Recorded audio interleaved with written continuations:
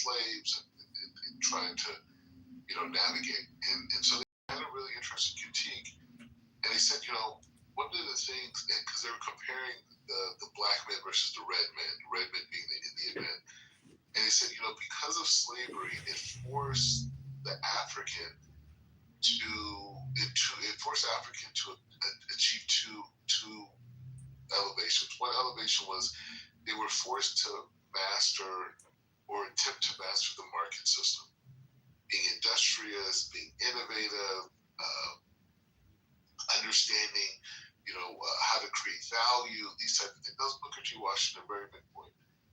And then you have Du Bois, and his outlook was, the slave was forced to not only understand the Western legal system, right, but like in many ways perfect it and utilize that same legal system to leverage its own freedoms, right? And they compare that to the American Indians, where the American Indians were kind of like, well, we have our own culture, we have our own society, we have our own ways of exchanging, we have our ways. And they did engage, with the early colonies and those types of things, but they saw who they were and what they were about had a greater historical precedent in terms of their sustainability than these new ideas. Okay, so what does that have to do with the president's trip to China? So what I'm saying is that when we talk about the growth of like capitalism and these other mechanisms around the world, we understand like even though Iran can participate in capitalism, for example, right, or other countries that have a dictatorship, if you haven't created a society that is focused and obsessed with respecting the marketplace, that they want to create new businesses, they want to create new ideas, they want to find greater ways to provide more value at lower prices to compete with it. That's a worldview. That's an attitude. That's not just like, oh, we have people who do technical skill sets. We train so many engineers. That's not what we're talking about. We're saying like the fabric of the country is people who are thinking that. So even though these other countries, they could definitely participate in free market and they can invest a lot of money. They have a lot of tax, monies and reserves, these type of things.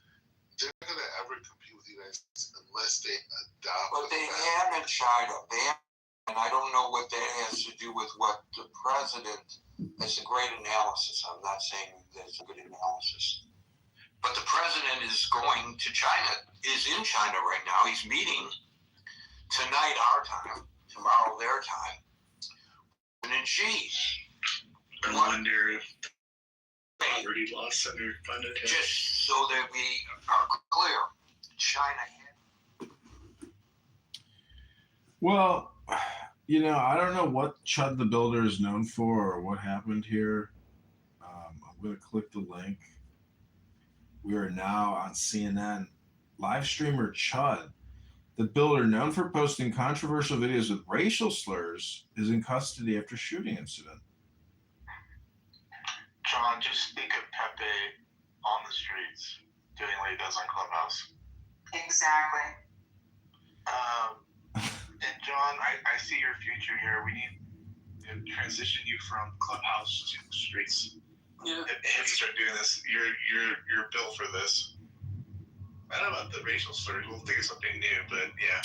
Well, I would like to do a Clubhouse Live experience and do like a private screening of like a Clubhouse on a Friday, Saturday night from say, 5 to 10 p.m. Make it like a full experience with drinks. And basically we just put Clubhouse up live on a big screen and I'll be the host and I just project Clubhouse into the auditorium for people to observe, passively as I navigate these Clownhouse streets. You have access to an auditorium? There's venues that I can rent that are nearby, but the thing is, how do I actually get people to show up? That's actually kind of an interesting idea. So you stream us up on a big screen and people can come into the auditorium, right? Exactly. They will watch me on stage interacting with a big screen of Clubhouse. We should do it. Try to figure that out. I think think Yeah. people find it entertaining because people will pop in and go, "What kind of, No, the whole thing is the videos that I'll create of the experience of people watching me interact with. So the whole thing is just like film as many videos in the auditorium as Yeah, possible. like Science Theater 3000. Remember that? Exactly. show? It'll be like I that. myself, but We will have that Yeah, like angle, that. yeah. That's already what I'm technically doing. Like people, I got a compliment from a woman yesterday who says she went back through my Instagram accounts and watched like videos from years ago of herself. And she was like, I loved your commentary. It was so funny. She's like, you are so funny. And I thank you for filming all of that.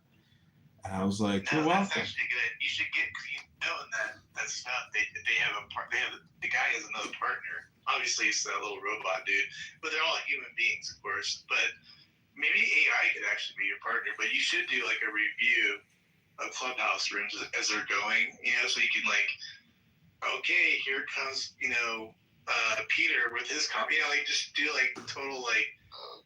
Because everybody knows the characters for the most part.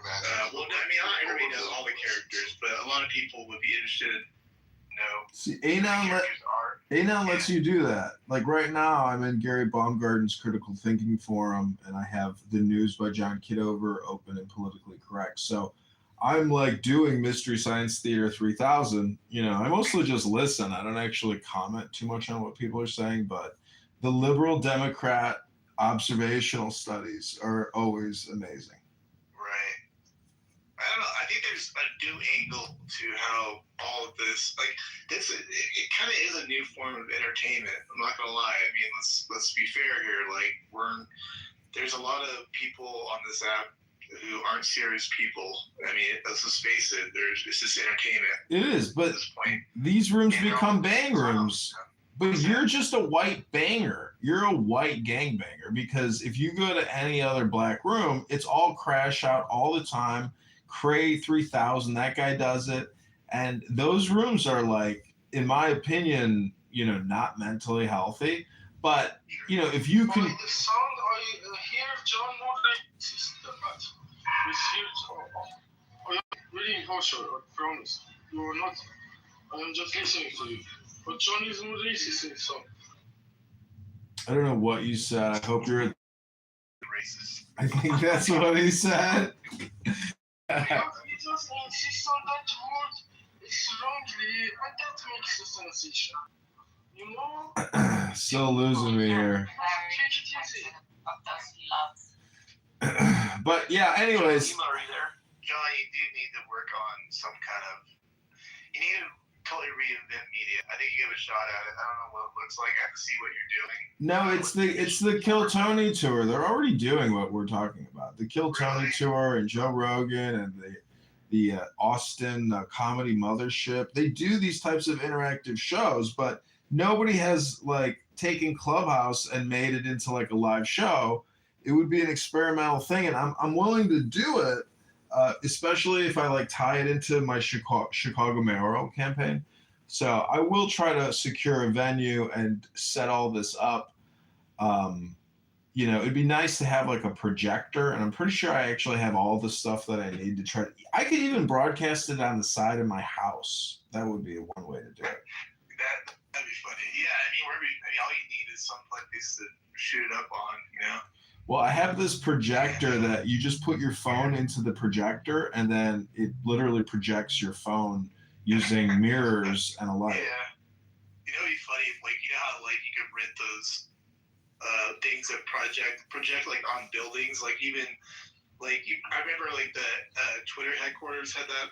They had people projecting things about during the campaign, I think, but, obviously, or they were mad at him moving. I don't remember what it was. It was something to do with Elon or whatever. So if you were able to like project something on like the Empire State Building or some building, if you did Clubhouse onto that and like I don't know if you could do audio on those big building things. I just realized that. I don't even. Yeah, I could have like two big speakers, Bluetooth. Yeah, I could do Bluetooth. Like I could have a big Bluetooth speaker tied to. All I need is two phones, the projector, and a Bluetooth, and then other cameras to record on tripods.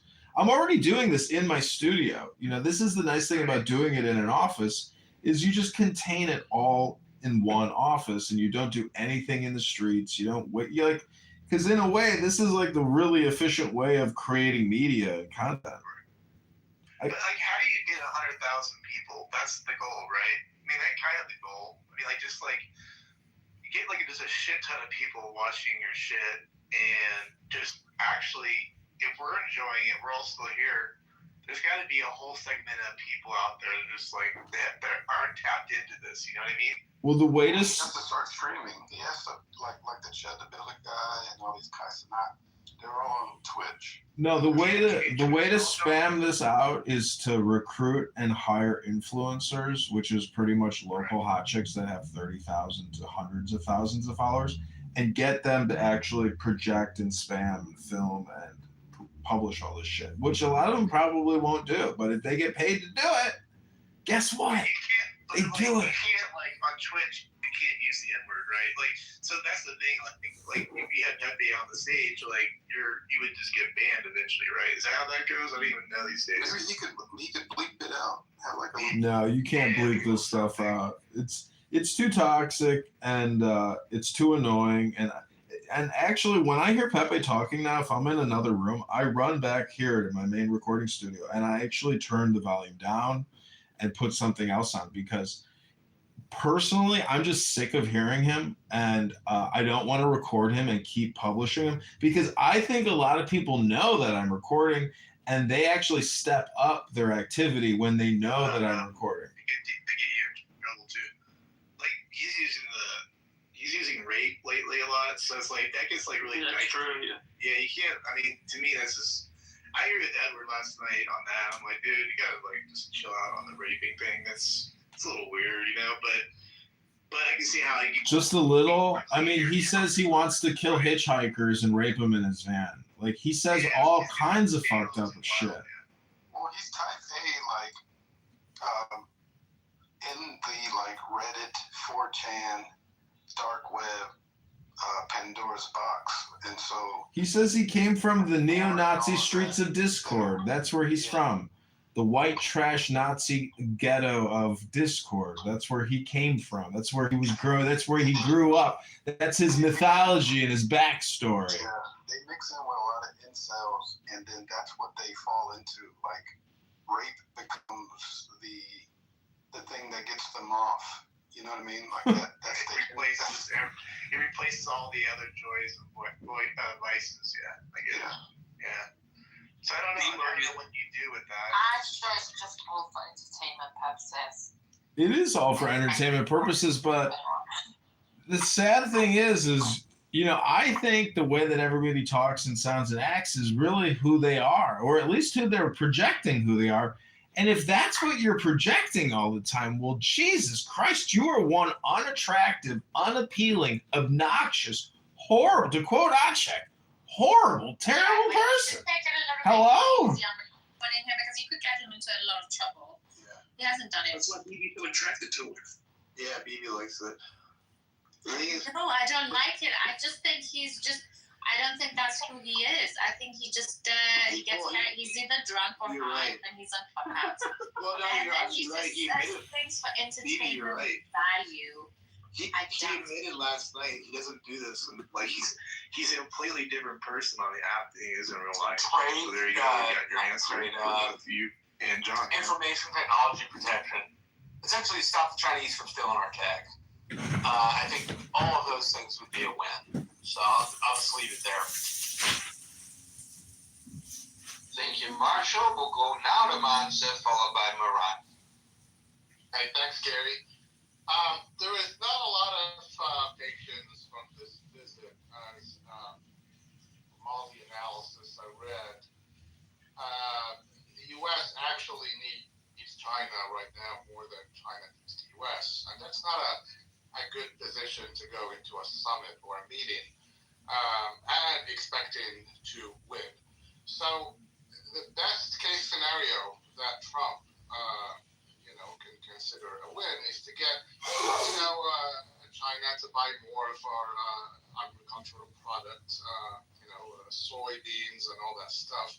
But it's not like they're gonna increase their buy-in from what they were before. Selling soy to China has been a very great business until Trump came and destroyed it, starting with his first presidency, and then with this presidency with the trade tariff wars and all that. Our export to China from soybeans, anyone that can look this up, has been on a steady decline to the benefit of other countries. Anything that we don't sell to China, they turned around and made other markets that benefited from the horrible relationship that we had with them in this particular field. Brazil now is the main supplier to China.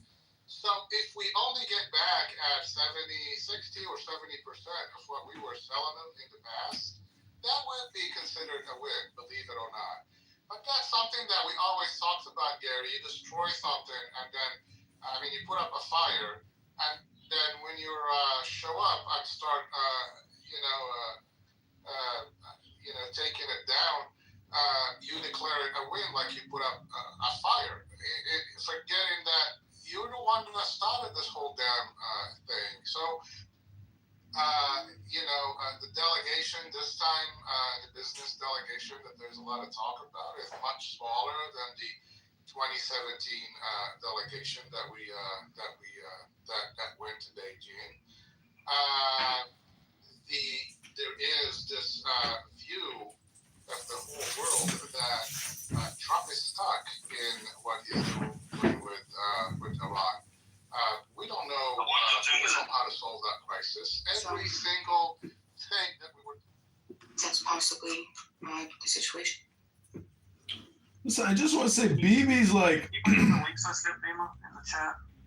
BB is like, I could get Pepe in trouble. Well, I'm not trying to get Pepe in trouble. And the fact is, if Pepe gets in trouble, it's not because John Kitover got Pepe in trouble. It's because Pepe got Pepe in trouble. Hello? Yeah, but sometimes people come on this app and for whatever reason they have the right to crash out from time to time, and it doesn't mean that we should somehow. Okay, where's Mr. Edward? Where is Mr. Edward when we need him? Because you know what he would say?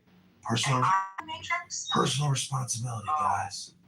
Personal responsibility, guys. You know, personal responsibilities. That's right, personal responsibility, guys. The government isn't coming to save you. Personal responsibility, guys. I control my life, and that's it. For one perfect union. Will you play one of those, please? Oh, what did you want me to play? In the chat, there's 2 links. Has not been established. Play this he had this great. He always kind of comes up with this thing, bombastic stuff like this is the end of the world, and if by tomorrow at noon you don't do this, you're going to be obliterated to the Middle Ages. And then 48 hours later, it's like, yeah, I guess we're going to take another look. We were told that the U.S. Navy ships are going to finally open the strait. That whole idea lasted for, I think, 24, 36 hours, and then we're back to silence. Beautiful child that stands on the dragons of the deep, I invoke. By thy name, Apollo, I invoke.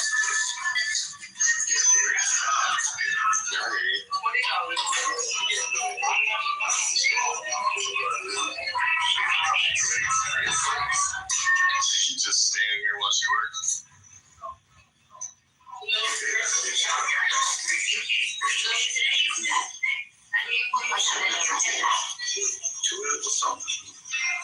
Am I 12? I'm 28. 28 years old. No, that's your age. 12. 12? Isn't that a number like 12? Hey, watch this. Hey, homeboy. Hey, what is 12? I don't speak Ebonics. Oh, so you mean, you know who I am. Yeah, back the fuck up out my face. That's what I thought. Posture up. the help you want to. You want to step outside? Come on, nigger. Let's go. Oh my God. Come on, nigger. Yikes. Batteries and all that shit. So we quickly scrambled and went back. It's like, oh, okay, we'll do a truce. And it's been like, I mean, they agreed on a 12-month truce, which, with this visit is an expectation that the truce would be extended. So this is, again, what I said before, it's getting back to how things were before. And then when they say we're going to extend a truce and the tariffs are going to be lower, and China's going to keep selling us their rare earth minerals. This is how things were before. We destroyed it. We're going to fix a little bit out of it, and we're going to declare victory that we did it. So, there's not a lot of expectations. This is how I see it. This is how a lot of geopolitical analysts see it. I listened to a lot of news today from Europe, and people are actually laughing. Literally, news people are laughing at us. I mean, this is everybody's saying this is not the United States that we are used to. That is expected to be the strong power. We're being seen now that the U.S. president is going to basically beg China for a little, a win that, like I said, is please let us get back to where we were before. I'm trying to recall, but wasn't Obama disrespected by the Chinese when he went there? And wasn't there a lot of commentary about how weak he made the United States look? I'm going to have to... Yes, there was. There were several articles written about how the United States was a paper tiger. Right, because he got played. They did not bring even the stairs for him to go out the front of the Air Force One and walk out the back. That's true. That is true. I remember that. Yeah. But that tells you, Gary, that when you have the second someone talked earlier about how China can afford to do a war. It's the largest army in the world with 2+ million service men. You can't ignore a power like that and say bombastic stuff that we gotta destroy China. China is gonna come back. No, China did not come begging when you added tariffs. They simply said fuck your sorry for the whatever buying soybeans from U.S. farmers. U.S. farmers declared bankruptcies or whatever. The United States ended up paying $29 billion to support the farmers. China won because they got their product elsewhere. We ended up, paying the price for that. And you just, that's not very.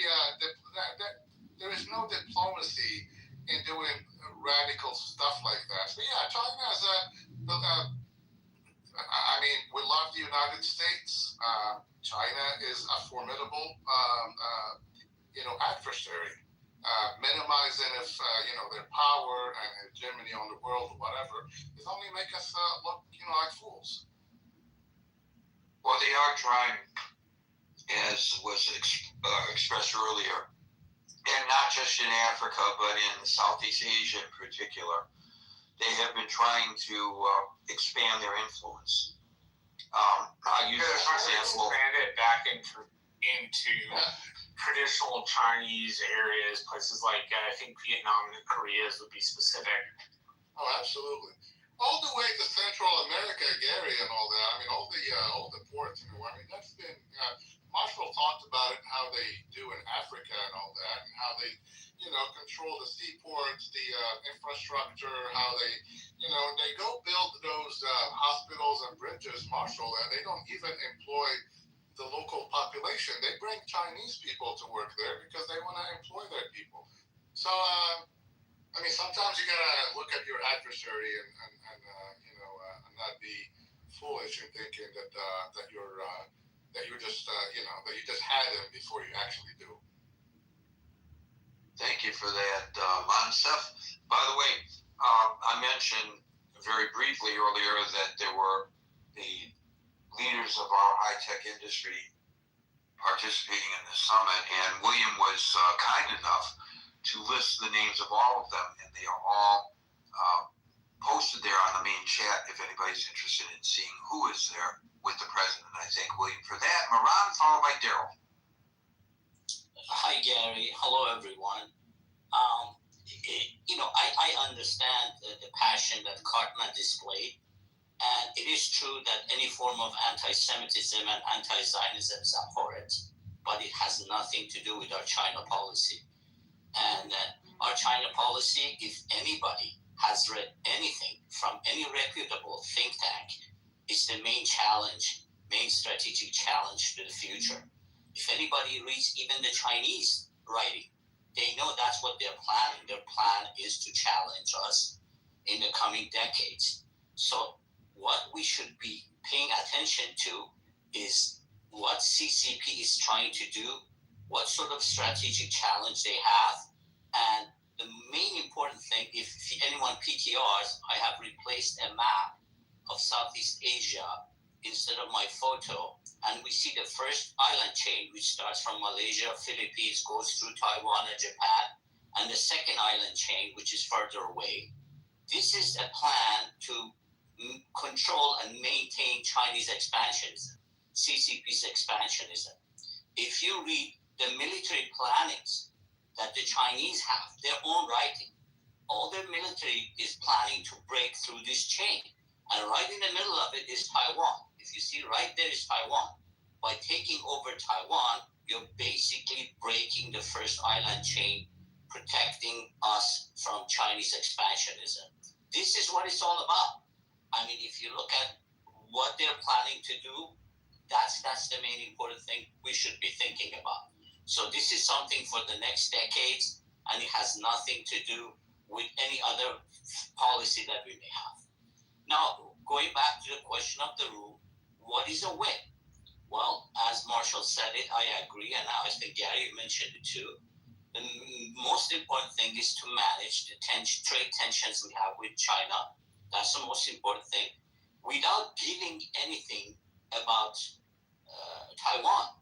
And if we get a plus, if we can have the Chinese to help us managing Iran, that would also be a plus. Again, all of this has to be done without paying anything about Taiwan.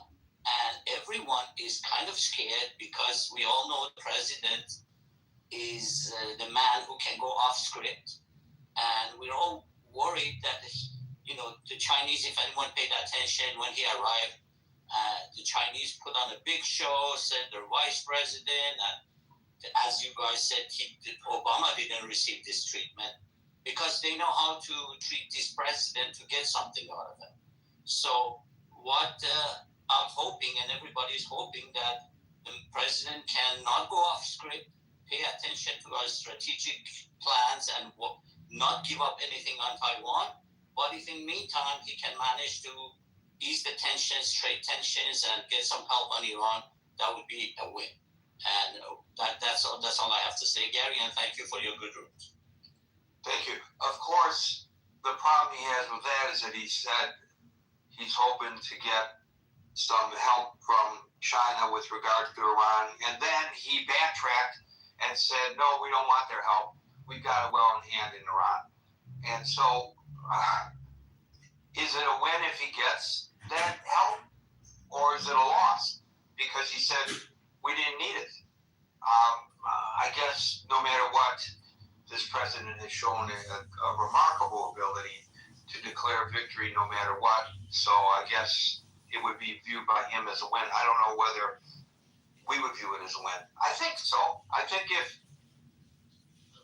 we can bring an end to the war in a manner that resolves the nuclear weapons issue, really resolves the nuclear weapons issue, I don't really care who gets the credit for it.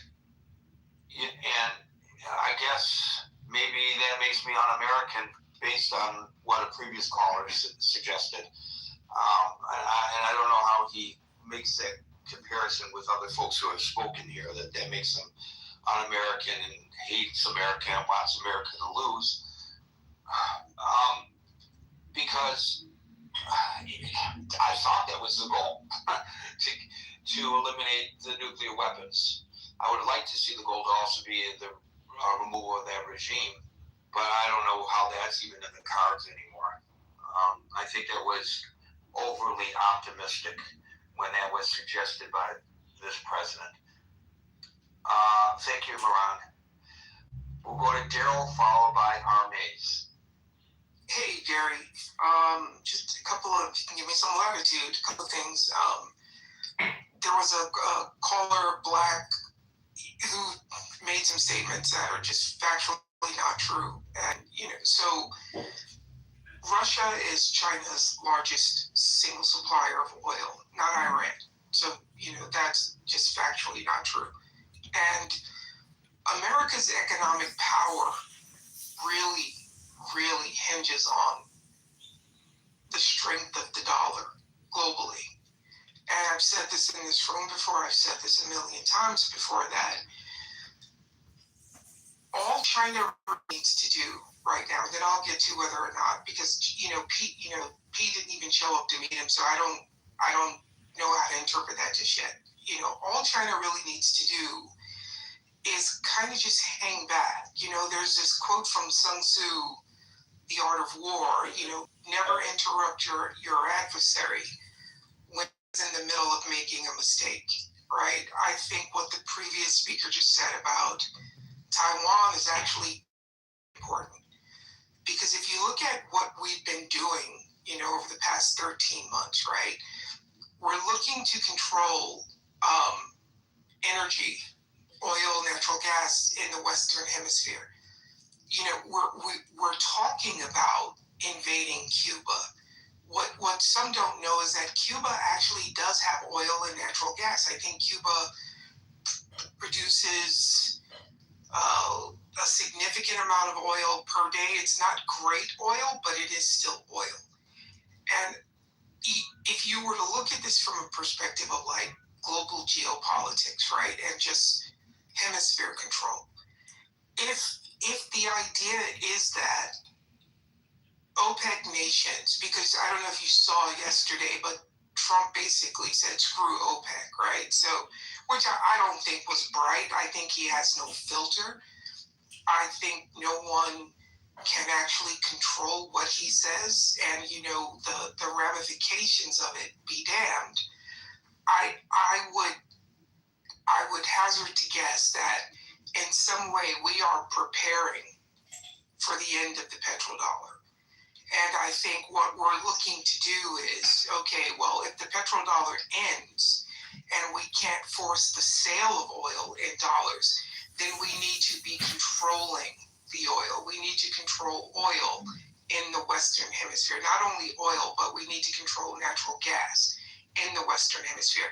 Because the previous caller who mentioned something about like China and whatever, I guess I'm not familiar with BRICS, right? Brazil, India, China, South Africa, and now tangentially Iran.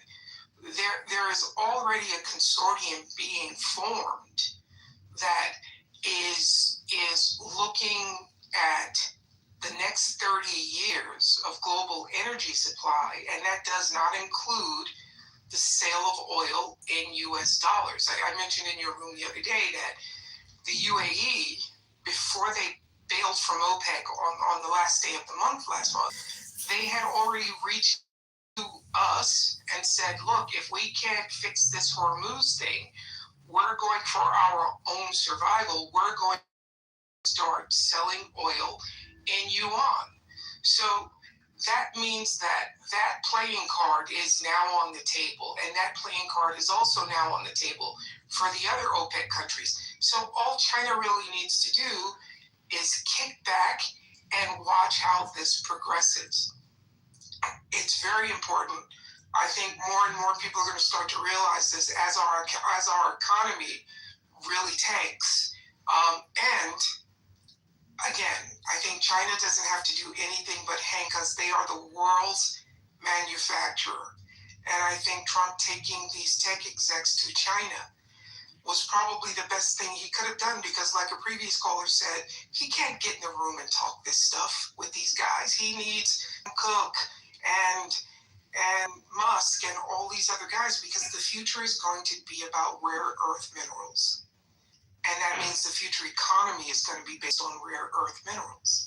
And China controls a significant amount of rare earth minerals. And if they were to go into Taiwan, then it's going to become this, okay, you have the oil, we have the rare earth.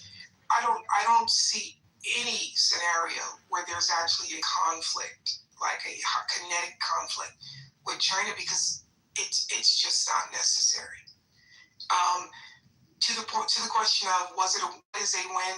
I don't know what a win could look like. I think, Pei not showing up to meet him today, I don't know how to interpret that. I think he, this wasn't like a G20 meeting or anything like that, but him talking for the past couple of days about how he was going to see his buddy, how he's going to see his friend, and he's a strong dictator and he rules like 1 billion people with an iron hand. Those are his words. I'm parsing, but those are actually Trump's words.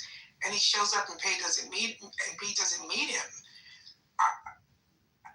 I don't think he likes things like that, because I believe he likes to be seen as the biggest guy in the room. But hopefully the smarter guys that he took with him are focused on the future of business with China.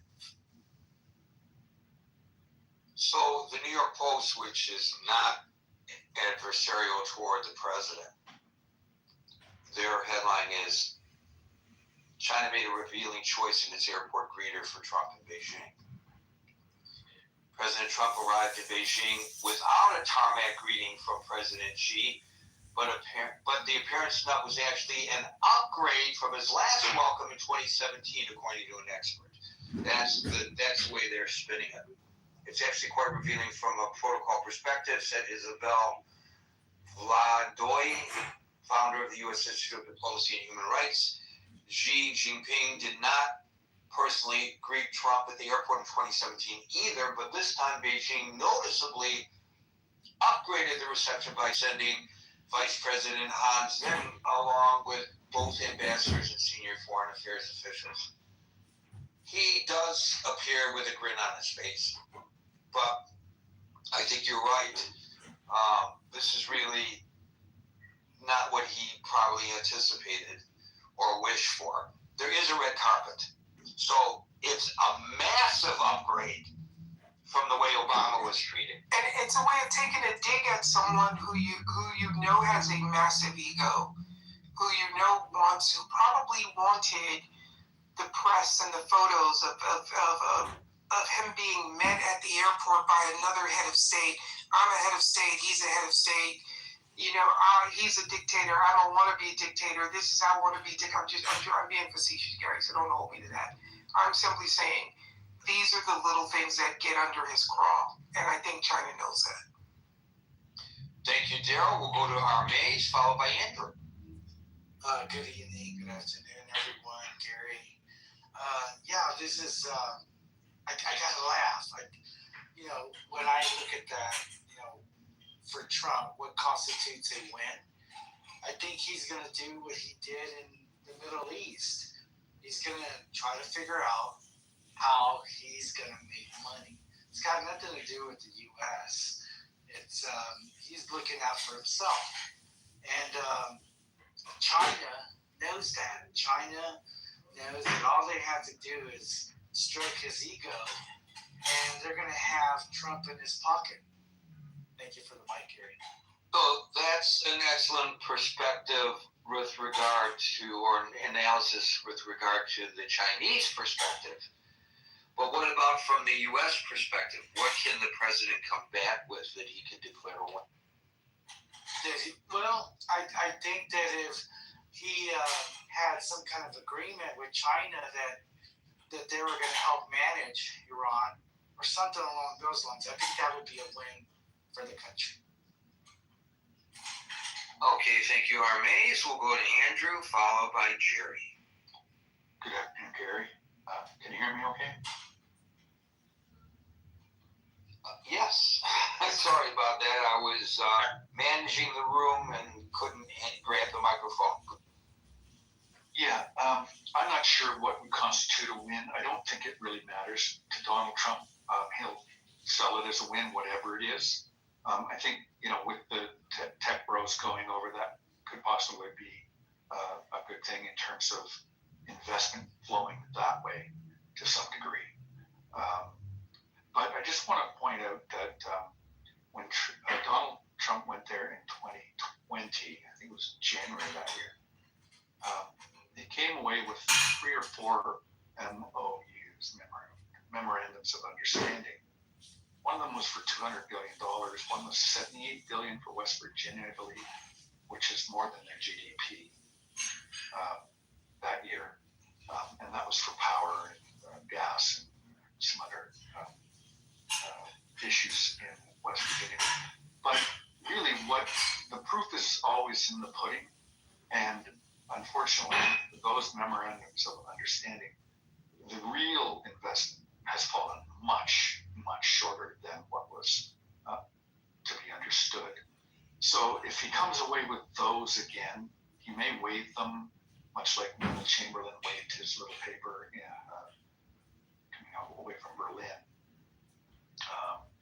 But if they don't follow through, then you're stuck with nothing, really. And China's not a reliable trading partner. We've noticed that here in Canada over the years. They retaliated against us by kidnapping 2 gentlemen, 2 Michaels, as they're famously called here in Canada, and held them for over 2 years in prison in retaliation for us holding the telephone executive lady, I can't remember her name, in Vancouver at the behest of Donald Trump and the administration for violations of whatever trade rules that she was accused of violating.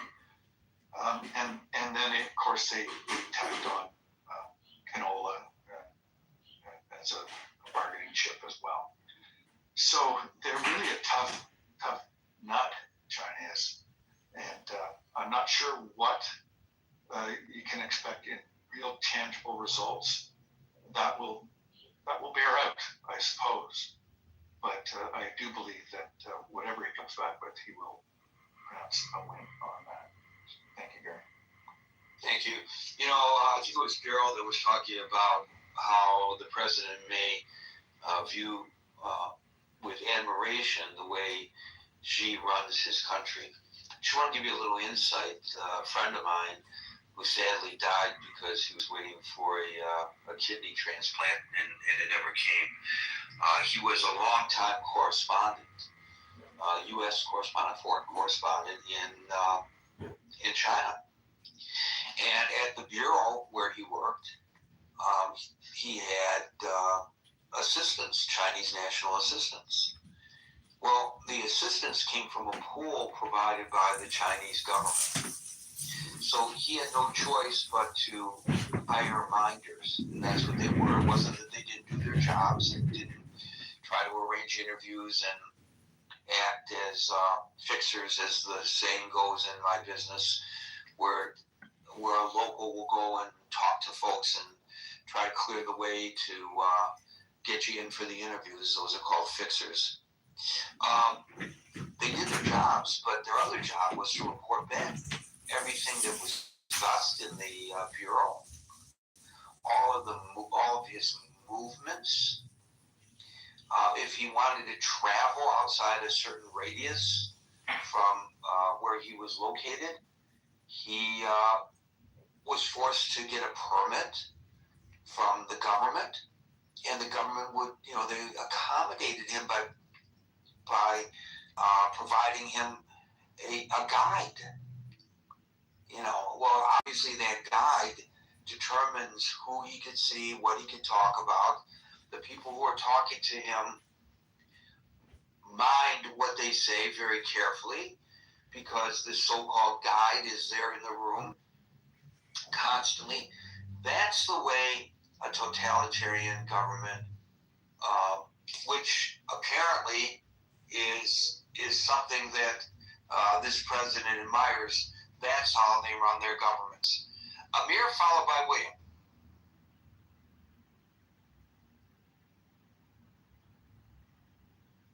Amir, yeah, you're up. Okay, thanks Gary for the opportunity.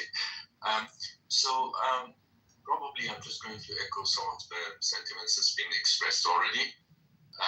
What constitutes a win for Trump? I think if Trump could convince President Xi to pull the plug on the regime in Iran, that would be a massive win for him. But the question is, what kind of sweetener would have to be dished out to President Xi to convince him of that? Now, the fact that a whole host of tech giants are accompanying Trump, it could be that the sweetener is actually to roll back on some of the tariff wars that's been going on. I don't know the exact details of that because I don't live in the US. But perhaps to shift some of the even manufacturing that was pulled back, maybe not too technologically sensitive stuff, but more of a less techy manufacturing to help with China's unemployment. I'm just thinking aloud here, really. But the jewel in the crown for Trump, I think, is to sort out the situation in Iran. He would be able to, he would probably stretch as much as he could to achieve that and to get Xi on his side on that. Can I just say one thing? I think someone mentioned about the relationship between China and Iran. I think a lot of people have got that wrong. From what I understand, it's a pretty one-sided relationship and it's all in favor of China. I know for decades they were milking the cheap oil, obviously because of sanctions.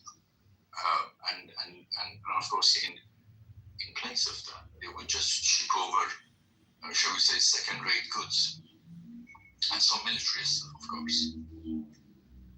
So my point is, there's no real strategic relationship between Iran and China would be willing to, given the right price, to drop Iran. That's what I would imagine. So I would imagine the right price would be another source of oil, and theoretically, Amir, that could be from Venezuela, and theoretically, we've seen these pranks where titular motherfuckers walk up to a man and a wife in a grocery store and grab the wife by the hands and try to mac on her in front of her husband just to see what her husband does, right? Those type of pranks. Though I don't appreciate that type of shit because I say, hey, if they get whooped, then hey, that's what the fuck they deserve. And I've been saying this shit for a few years. One of these days, these pranksters are going to get shot.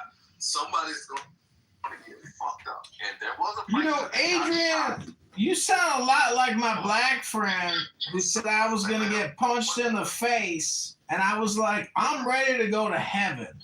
And my friend was like, man, somebody going to punch you in the face. Yeah, so, when I see pranksters out in public doing these skits or these shit, provoking people for no fucking reason. Venezuela or other places. And in place of it, play ball with what Trump wants to do in Iran. Thank you for that, Amir. We'll go to William, followed by David.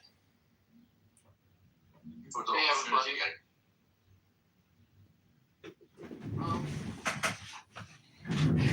It's an adversary of the United States and East Asia. China is hemmed in by the first island chain. That's been a long-term strategic structure of American national defense security, which includes Okinawa, Taiwan, South Korea,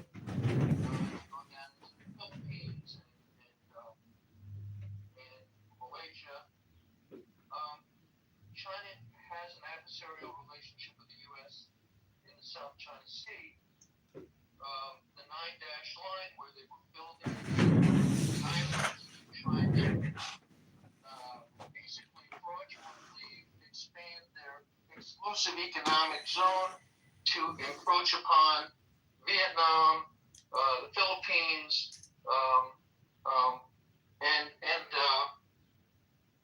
Malaysia and other countries in the 9-dash line. I don't have a graph of it open right now, but the 9-dash line is a pretty critical area where countries with whom the United States has alliances has an adversarial relationship with China, and so we have some incentive to try to maintain some alliances.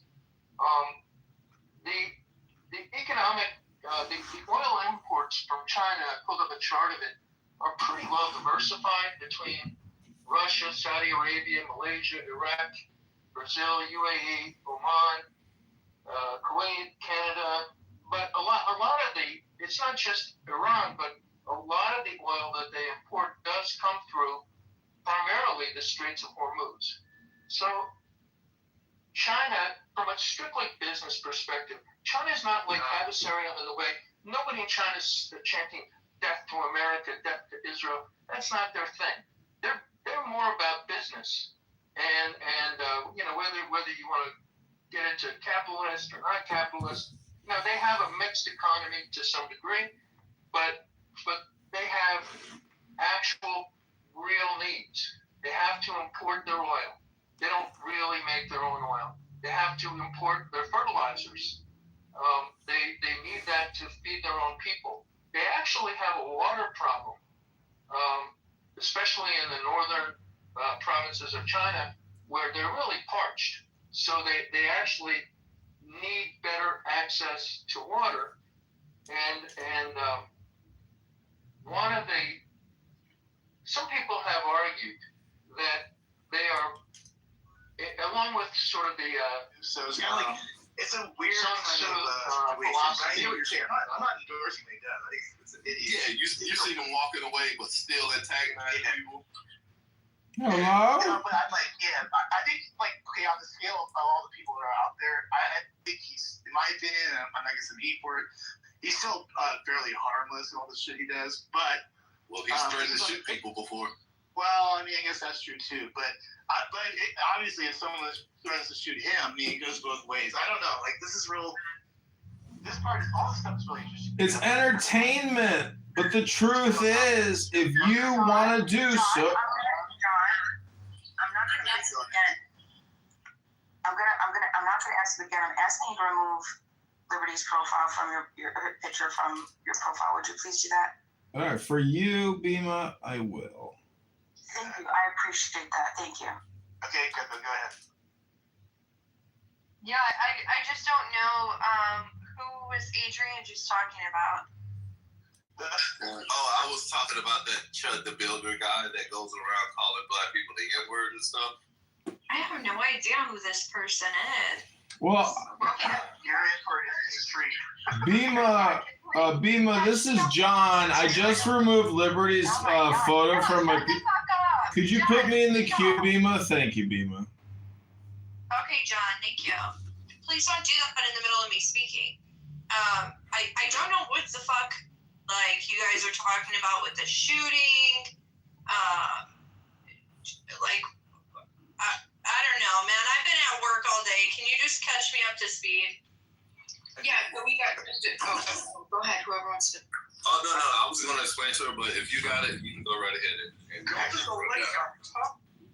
Yeah, Bima, if you could acknowledge my existence and. I've been at work all day. Can you? What are you doing? I'm asking to be put in the queue. That's what I'm asking for, moderators.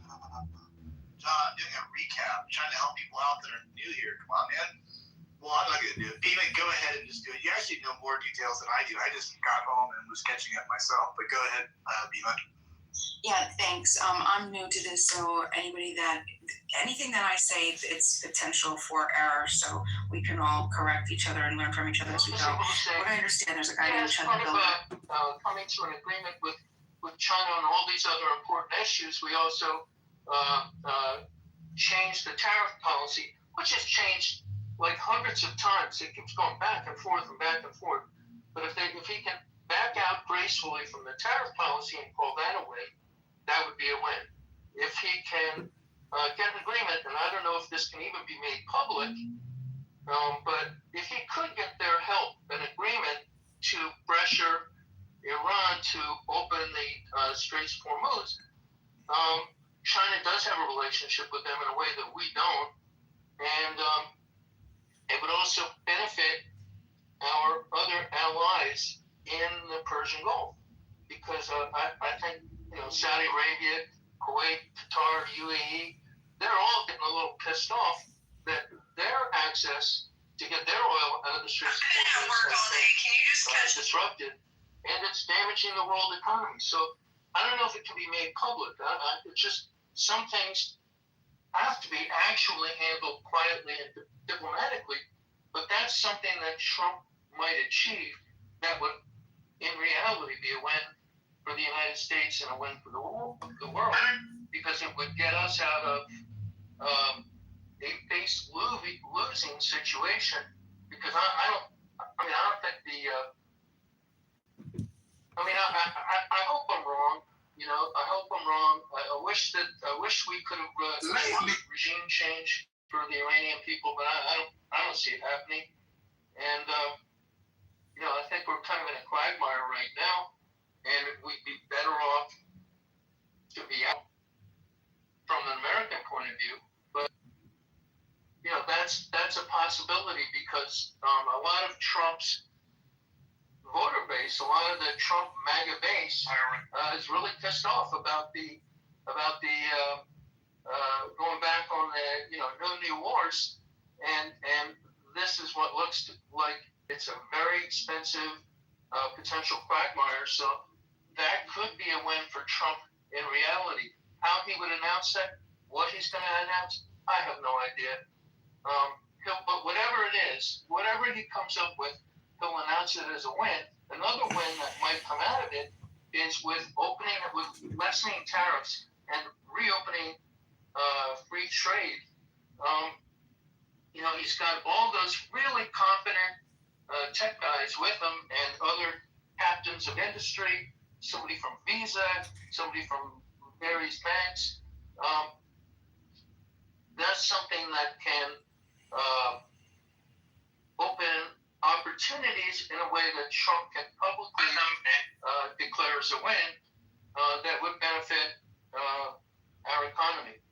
So, that remains to be seen, but that's my guess about, what he can publicly say is a win and what is privately maybe going to happen that we're not going to know about right away, or maybe we will. Who knows? Because Trump is pretty impulsive. So he might have a secret deal that he negotiates and then put it on the Truth Social or Twitter or whatever. So those are my thoughts. I did want to make, not for you, William, but just like a simple correction. I was talking to one of my friends who used to live in China and then came to the United States for college schooling. Apparently, the Chinese diplomatic protocol is usually for the foreign minister to meet the head of state, not for the vice president to. I read something about that also, and I think this is keeping with protocol. That you don't expect to have your head of government, your head of state, going down to the airport like an Arab boy to do that kind of meeting. And this is just consistent with prior protocol. Well, so the other point this person made was it's sending the vice president of the country. And if you decide to, reach out your arm. Hey, Coco, I hate to interrupt, but moderators, if you could put me in the queue, thank you. You're in the queue, John, right after Coco. Jesus, why do you keep doing this? I thought I was next. Oh, sorry, John was waiting. Go ahead, Coco. It's just really annoying, John, honestly. Bro, you sit at home all day. You just got on the app. Can you chill? No, So, just yeah, like just if gonna I'm say, like, actively engaged in activities with you, just yeah, tell me what's up. even Like, if I don't went in and conceal I things from said me. just a bunch Because of that's when egregious, problems really start nasty occurring, and I'm not there to be comments, manipulated. public, Concealing is like in not my just state, like you know, what point do they need to tell you this just out of nowhere? You know, fuck your Versus mother, like your bitch, I guess what I'm saying is I'm choosing to be more of a hermit than to like meet more people at 43. Like I am more discriminating in discerning, not discriminating in terms of race or sexual identity or political identity. You know, if I ask a liberal, hey, because you know, decided I'd like to start take you with to the dinner physical violence. and give you a And gift. from what Do you you know have what told the me number one here, response is on random what is the guy, gift? Like, then I ask you, yeah, what do maybe you he want? sent some, like, Guess what the number one response is? you know, well, you went way off the question because I asked if it matters to you. You said I'm not no. condoning, Just wanted to be transparent, but about racial again, if you had a friend who is male, at what point does he need to mention that he's gay if he happens to be gay? At what point should he just say it out of the blue? No, I would never expect was or he being request anybody Yes, he to was being disclose provoked. something like that. It's But, just I mean, these are I'm like, just there's a saying that, difference like, between morale I and legality. appreciate These transparency. are I two never different- actually ask and any also, details about another somebody's thing, personal life. this is Like, a I good just don't question care you guys should- because I think you guys should I'm with that person talk for about. specific purposes, which is to I like believe meet in women, most states to it's have fun, illegal to record you know, to someone be without their artistic, consent. but not gay. So I don't know, And, that you might know, change things around if whoever's representing these people. You know, woman at the bar the other day who has a husband, pressure that. she was That's all I got. accusing me of being gay. And I was like, well, if I was gay, you know, I'd be upset about what you're saying right now. But since I'm not gay and confident and happy, like, you know, very funny. Ha ha. Can you touch your toes? Can you take a deep breath? And all I'm saying is when you look at my hairy armpit, because my armpit looks just like that, you know? Do you think that? I mean, I could take a photo right now and you'd be like, yeah, we can't tell the difference whose armpit that is. Maybe you could tell by my muscular, physical exoskeleton body. What was the point of putting that picture? Do you think you were calling Liberty out or something? Nah, she kept telling me to adjust my PTR, so I just screenshotted the pity. Not out of like mockery, but just like, you know, hey, look at that pity. Because pits. You know, does anybody here ever get skin tags on various parts of their body? Because I recently had a skin tag on my pity, and I picked it off. Yeah, skin tags are gross. Like, do any of you rubber band your skin tags go to the dermatologist? Like, I've tried to see a dermatologist for so long, and it is so hard to see a dermatologist. It's like I've been waiting for this. Like, I've been questioning channel. I've been saying, okay, we're waiting for this guy to either get shot or shoot somebody. And sure enough, it happens. But how is somebody supposed to be on screen and spend all these stuff? Hold on. I have a question. So, let me know if I get the series of events fucked up. So he comes out of the courthouse.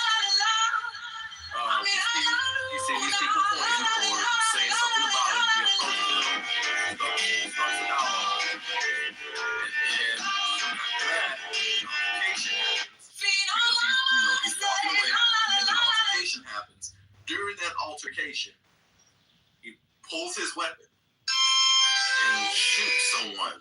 Not only shoots someone just else, like if but I'm he shoots himself. actively engaged in activities with you, just tell me what's Pause right up. there. Like, don't conceal things.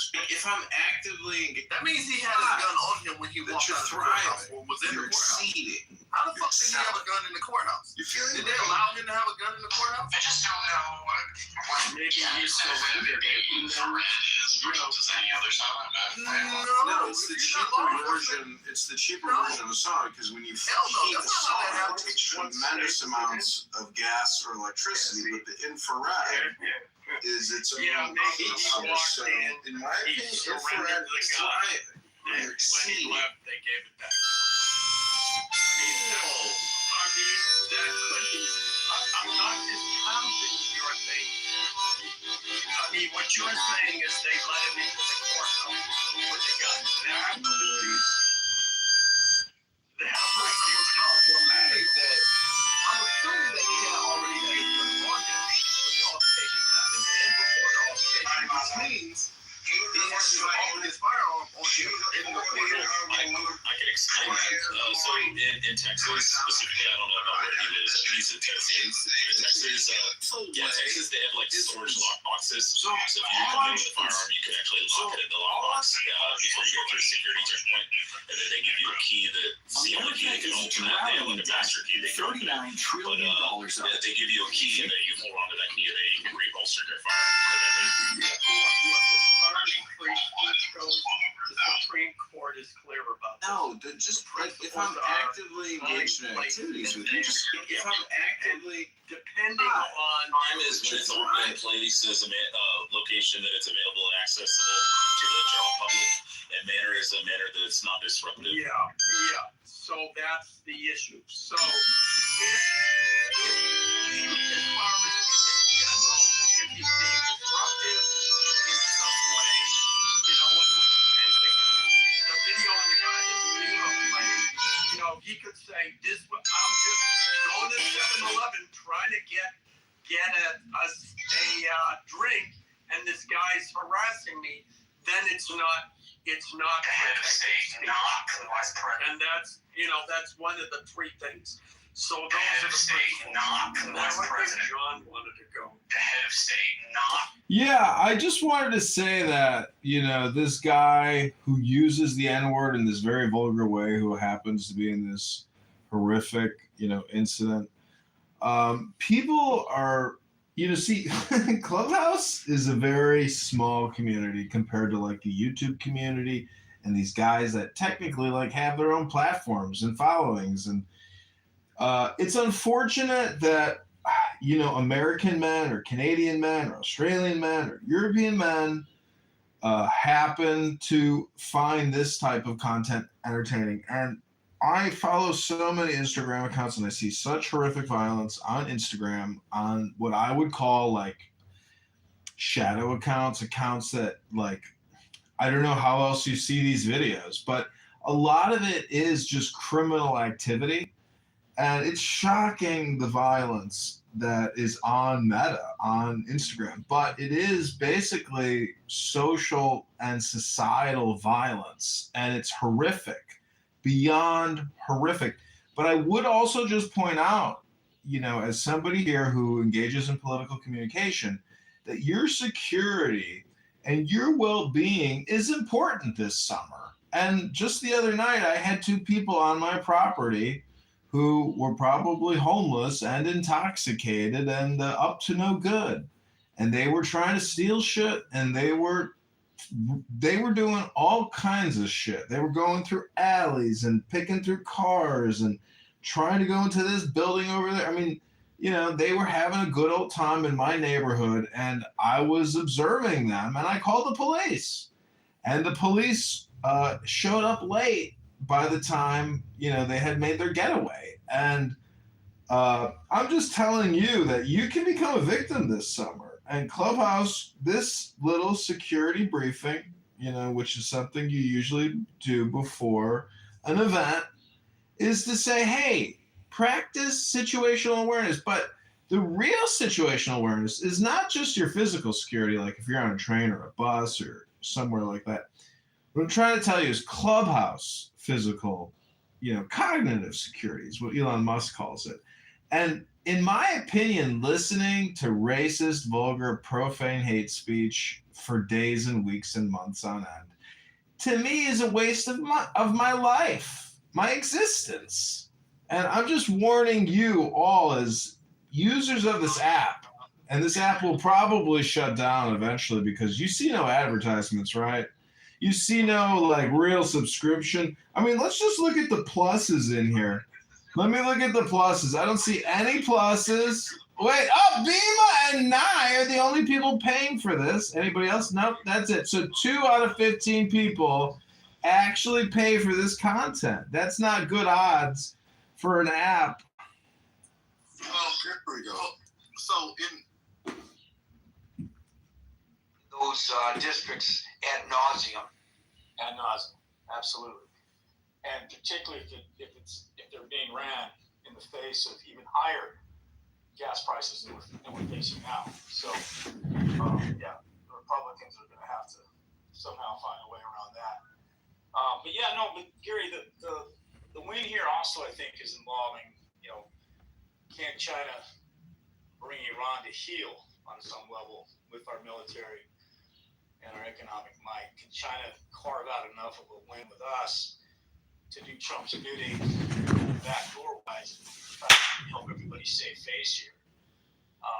Because, you know, buying that much oil, that deal that they cut with Iran would absolutely go up in flames and be one less oil source for them. You know, we saw how we checked on Venezuela. So, you know, I know China's got a stockpile of about 4 months of reserves that they're sitting on. That gets burned up really quick. They've got a massive economy like theirs to churn. So, yeah, I think Judicial proceedings are in progress. This applies regardless of whether you have a handgun carry permit or a carrying under Tennessee's permitless carry law, which allows eligible adults, 21 and older, to carry handguns openly or concealed in most other places. So whether they have lock boxes or not for you to put your firearm in, you can't bring that motherfucker in there regardless. Period. Full stop. Yeah, under Tennessee law. Yeah. So back to the observation. How the fuck did he walk out of a courtroom or enter a courtroom and get into an altercation with someone outside the courtroom and produce a firearm? Where was that firearm the whole entire time he was in that courtroom, in the courthouse? Good question. So, because he didn't go to a vehicle and retrieve it, he got into an altercation after he came out of the courthouse. Well, so that means, logically, that means he had that firearm on him when he wasn't supposed to have it on him. Yeah, but what you're missing, Adrian, is that when you get to the security checkpoint, if you say, I promise on a holy stack not to do anything bad with this gun, then they let you in with it. That's all. I wonder, so if he was at the courthouse, that was probably for his resisting arrest charge that happened a couple of days ago. And also fleeing the bill on a $400 tab. So this guy's having a shitty week. Right. So he was there for whatever official court proceedings. 3 charges. Yeah. So where the fuck did he produce this firearm from? That's interesting because it makes it more sketchy. We can't verify whether he had it on him in the court or not. But there's 2 case scenarios. One, he either did have it on when he went into the courtroom, or 2, worst case scenario. This is the worst case scenario. He went out of the courtroom. He went to his vehicle. Retrieved it. Then went and antagonized people. That would be horrible. Which, if you watch his videos, that's what he's always walking to his car. Like, he's always, like, once he gets into it with someone, he goes to the car, I guess, to, like you said, retrieve the weapon. You know, so this may have been, I can't wait to see these cameras. An antagonistic action that he did on purpose because he understood, hey. Yeah, but Adrian, it's legal. That's the thing. Like, this is the thing, like with the ACLU back in the 70s, there was a bunch of neo-Nazis, like Nick Fuentes types and fucking Shot the Builder, that wanted to march in Indiana through a Jewish Holocaust survivor community. And they wanted to carry signs like saying, fuck the Jews, and, you know, you won't replace us and all that kind of shit. And the city there in Indiana said, no, you're not allowed to do that. That's racist. It's legal that he did. So they said that it was anti-Semitic and that they weren't allowed to do it. So they restricted the neo-Nazis from doing this. And the ACLU, who is predominantly Jewish and founded by Jews, actually defended the Nazis and said, hey, the Nazis are allowed to fucking march through here. It is fucking hateful rhetoric and we disagree with it, but they're allowed to do that. So as long as you're not doing a call to action, if I say, I'm going to get my fucking gun and shoot you in the fucking face and I'm not in fear for my life, that's illegal. But if I say, hey, I wish you'd get shot in the face, that's 100% legal. If I say nigger to you on the fucking street and you attack me and I feel that my life is in threat and in danger, I have the right under stand your ground to wait, hold on. What are you arguing is legal or not? Because my whole point is legal. No, listen to what I'm saying. I think we're talking past each other, respectfully. My whole point was, where the fuck did he get the gun from? Or they have a secure lockbox on it. Adrian, I just put it in the chat. Under, you can see it there. Under Tennessee law, the sheriffs provide lockboxes for you to do it. So it wasn't like... Yeah, you come in, you say to the security guard, you say, hey, I have a firearm on my 3 o'clock position, it's in a holster, do you have a lockbox? They say, yeah, we have these boxes over here. We'll give you take the key out after you secure it and lock it. Then you take the key with you inside to the courthouse and stuff. And then when you come back out, you stick the key in and you turn it, you take your pistol, put it back on, and you walk out. It allows for people to still have their Second Amendment right, but they're not allowed to have it past security checkpoint. Yeah, I don't think he would have gotten past security. No, not at all. I mean, unless it was like a polymer ghost gun or something, it was all polymer or something. Yeah, I know what you're saying, Adrian. It sounds fishy to begin with, but yeah, I mean, there would have like New York or California.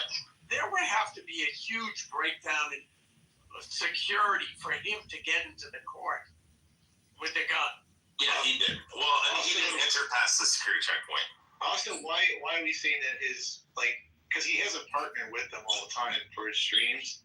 Why wouldn't the partner just give him the gun? Yeah, he did. His partner had the gun and holstered it in his secondary holster. Yeah, wait for him to come outside, give him the gun back to his holster, and off he goes, I think the main point about all this is, because you guys put it in the questionnaire, can a racist, provocateur claim self-defense if a person decides to attack them? Yes. I mean, if you're standing out screaming, Edomite, fucking demon dogs, Black Hebrew Israelism shit, and I come over and start fucking wailing on you, and the Black Hebrew Israelite thinks that I'm trying to fucking kill him and he's fearful of his life, he has the right, even after saying that I'm a fucking demon and a dog, to pull his pistol out and fucking drop around at me in certain states.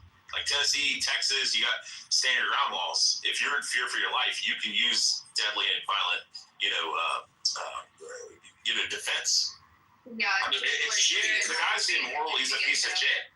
Yeah, the guy's a piece of shit. I don't think it's I don't. No, I defend like the ACLU. I defend his right to do and say whatever he wants. I would never in a million years want the ACLU. I would never in a million years want the government to stop Black Hebrew Israelites or Black Panthers or neo-Nazis or even fucking Jewish supremacists to restrict their lives.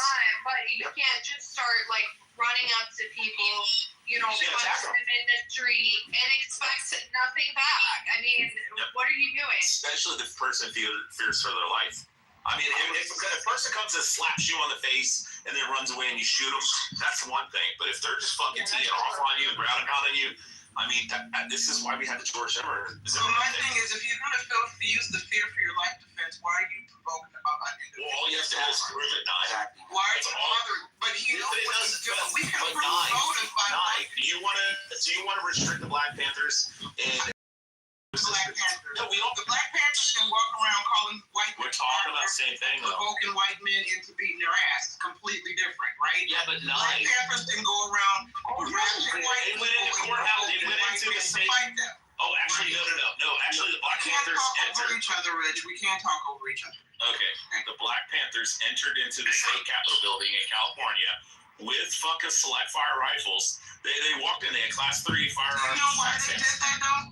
They protest. Let's not I agree with protest. Resources, oil, and commercial routes to and fro China are in our hands. Not to mention the Panama Canal. So we have already taken it back completely. So this is a huge win. And so China is in our hands. And also there were people talking about the currency, BRICS currency. This is nonsense. China's currency is not, they did not allow their own currency to trade freely in the international market. So there's no worry about for them becoming a freely traded hard currency on the international market. And also, the trading volume in renminbi is very, very low. And then also China itself has increased purchase of U.S. assets overseas, not decreasing. They're spending a lot of dollar a year currency reserve on purchasing overseas assets. And as for Taiwan, people were talking about Taiwan. The Taiwan just recently, Taiwan legislature approved, despite the obstruction of CCP in Taiwan, approved the $25 billion weapons purchase from the U.S. And just I think 2 days ago, it's a snub at China. Just 2 days before Trump's trip to China. So we have a strong hand, and President Trump's trip to China is a victory lap.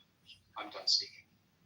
So Hansen brings up a very important point that heretofore on this stage has not been discussed, and I have to acknowledge with my overabundance of listening to the pundits talk about this trip is also, I haven't heard it, maybe some people have heard someone suggest this, but it is absolutely true that 90% of Iran's oil goes to China. 90%.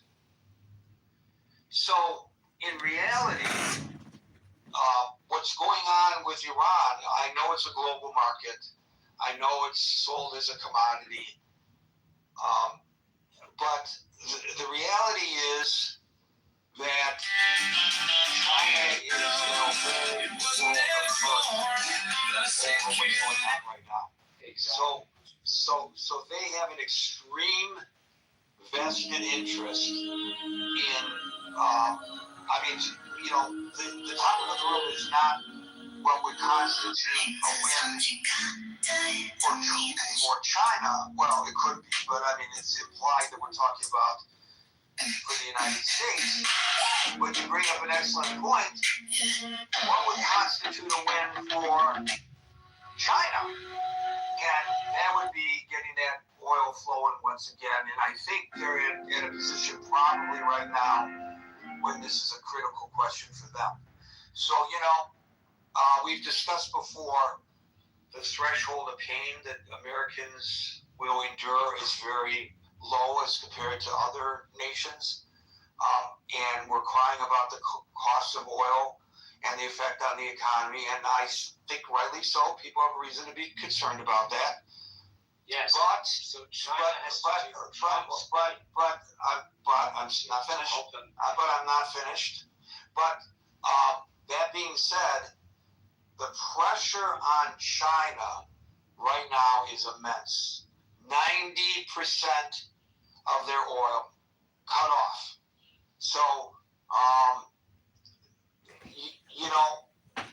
we should probably expand our view of this, and it's a little late to do that now, on this stage, but I'm just saying that we should collectively expand our view of this and try to look at it from the Chinese perspective. What do they need to get out of this? And, so it may not be, as a political article that I read at the top suggests so much the president of the United States with his hat in hand. In some respect, the president of China has his hat in hand as well. And so let's see, this president claims he understands the art of the deal. So we will see. Thank you, Hansen. Can I chime in? That's okay. Okay, hold on, guys. I would really like the opportunity to moderate the room and determine who speaks when. And I'm sorry if that sounds autocratic, but that's the way I run the room to avoid the kind of crosstalk that we nearly devolved into just now. We don't want that in this room. Why? I will tell you, because it confuses me. And I presume if it confuses me, it confuses other people. And it's impolite. And we try to run a polite room. So had you been patient just for a couple seconds, you would have already been speaking. Simp, you're up. Thank you so much, and I appreciate it, Gary. Great room, by the way. But I would like to push back a little bit on the things that I heard that Hansen was saying just earlier. I don't believe that this, the fact that Iran has blocked the Strait of Hormuz and that America is blockading a blockade is really affecting China to the way you guys are saying. You have to understand that China also in recent years have diversified who they purchase oil from. They purchased, especially since the war has started, they've been purchasing tons of oil. Hold on a second. They hold on a second. If they get 90% of their oil from Iran and they're trying to diversify, that still means they're heavily dependent upon Iran. Yes, but since the war has started, they've been heavily buying oil from the Russians. And they also been buying oil from the Brazilians. So they also have 6 months of oil reserves, one of the most in the world. So they're able to take the hit. Unlike the Americans, let me tell you why. The Americans are in extreme pressure to get the terminals open because their allies, India, Japan, and the South Koreans, heavily depend on this oil flowing through the Strait of Hormuz, way more than China. The brethren shall be diligent in preaching the law of the Lema. In all writings they shall be careful to use the... Yes, but when specifically with the oil... Action or sit tight! Tell me it open, and I guarantee you President his allies to open the Strait of Hormuz. So I believe that the Iranians understand this well. Also, the Iranians a couple days ago said they also want to have control of the internet. If you don't understand that, things that are under the Strait. And they're doing the points of a pentagram and basically cut off the internet going to Asia, going to India, and other parts of the world. They also want to charge money for the internet being worse. Forget about the oil, now they're talking about the internet.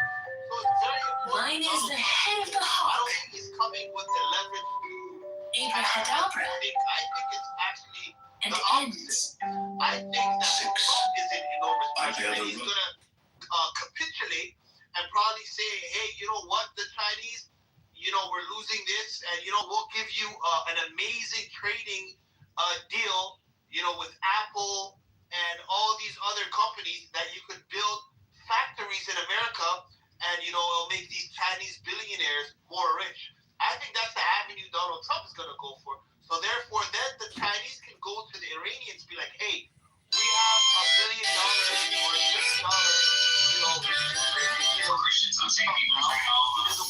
he doesn't want to put any tariffs on us. He wants us to open factories in America.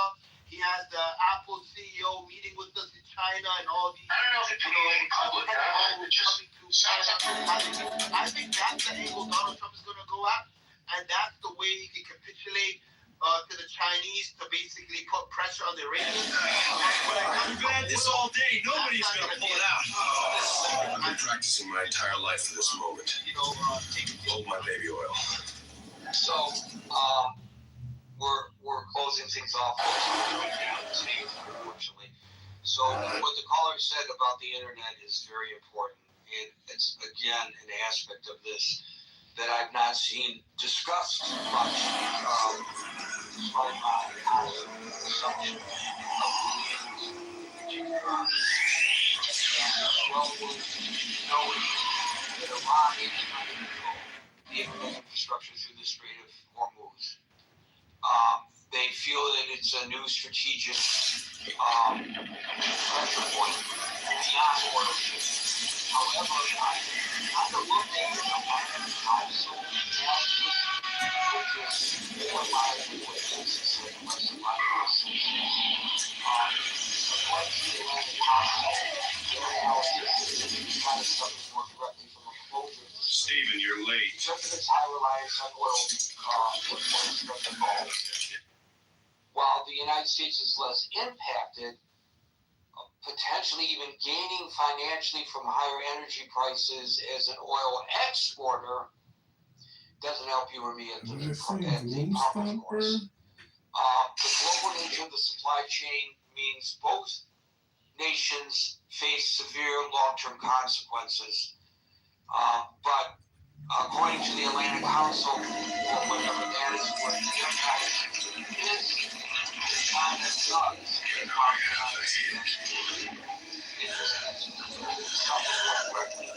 from a closure of the Strait of Hormuz than the United States. Folks, we are here Monday through Friday at 5 o'clock New York time. So until 5 o'clock New York time tomorrow for the next edition of the... I think, yeah, because So essentially, somebody has called the N-word, and that person who's called the N-word is so angry that he lashes out and he physically hits someone. As a result, he's then charged with battery of hitting the person who called him the N-word.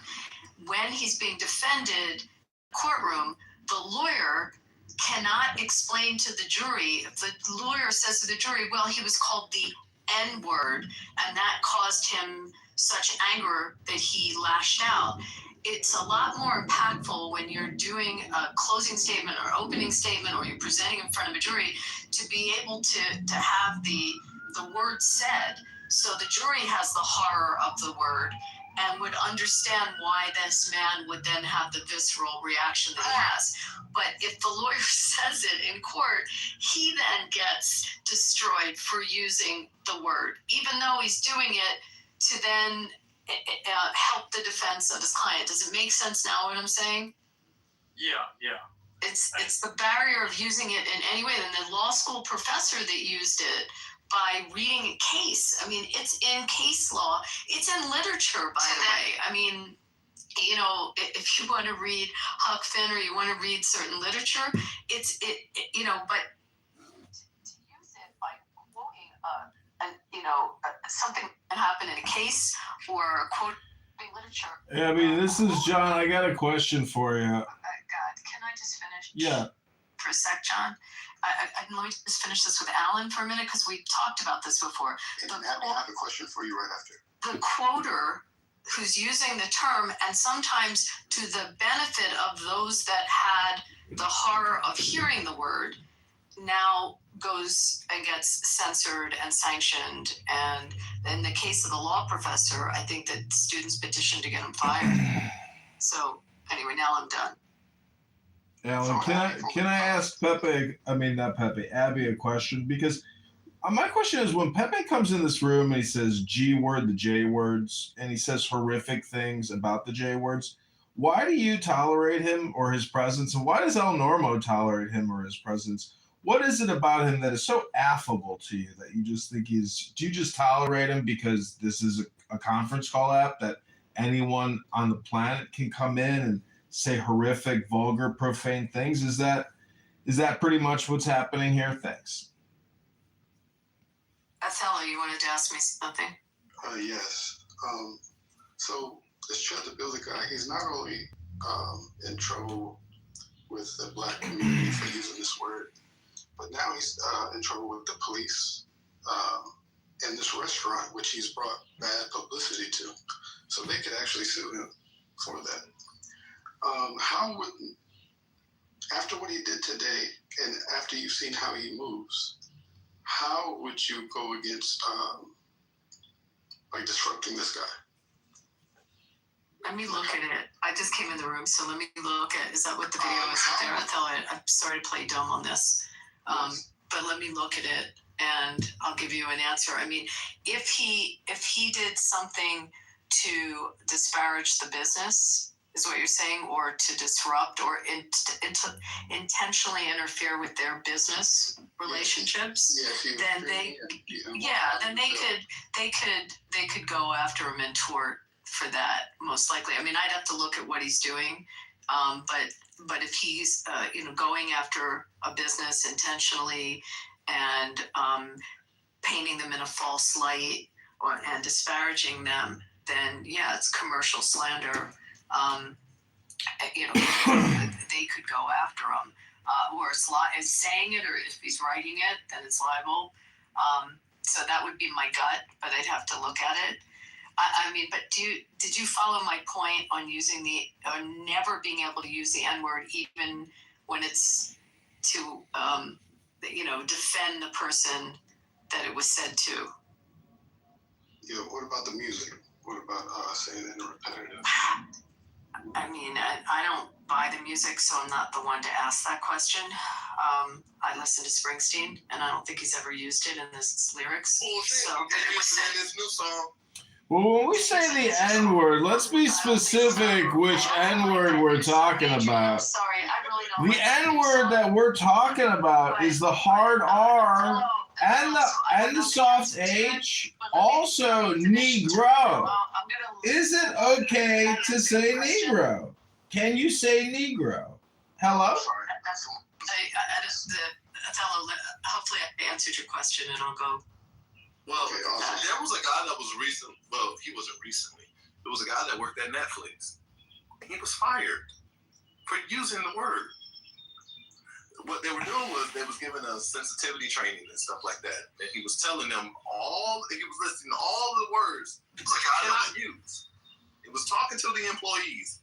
He said, these are the words you cannot use, and these are the words that are offensive. It's the grammar police. Right? He said the N-word. They fired him. Someone went and complained, and they fired him for using a word that he was telling them, y'all can't use. Do not use this word. It is a sacred word reserved only for N-words. I was in a room. They were talking about how they have to protect the word, that we should only use the word in limited amounts because it's so sacred. The N-word. Hello? We also have some I just wanted to. Go ahead, Coco. Thank you. I would like to get it. And then Coco. Okay. Coco, then Alan, then Viking, Big Mog, and Viking. Go ahead. Thank you, Bimo. Okay, Alan, you, and then me. Yeah, I was just wondering, what do you find more offensive? Shiloh Hendricks raising, it wasn't millions, it was $800,000 for using the N-word on a child, or Carmelo Anthony raising $500,000 for stabbing and killing another boy. Which do you think is more offensive? Using the word or killing somebody? Yeah, I'll leave you with that. Okay, yeah. I don't condone murder. So that's if it's. Do you have to publicly state that you don't condone murder so everyone knows you don't condone murder? Isn't that just a given? Isn't that an obvious statement? Why would you even have to say that? Why would you have to preface any statement saying, I don't condone murder, and I don't condone murder? I'm sorry for interrupting. I just thought I had to say something. You want to act like people don't actually go out and murder people in our fucking country? You want to act like we don't have gangs in our country? It's literally every fucking color in this country has my murderers. Whether that be fucking biker gangs, whether that be street gangs, whether that be, other militia types we have. There's people in every race of our society that what do I think is worse? Murder or, this other scenario with words and somebody been given money for, using racial slurs. Please, just don't police my speech. I don't know what's wrong with you, John. Honestly, every time I obviously you know what tariff is, how it works, micro and macro econ. You should take one in political and politics, and then you'll know that yes, one mode of persuasion is through the emotions. Aristotle called it pathos. Yes, welcome to high school student government. Hey y'all, I want to be a student government president, and if I'm the president, we're going to get rid of 7th period. Yeah! And everybody votes for him. You still have 7th period. Yeah. Welcome to it. It's pretty basic stuff, bro. May I go now, or are you done? I don't know if you're done. I'm sorry. I muted up. I'm done. I'm oriented now. I'm back in my vehicle now, so I can answer you more succinctly. So I agree with you. Both sides use emotion. Okay, everybody on the political spectrum uses emotion to animate their base so that they can, generate political power and all that stuff. So I'm not saying Democrats are the only ones that do it, but Mr. Wesley, whatever his name is, Wesley Hunt, is responding in kind. So yeah, you're right. Roly Poly's audience despise Wesley Hunt. It makes the rounds. That clip is gonna get clipped up. It's gonna get put on somebody's feed. We're talking about it in here. There's a lot of Roly Poly followers in this room within the sound of voice, in the audience or elsewhere, who is gonna hear that term, that statement. And I understand most people are gonna throw it out of hand. There's gonna be that one person who hears it, who's in Roly Poly's side, and maybe just about sick of the whining and crying and complaining from people like Roly. He's still on his side, but he's kind of teetering back and forth. And this 50th time he heard somebody like Wesley Hunt say it clicked. And now he turned his back on the Roly Polies of the world, and now he becomes a new baby conservative. So what I'm saying is, it doesn't work on the masses. You're right. It ain't going to work on the masses of Roly Polies audience. But there's people in the middle that follow Roly Poly that when they hear Wesley Hunt's rhetoric for this 50th time or the 60th time, they heard what's his name? They heard that guy Larry Elder a million times, and they always Repeating yourself. Come on, bro. I want to speak. Okay, I just want to land with the emphasis. When you hear it multiple times on that multiple, it's not working here. Do you have a new point? Come on, man. This is kind of frustrating. I'm answering your question. That's the audience. All right, cool. You said that 7 times. Anybody else want to speak? God, yeah. I'd like to speak to the West Hunt situation. Also weave in a little bit about what RJ said about history, which was wild to me. Like, what's the worst kind of Negro? Him and Jim come back as why RJ brought up about Black history needs to be taught, honestly, to white Americans. Because people hear Jim Crow and they think it only means separate water fountains and somebody yelling, the N-word. They think racism only counts if it looks like a old black and white ass picture, but history evolves.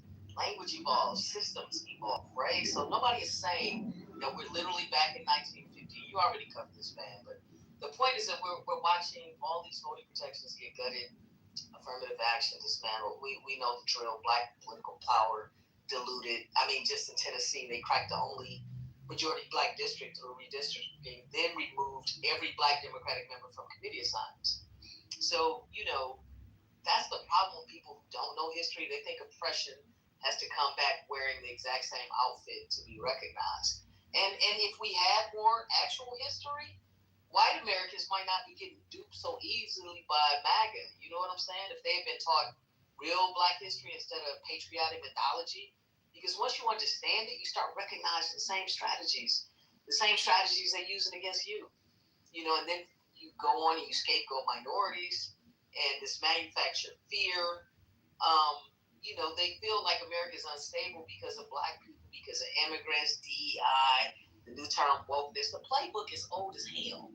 And part of the reason why it works, and part of the reason I got to work with so many mediocre white people, is because they have this false sense of identity.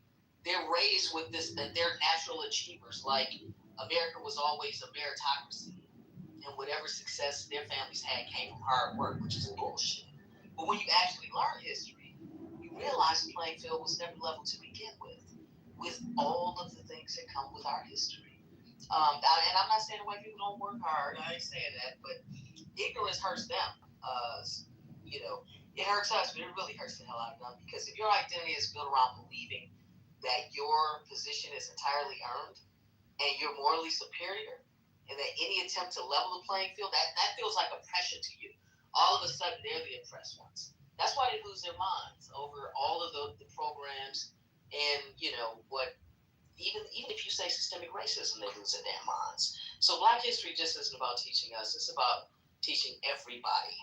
And if they understood how division gets weaponized and how ordinary people get manipulated every day, we might not be in the state that we're in right now. So, are you done, Madison? Oh, good. Okay. So, sure. Let's wake something up. When Wesley Hunt said that he doesn't mind if there aren't any Black federal lawmakers, what he was saying was that he doesn't mind if we go back to 1901. I just decided to do some digging, and I found that by 1901 there weren't any black U.S. representatives in Congress. That remained the case until 1929. I also see here that no black U.S. senators were elected again until 1967. What we do know is that between 1870 and 1901, 22 African Americans held seats in Congress.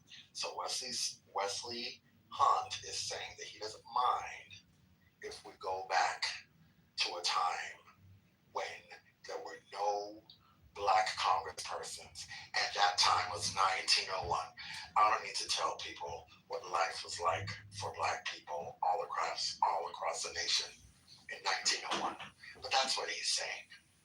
He doesn't mind if you go back to Jim Crow. So. What were the political affiliations of the 22 that were in office for 1870? I'm sorry, what's your question, Monica? The political affiliations of those representatives. You mean the parties? Oh my God. I don't know. I think most of them were probably Republican, if not all. What's the point? They got ran out of the party. It's called the Lily White Movement. You want to go into why the blacks got ran out of the Republican Party, or you just want to stop the affiliation? What might go on you? I'm guessing it was fear of their excellence, but that's just a hypothetical. It's called the Lily White Movement. They didn't want niggers in the party anymore. You should look it up. The Republican Lily. I thought we weren't going to allow the blacks were on the stage. You had a problem with it. Hello? I'm quoting them. This is a quote. We're doing primary source material. This is the Republican Party of 1901 we're talking about. So I'm doing the original thing. And Monica, I'm gonna say something to you real quick. If people indulge me. I called your name before twice because you hadn't said anything, and I moved you down because when people are on the stage for a long time, they sometimes unmute by accident, and you hear stuff and whatever, and it's like, it's crazy. I moved you down trying to be nice so that you wouldn't unmute like you've done 2 times before, and we've heard your business in the background. You then got moved down and decided to call me a pansy and do a little mini crash out in the chat. I was actually trying to be nice to you. I called the person who said, move her down. That's why he said it. Because I was calling your name. He was looking, because I wasn't responding, because I wasn't near my phone. Exactly why I moved you down. He didn't want me sitting on the when I tried to stage raise you without back up, contributing. you said no thanks. And then I left. Or whatever you said, because you left because you thought I was moving you down. That's exactly what happened. I'll tell you from now on, when you come off mute, we'll just keep you off mute. You've done it 2 times now. I was literally trying to be nice to you. We heard you watching your silly television show, acting like somebody was tickling your hairy underarms. Big Bang Theory? Why are you so nasty? No, it was Were you looking you had hairy underarms. It was Big Bang Theory. It was not Big Bang Theory. It was Big Bang Theory. It was not the one I'm talking about. They had a British accent. It wasn't Big Bang Theory.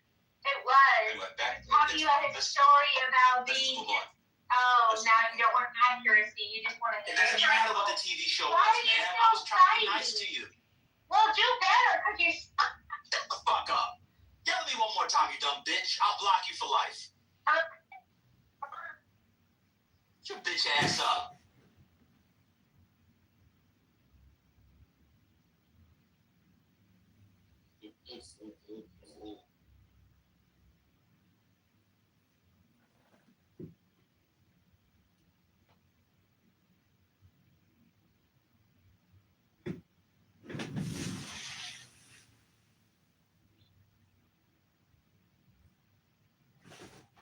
That was functional. That was fruitful. No, it was constructive. Yes, at the very least, it's funny. I think it's funny. Why is it? Oh, okay.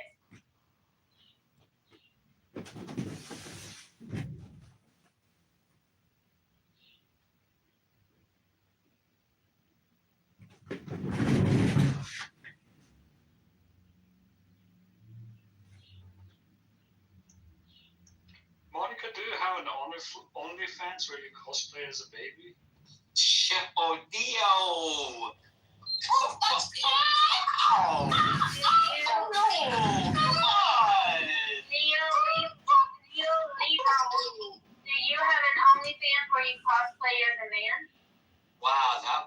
such a great comeback. Oh, jeez. I'm gonna leave it there.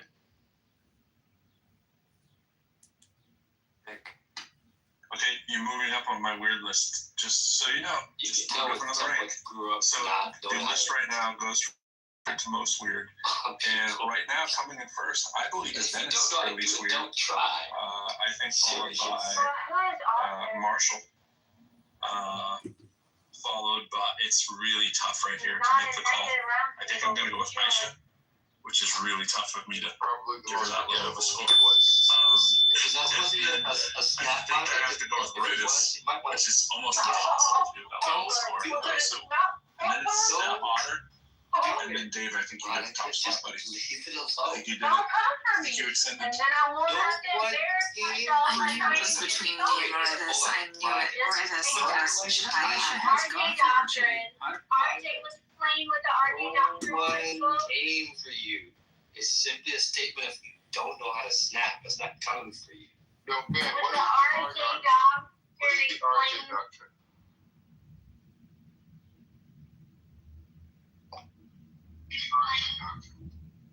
Man, what is the RJ Doctrine if you're home? He's not going to contribute. I fill in the spot if no one else.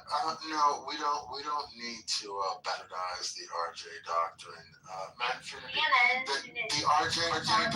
The RJ Doctrine no longer applies. What does the RJ stand for? It stands for Royal Juggernaut. There we go. RJ, and I'm going to keep going because you don't have it bad. And I got into so much trouble hosting you this morning. Don't come to me. You are waiving your right to self-defense because you don't have a right to. Yes, you do. Yes, you do. Yeah, because self-defense is self-defense is when you're defending yourself when you're not engaged in a mutual situation. That's self-defense. He's mutually engaging with these people, so he doesn't have self-defense. No, it's not self-defense because self-defense only is only with regard to the physical offense, not verbal, whatever you call it, offense or not. Not he's trying to with respect to verbal altercation. No, right, but he's trying to provoke these people into doing so. You don't walk up on somebody. It does matter. It does. Yes, you cannot provoke a situation and cause self-defense. That's not how it works. Guys, you can't use physical defense to fighting words. Fighting words are actionable in terms of what you can't go after. They're not protected. They're not protected speech, so you can go after the person who used the fighting words, but you can't use physical to the fighting words. Go ahead, do it. You'll be charged. Why don't you show me where you live that's acceptable?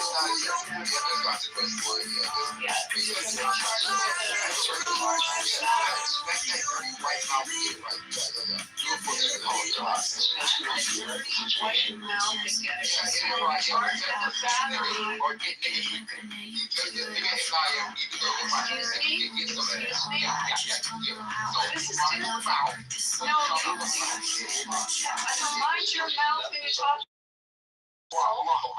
I'm letting you know. You're talking to a black man. I don't care if you're orange or green. You're an asshole. I don't want to get. But I want to stay focused. But that's not how the law works. And I don't know if Bima, I'm answering Hanson. That Hanson is correct. Hanson is correct. That's how the law works. You can go after the person for unprotected speech and for fighting words, but you can't use physical contact. It won't mitigate, and it's not. You're going to be charged with the battery. Respect black or get smacked. You should be smacked. Saying the N word is fighting words. I don't know. Okay. Yeah, that's how we do. Do you know what a fighting word is? Do you know what fighting words are? What's fighting words? What are fighting words? What are fighting words? Well, let's have this conversation. Emma, would you like to tell them what fighting words are? I'd like to refer to the professional. You still don't know why they couldn't control themselves? Okay, like that way there. discriminatory and it incites all type of discriminatory emotions to somebody else, knowing that you're trying to just reincorporate some nasty shit that you should have evolved from because it's disgusting. I want to open this up. Hold on. Look, if you get your white pasty face, Dima, why don't you pull up the definition of fighting words and you can... No, it is. Yeah. You can't justify it with words. You can, but you're going to be arrested. Yeah, be arrested for assault. Yeah, I'll smack my Okay, I want Free Range wants to make a comment. If we can just smack the fuck out the ass. we can circle back around. Free Range and then the Anyone gonna hurt anybody? Did anyone just do that? Yes, we're clear. No threats, no doxing. About free speech. No threats, no doxing. Okay, Free Range, go ahead. So I think we all agree that he's been a aggressive and provocative in the situation. I'm not saying that words just inherently means that you can subject yourself to violence. But I asked the question: if you provoke someone into fighting, can you claim self-defense? Right? And that's what he's doing because, of course, there's other clips of him saying hit me and shit like that, so he can pretty much use mace or taser or gun, whatever he has. So it says generally, no, you cannot claim self-defense if you provoke a fight. If you're the initial aggressor, which he is, or intentionally bait someone into attacking you, you lose the right to claim self-defense, as you cannot create a dangerous situation and then use force to defend yourself. So that's what I'm saying. He's doing this with the intent to create a hostile situation, just so he uses the force. But the words can't do it free. The words, there's no justification for physical. Yeah, anytime a white person is antagonizing you, I agree, but that's a separate issue. Yeah, but that's you're absolutely right. If someone physically goes after you, then you physically respond. But physical to physical is different than words to physical. I agree with you, Abby. I agree with everything you're saying, except for if it's a white racist motherfucker trying that shit, smack their ass, bro. That's the exception. Beat their ass up. Yeah. Because you would not tolerate that. Beat their ass up. Beat their ass the fuck up. Really? Yeah, straight up. They shoot each other in the neck for less. Okay? They shoot each other in the neck for less. Would you do that? Would you do that? I wouldn't do that. I don't shoot white people in the neck. Would you hit someone? Would you hit someone if they said it to you? If a white person doesn't know how to behave and they want some nigga treatment, they can get nigga treatment because white people are. What would you do to them? They don't think they are. And sometimes you have to remind them that they could be a dirty white. And how would you remind them? Nigga treatment. You understand what I'm saying? How would you remind them? Anybody else can get nigga treatment. How would you do this? What would your method be of reminding them?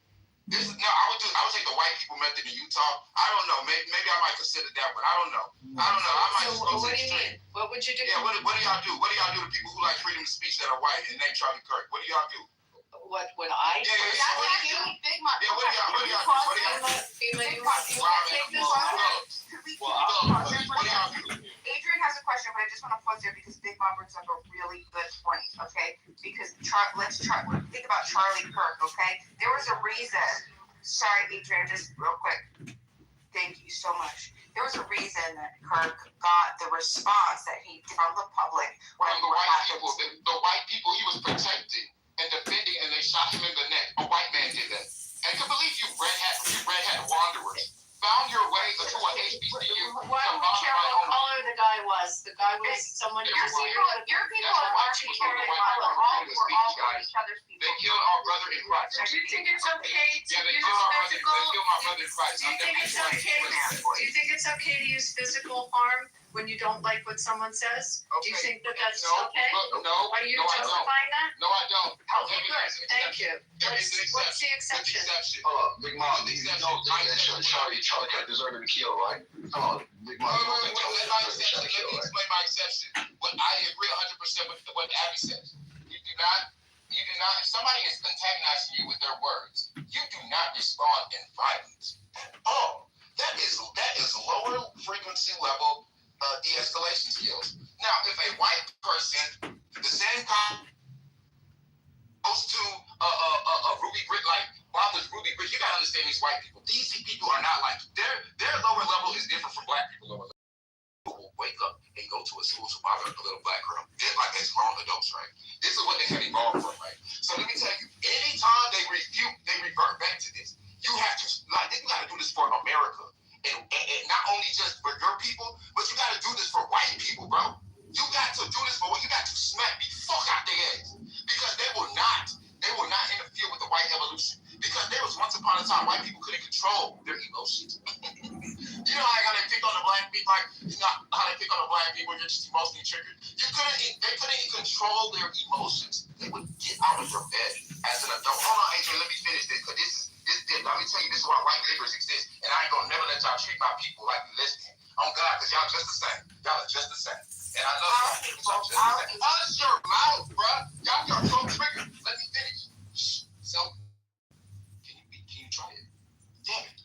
All right, so look, y'all come a long way. You can't stop the white evolution, and I would not let anybody get in the way of my white brothers and sisters growing up from that Ruby Bridges shit they used to do. You know, bothering black children who are trying to get an education, but they couldn't control themselves emotionally to that extent. What dirty black in the hood has done such ruckus? We like because a thousand Chicagos cannot compare to all these killers that we cannot find this out here, even from the 50s to now. Maybe in 100 years. So look, check it out. I'm proud of y'all, and I'm proud of Chud. I like Chud. I want him to win. But y'all gotta understand, this what you get. You should always get your ass beat for disrespecting black people just for the fuck of it, because that makes you a monkey again. That makes you a snow monkey again among compass. That's what it do. And you are better than that. Alright? You are better than that. You are going upwards. White people around here, like they behave so damn good, respectful, all that. I'm not gonna let, like, we can't let no judge bring that back. So if he gets his ass smacked up, it's good. So he is the exception, all right? But straight up, yeah. Y'all got this shit. So free to add context what actually happened. Do we have Nancy, can I add? Yeah, we're gonna start a queue because I want to get everybody in. Mr. Edward wanted to get in. let's start with Adrian was waiting to ask a question. Okay, so Adrian wanted to ask a question. Free Range wanted to jump in. I'm sorry, Othello. I did get you. I do hear you though. But Adrian said he wanted to ask a question. Free Range had said that he was waiting to say something. We have you're way at the bottom. No, we're not playing that shit. We had Mr. Edward. I'll do a Q in the chat. So we got a question, and then who's next? Oh, me. We have Adrian, Free Range, Mr. Edward, Othello, Rich. Okay, I'll put that in the chat.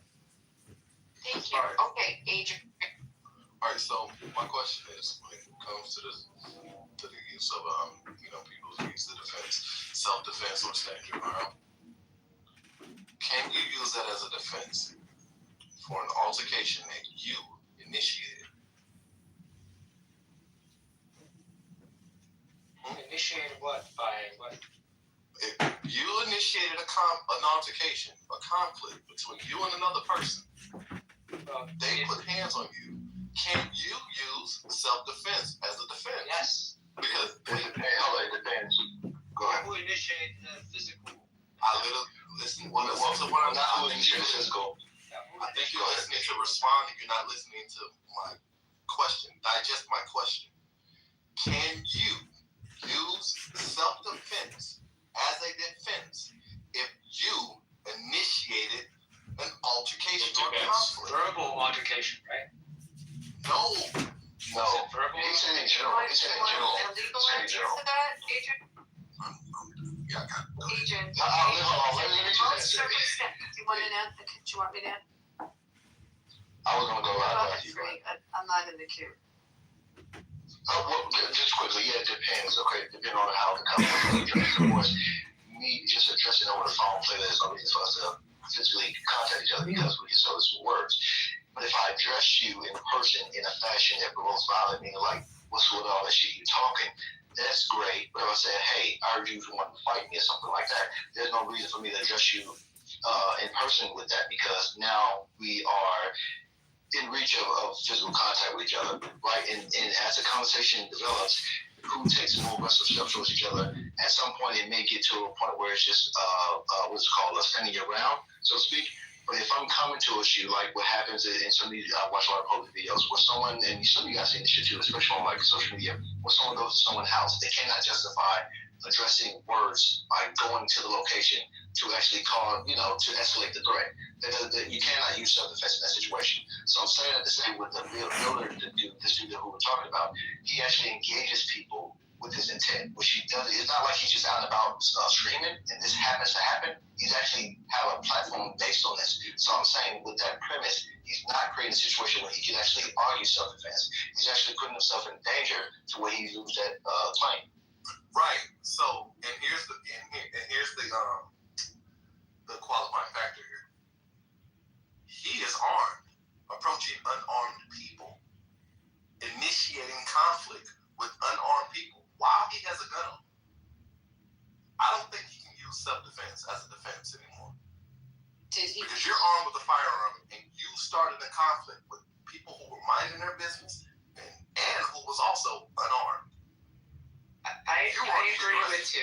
I agree with you. If he escalated it to that level, punches to a punch, it's different than if you bring out a knife or a deadly weapon.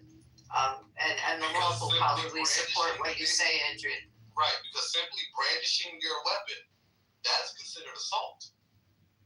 Not if it's justified. Bullshit. If a person has intent you're not listening to inflict deadly violence upon you, and you brandish a firearm and do not use it, you're saying that you would be put in prison for that? That is a charge, buddy. I don't know about that. That is a charge. No, it's not if it's justified. You're trying to make the argument. No, Adrian, 500,000 and 3 million times what the CDC reports on average that a person brandishes or displays a firearm. You're asking a question I'm trying to answer. No, Peter. Peter, this isn't Tehran. It's the U.S. You know that, right? You know that. You want to intentionally support the crime. We can't understand you. Somebody's punch is not as stronger than other person's punch. If somebody threw a punch, the other person for self-defense need to use a knife or something, otherwise he would be killed. Ima, can you translate? Oh, he said if a person punches you, you're legally justified in using self-defense. Not if you escalate a chat.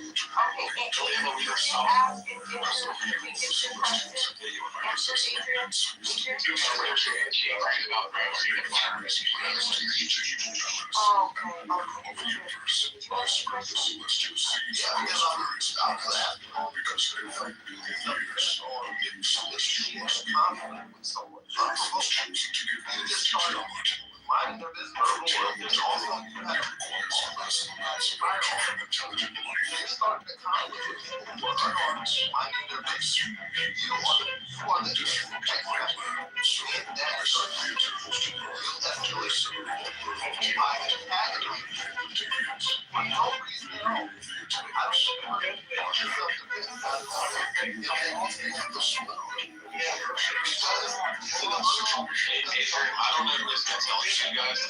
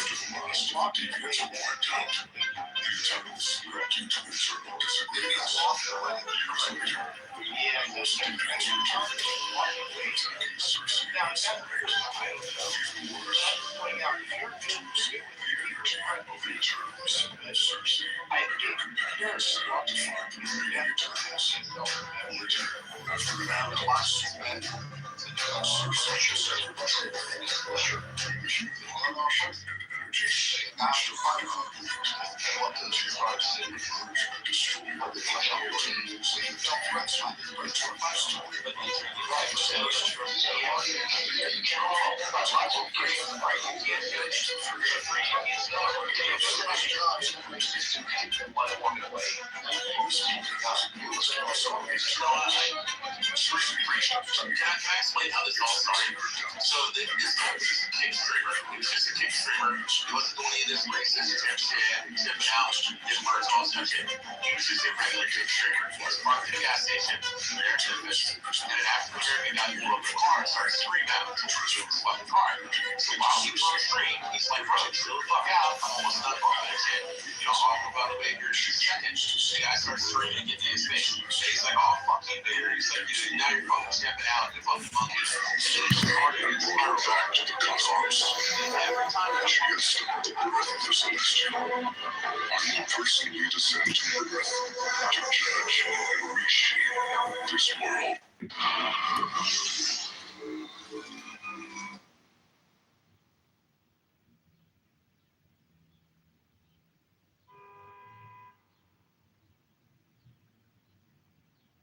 No, just like if I'm actively engaged in activities with you, just tell me what's up. Like, don't conceal things from me, because that's when problems start occurring, and I'm not there to.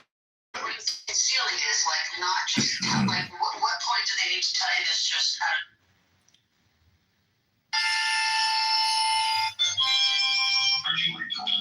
America is if China owns it.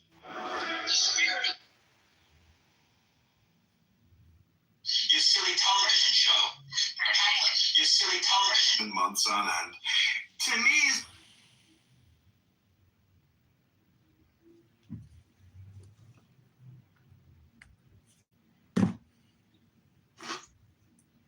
Here we go. This is Rich left off where he steps outside of the courthouse, where he's at the courthouse. Okay, so here we go.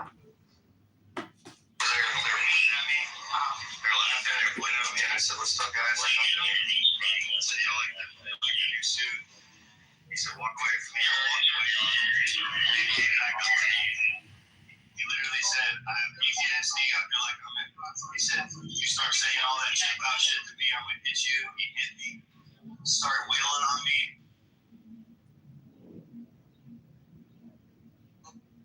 Right? And so we can judge and give ourselves a report card of being good by separating ourselves. And we can also then build on it, right? We've got moral absolutes. This is what is righteous, this is what is sin, or this is what is moral, this is what is immoral. And then we can, oh no, it's not absolutes. We've got moral. go back to, well, but Islam, like these are like that's a core principle. It's like no, it's not. Like look at what's you want to talk about that, but look at what's actually happening like on the ground. Like you want to ignore that. You're ignoring that in your real life.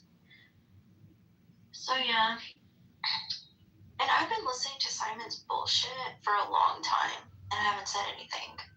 So he got a little smackdown. I'm not planning on, going at him consistently, but I had a little 15 minutes in the car.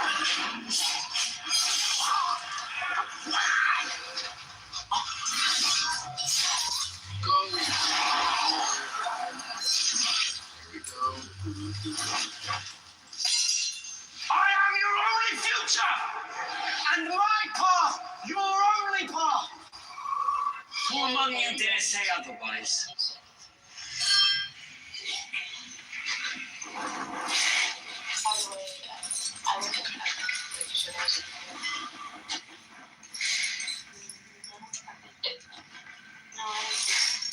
Oh yeah, you don't get so yeah, I'm not gonna say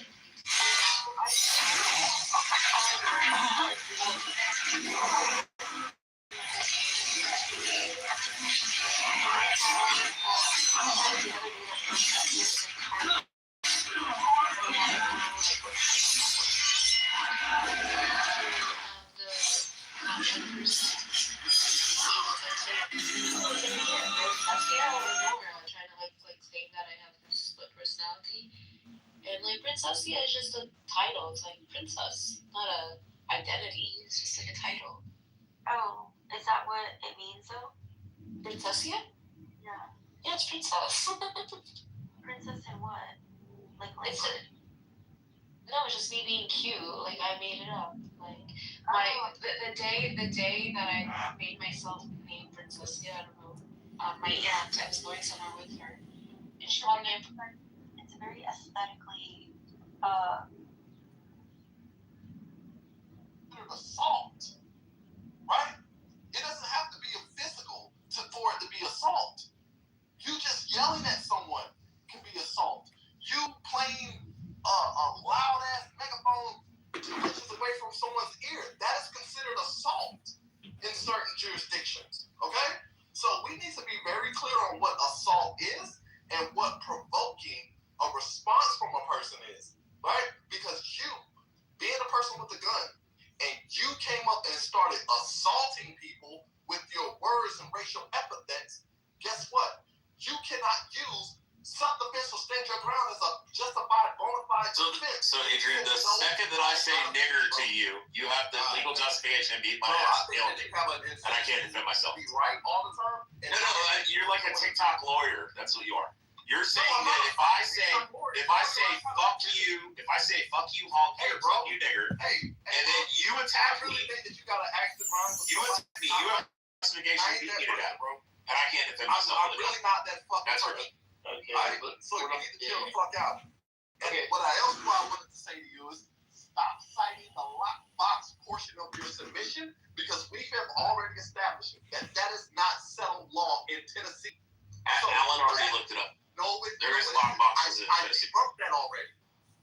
That is not settled law in Tennessee. So stop saying you keep saying you said you can't bring a firearm onto the courthouse. Bro, I'm simply saying you cannot. I understand what you cited. I heard you, but what you're misunderstanding is that they have lockboxes prior to the fucking inspection area. Where prior to where the metal detector area, you're not allowed to bring it. You're not allowed to bring it past the secured area. But this is why they have lockboxes where you put your gun in there. Jesus Christ, you're not allowed to bring it past the security checkpoint. You can't do it, period. You're not listening. They have fucking security lockboxes. We already looked that up. Alan already showed how they have lockboxes similar to Texas. When you enter with your firearm, you inform the security officer or the sheriff's deputy. You say, hey, I have a firearm. They say, okay, there's a lockbox. Go over and put it in the lockbox. All right. Place it in the lockbox. Take the fucking key. Walk inside. Jesus Christ, you're talking about on the premise past the security checkpoint. I agree. Okay. You're not allowed to have it in a courthouse, or you're not allowed to have it in the courtroom and or adjacent. And you're not allowed to pass past the security checkpoints. It's a state bill. They literally fucking have lockboxes though. Jesus Christ. Why they have lockboxes? Idiot, bro. God, you're SB 23 fucking TikTok lawyer. It's not settled law in Tennessee. Shut up. Thank you very much. Beaver, did Free Range already go or no? No, he did not. Okay, Free Range, you're up, and then Edward. Go ahead, Free Range.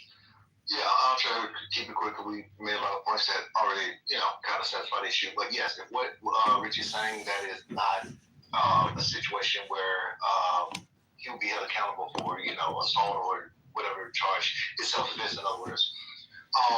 With Big Mark, if you say, real quickly, I think we all agree that words shouldn't lead to violence most of the time. It's very rare. Yeah, a lot of us are very sensitive about our loved ones, particularly our children, so people can say things to provoke violence. It's rare, but those are the situations. I say to say that when we look at this situation here, most of the times we don't want people to be using racial slurs like that because, we know what can happen, and what has happened based on this guy having this history of it. And again, I'm not saying he's always doing this, but he does it enough to where you expect it from his content. The point of the matter is, if the story that's being portrayed based on the article is true, then like I said, it's a legitimate case of self-defense. I'm just saying this, and I'll end on this. If we are going to keep this principle in mind, then we have to start addressing the violence that comes to us from the left to the right, based on them just attacking us for our so-called violent rhetoric, which they use that shit saying Trump, that he always goes around saying shit that leads to violence. Meanwhile, the violent actions of the left is not compared to the right. So I'm just saying that if you guys are going to try to justify this, then you have to be, or at least, play this game that shouldn't happen. You have to be consistent. That's all I'm saying. And someone tell me, there's a person that said that there's actual law on using a racial slur, because I'd like to know what state you're telling me that that's considered an actual assault. I understand hate crimes pretty well, and I work with them every day. So if someone just uses a racial slur as a criminal offense, no, has to be coupled with a threat of harm. White people who don't know how to act and they want to Said that antagonize because I'm people. curious It's okay. what state It's okay to even think. I'm sorry. They shoot each other in the neck. Just remember, next time you get arrested, Abby can represent you. No, okay. Could someone tell me what state you're talking about? Because that would absolutely be an infringement on your free speech. You can say horrible things. Unfortunately, you can do that. Yeah, and look. However, so could you tell who said that? Could someone tell me what state you're talking about? Act like a deranged white person, and then he want to get smacked for it. That's Who good. said it, Jim? Okay, it was Adrian. He's going. Oh, He said that. Adrian said it. Yeah, it doesn't. Everybody got a You have to couple it with the. That's fine. They smack up. Watch your mouth. Okay. It'll escalate the crime to a hate Watch crime. your mouth. The speech and its Watch your white mouth. Brown, black. And I have a Bima. Are you alive? Well, I have a question. Yeah, I'm. Well, we got to cue. Oh, sorry. You should be prosecuted too. Everything's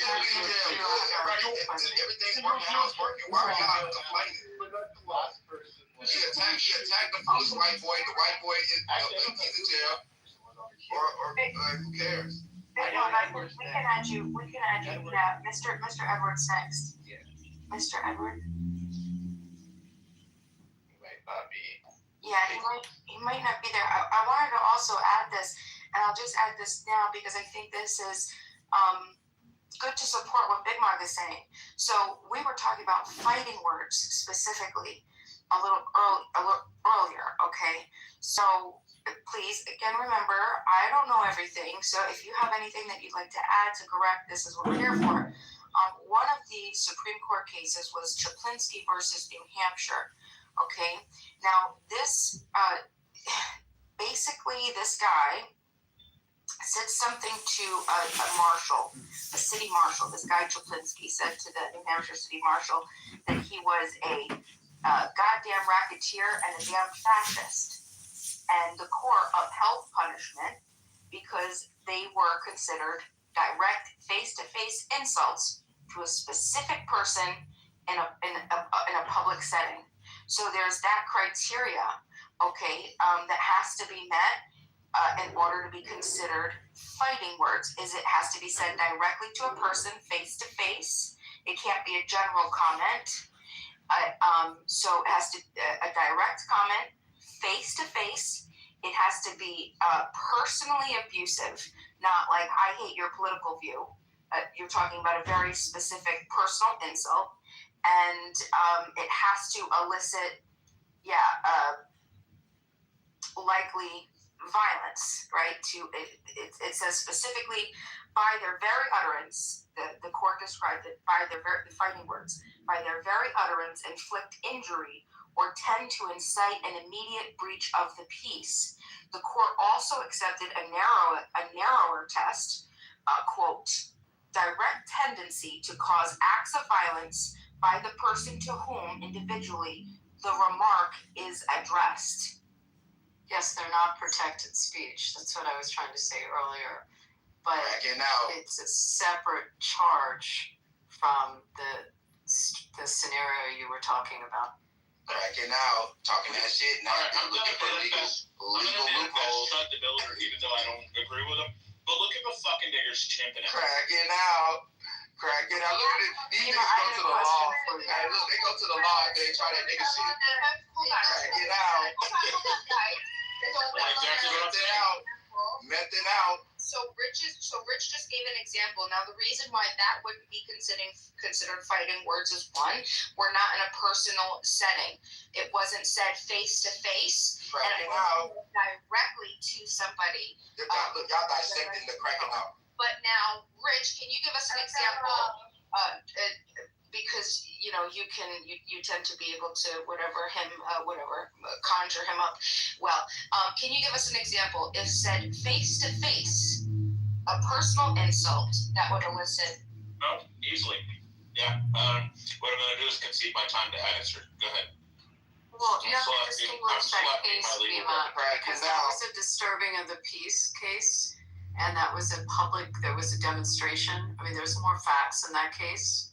So you kind of have to distinguish it from just a one-on-one conversation. There was a doing public nigga shit gathering. and going looking for Move legal this support. motherfucker down. Yeah, Move me Big down Mom. for less. Big I know Mom, he's black and you want dick from All him, right, but Big you Mom, can't I got get a mad. question Be for emotionally He's you. mad. Emotionally, Okay, crack it out. all right, shut up. It's no monkey sliding. All right, Move it you down. stupid fucking ape. Crack it Like, out. You There know it I goes. was No okay, monkey really sliders. perfect. There you go, you fucking chimp. Sit in the fucking food. So I don't know if that answers, but you have to distinguish the facts on that case. And fighting words are not protected, but it's a separate, the question was asked earlier. Steve, quick question. How's Scott doing? I haven't spoken to him in a couple of days. Okay. So the answer is I don't know.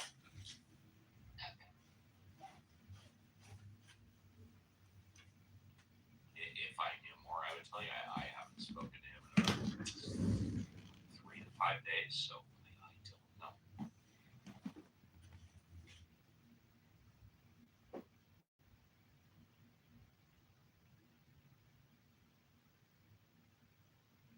I assume that's Reverend Scott Yes, from your Scott, show. Okay. yes, Reverend Scott Jones of my show of the Mod Squad. I do have to go on a Zoom meeting. Less than 5 minutes. Okay, go ahead and do your clip. I think David was there. Well, it's not mine. No, he wanted to do something. He wanted me to react. Yeah, well, anybody, it's open in the room, but you have a limited time here, so I'll let you crack at it first. Okay. Congressional testimony. This comes off of. Anyway, I'll get the clip in a second. Fine. Decide on any interest rate decision in any of our discussions, nor would I ever agree to do so. So independence takes courage. Let's check out your independence and your courage. We'll start easy. Mr. Warsh, did Donald Trump lose the 2020 election? We try to keep politics, if I'm confirmed, out of the federal. I'm just asking a factual question. I need to know, I need to measure your independence and your courage. Senator, I believe that this body certified that election many years ago. That's not the question I'm asking. I'm asking, did Donald Trump lose in 2020? And I'm suggesting you in 2020 the Fed made your huge inflation problem, and you certified the election. Powell's term as chairman ends this week, but with the DOJ's investigation into him in limbo, he said he will be. Anyway, any idea what the context of that testimony was? No, but I can answer the question. There's no doubt in my mind that Trump lost the election, which is why he lost the presidency to Biden. That's my humble opinion. Right, that's awesome. I agree with you. It's pretty easy to answer that. Yeah. What person that was about to be confirmed in front of the Senate, when it's kind of Senate confirmed things, do you think was struggling to answer that question? Are they going through a potential new judicial appointments for the Supreme Court? And worse, this is the next Federal Reserve chairman. They all literally go this way. Everything for the Department of Health has gone this way. Everything with the FDA, with the Senate, with RFK, all of this has gone this way. Those people can be fired without cause because they served at the pleasure. The only thing is the Federal Reserve chairman is the independence to tell the president to fuck off. And if I may, before I go they very can only quickly, be fired for I'm cause. sorry because I gotta go. I've been saying for years, or ever since he was nominated, elected, or confirmed, that RFK would have been amazing as head of the EPA because he has 20 years of experience filing lawsuits on behalf of the environment against the EPA. That's his field of expertise, not the field that he's in right now. As far as I'm concerned, he's a complete idiot in the field he's in. But if he would have been nominated and confirmed as head of the EPA, I'm all in. And with that, I have to go on a Zoom meeting. It's been a pleasure. Ash, once again, happy birthday or happy anniversary, whatever the hell it is. And take care. I'll see you all again. Aw, yay. I love birthdays and presents and flowers and chocolates. I love them all. Thank you. Are you testing the gifted chocolates before you consume them? Huh? Just making sure you're following protocols. To test my chocolates that are already wrapped up and completely taken care of? I mean, they might be edibles. That would be good in terms of the. Oh, that would be bad. Yeah, no, I don't test that. No. Oh, okay. I would hope that the Godiva chocolates that I get normally are not. I was a Leaf definite chocolates. consumer of a lot of edibles before my wife got me to stop doing that in 2024. Well, your wife got you off of Instagram, and your wife made you stop consuming edibles. What else has this Wonder Woman done? I wasn't. I was officially on the whole thing of it is getting me off Instagram. The only thing it was me needing to sign in and delete my account. I'm totally teasing you, but also No, we've been together 33 years. Our daughter's grown now, and I'm very happy to. What is your wife still getting you off to now? Oh, I wasn't going to discuss that because she tends to be pretty private about those things, but it definitely still happens on the regular, so that's all. no need to discuss things you don't want to discuss. And for the men in the room, there's a definite pipeline from piano to pussy. I'll just put it that way, as a pianist. Wow. Okay. So that went in a direction I wasn't expecting. Thank you, Dave. Is that what There's Roy this when we need him. I was just curious where Roy this one. That's all. Is that Roybus said?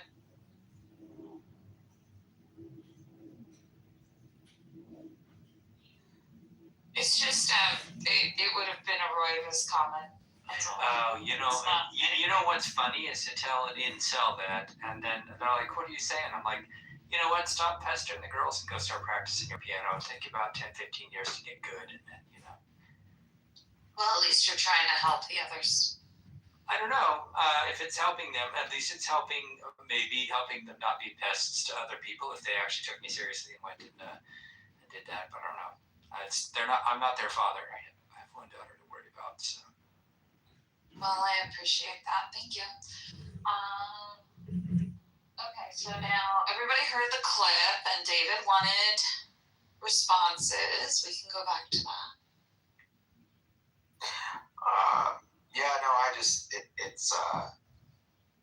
It's crazy the amount of influence Trump has had in areas that he's broken government. And this is one of the membranes, the blood-brain barrier that matters, is fed independents if they, everybody's afraid of like financial, what would be a financial problem? Well, a Fed that starts doing crazy shit. Because the president says lower interest rates when they should be going higher. You get hyperinflation. So we could go Weimar. We could basically do Germany 1930s and fucking break the whole world economy in this kind of single move. See, okay, here's my only problem with that. And I'm not a Trump guy, not even remotely. But why do we say that we would break the whole? We're not special, man. We're just sort of. I mean, so Dave, do you know of any other way that they denominate oil other than U.S. dollars? I thought China was taking care of that now. I thought that the petrodollar was breaking. Well, the quick answer is no. The longer answer is not at all. And do you remember the financial crisis, the global financial crisis? I do. But 2008, you're referring to? Yeah, 2008. Yeah, that was terrible because all the young people should have been getting that money, not the big bank. Sort of. On the moral side, but I was 5 years into being a stockbroker financial advisor when it started, and did it for 5 more years after. So, very intimate with the mechanics here. But if the dollar breaks and people, what do they do after the Great Depression? They put in federal deposit insurance corporations so that people don't have bank runs, so that your money's guaranteed. that there's fractional reserve banking, all this other stuff. But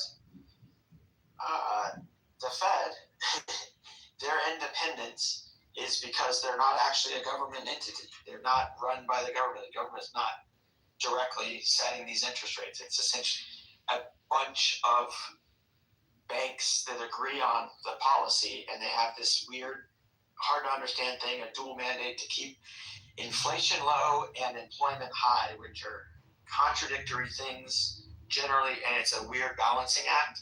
But essentially, they're the one mechanism that says set interest rates as if the future matters. So Donald Trump, as a real estate developer, only knows, just like tariffs, it doesn't matter what all the economists say that it's a dumb thing to do, and tariff war is bad, blah, blah, blah, blah. He still will do it because nobody tells him no. So the reason I played that clip is he won't even, his testimony won't say who won the 2020 election because he's trying to please Trump. He's there to be a yes man. So if Trump tells him to lower interest rates when you're not supposed to do it, the Federal Reserve is to not be influenced by what the president wants or what one person wants. They're supposed to set it for, again, this kind of weird invisible hand long-term future.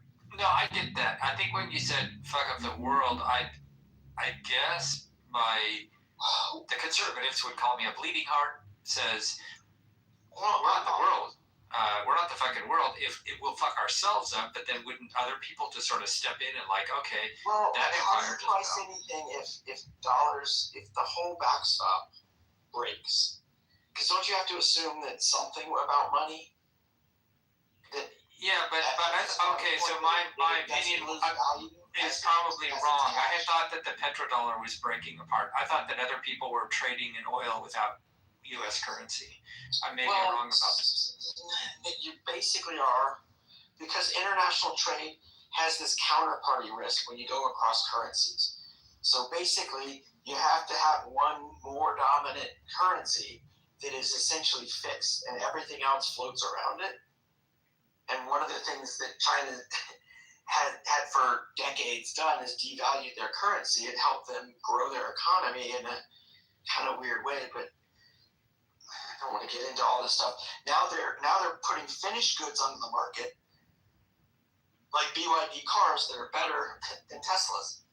So they have a lot of economic heft that I think a lot of Americans can't see or fathom. But all these products that are highly technical take many, many countries working together. And that's the part that Trump is so fucking stupid. He doesn't understand how anything works. He thinks tariffs are good policy to raise money. He thinks tax cuts are going to work perpetually for rich people. It's just a total misunderstanding of how complicated the ecosystem of our economy is. Just my views. No, I support, especially ethically. I guess I knee-jerk reacted to the idea that America could break the world. Like, that seems like a very America-centric thing to say. Like, we're such a weird-ass fucking country. We're like, we're the greatest country. No other country says that so much. Like, I guess I've always thought, well, we're not special. If we weren't there, somebody else would do it. Like, I could be wrong about that. Lots of countries say we're the greatest. Some of them don't, but left.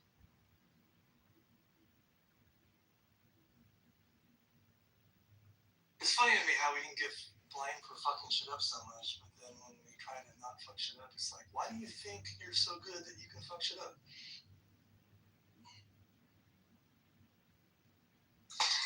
So I have some old issues that I keep. And here's an old issue of Scientific American from September 2010, special issue. And I'm flipping to the how much is left in the environment section. Peak oil, they were forecasting 2014 would be peak oil at just under 80 million barrels a day. Well, we have 100 million barrels a day. And it's 10 years after that. So it's just be careful what you base your statistics upon. Things change. The fracking revolution wasn't quite over when this thing was published.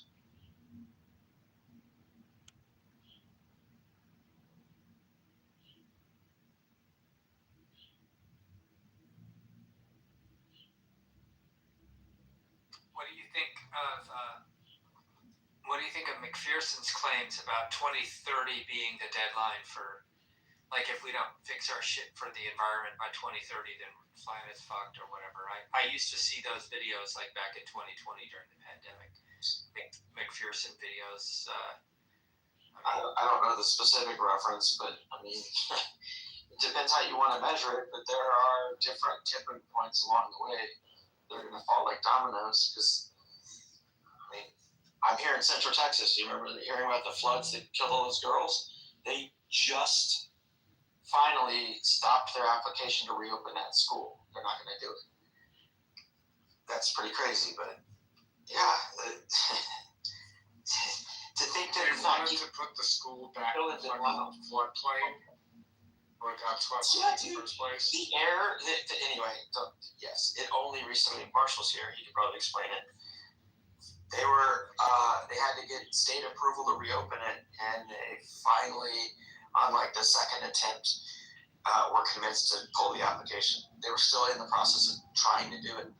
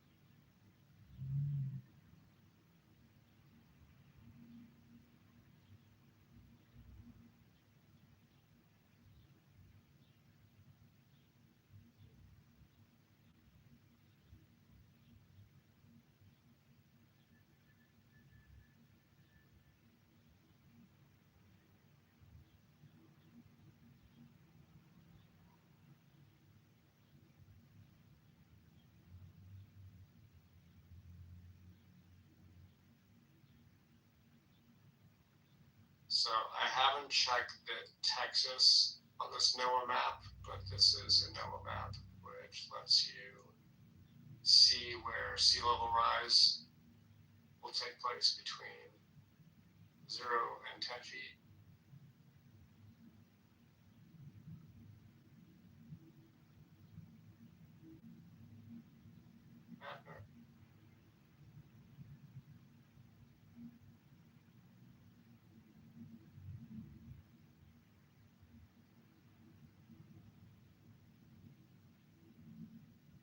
Definitely bad news for lots of people. What are you looking at? The GIS map from NOAA, which shows there's a little slider on the left-hand side where you can plot what an No, but what do you mean bad news for a lot of people? Give me the cut and dry 5th grader version. Well, so Sea level rise sea will level fuck a lot of rises. If the sea level rises 10 feet from where it is currently, imagine where you are. Right. I don't know if you're by the coast, but basically anything I get that's that. coastal. I thought you said Texas was in real big trouble or something. I wasn't sure what you were. No, I haven't looked at Texas. Oh, okay. I thought you said Texas, and I was like, oh, really? What is that like? Okay. Got it. Yeah, no, I mean, we already know climate change is a thing, and people refuse to acknowledge that. I got a lot of work done earlier in the day, and now I just can't keep myself up to do anymore. Rest is not a reward, it's a requirement. You're funny. I have to worry about clinicals coming up. Tired. My bed is very comfortable. My tired brain is going to have a harder time retaining information. I don't know. Have you ever tried CoQ10? You're the second person to mention that today. I actually know the man who brought it to the U.S. He just died recently, and I was at his memorial. Yeah, the family is a set of family friends. So it's really weird when people are like, do you know of CoQ10? Yeah, like I know the people who helped bring it to market. Yeah. Well, I guess that's a sign, huh? A little bit. You're the second person today because we were discussing, my girlfriend and I went to go get pedicures today. We were having these conversations about specific medical afflictions, and she was like, are you taking CoQ10? And I was like, you know how much of that stuff I have at my, house? Since you brought up a molecule, I have to jump in. So, my understanding is that ubiquinol, as opposed to ubiquinone, is the preferred modality as it has higher bioavailability. That sounds about right. I don't know all the pharmacological, mechanisms of action for CoQ10 at this point, but I just know that as a kid, it was brought home to my house all the time as it was being discovered. So there's a lot of marketed. There's a lot of pharmaceuticals that deplete CoQ10 in various ways and affect mitochondrial function. So it is a really, really useful supplement. Yeah, for sure. What are the signs you need it or you would benefit from it? I mean, in general, I think everyone can benefit from CoQ10. Do I know the contraindications? Not at the moment. I mean, it's helpful, but everything in moderation, right? You obviously, I'm not really sure the contraindications for it off the top of my head at all.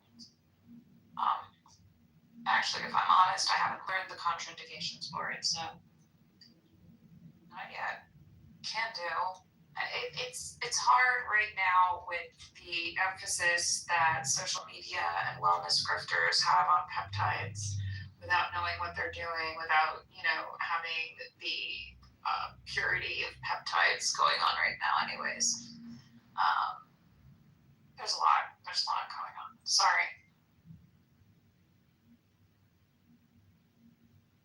I just wanted to go smell my roses. That's all. I always encourage people to stop and smell the flowers. Yeah, I've got my orchids and my roses. Close your eyes when you smell the flowers. I actually do. They smell so good. They look so cute. They're like this bright pink color. I am so in love with them. They've made my day every morning. Did somebody get you roses for your club anniversary? I wish someone got me roses for my club anniversary. Shout out to everyone if you want to get me roses for my club anniversary. Man, she didn't even know it was her club anniversary. That's stupid pollution. Yeah, I wish you happy club anniversary last night after. I guess. Yeah, you did. Yeah, I thought yesterday was it, but I realized now that it was probably after midnight your time. That's so sweet, Otter. I appreciate it. Okay, raise your hand if you tried your club anniversary. Dennis, you are just jealous that you are not getting love on your club anniversary. It's not my club anniversary. I'm very lovable. Dennis, you have a gold medal. Come on, be happy with that. Yeah, I don't. That doesn't make me happy. Yeah, he wants a real gold medal. Lots of gold. Those medals are, well, you know, their value goes up and down, but they have a constant weight to them. So yeah, I wouldn't mind them. Well, they're not even real gold anymore. I was looking at something from the medals from like the 1910 or something, 1920s, and they were actually.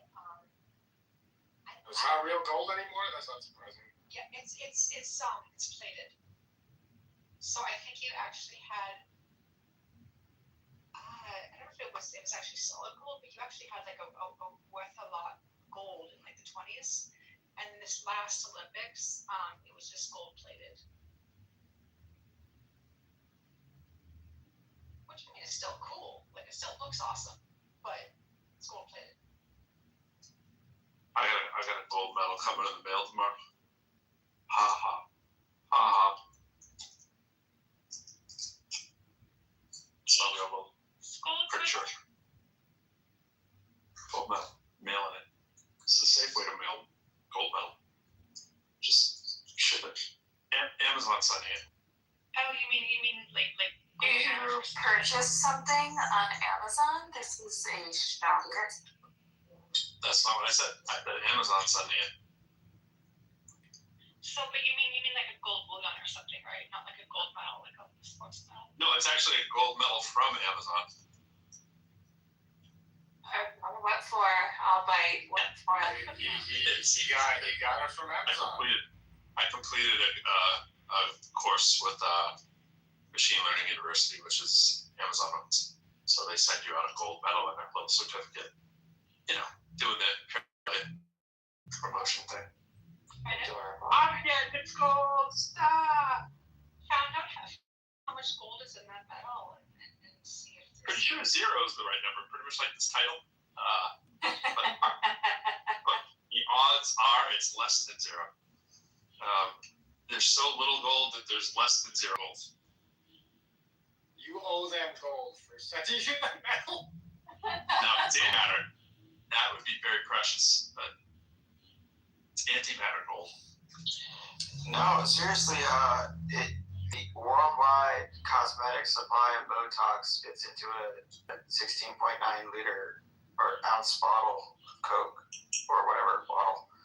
Less than half before it gets, diluted down and supplied to the whole world. So if you think of how much revenue that generates, What? way more value. It doesn't make sense. Not way more valuable than antimatter. Definitely not way more valuable. I don't know if you've got a buyer for that much of a market. Antimatter is Highly valuable. Almost infinity. All that Botox gets sold on an annual basis. Who's doing what with that antimatter right now? You don't have customers. Well, yeah, Experimental, labs. Right. But I just meant anyway. But it's a got last one. infinity. You can't follow it. Exactly. It's got infinity value. I've got an NCAA championship ring coming my way. Yay. Do a Google search and see theoretically if you had antimatter at like an ounce, what it would be worth.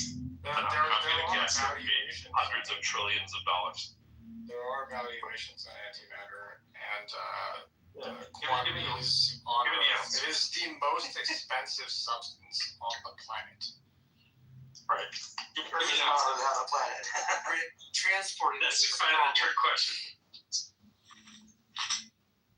You have to store it on site. Yeah, what's more expensive than nothing? What's more expensive than the opposite of stuff?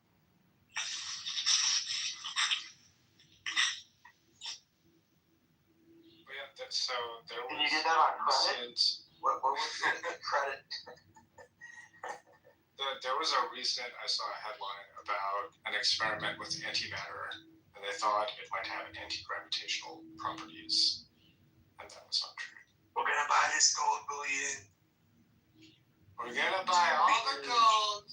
It's gonna be. I'm gonna put it on my toilet and take a giant shit all over my gold throne and ballroom. So this is the thing that I think people underestimate, right? With the whole, what's the damn security thing I had posted earlier? This fake government thing with the country's got to pay $1 billion each. I always forget the name. I mean, the amount of scammery, right?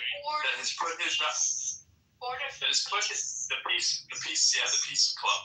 Yes, such a scam. Oh yeah, I mean, because he couldn't get a Nobel Prize, so he made the Board of Peace. Yeah.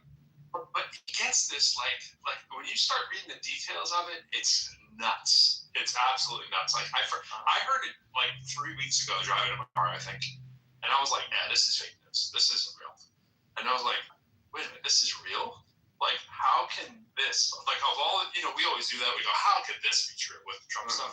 But like, how can this be true? Right? It's like." But then you stop and you think and you go, what world body would stop him from doing just about the most illegal thing that you could do as president, right? Which is pull in money from other countries and put it into your personal coffer, which it essentially is, right? You created it. You're going to have a board just so that you can kind of get around saying that just you, but it's pretty much your thing. You're pulling in bribery money off the books, but creating an entity to say, well, it kind of is on the books.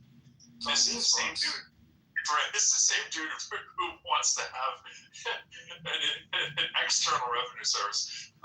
It's just crazy, bro. But the amounts of money that he's brought in during this presidency, he's essentially now one of the richest people in the country, legitimately now. One of them.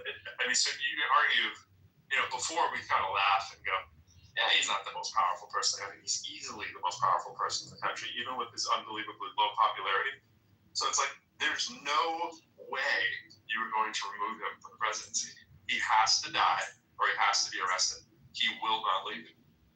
Why would arrest possibly stop him? People go, oh yeah, that's not going to happen. Who's coming?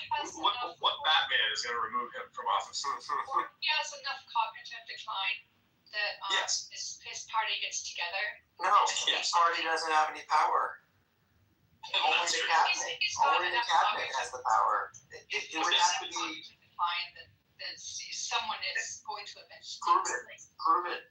How much worse? I know, right? They didn't even do it under when we didn't have a loyalist as Biden as president.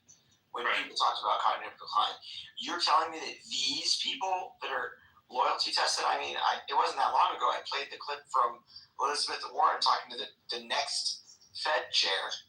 Yeah. But he won't even say who won the 2020 election.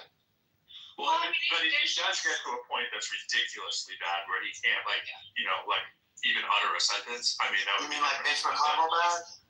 Yes. If he gets to Mitch McConnell bad, it's a wrap. Well, no, actually, it would be different because he has the vascular dementia. So it'll just be a press secretary. We won't see it. If he goes Mitch McConnell, he won't appear anymore. It'll just be tweets. All he's got to do is kick out the squirrel, and he gets another 2 years. Yeah. Well, no, I mean he's got some time left, but the only concern with his cabinet is that he gets crazy enough that he might actually push something through. It's that crazy. It's been that crazy for a while. Yeah. So. Well, I mean, yeah, but like if you follow before, like that might actually be something that he would do, and no one is having to stop him. So that's why they're advertising against. Well, J.D. Pence and Marco Rubio are kind of making a lot of visits with him. They don't have They are infinitely better people. There's nobody you can name who is I get so triggered on these people they're an awful replacement. They're fucking light years better. Light years. Who? Give me the worst person in the country to be president. They're way better. Better. In a second. I would take it in a second. In a second. Who? You know that Trump is Harvey Weinstein. What the fuck are you talking about? He's Harvey Weinstein and he's a fucking ridiculous numbskull. You think Harvey Weinstein is as corrupt as him just because he's a racist? Trump's a racist and he's corrupt on top of it. Yeah, exactly. Yeah, I feel like Trump's the full Monty. He's the full Monty. He's a full-blown narcissist who has no moral compass whatsoever in every area, and he's as stupid as it gets. He's a loose cannon. There's nothing like him. Yeah, well, who's head of the KKK? That guy might suck more. He doesn't have the resources. Yeah, he's not going to be a billionaire. He's not going to be worth $6 billion. I mean, Sheldon Adelson, that kind of but you're not going to be stupid. He's the trifecta. He's the quadfecta. Steve Miller. It's the full London. Steve Miller. No, you can't do it. He would be. He's way too smart. He's way too smart. He's the Klan, but he's way too smart. He's evilly smart. He's smart in the way that people don't pick up on his evilness. Yep, give me him tomorrow. Sign me up. If I had to replace him with Stephen Miller, it's instantaneous.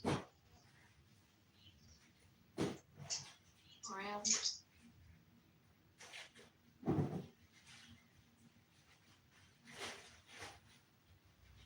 And by the way, Stephen Miller, like now that he's married and has kids, he's not quite as clumsy as he used to be. I think he has kids. I think he has doing the family life thing. He has a wife. He's got the baby on the way. Remember when? Yeah, there you go. It's good. He had to get his wife off the.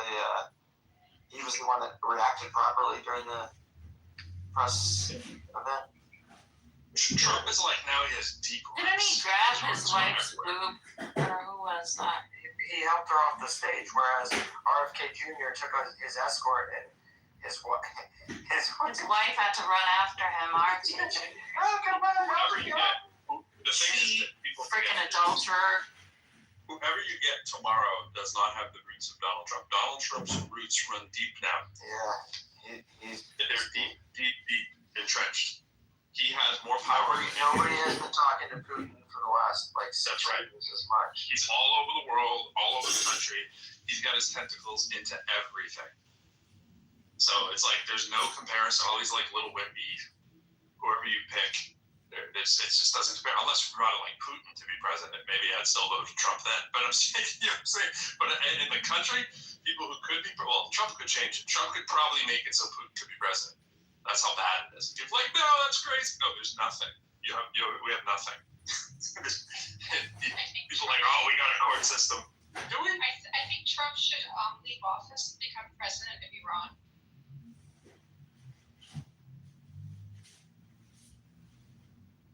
Then they'll have death threats daily, but they can have him.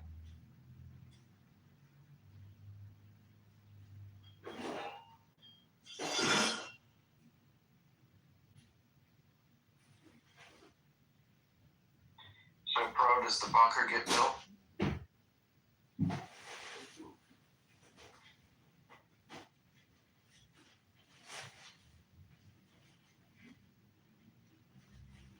bunker that's supposed to be under the now $400 million ballroom.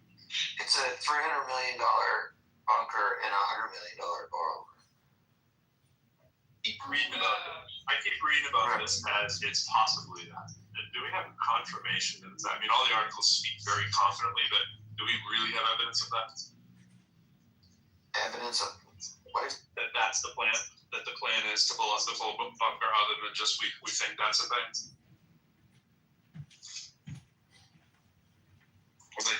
5 or 6 articles that speak to this, but none of them say we know for sure that it is about religion.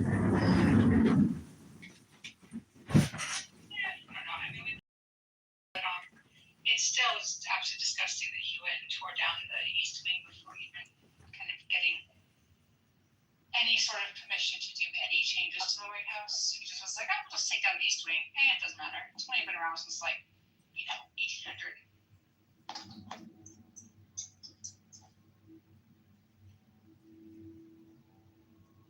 Refuse to play into this productivity game, but then is looking at utility just another way of saying productivity, or is it, like you said, but I'm doing things that aren't useful and my life isn't there. My gut instinct is to say, but maybe if whatever you're doing right now isn't useful to anything, including yourself, then maybe it's good to recognize and make change. How do we know when to make change? What if something about how we're living isn't good, even for ourselves? I'm going through a lot of recovery right now, and there's some days where, I'm not feeling good. I got a migraine. I'm trying to just deal with physical therapy and get through the day. And a lot of times I would probably feel better if I just went on a walk or drove over to the park or something like that. And on the whole, when I think about it, when I do that stuff, I usually feel better, and it's worth it. I'm not making a bunch of money walking in a nice park or going on a hike or something, but it makes my body healthier. It probably improves my heart health and physical health. It, reduces stress, does all these things. And then, if I sit at home, let's say I go on Clubhouse. I've joined a lot of you for on Clubhouse on walks and stuff, right? If I sit around my house and do Clubhouse, or I go on a walk in nature in Clubhouse, either one is a choice I'm making. And maybe one choice is a lot more useful for me. And maybe instead of just, this is my personal opinion, so we get a capitalist productivity thing, do I want to take care of myself? Do I want to be useful for myself? Anyway, Christine, go ahead. No, I was laughing because it's back to the whole argument of how efficiency gets in the way, right? If you're deciding when is a better use of your time. I'm not saying that you shouldn't make decisions or you shouldn't qualify them in some way. More there's because it's still a good, bad paradigm, it still has the same issues. Whether you zoom out to the universe level or you zoom in, right? Granularity or the broad view, there's still usefulness still fits that paradigm for me.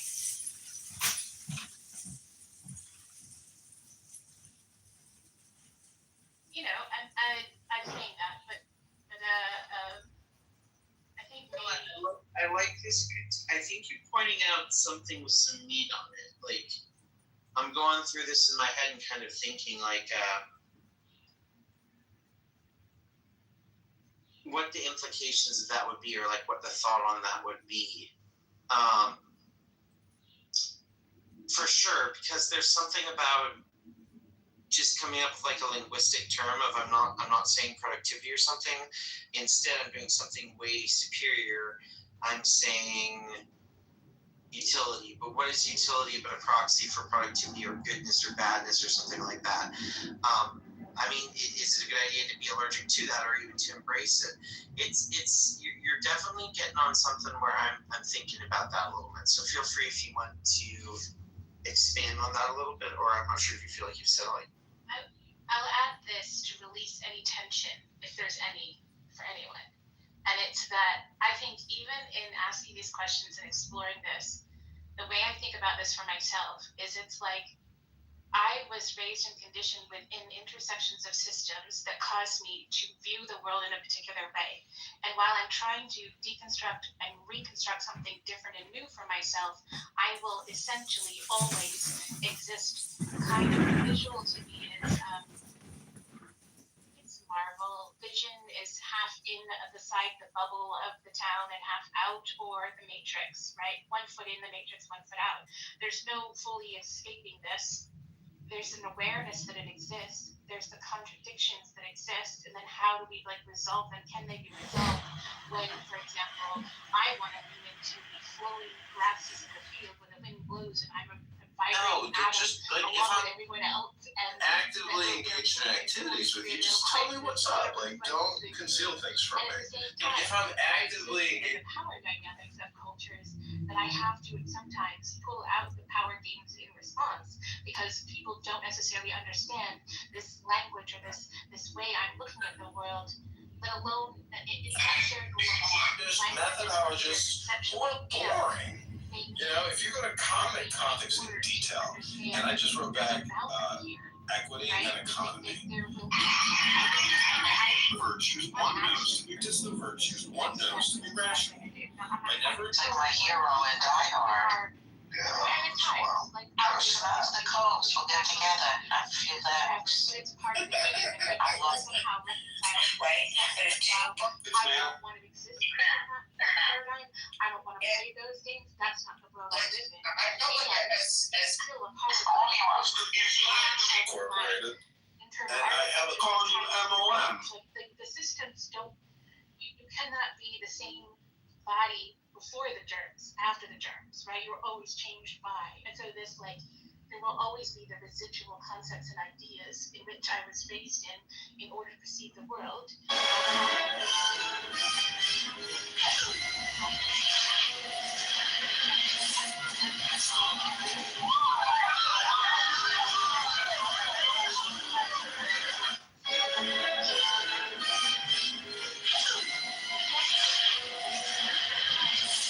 And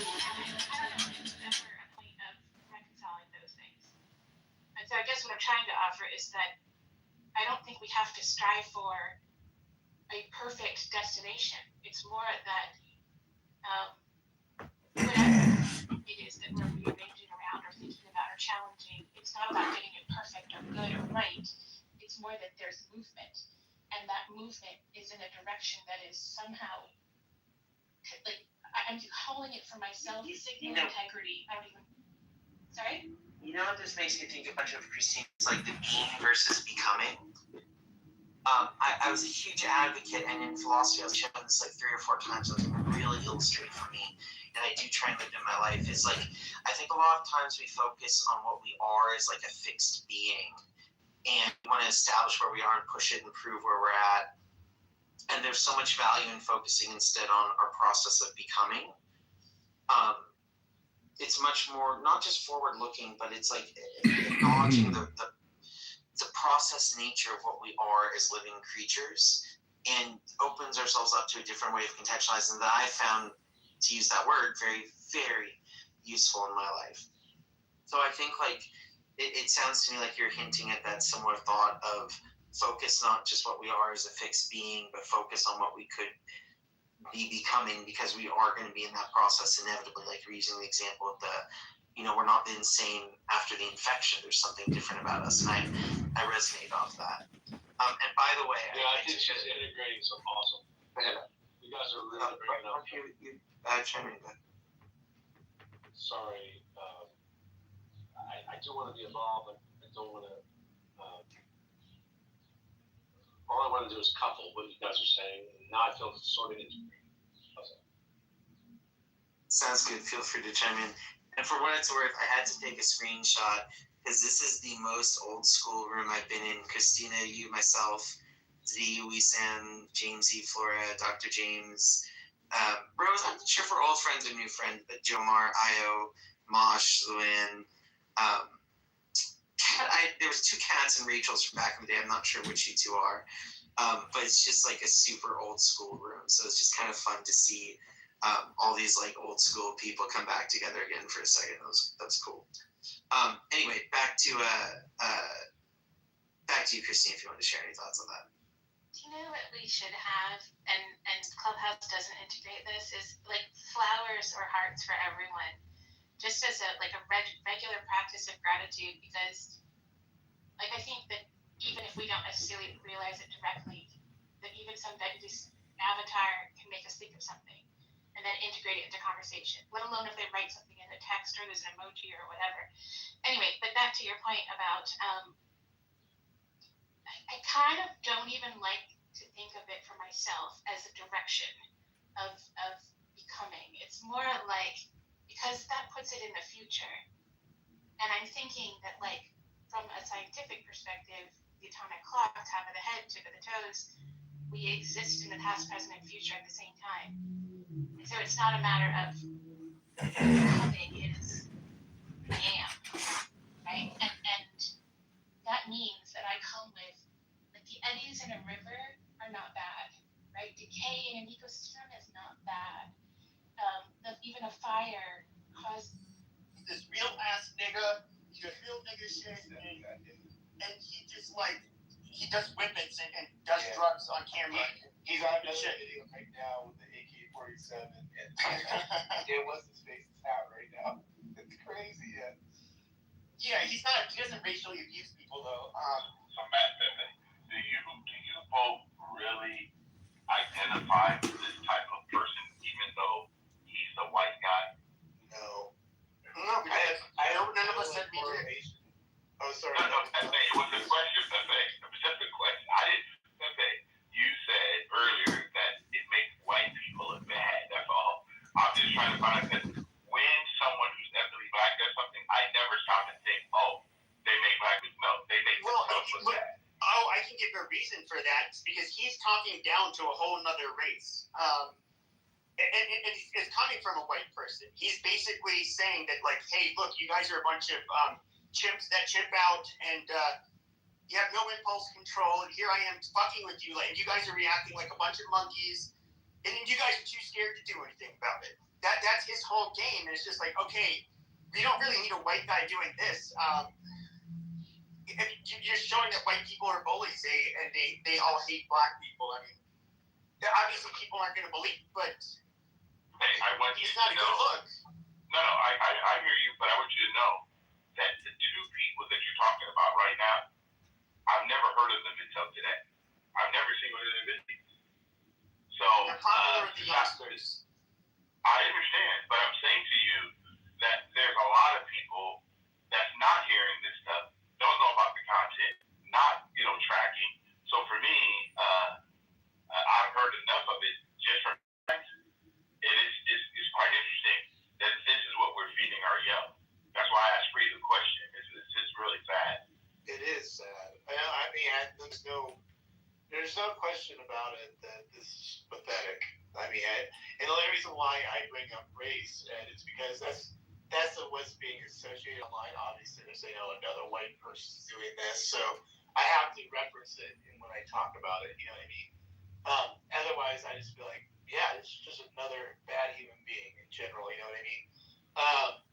But yeah, I mean, because at the end of the day, that's what we got to focus more on. Is that the behavior? I think even Pepe said earlier, it's a low person, low individual. To me, this is something that I think is really sad, because a lot of these people are out here doing this, and it's pretty sad. They're using the challenges that we have as adults to really push the envelope. And then there's companies, then there's companies paying for this. They're supporting it. It's crazy. They're monetizing. And I don't know, Ed, you heard me bring up about, and I know this got a lot of people's hair up on their arms about, demonetizing stuff like this. I mean, I thought maybe this was something that's already being done. This is insane, but maybe he's in crypto. I think he's crypto streaming, so there's not much you could probably do. But what do you think about that, Ed? If the money dries up, all the fun stops. So you think or no? Because he's making money off this, Edward. You know that, right? Yeah. He monetized. No, I know. There's a lot of stuff that people monetize on TikTok and stuff that, for me, is not my content, and I don't even know why companies think that this is what they want to promote. But I do believe, like you said, if you want to defund something, you have to stop, giving these young people this information. And the only way you can do that is by parents or adults looking at this and saying,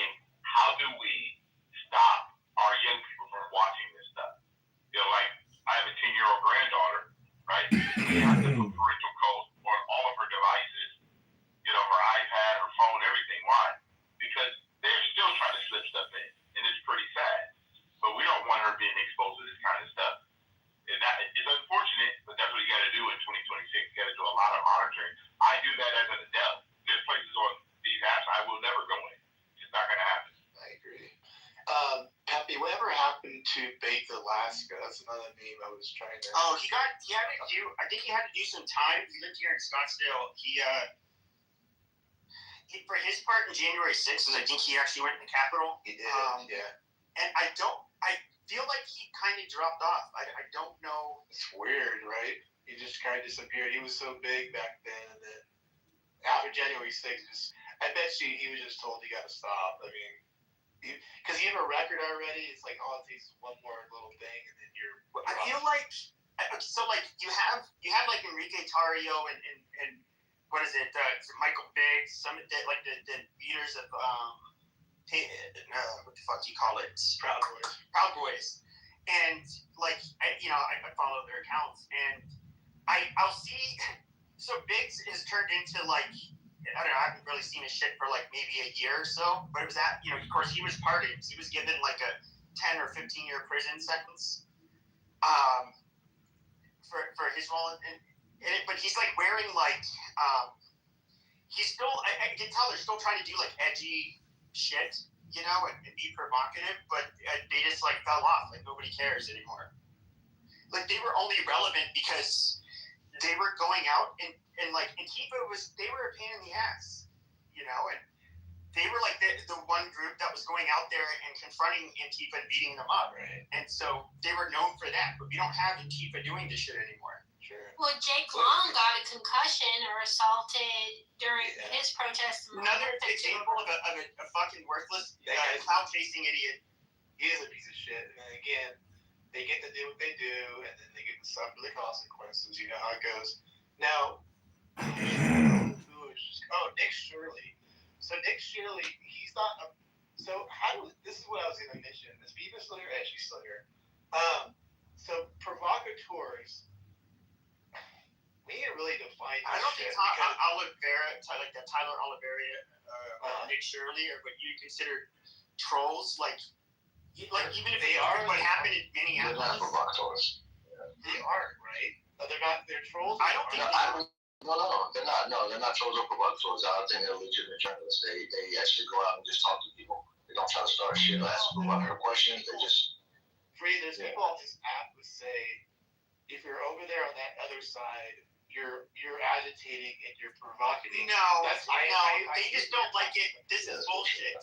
Like the Somali community, it was up in arms when Tyler Oliveira, whatever, he was doing his shit in fucking Minneapolis. They were calling, of course, the Somalis were calling him racist. And it was really funny. As a son of the Holocaust survivor, online. I had a kill nowhere at the age of 87. He's so great. And then he ends up doing one on, a couple of these townships in, New Jersey, New York. I'm also proudly married to a Muslim American. Discrimination. They were clearly documenting things they were doing that was like really, I don't know, I'd say wrong. They were taking over the towns and treating and defunding the programs in the schools for the non-Jewish kids. And of course, a lot of them are on and it's no surprise, and a lot of them are using public benefits because they studied, Torah and instead of working really, and they have a bunch of kids. And then the Jewish community was just like pissed, and he ended up getting his Patreon account banned, all kinds of shit. And they're saying, oh, he's an anti-Semite. A lot of this I think is just political, tribalism. It just kinds of shows like the double standards people have. Like, for example, any of the Jews that called him an anti-Semite, you guys are literally hypocritical. You guys have a small group of your people that obviously are not going to be pleasant to move into your neighborhood when they take it over, and that clearly, abuse the welfare system. I mean, I know that's anti-Semitic for telling the truth. I mean, go fuck yourself. Yeah, to Pepe's point, so what people are doing, like Nick Shirley, and I've been watching Nick Shirley for probably just Marley Farm, of course, everything just boosted once that happened. But, yeah, I mean, there's a lot of those people, like I said, James, we said Oliver, is it James Oliver?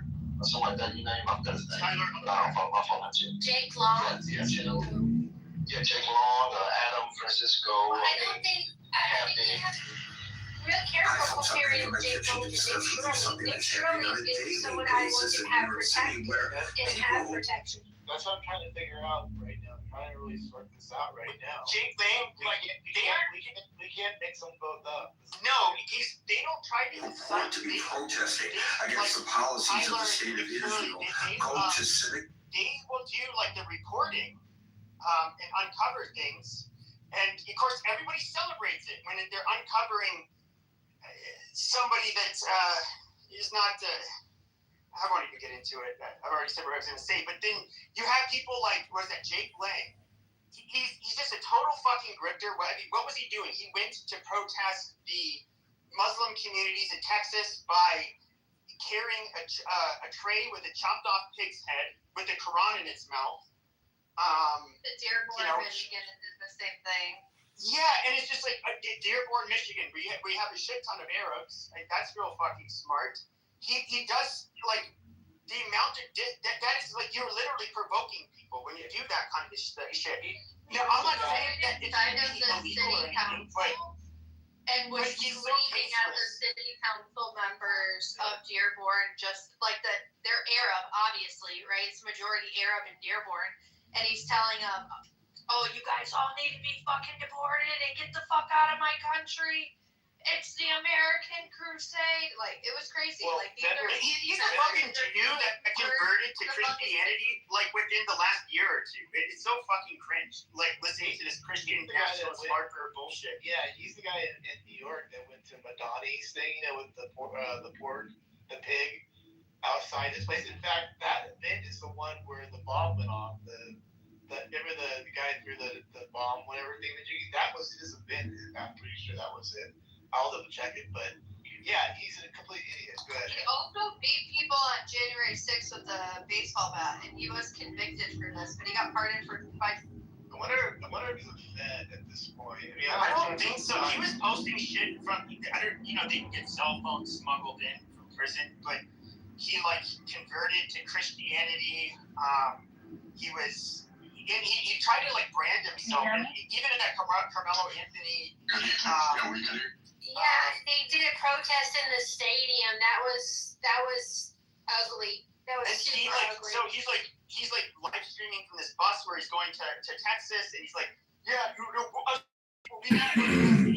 like, dude, when were you ever a white nationalist? Like, what is this?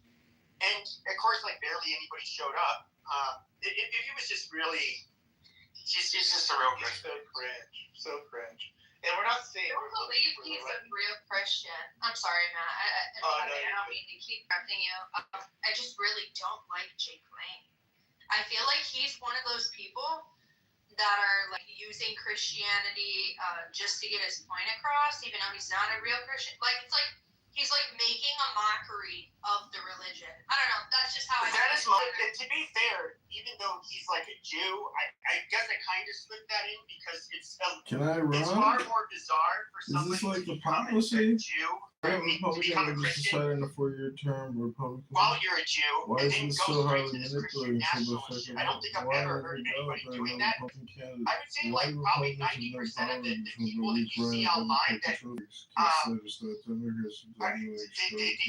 I'm super based, I'm Eastern Orthodox, or I'm traditional Catholic, and these people are just wearing it as a fucking uniform. These are not serious Christian people, and anybody who knows, religious people that have been religious most of their adult life, know that they're not a bunch of edgelord racists that hate women and all of the shit that these guys will say. They're just fucking imposters.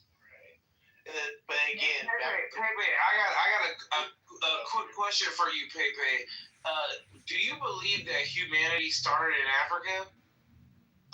That's starting to be, just from the expert's mouth, that theory is starting to look like it's unlikely.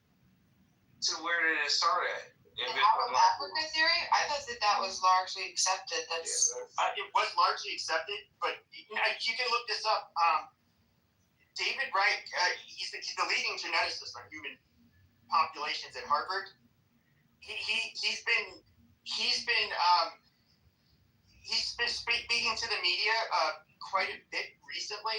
He's had something published that was a little. It wouldn't have been published a few years ago, but as they're uncovering new evidence, especially in our DNA, basically there could have been, like, we already know there are prehistoric modern humans that were living. What's your study report? All over, so it's kind of hard to say where exactly they were coming from, because you're finding shit that's a lot older in different locations, and so it's not really that's why. But yes or no though, can we not agree that humanity started in Africa? I can't say that, no. Okay, so you disagree. So I'm a part of the agreement that humanity are you a started in scientist Africa. though? I mean, that's kind of what I'm saying. I'm in agreement that humanity started in Africa, and I do read my Bible, and I do believe that there was actually 12 tribes of Judah. That's not. But they're anti-evolution. They're anti-evolution. They're going to get completely against the science, so that doesn't work. There were 12 different tribes, so. That's fine, but that's not scientific. Who are the real Jews? Oh my God! Are we talking about a racist provocateur claim self-defense? Do we have to go into that? I don't know. He wanted to come up here and derail. This is silly. Pierre, can you speak to the topic? Otherwise, we just move on. Leave quietly. Thank you. I'd like to. So I will answer to this mayonnaise question. I didn't make it racist. I didn't make it racial. I don't know who you are, Pierre.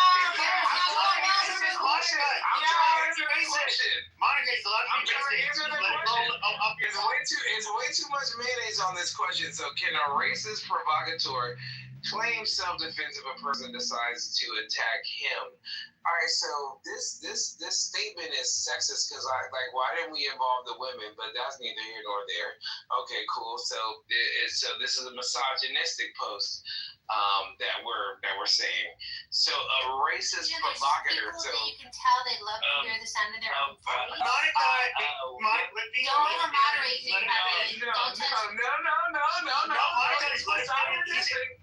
No. It's misogynistic. Shut your fucking mouth. I'm trying to clear. I gotta shut my nigger mouth now. I gotta shut my nigger mouth. Yes, exactly. Please do that. No. Oh yeah. Just say the word. You already got free reign. Do I have to really move you down? No, don't do that. We have good dialogue. Okay, he's allowed to be racist. That's fine. Okay, people say racist shit. You don't need to be. Yeah, I would love to be racist. They say that us as black people, we can't be racist, but I would love to be racist. Okay, just answer to the topic, dude. This is irrelevant. I do not think that if you provoke someone in a racist whatever, you definitely can't claim self-defense because you baited them into that. Really, after all that was your stimulating statement? Shit. You could have made fun of Oreos without the fucking fudge sides, the fucking space monkeys, the see-throughs, with no license. All of that. Dude, no one rides a dick. You're a little fucking kid, man. We know you got the vagina because you're bleeding out again. You really want me to hold that dick? No lube. You're doing it right now, bro. Because they may not say this shit, but whining nasally voice woke me up from my fucking nap. Fucking stop bleeding on stages. Your fucking little bitch-ass fucking sounding voice walking through your nose, trying to pretend you're winner of the Victim Olympics, the Depression Olympics. So, we can do, you ain't gonna bring shit, dude. You haven't brought shit since you shitted in your mama's womb. You haven't brought shit since you smacked the last slepahoe that you fucking tried to manhandle after she got done with your ass and fucking smacked you out of her fucking place. Dude, the only time you act tough is during cuffing season when you need a fucking check and you need it out of the IRS. So shut the fuck up. Go on, Pepe. Yeah, it was way too much mayonnaise on that rhetoric. All right, really? Mayonnaise? All right, do you want me to say there's too much pile of shit sitting there? There's too much of a dung beetle sitting there like fucking crawling? Do you really want me to kind of keep going on that one? Because he may not say it. I'll do it. Jesus Christ, you guys were having a somewhat decent one. It was a nice nap.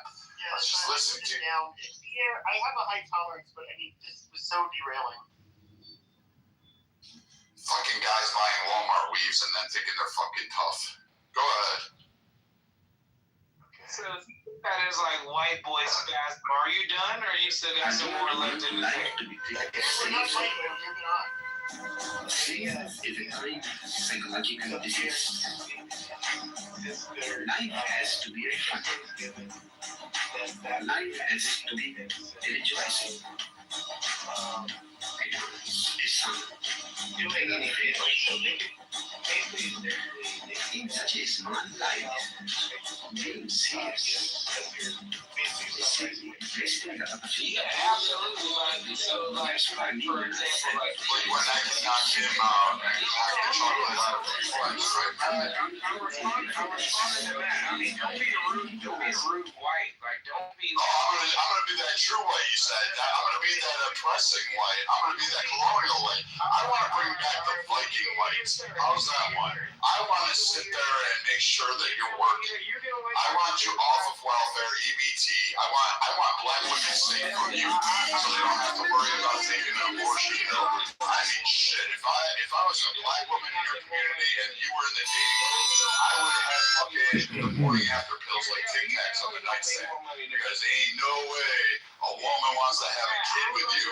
Shit, worry about getting the milk. Shit, this motherfucker would have still staying around. He'd have to raise 2 kids. He'd have to provide for 2. He'd say he'd have to get diapers for 2. He says what? Hold on.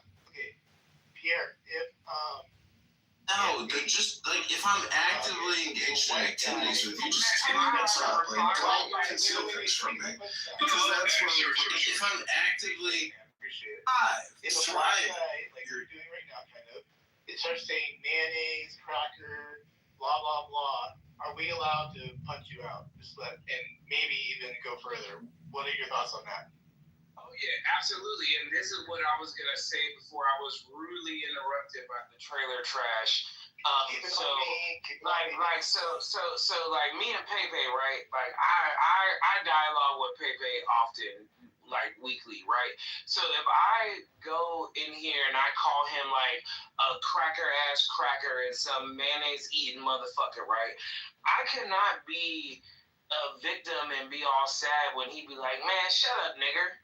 Okay. The fuck, like you can't. Like you can't because you started it. So it's trying to finish it. So either you're gonna like go back and forth or it is what it is. But like no, you cannot talk shit about somebody and then expect to like be pampered when they talk shit back.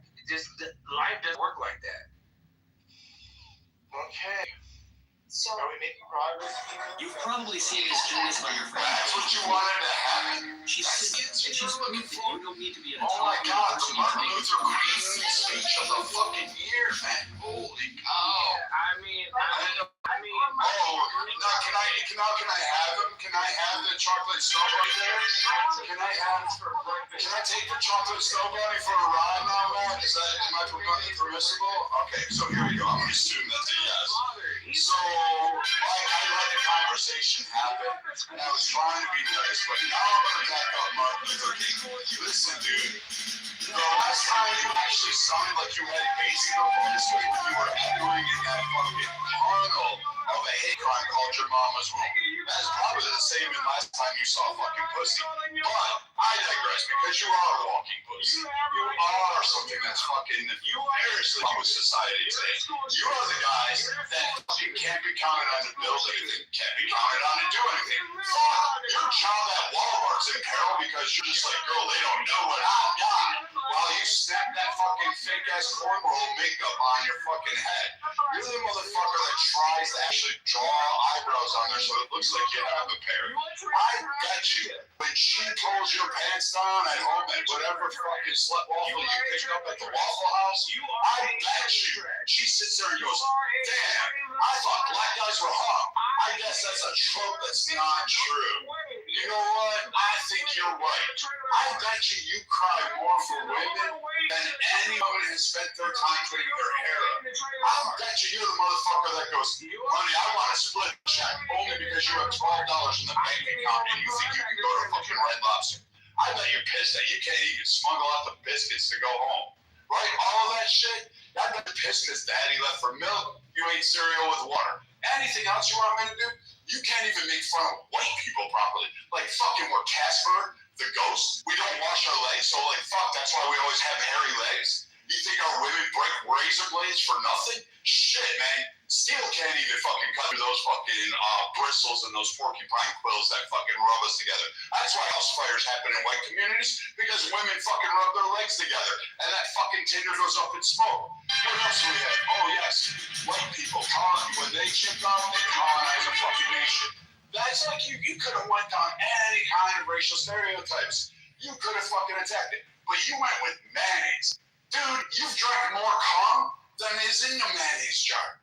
Like, we know that. Don't have a whole list, a nasally voice, in high pitch, and then come up here and go, mayonnaise? Like, Jesus. Fucking grow a pair and have it, and come up with some real fucking white racial slurs. I would have tolerated yeast yeti. I would have tolerated snow bunnies. I would, like, fuck that. You could have had all of us. Like, literally, you could have said, hey, Frosty's up there, man. Get fucking going. Get back to work. Shit ought to be there. You should be building shit. But no, you don't have it. You still can't make fun. So I have two comments. So y'all, real quick. I have to reply because he went on a tangent. But after you reply, I'm gonna go. Wait, I'm sorry. See, again, you have to cut in front of a woman to go ahead and try to be masculine. So why are you cutting in front of the white woman? Why aren't you respecting that fucking crystal clear queen up there? Why aren't you fucking monitoring that fucking, midnight ballerina up there that you never see on the stage? Why aren't you fucking honoring that? Huh? Fucking lack of gentleman, man. I can tell you were raised by a fucking hood rat, right? Because I betcha. Go ahead, Beamer. This is the... No, man. No, don't come off mute. I'm sorry, dude. You can't have it. Your shadow's gonna stay on that wall. So I had a couple things. I wanted to know, this is my ignorance. Did you know the most powerful cosmic characters in MCU? There are many powerful cosmic entities in MCU. So let's see the three cosmic beings that are very powerful. Like, what is an costume? That's language that you need somebody with violent language? And you attack them? Like, does anybody understand what a costume is? Costume just means it's to abruptly to dump on them, whether it's to be critical, to be insulting, to accuse them of something. Let me look up the definition. Yeah, what was it called when you like to fuck your cousins and shit like that? And you're It's called being a fucking black man, pretending you have a do-rag on and thinking somehow, listen, that's your fucking sister, that's not a wife, alright? Understand that shit, okay? Pookie and Ray Ray season is kind of coming to a close. Black women are far exceeding you. This is why they're going, hey, I want white boy winter, man. I don't need these fucking guys walking around with do-rags, fucking fake-ass Walmart weaves, fucking painted nails, thinking they're great with their underwear hanging out with shit stains on it. That's you hollering at them from a fucking BMW from 1980 that's barely held together with duct tape and fucking glue. They don't want you, dude. They want successful men. They want men that they can count on to protect them. They don't need the motherfucker that's going to watch a girl get stabbed in the subway. No. They don't want you. That's your problem in life. Because you know what? Here, I'm advice. Get yourself a pair of pants that fits. Get a fucking shirt that can, get rid of that pregnant pot belly you have on that front. Stop having fucking premenstrual cramps all fucking day, every day. Then work on your voice, work on your articulation, go out and split wood, go hunt a fucking bear, go fishing, go camping, learn to drink bourbon and tequila straight and not ask for a fucking pink drink with a straw and an umbrella in the fucking shit. And then learn to eat fucking meat. Eat rare. Blue is fucking great. Learn to do that shit. Put down the fucking Popeye's chicken so you don't have fucking grease dripping down your chin while you're trying to yell at some girl. Go for some white boy shit. Learn that a 3/4 zip actually looks good. Hey, how about a nice button down shirt that goes down like every other successful black white man in America that has fucking done great things for this nation. But yeah, I gotta listen to Pookie and Ray Ray named Pierre. Can't even come up with a fucking black name. You gotta comment it off of some white French man. Like fucking hey. Stop your shit, man. Shut the fuck up with that bitch ass voice. You don't have Hey, dude. Hey, you definitely don't get no pussy. Hold on. Don't get no pussy. Hold on. Talking to Bima. So I just Googled it real quick and it said, accosting is the act of approaching and speaking to someone in an intrusive, aggressive, or threatening manner. It often involves stopping a stranger in a public place to make demands such as asking for money or to engage in unwanted interaction. So I think that there was some report that we were playing earlier from this Chud guy that really sounded like some of that would tap into the realm of accosting. I mean, like he went up to this one guy in a convenience store, and the guy was nice and gregarious, and he asked him something. The guy responded, right? The gentleman responded with like, just live and take it one day at a time. A nice comment. And then Chud tries to push it to the extreme, saying like, slowly, I don't know about that Ebonics BS or something like that. And then he started calling him. It was a white cracker that did that. Right, yeah, but it was this guy that we're having the topic, that's the conversation. So then he started calling the N-word, but while he's inside the store, he repeatedly kept calling him N-word, like loud across the store, like, come on. Like, I don't have time. Bima and Matt, do you guys remember the girl that walked around pretending she was twerking her ass and smacked white people saying that's for colonization? And then some fucking hood rat like Pierre smacked her upside the head. She's like, I did nothing to deserve to get hit like this, right? And it was all fucking comical because guys were all like, oh my God. And she tried to play the racial thing, and it ended up being that she caused her problem because guess what? She was hanging around with Pookie and Ray Ray like this guy. She was hanging out with this guy right here. So, you know what? Yeah, you get to defend yourself. You just got to be able to back your words up. Like people like that, they're only tough online. They don't amount to much in anywhere else. McDonald's assistant manager of the fry coach section. I mean, shit. You cannot. Yeah, I can. Amazing. I can. So many years ago. Okay.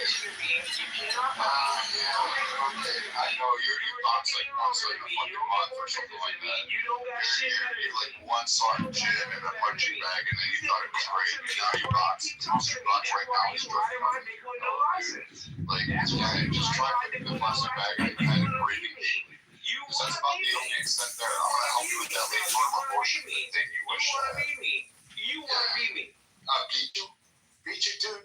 Fucking who's on the stage? Fucking Bima, Nye, Coco could beat you. What the fuck do I need to beat you for? You couldn't even get past the first row with them. Like, you couldn't stand a chance at all. Really? Literally knock you the fuck out. Yeah, right.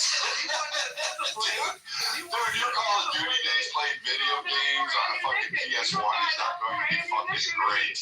Dude, Atari wants their fucking logo back. They're not going to go with Tyson's knockout. I mean, shit. You are not fucking smart, intelligent. You have an IQ of like 10. Shit. The dog has more than you. Like, fuck. Funny and shit. You know what? I'm sorry I didn't leave you with a baby brother or sister, man. man. I know it hurts. You gotta grow up alone. You gotta hang the pork chop around your neck to get the pit bulls to play with you. I got you, right? I got you. Yeah, I know that white skin. Go ahead, Nima. Go ahead. Look at your voice, dude. Listen to your voice. Listen to your voice, dude. Go practice that. Record that shit. You like hearing my voice, don't you? No, listen. No, I don't, man. If I was a guy and I talked like that, I'd probably fucking murder myself. Waste of white skin. Really? You're white and broke. I still conquered you. I still come out on society on top over you. Okay, just a second. I'm gonna play something. This was the day before this guy got shot. Okay, listen. He's streaming. This is him in his own words. Check this out. Yeah, I don't know how to convince you guys that I'm literally a fucking single guy with a camera. Somebody could come up and try to kill me right now. There's nothing I can do about it, but I'm protected by the Lord, and I believe in His divine protection. Oh my God. Other than that, I'm literally a sitting duck.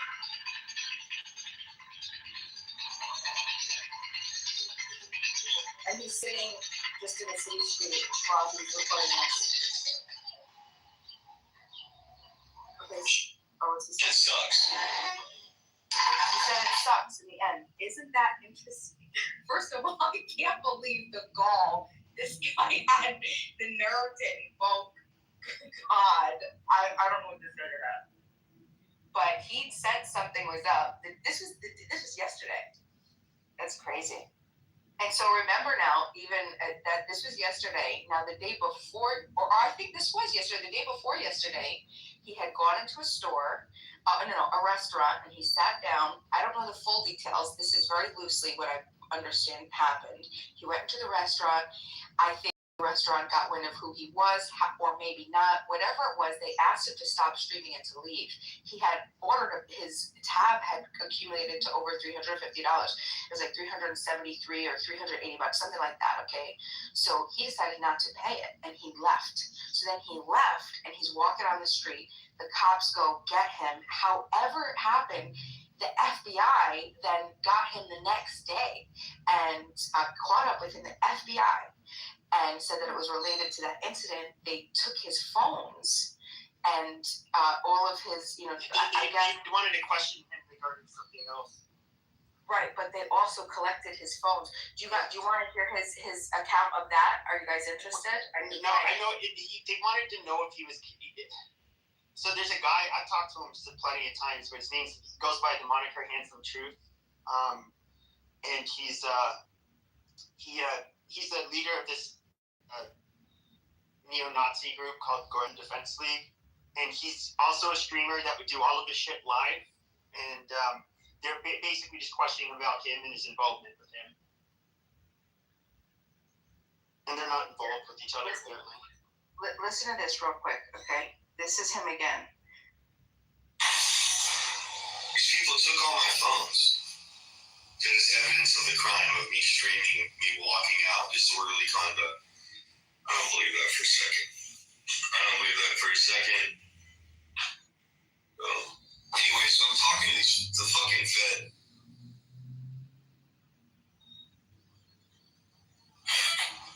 And it basically got to the point where they were like conceding in a way, like, listen,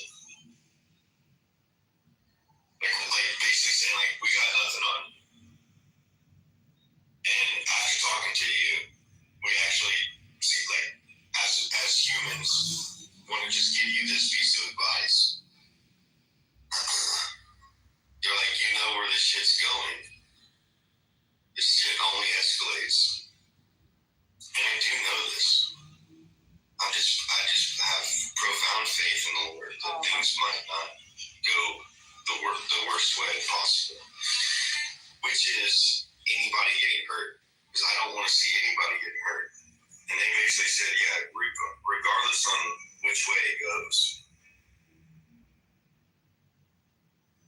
Whether you get killed or you have to defend yourself and you end up killing someone, there will be massive riots. And these guys are basically in charge of preventing these massive riots. Or maybe they're in charge of manufacturing them. I really don't know.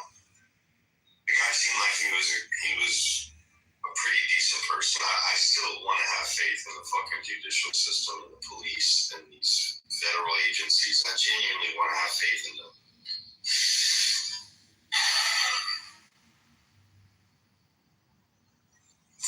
Well, you gotta take everything with a grain of salt, I guess, right? I think it got to an ending point where it was like more of a personal, intimate, hey, can I just give you a piece of advice? Man to man, father to father. I don't want to see you get killed.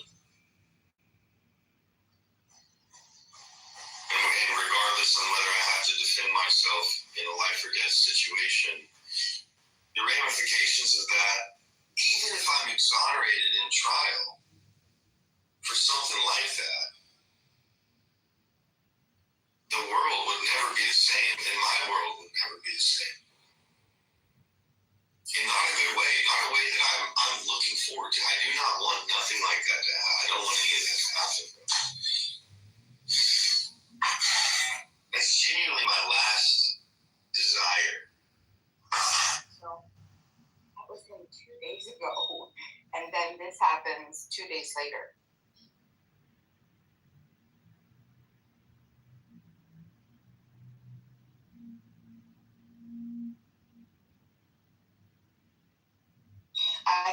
I'm so confused. The implication of God and the Lord. Like, what Bible is he? Oh, I was gonna say a mean religious joke.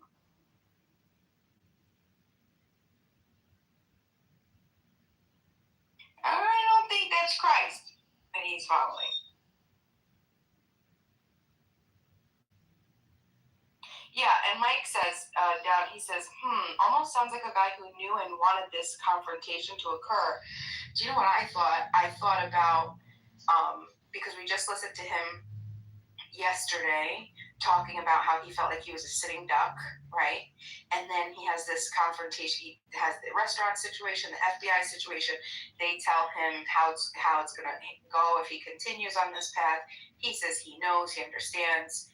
And it's like, now he is carrying, if he wasn't before. I mean, like, I don't know if he was before or not, but almost like the seed was planted. I mean, could he have gotten away with, not having to use his firearm from this guy, I mean, I don't know. All speculation, who knows? Mike says that he had it in his head all day, probably thought a lot about it and overthinking everything, almost paranoid. Yeah, I totally agree. Especially after the FBI contacts him and does all this stuff, right? Yeah. I'm not trying to, you guys know how I feel about the Second Amendment, and the ability that we should all have to defend ourselves. So I'll never be swayed on that. However, I definitely see how some people do go down into these isolated, almost paranoia tunnels, and it feeds them. There was this guy that was local. He lived around the area, and he was part of our prepping group. And the guy was overly Second Amendment. It wasn't uncomfortable. Like, everything was about constantly, always gun, have to have it on me, protection. He even hired a company to train 2 German Shepherds for, like, I'm talking like security level. No, I'm serious. Security level. He paid him like $10,000 for each dog to be trained in security. Like, very, like, insane. Okay, so he's like going overboard. And what happens?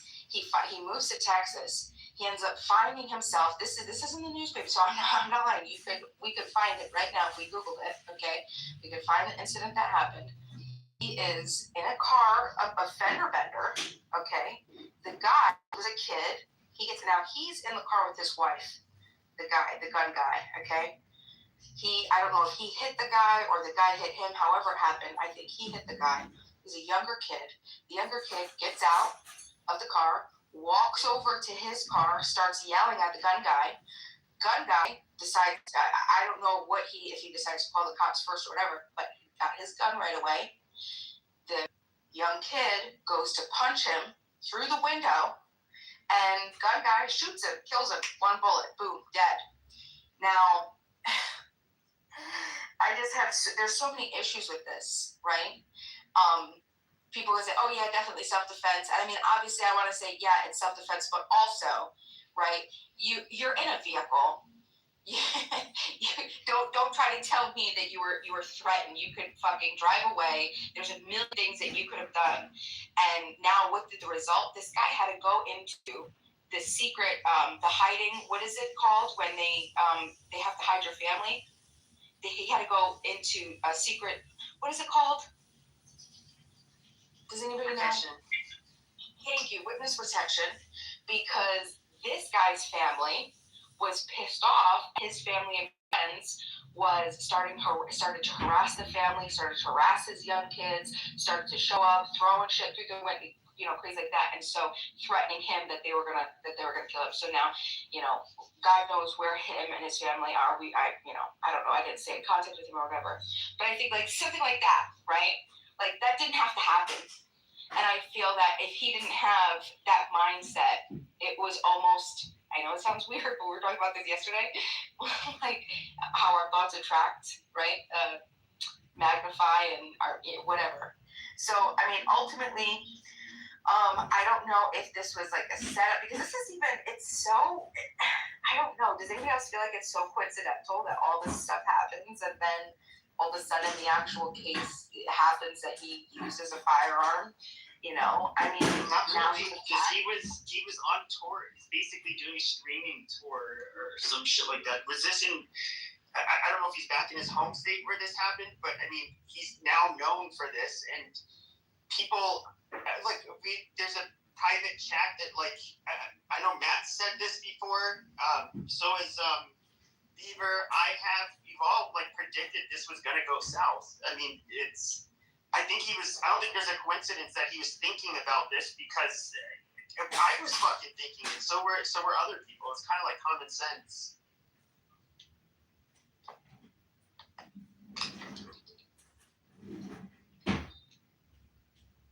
Yeah, and that's what sucks, because he was thinking it. Now it's definitely in the forefront of his mind, and he's still going out to,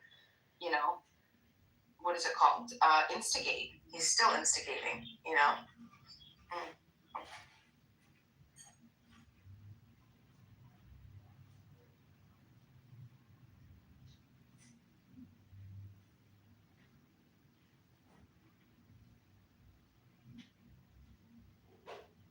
I think this shit is a side hop. I'm gonna be honest with you. I think all of these internet personalities, all of these podcast people, they all are like one big ass psyop of different personalities and fucking belief systems and values. And it keeps people glued for some reason. And I think that the Govs is just stepping in because they're starting to realize how many people actually pay attention to this shit. So what do you think the purpose of that would be, though? The ultimate purpose? What do you mean? His situation in general, or just the whole idea around podcasts and personalities? No, if it is a psyop, what are they using it for? To start more racial tension. That's what it's about. You feel me? They want more racial tension. They're not seeing the racial tension between black and white people like they thought. They're starting to see more black and white people actually team up, because they don't. They're starting to agree on immigration, economics, shit like that, resources, all these fraud and scams that have been going on. And now it's kind of like what happened during the 50s and 60s. I did a study on this in college, where the owners of the factories saw that black and white people, black and white men who were working in the factories, they were beginning to agree on a lot of things, like the white picket fence, a good education for their kids, the dog, shit like that. And when the motherfuckers saw that, they sent the niggas to the mines, and they sent the white dudes elsewhere. And then you had that fucking movie about that fucking black dude who did something to the black girl come out later. And it just stirred racial tensions. That's all it did. And that's what you're seeing right now with a lot of this shit. All of these personalities are a new thing to attach your hate to. It's like what you saw with Trump. They do it with Trump all the time. Trump is supposed to be the face of racism or white supremacy. But those with the brain know that's the case. But the idiots who feed into the dumb shit, what they just see on video, or what it's clipped as and showed to them, those are the people who bite and take the bullshit and eat the bullshit up, and then it spins out of control and it fucks everybody else over because they don't understand like what's at play. So it's just stirring up a racial tension, it's stirring up a conflict, it's stirring up a whole bunch of different shit. Well, yeah, okay, well, you said it best. That shit is MK Ultra, right? I got it wrong. It's MK Ultra. It's not a psyop. It's MK Ultra. Like, they're using these personalities, and they're like getting people to agree with the personalities, but then on the other side, the other people don't agree with the personality, and then that's what it is.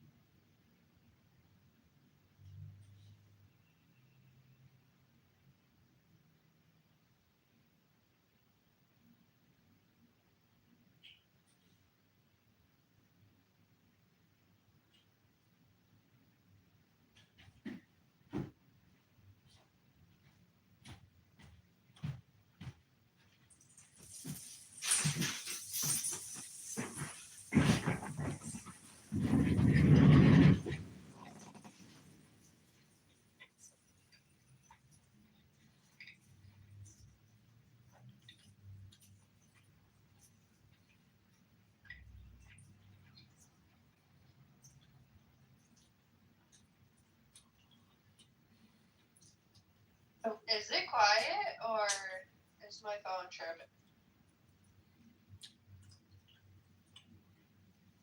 Yeah, it's quiet.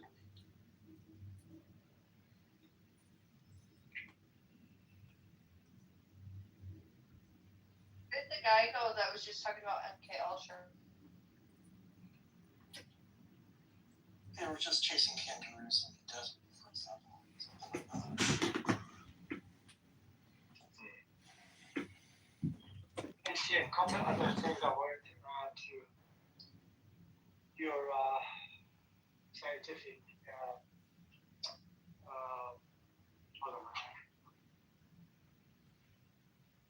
So I wanted to add two other things. The Reformation and Luther, also the printing press, printing in Europe, played a significant role in addition to the invention in terms of progress in Europe and by extension in the United States.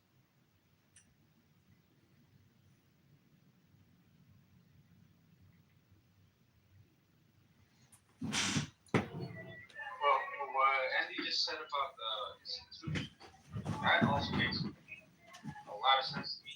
Wait, even if your institution is the Catholic Church, like just having institutions like that will lead to some amount of stability that will be able to allow for innovation in other fields.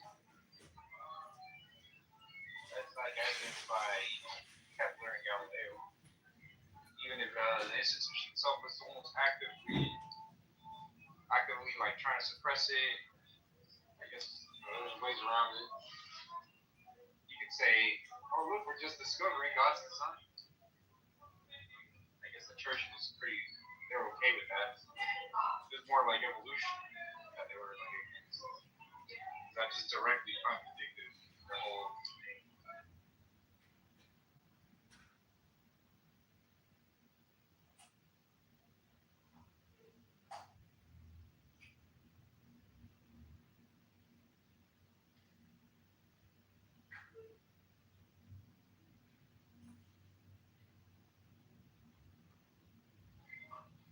But things like guns, germs, and steel, I mean, it's obvious how these things are going to lead to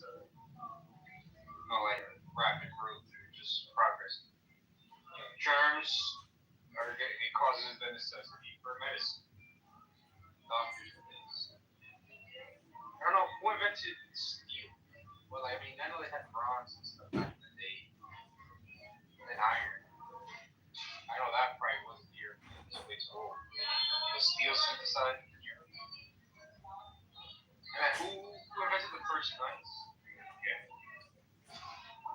It's been like probably Europe, right? 1600s or 1700s.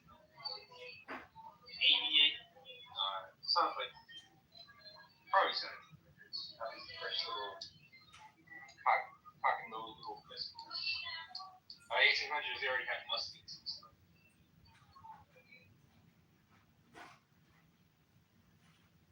I think steel was kind of created around the world.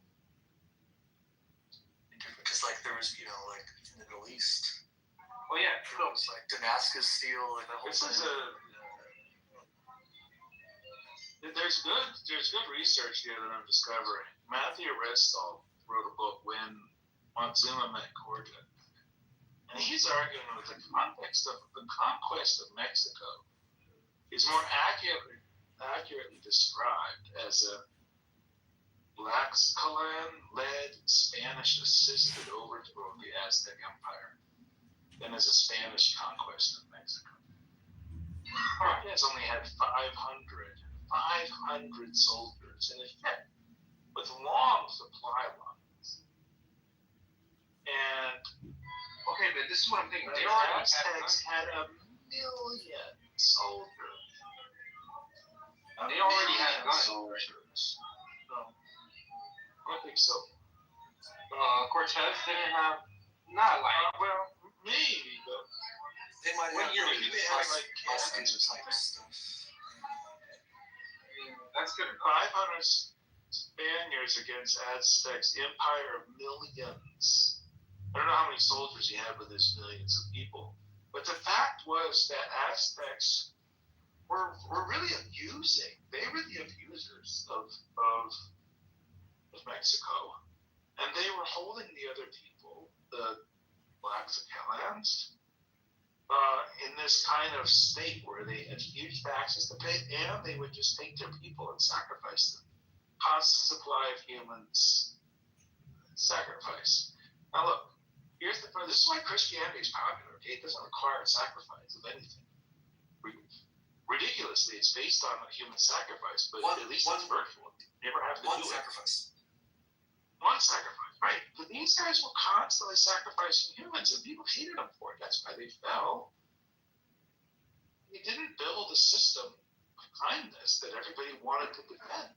You should build a system of terror. I never thought about it that way, but that might have been one of the reasons why Christianity was embraced.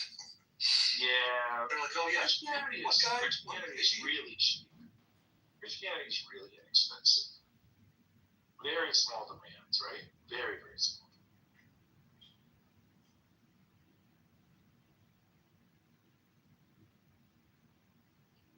For a while.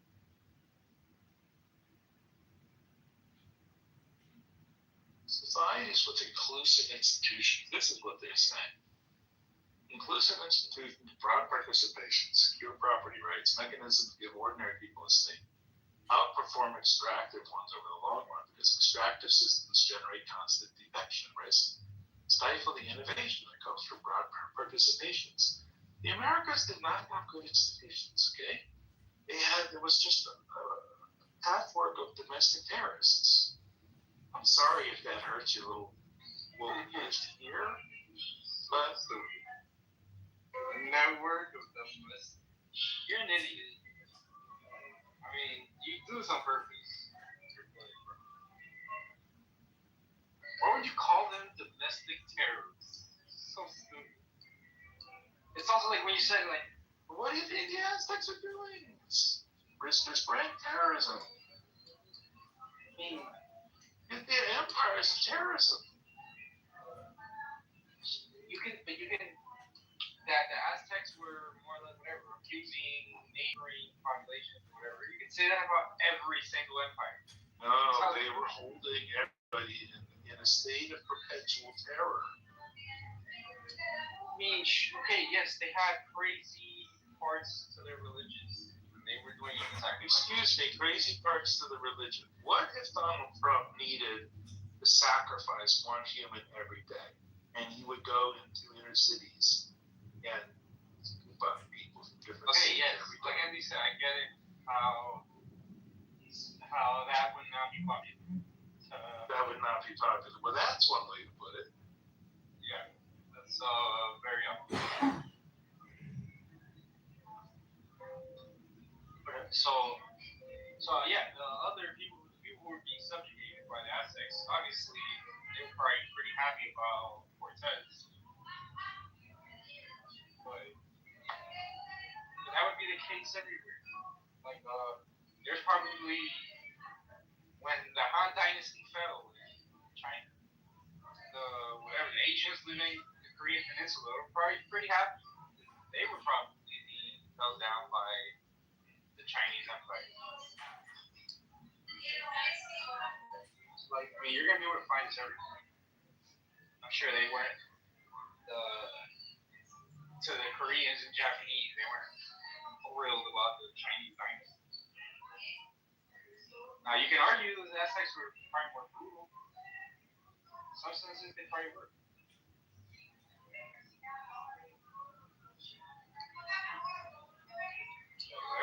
That's just the culture.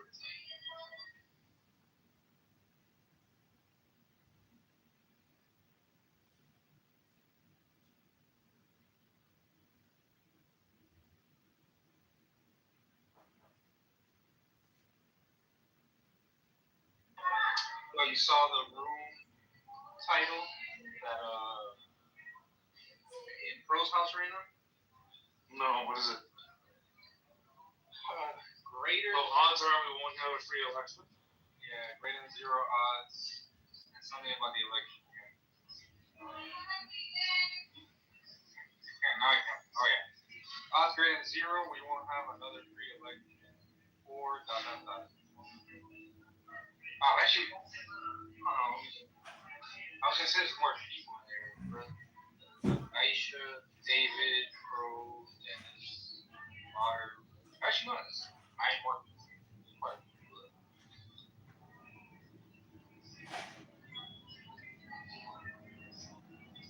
I'm surprised John is not in there.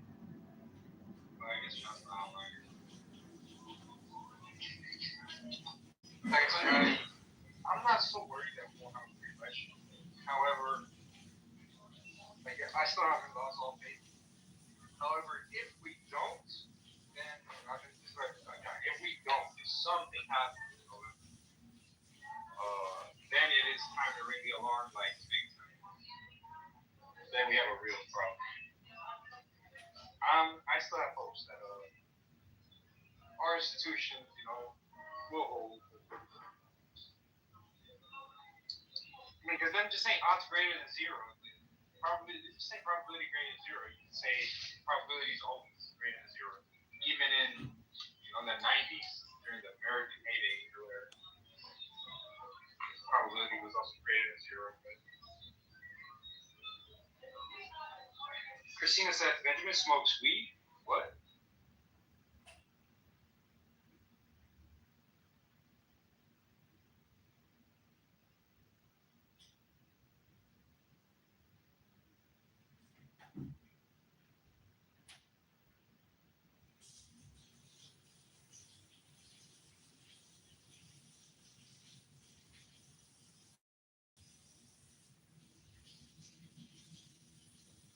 Yeah, I have no idea.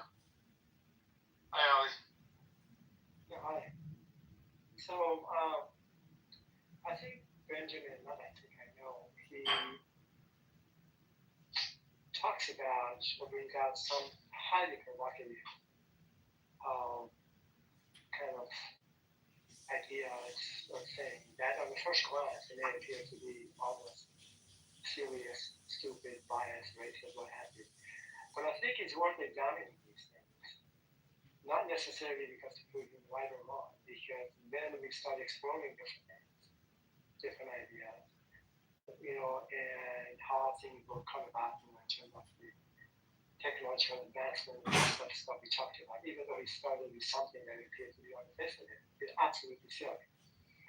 And so I do appreciate that. That actually for me, it provokes me to, or makes me to think about it. And why am I, who could be supporting him, or finding things that maybe have something to say about his thesis here, it may not be correct, not at all, or maybe substantial. So that's what Benjamin is, and I do like that. I appreciate that. Yeah, we pretty much hear him out on his little theories almost every day. And to be honest, completely fair, they're not really stupid. A lot of times he's wrong, but being wrong is not really he's. They're usually what he says, at least kind of like thought provoking, or at least make for good discussions or good debates. Like if he was just uttering stupid things back to me every day, it would get to a point where we're not even willing to hear him out. That's never been the case. This guy, he draws crowds.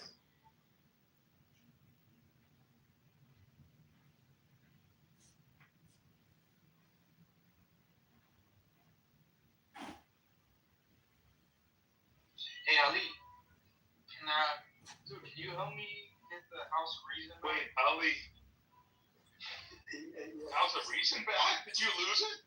Oh, well, okay, well, if you tell me what I need to do, I will. Yeah, dude, it should take like less than a minute. Yeah, dude, this is a new account.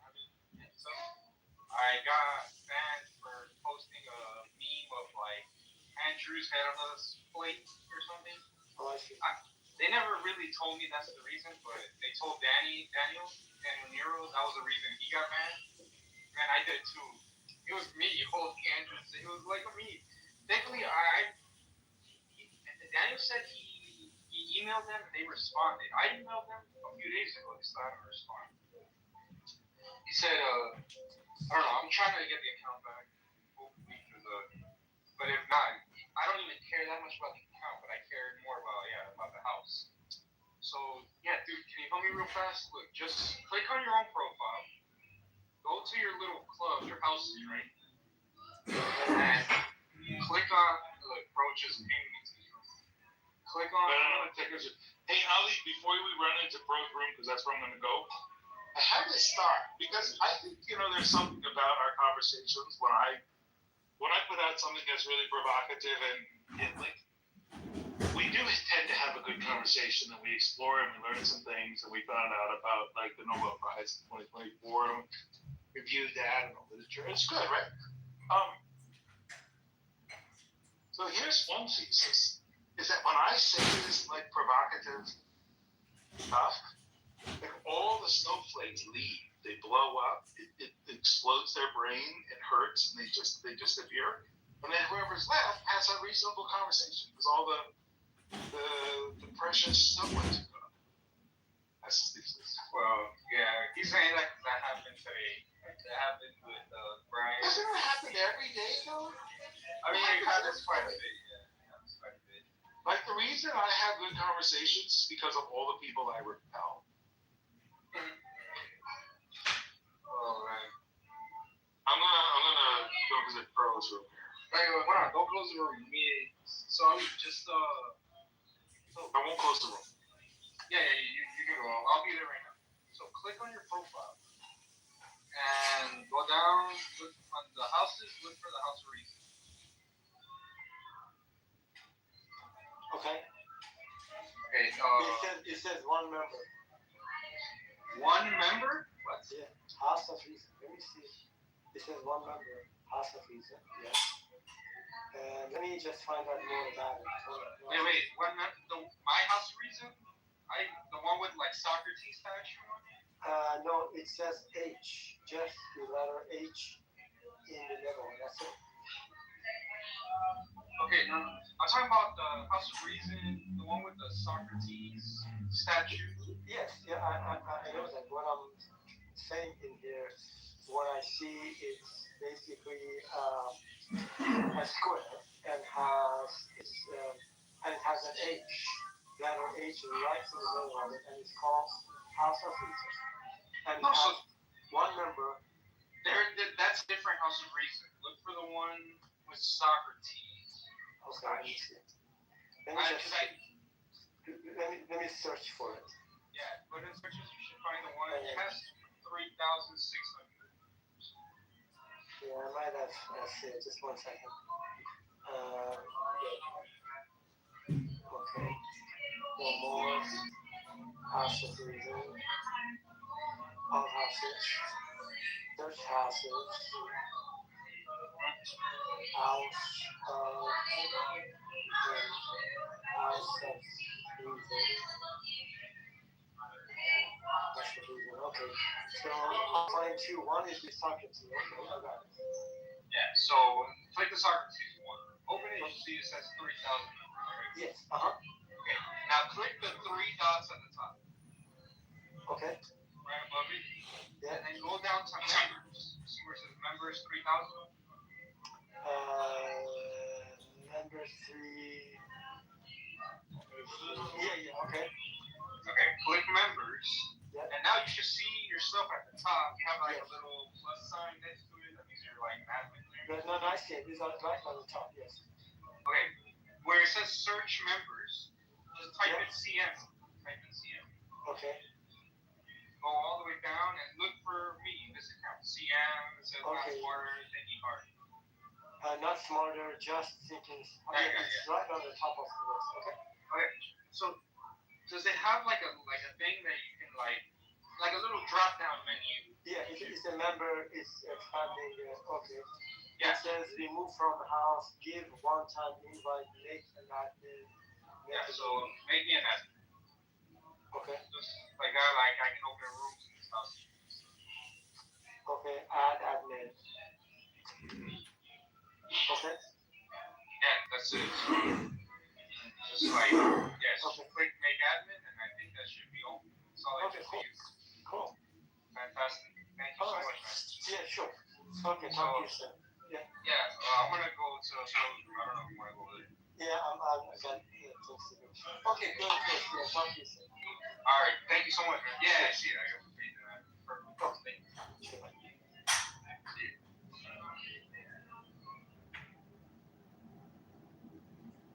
Don't want to be, bro. Well, I mean, because all I can do is run, because I can't even do bench presses anymore.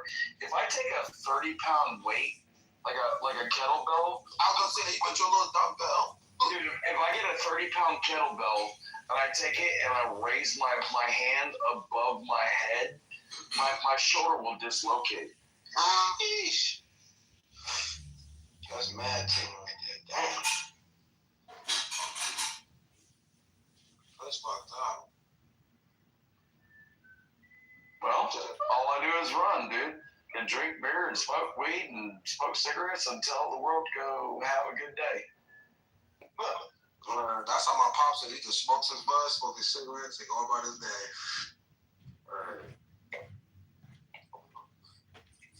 I don't think he's ever gonna quit smoking.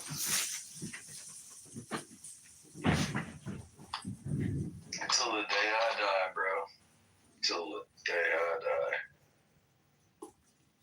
Like, seriously. Like, if you get diagnosed, like, oh, you've got lung cancer, it's terminal, like, okay, you shouldn't smoke. I'm like, why not? I'm already...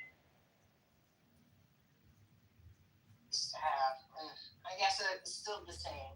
I just felt like that new piece of information, I love a good roast battle because they get out of order.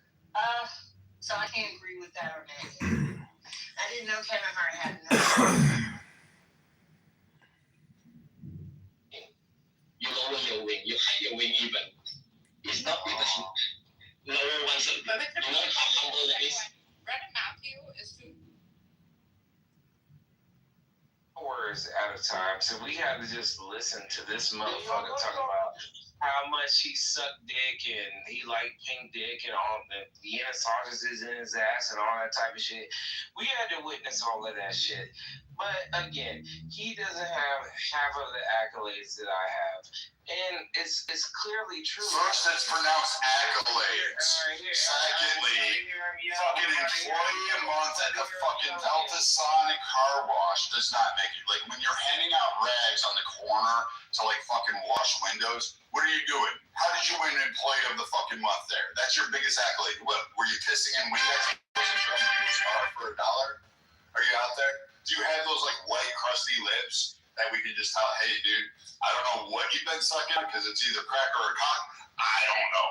But again, you came out. Again, I gave you the opportunity to batter up. You were on the plate. You were like, fuck, that picture, that fucking goat, that fucking White Mountain snow-capped fucking King fucking Kong that dragged his ball sack across my face and then hit me in the ass, pulled my hair and said, get down, bitch. You decided to say, hey, I'm going to come out there and give this epic speech. And it was going to be, we just Andy here in your Marge Simpson voice, how bad I am to you. And you know what? Here's the crazy part. I'm not wrong. I'm 100% right about who and what you are. You're feckless, you're spineless. And if I could, I would literally go back in time and tell your mother, like, dude, just stop at oral. Just get this fucking nut over with. This is not the nut to fucking get pregnant with. I would literally tell her, I'll give you $1 million just to spare this fucking episode right today. So you don't have it, you don't get it, you don't win it, and you don't have it. And nobody's gonna cheer you on except for maybe the fucking incel fucking white boys that are gonna fucking try to get their goated. Because these guys never left their mama's basement and they're still begging for fucking mama's milk from her titty. So take your fucking quote half gay ass, go find those guys, go in a slipper group, go on some fucking Reddit forum, and fucking suck each other off talking about how fucking all the world needs to be along with. Anything else? Jesus Christ. And when I say I have chores, I have like wood to stack, I have fucking walls to finish, I've got fucking a whole shit ton because I, unlike you, bought a very large expensive place and I can fix this shit. You can't. You can't. You know that? You can't even pay fucking rent in a rent controlled unit. So spare me what you got fucking going on. For me, chores mean actual fucking labor. For you, they mean you have to actually go out and go to the dollar store and fucking take a bus home. That's your idea of chores. We're two different men here. Yeah, I don't pay rent. I live at a family house. I knew it. I knew it. Holy fuck, this thing just keeps getting better. You're half gay and you live at a family house. So you are truly pooky. Holy shit.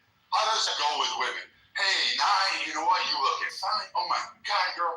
You know what? You're an enchantress. You have the look that would haunt a man to circumnavigate the globe to get back to you. Will you come over and hang out with my fucking mom or my fucking family house? I'm living in the garage of my aunt's place. It's in the back. I've got a cot next to the fucking water heater. What the fuck, dude? Told you. Get a fucking dress. Get a fucking job. Get fucking on your feet. So my family owns like over 50 properties in the southeast. I can just go to any one of them and just live if I want to. For free. I just gotta pay the electricity. You're fucking killing me. You're fucking. I can't make this shit up. The man, you gotta take over. I got shit to cover. You can't make this shit up. I win. I just gotta wait. Anybody else tell me that I won? Wait. No, man. You don't have black privilege. You don't have fucking any privilege, dude. You're living next to a water heater in the basement on a cot. Talking about your family owns 50 properties. Ooh, what are you, a fucking black Donald Trump? Do you have the orange weave in the hair? Is your skin going like a caramelized Cheetolini color? What do you have going on? Do you like really rub the what do they call it, cheese puffs on your arm to make yourself look like Trump? Do you have fucking... I don't want to have a conversation with you. I want you to give me the fucking, tell me how gay you are, and I want you to move out of your parents' basement. I want want you to move out of your parents' basement. Holy shit. No wonder your dad must slap your mom every night going, fuck, we screwed up. That's the night you told me I couldn't use the back door. You hear this? This is your dad knocking on the back door. This is your dad going, hey, honey, you should have did that shit. You should have did that shit. Live with your mommy. You are fucking, you're a grown-ass man. You are fucking supposed to be a man, and you have a nasally Marge Simpson voice. What does she do? Pour your fucking Cheerios out there? Oh, wait, do you have Cheerios or do you have those generic O's? What do they call them? They got O's, like whatever the fuck it is. Like, I don't know what you got going on in your hood. Do you have those? Anything else? Fucking live with your parents' basement, you're half gay, and now you're gonna cry. White boy is done having his period. Let me know when he's done with his period. Dude, I'll go buy you a box of maxi pads so you can strap them on whatever fucking furniture you'll have it. You can bleed all over that shit. You can gut out, man. Go ahead. At least thank God we know you're not pregnant. Fuck. Thank you. God, thank you. Yeah, go ahead. Jesus Christ, Allah Akbar, fucking Bahama G, baby Buddha, fat Buddha, happy Buddha, whatever one I gotta pray to. Come on, motherfucker. Make sure this guy doesn't get fucking pregnant. Wow. I'm gonna have to set up a crime scene around this stage. Yeah, this dude definitely does not have more money than my entire family. He doesn't even have more money than me by himself. He is a loser. He has to project. He has to yell for hours and talk to us and then talk about all this gay shit. Like, that's that white boy shit. You are a white boy. Nigga, your bitches don't even want you. Nigga, why you think it's all these biracial kids in this fucking... Because they're going after white boys like me. What are you talking about? Your women are going after white boys like me. They're like, I want white boyfriends. I want money. I want a home. I want a guy that can build me. They want fucking 800 different animals. They want horses, dogs, cats, fucking goldfish. You know what? That's why there's biracial babies. Because they're coming up to me going, hey, get me pregnant. I want cute meals when you get home.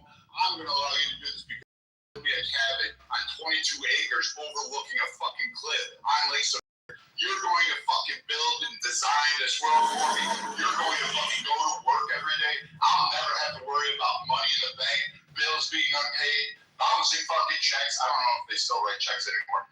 But like your ass, we know your ass is living off of people. You didn't do shit. You lived in mom's basement and thought that was a flex. You thought that was a flex. Bro. No, bro. I don't homo. Like, no, bro, I don't do homo. Well, no. I said I'd make you my bitch. But that's it. That's it. You can't, it's not gay. You just gotta breathe in all time. Go like this. Go like this. Like they do in the bars. You just hold that shit out there, you know? You know how when women give birth, you do those breathing exercises, you'll be alright. Each cheek spread over, you're used to that position. All you and the homies do that. Fucking A, live at home with mom and dad and act like you're gonna flex because you got mom and dad to pay your fucking bills while you live in their fucking HUD house. Get the fuck out of here.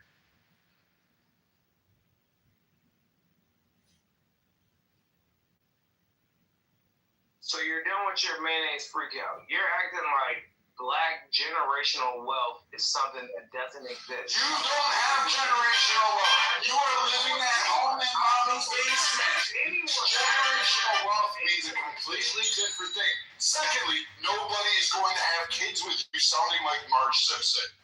Nobody's going to do that. And that Walmart weave, again, you got to get rid of it. That fucking Costco corn roll is not going to fucking impress women. You can't do that shit, man. You gotta fucking cowboy up. You gotta sometimes take it square in the face. You gotta let it hit you. You gotta let it drag all over you. You'll get used to it. It's been happening to you your whole life. Fucking put a suit on. Get a fucking job. Move out of mommy's fucking basement because that's just shit embarrassing. And fucking go on and fucking make it. You don't have generational wealth. You don't have fucking anything. You live in mom's basement. So stop, spare me about all this fucking black generational wealth. You don't have it. And knowing your dumb ass and how you sound, you're gonna fucking wait wasted on fucking Popeye's chicken, fucking Mountain Dew, and fucking Cheetos. I think he left. Holy shit. Hey, Brad. Hey, Matt. Oh, shit. Dumpster, what's going on? Yeah, hey, it's me, Steppy. I got clipped a few weeks ago. Who would clip Steppy? That's strange. Yeah, I don't know, but I got put in the bad boy space. I just followed you. Thank you, my guy. Good seeing you, Chief. Nice to see you there, son. Brad, you feeling good? No, actually, I was really excited to hear more of what Coco says. I just can't stand fucking Pookie's coming up and fucking like her and I have been like pretty much, you know, really rocking it out and having like really great comments. Like every time they comment, it's kind of nice to hear. And I like listening to them. But I mean, fuck, man. Like I can't stand some of these cats on here. Literally, the motherfucker said he's half gay and he lives at mom and dad's house.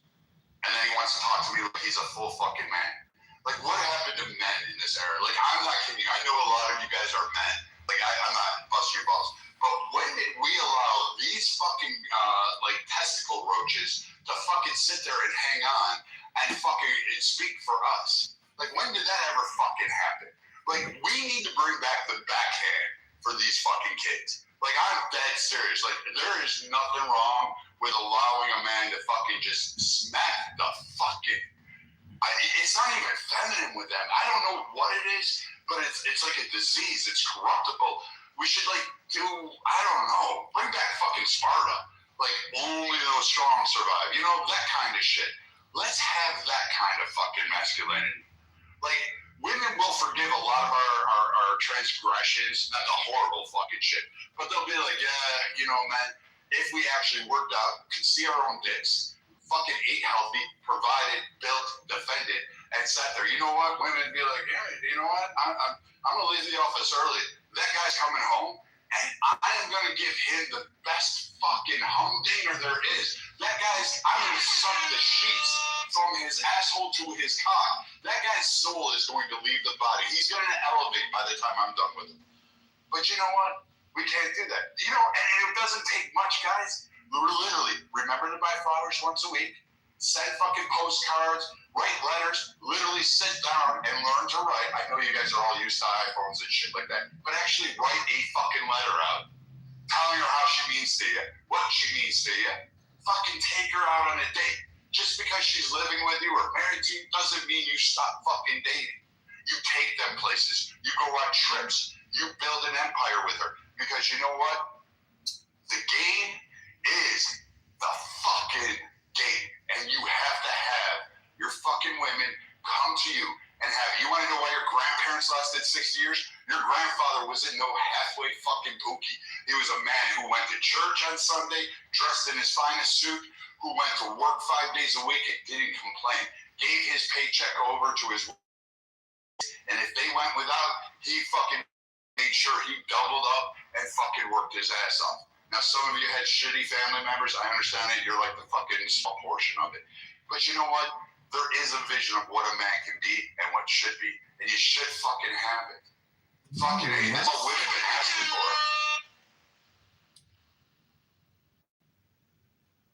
Damn, dude, I've been fucking it up. I got 20 years in, and I ain't never had my wife suck my dick through the sheets or however you said it.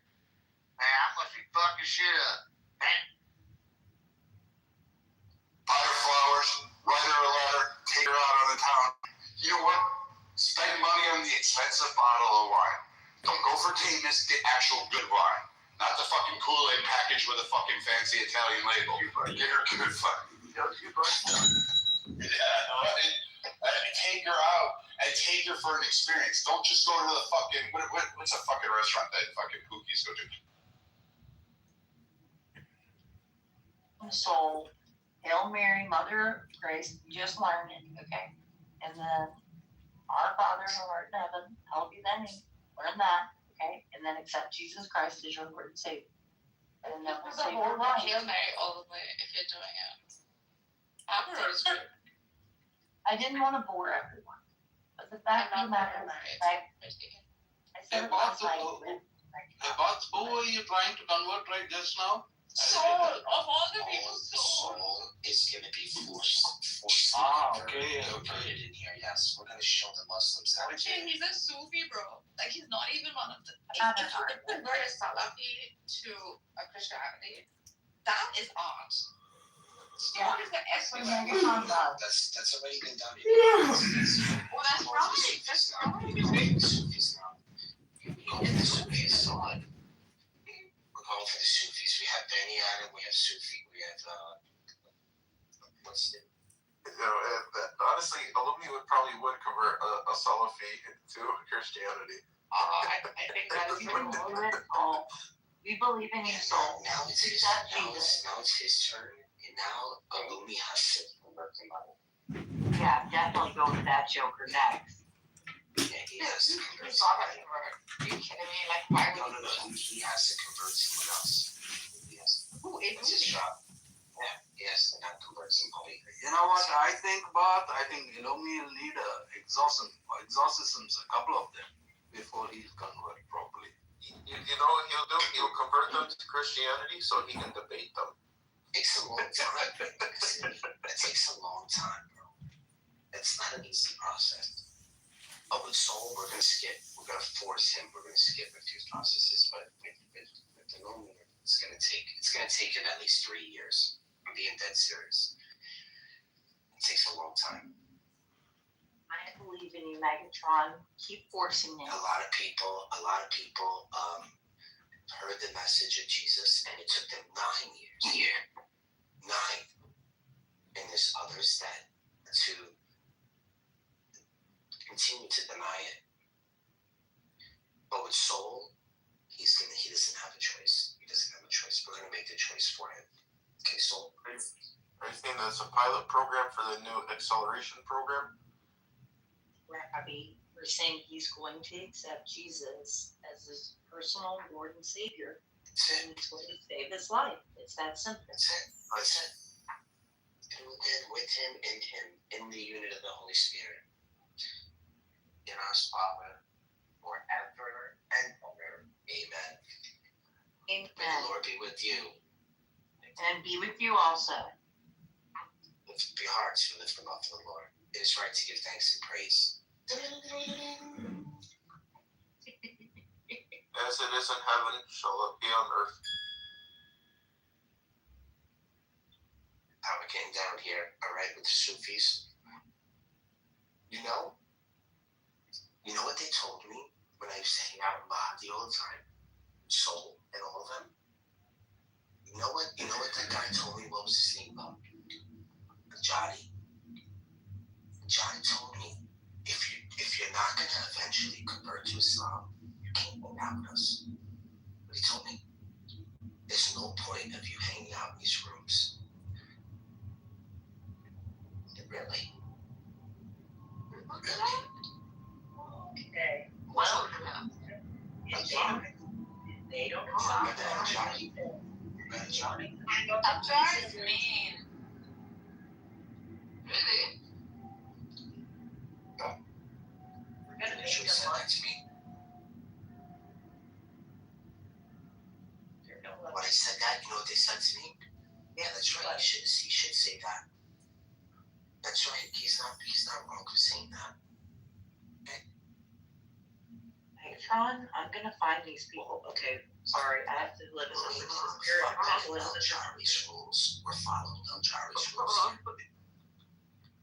We learned something from him, right? Look, it worked.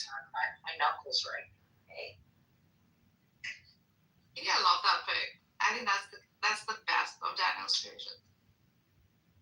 Thank you. And I love Daniel. Okay, I'm his little sex toy. I have to unmute that. What do you mean next? You're an eternal wife to Daniel. Forever and ever. Amen. Amen.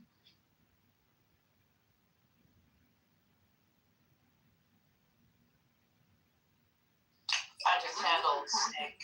That's all. This is strange. Johnny boy doesn't talk anymore. This is so strange. How is everyone today? Doing well. complaint. So it was saying that this room is only intended for those who intend to convert to Islam. No, not this room, but a different. Yeah, different. No. Oh, because otherwise, la ilaha illallah. It's a weird shit, okay? I'm less than highly favored, and I'm. Yeah, some days we're leading with the sword of Islam.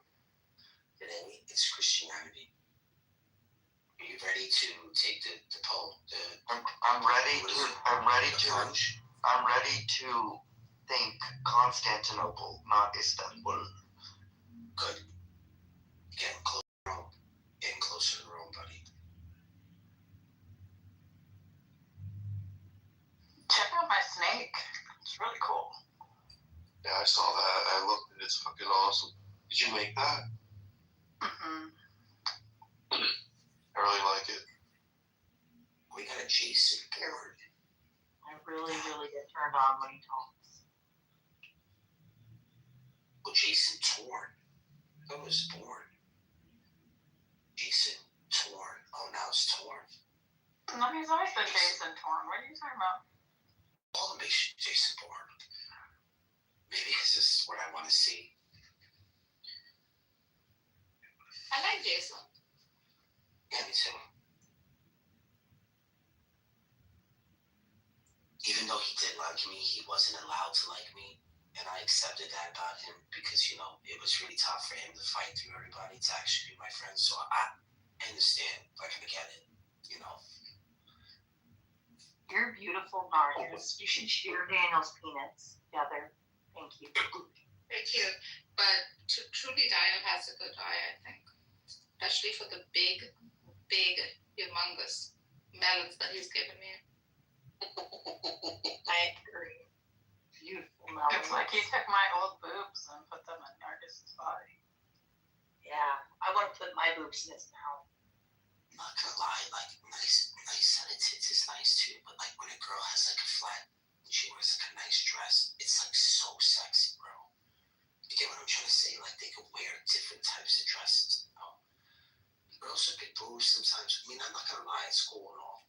Like, you know, it's sexy, you know, but it's just this the thing about women is you can't just love one type of woman.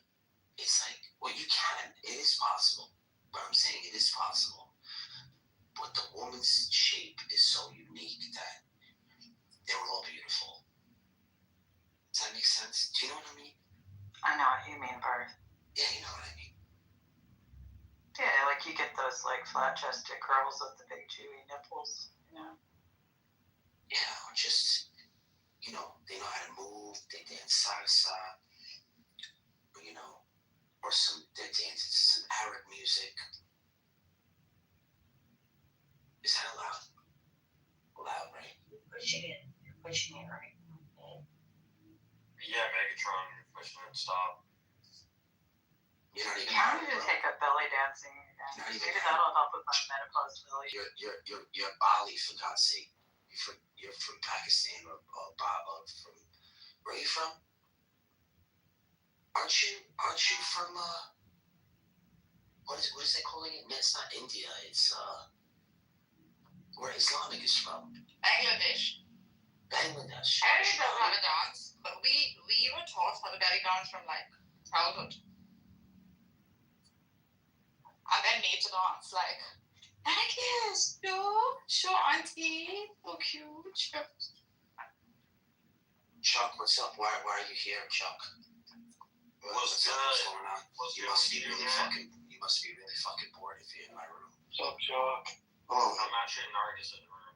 Nargis, how are you? Well, this is Nargis's room. I was not my room. This is whose room is it? It's on the house, so I don't know who's. Bro, I started this room 2 days ago. Do you know that? Oh, yeah. That's pretty gnarly. As long as Megatron. Megatron, you look like the guy that like stands outside and guards a room with your PTR. You're gatekeeping. You see Chico Bar? My PTR. Who is that? GTA pic. It's just like a real GTA pic. Are you gonna play GTA 6 when it comes out? Nah, I haven't played video games. Oh my God, no. That's supposed to be a freaking, what's his name? Mikael. Nick Mikael and me. Sick. I don't know. I could just upload that into ChatGPT and write a whole fanfic, sort of like romance novel story around it if you haven't done. But who? Soul doesn't like it. He's putting an X.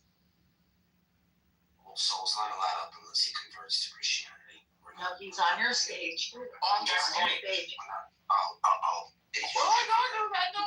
No, I didn't do it. All you need is that. Let me get the sword out. Hold on. I have a lot of Yeah. Sorry, Soul. like, okay, Jesus. so there's this thing with like Amish romance novels. Like if you go to like any library in like Pennsylvania or Kentucky or Southern Ohio or Wisconsin or Tennessee or whatever, they're gonna have a whole effing section, particularly in the rural areas, of nothing but Amish romance novels, right? So like, would it be bad if you like use AI to generate Amish romance novels, but then like publish them on paper? Like, it would be kind of like fooling them into like reading like computer generated stuff. I don't know. As long as that actually would work, except that they use AI. Well, just let me point out a simple thing is that the Amish don't speak English, they speak Pennsylvania Dutch. So we would first have to train an AI to know their specific dialect. No, they do speak English. Believe me, I've been around plenty of Amish people. The Pennsylvania Dutch is like what they use when they don't want people to understand them or when they're just among each other, but they all speak English. Oh, okay, no, but their romance novels are going to involve Pennsylvania Dutch. No, I could easily like adopt like you probably only need to learn like 5 or 6 phrases, you know. I've read a few. So you're imagining the trope is generally like this sort of tension of like semi-independent Amish woman inherits the land, men pursue her, she finally finds a man that's supportive of her. But aren't all the Dutch? So if you imagine Amish porn, all of it would be in Pennsylvania Dutch. Have you ever seen like an Amish courting ritual? No, I'm just imagining. Particularly among the people that have like really strict ordinance, like how would you actually write this novel without Pennsylvania Dutch? Is what I'm asking. Again, I've read many. I've spent time in Amish areas. I've read these novels. Like my boyfriend, who lives in Kentucky, is across the street from a library in Robertson County, Kentucky, and they have the whole Amish novel section. And I would spend a couple weeks at a time there during the summer, and I would read these just for hoots and giggles. So you don't need Pennsylvania Dutch, no, but it's fun to throw a few words in there now and then. If I can learn all of the dialect that's used in the Dune series, I could pick up enough to do an AI novel, Amish romance novel of Pennsylvania Dutch, so, which is actually German, but you know.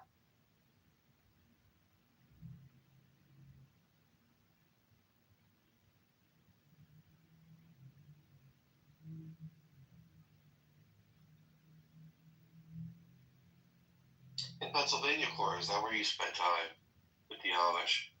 No, northern Kentucky. Okay. And also Tennessee. There's lots of Amish people in Tennessee. We're in Tennessee. I'm in Tennessee now. It might dox someone we both mutually know, but I will just say somewhere east of Nashville. Or excuse me, somewhere west of Nashville and somewhere near Chattanooga. There's a couple of communities that I'm familiar with. Yep. I know. I love you. Look at my picture and it came out messed up. But if you see what I'm trying to do here, the way Mikhail's came out, I'm trying to fix it. The fuck is my hands are white, my face is orange. His hands are black, his face is brown. We've completely lost coloring on no, it's all messed up. No. This is lovely actually. Oh, I like it. Yes. Bro, I'm trying to get it where he's holding his head. You're gonna hold freaking a clip for this right now? Like, I'm not even kidding. Yeah. It was a simple thing that poor Daniel made with a flat rock strawberry down. That's why I think they did it like that so that it doesn't look like that. You know what I'm trying to say? I mean, yeah, but I mean, it's a great picture. I'm not gonna lie. Yeah, take the screenshots. I'm deleting it. I did. It's lovely.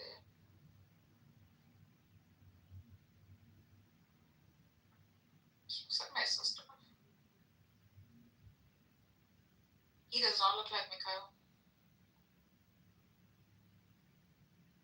Well, we're not trying to dox him. Kyle. Just make it. Yeah.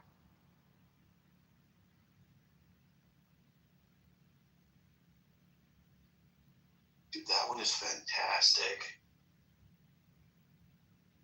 Yeah, Barth.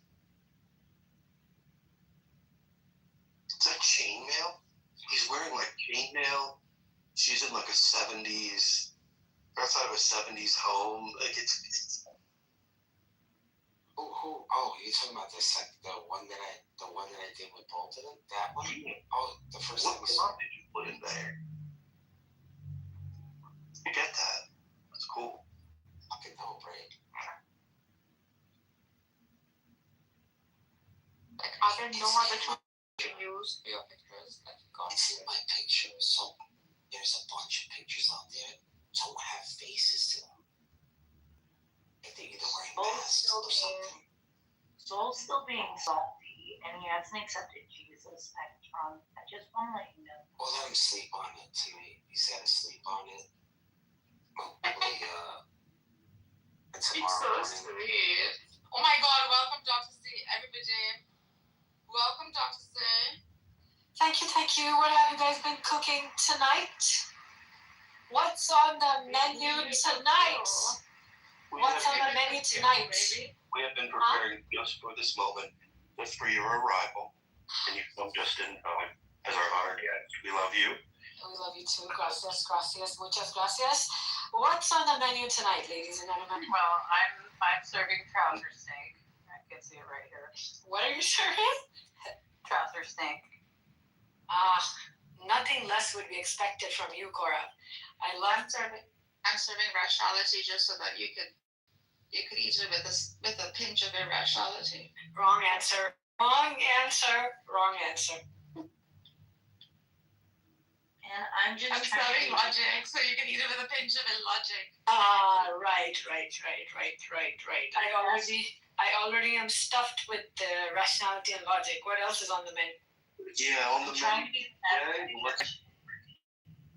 Let's keep track of. Let's get back to topic. The topic is scientific proof of the Quran, and we have just the person for that. So let's do it. Did you just change this? Great at that. Did you guys just change this topic right on my arrival? No, your scientific explanations of the Quran are fascinating. Please. We love you. Oh my. Yo, wait till you see this one. Oh my God. This one is so. Yeah, but Daniel, I did tell Dr. Z, and I'm being serious here, guys. Like, I think some people are kind of using her. Like, she spent time doing this. And I appreciate it, like any kind of work. Sometimes even if it's irrational, that is being done in any field. Right? So that seems to be like quite the liking for this approach, the scientific approach. Kitty, you're not listening, but just sending hearts to Daniel. So I think that could I'm really sorry. I was thinking about his penis. Okay. That's disgusting. So I'm saying there could be a possibility. 1 second, you ADHDs, you animals, I'm talking. Okay, that's very sacrilegious. Please continue, Narcus. Is there any way you could oh my God, this is beautiful. Oh God. Literally. This is so wrong, but so beautiful. my god. It's so blasphemous. Oh my god, so it's so blasphemous. That fucked up. Megatron, this is wrong. Love. Bro, he'll want to sleep with me now. Dr. Z, can you tell Megatron to stop? What the hell? Why does he have whose boobs are coming out of their chest? Like, who is he? Look at Megatron. Jesus. Whose picture? No, it's Nargis. picture? and Miguel. Stop. Yeah, actually, to be fair, the halos are not like accurate, and the halo of Jesus without, like the insignia left and right. Is that Jesus or someone else?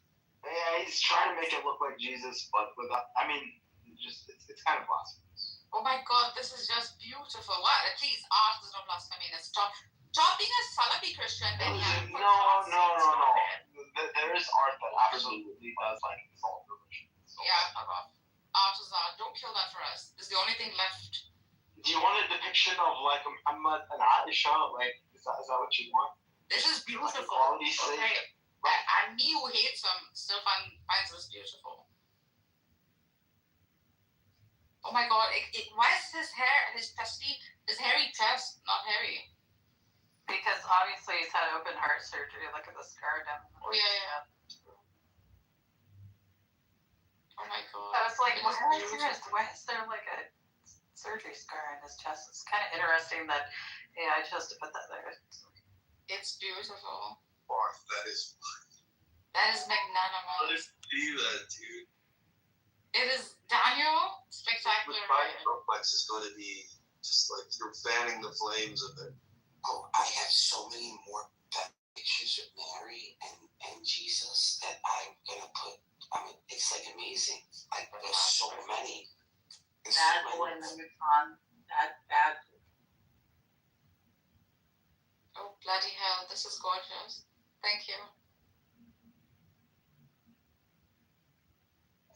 I love how you're using the Jane Fonda aerobics workout Nargis picture. You like that one, Nargis? I do love it. Okay. Thank you. You're very, very sick. Do you think I could put in the one where the one you made with where you've tried the golden ratio?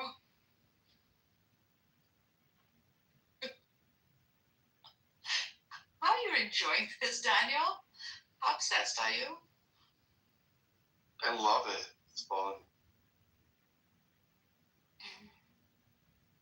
It's not as easy as you would think. So if you have some idea as to what you want to make, you kind of, if you really have an idea of what you'd like, you have to redo it like maybe 10 times, 20 times, little tweaks. So it is challenging in some ways. He explained to me, Nargis, that as he was trying to augment the breaths with ChatGPT, it's so fucking bad.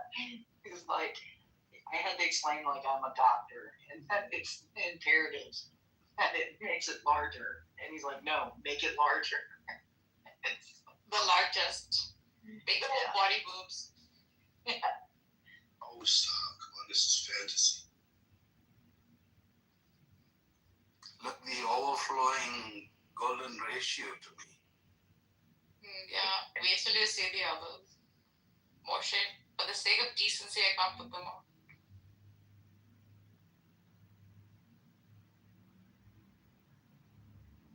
Yeah, so I one of the chronic miracles that I've been presented is this idea that with the bees, the fact that that they knew that bees were eating fruit and that there were male and female bees.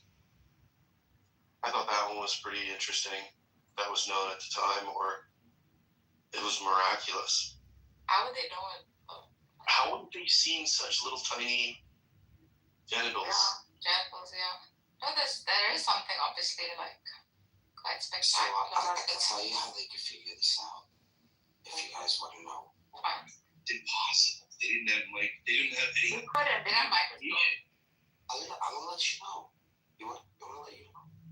Don't ruin it for me, man. It's like the only miracle that's keeping me awake. To do what you want, man. To ruin it. I'm gonna ruin it. So every year during the season, there's always gonna be maybe one or two queen bees, and then when they're born, and what happens is the queen bee flies really, really high up in the air. What she does is she literally has an orgy. I'm being that serious. All the male bees, what they do is they try to jet her with like, you know, they fertilize her for her lifespan. But once the male fertilizes the female, male is dead. Only the purpose he has is for all of them to group up in like this big huge ball, wait for the queen bee to come up, for them to like just, you know, fill her up with her, you know, her lifespan. When she goes out, and most, you know, some follow her, didn't, you know, and then in the wintertime, what's really fucked up is that they treat the male bees so bad. So there's the worker bees, and then there's just like these mating bees. And during the wintertime, things get really, really cold. Inside, and they'll stay nice and warm and try to keep the queen bee nice and warm amongst the others, make it through. But the ones that can't, the male bees, they get pushed out. They literally get pushed out. And then and what happens is they freeze. Now, if the sun hits them, they can come back to life. I think they only have like a little bit of a window to kind of like back to life. But you'll see that most of the male bees get pushed in the wintertime. You know what are male bees? You know what are the worker bees and the female bees? Like, you know what they are. Like, if you maintain bees. I didn't mean to kill that for you, Daniel. Had nothing to do with the claim. It was just a long ass explanation from like National Geographic. Had nothing to do with saving the bees. I just wanted to do the orgy thing because that is true. And I think that there's a better way to explain it, but that's exactly what happens there with the female. When it's true, they do get kicked out for the wintertime, so you can tell. Thank you, Mr. National Geographic. Going back to the claim of the Quran, Daniel, could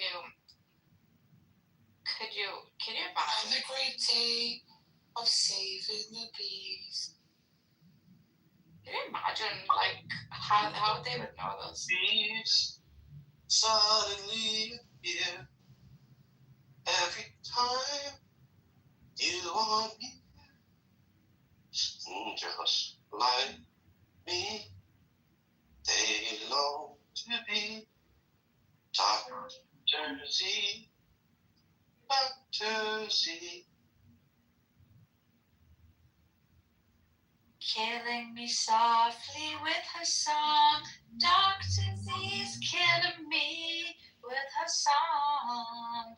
Turn my heart right with his words, killing me softly with his song.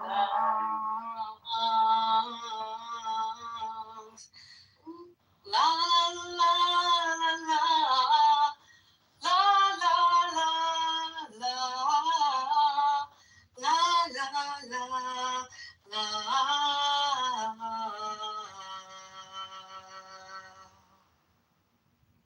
Wow. When I joined Clubhouse, and one time I entered one of these singing rooms, I heard the most beautiful voice.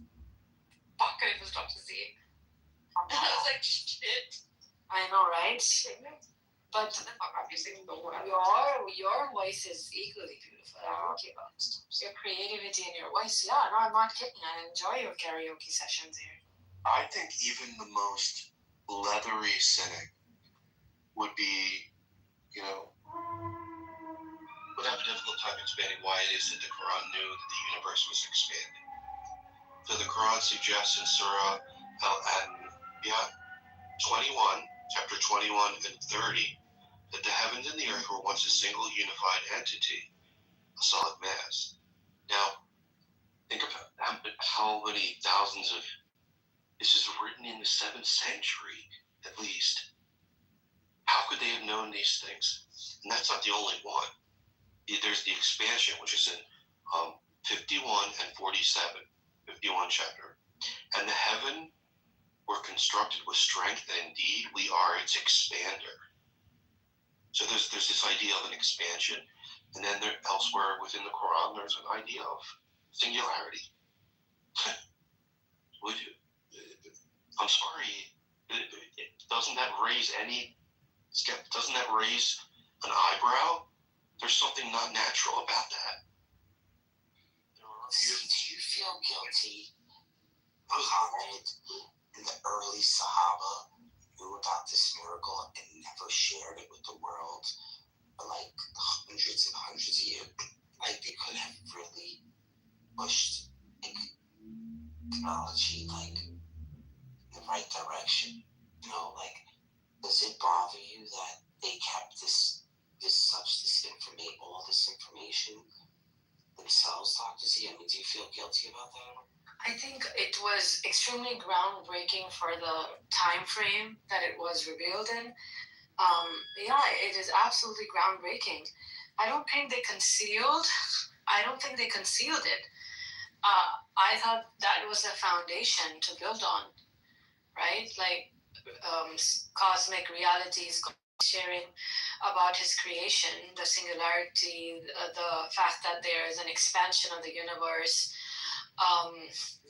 and the reflective light of the moon. I don't know. There's so many other things. The cloud formation, alternation of the night and day.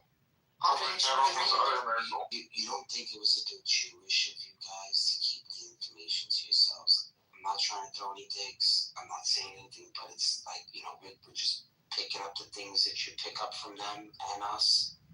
I just want to know, do you think it's, very exclusive? How the Jews are? Do you think that you guys kind of chewed that one out? I don't know. I don't think so, because this foundation actually gave path or created path to so many Muslim scholars, basically, and going back into physics and algebra and mathematics, and one of the if not pioneers, but then along those lines that they started working in that direction. It's sad that it didn't, like nowadays the Islamic direction is completely different, but back then this was the foundation and the scholars banked on that. Early Islamic scholars excelled in different subjects. Why do you think they did that? This was the inspiration. Quran was the inspiration. The teachings of Prophet ﷺ was the inspiration. Absolutely, man. There is a rumor, Daniel. Go ahead. Listen to this, man. It's not just one thing. Maybe you could say, all right, singularity, coincidence, expansion, coincidence, and we could go on and on. But there's so many of them that are just weird. So this is from the 57th chapter and the 25th verse. Surah Al-Hadid. We sent down iron, in which is great might and benefits for mankind. So modern science indicates that iron was formed in outer space and brought to Earth via meteors. And I'll do one more. You could go on and on. The orbit of heavenly bodies. The Quran states, this is the 21st chapter and the 33rd verse. The Quran states that the sun and moon move in their own orbits, which contradicts earlier long-held beliefs that the sun was stationary. It just keeps going on and on. And at a certain point, you have to say to yourself, is it a coincidence, or am I just being stubborn and not looking at this text in a way that's honest? I was being so dishonest with the Quran for so long, and at a certain point, when I saw so many of them building up, I said, okay, there's something here. Maybe there was a science that was unknown, that they knew these things. That's my explanation for it, that there were scientists of that in that area that knew. And I do think that there is scientific information within the Quran that couldn't have been known at the time. So that could be extraterrestrial, whatever. You can't ignore all of them. How many do you ignore? 3, 4, 5. And there's 50 or 60 of them. Dr. Z, isn't that right? Well, apart from that, I don't know when exactly the time being relational was discovered, but Quran mentions time dilation, relativity of time. One must wonder when was it actually discovered prior to the 7th century? Was there any indication? Maybe in the previous scriptures I would give that, but other than that, was there any indication of time being relative and relational to the object? What else? Quran talks about. There's so many things that Quran talks about. You mentioned many. Relativity of the time is one. There was one more thing. The biggest one is the unseen. Like, hello, what you see is not what all it is. The fact that there is a reality beyond your vision, beyond your perception. That's there. Like, our first belief is to believe in the unseen. Believe in the unseen. It's remarkable because shut up. Who is doing this? Listen to me. Believe in the unseen. Stop. I know you guys are trolling, but I'm going to still say it. Is incredible because that tells you that your reality is just confined to your sense perception. But guess what? That's not the ultimate reality. There are things beyond your imagination. There's things beyond your perception that exist, right? God has just asked us to believe in it, right? That's the fundamental of Islamic principle, that believe in the unseen. And believe in the unseen is not just believe in God, but everything that He created with my knowledge can't access, but there is, right? Starting with the unobservable universe. Well, guess what? I can't observe it, but I'm being told that there is. So, what am I supposed to do with that information? Then you gotta submit. Like, your immediate reality, that the bubble that you live in might not be the only existence. There might be other things that are created that we don't have access to, but we still believe and we still submit. And this is the essence of Islam. So what's the proof, Ms. Karanti? What's the scientific proof that you guys are talking about? Scientific proof that was stolen. The Jews. What was the proof? And there's tons. There's so much scientific evidence, and we know this, and this is the reason why they kind of shelved themselves away from the world, because they didn't want to let these secrets out too early on. And those greedy Jews. Now, do you know what those secrets are?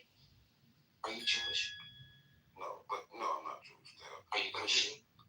No. Oh, so then this doesn't pertain to you. This is just for the Gnostic. Why are you here? Are you an atheist? I can't join a room. Well, no. Not if you. Allahu Akbar. I just came to ask what proof. Yeah, but what proof do you have? My proof is Allahu Akbar. See what I'm saying? See what I mean about that? Megatron, that's him saying that. That's not me. What you say, Megatron? Okay, my second proof is La ilaha illallah. The dude is ranting when you talk. Let me put this guy in the audience really quick. So you either convert right now, or we're gonna have to kick you out of the room. This is what we're doing today. Come on to baptize you. What we're doing I will baptize you right now. You do a small prayer for yourself. If you either convert to Christianity, we're leading with the sword today. We will tell you all of the scientific secrets in the Quran. You must convert today, right now. To what, Islam? Not to Islam. He has soul convert. Soul is now. We'll give you dual citizenship, but it has to be. Brother. First of all, I'm already born into these religions, so I don't have to convert anything, right? But me. Okay, so reinstate. That's fine. I like reinstatement. That's brother. We can give you the old plates from your old car. We can put it on your old car. It's your room and stuff, so I understand if you won't let me talk because I have to. Well, you have to convert. Like, if this was Islam, I would make you pay. But this is Christianity right now, so it's either do or die. See, at least Islam, they let you pay. And this is, like, the Catholics don't want your money. I don't have to either convert or die. You either convert or die. That's it. Catholicism right now. That's not how it works, brother. That's exactly how it works. I just want to ask you, that's how it works for 1,500 years. So why is the title about Quran and not the Bible? It is about the Bible. We're talking about the Bible and the Quran.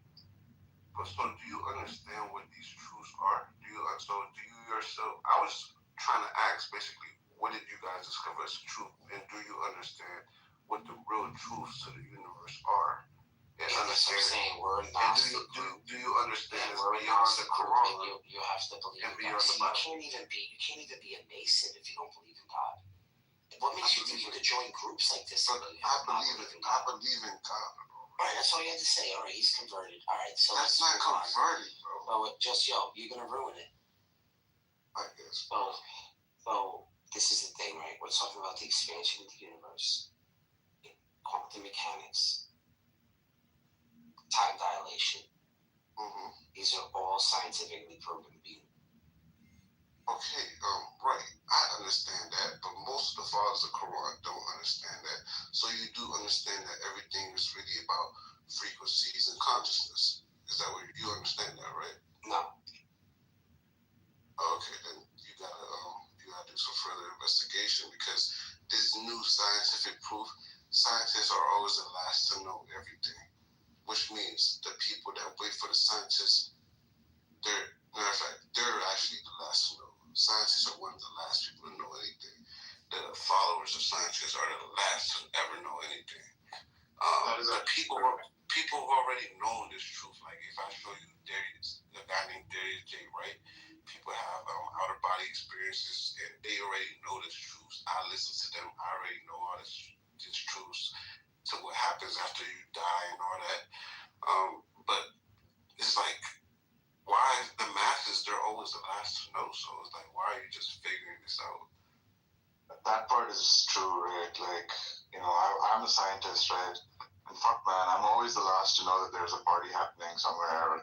Just that the guys are going out to a bar. Nobody would. Yeah, like you have to wait for there's proof there's time dilation in the Quran. Bro, people that have outer body experiences and go through the 7 different realms, the different heavens, they come back and make YouTube videos about their experience and explain this stuff. So it's like, it will resonate with you because the truth is the truth, but everything is interdimensional. There's multiverses. Everything goes back to consciousness, frequencies, and that's really what it's about. That's why Jesus came. Jesus came to teach people about that stuff. And no, Jesus didn't die for our sins. Like that's some bullshit. But he did come to teach people about that type of stuff, and he died because of these teachings. So yeah, I mean that's closer to the truth. I wish people had a better understanding of what dimensions actually are. Yeah, I wish people did too. To understand that there are these different dimensions, right?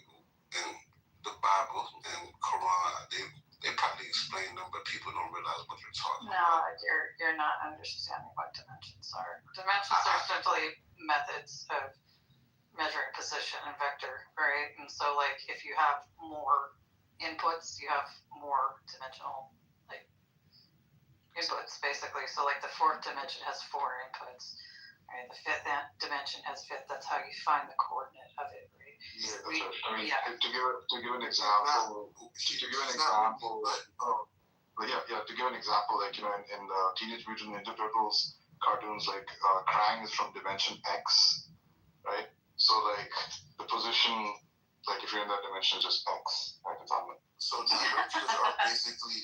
Just one thing, Taz, really quick, because you said something really that bothered me a little bit. You were like, oh, he didn't die for our sins, but you know how the sacrificial system had, right, with the goats. You know, there was a scapegoat, and then they would sacrifice the other one. And the sins would go away with the other goat. You know how they did it in the Old Testament. I'm not too familiar with that. All right, so you know the New Testament. They had the other Barnabas guy, right? Was it Barabbas, right? And then they had Jesus, right? Mm-hmm. Oh, the old sacrificial system, what they used to do is they used to take 2 lambs. And the scapegoat, the one that took the sins, they would let go. And all the sins would be in that one. And then they would sacrifice the other one. But you see, you cannot get away from this system because even at that moment, at his trial, if they let the worst sinner, they kept the perfect official man that was completely innocent. And so it's still following the Supreme. You can't get out of it no matter what. I hear you, but people. But you right down to the end. That's what I mean. And then the ends of sin and sacrifice, right? Is now you can't kill anybody anymore. Because then now that's it. It's just now more Christians. Like every time you kill one Christian, it's gonna be more Christian. So now it just works against them. No, I get it, but people. You get what I'm saying? Like, even until today, but like, you know. I get it, bro, but people don't. Jesus, he died for our sins. That's the least. I promise you. That's the least. That's the last thing Jesus is worried about. People thinking he came here to die for our sins, bro.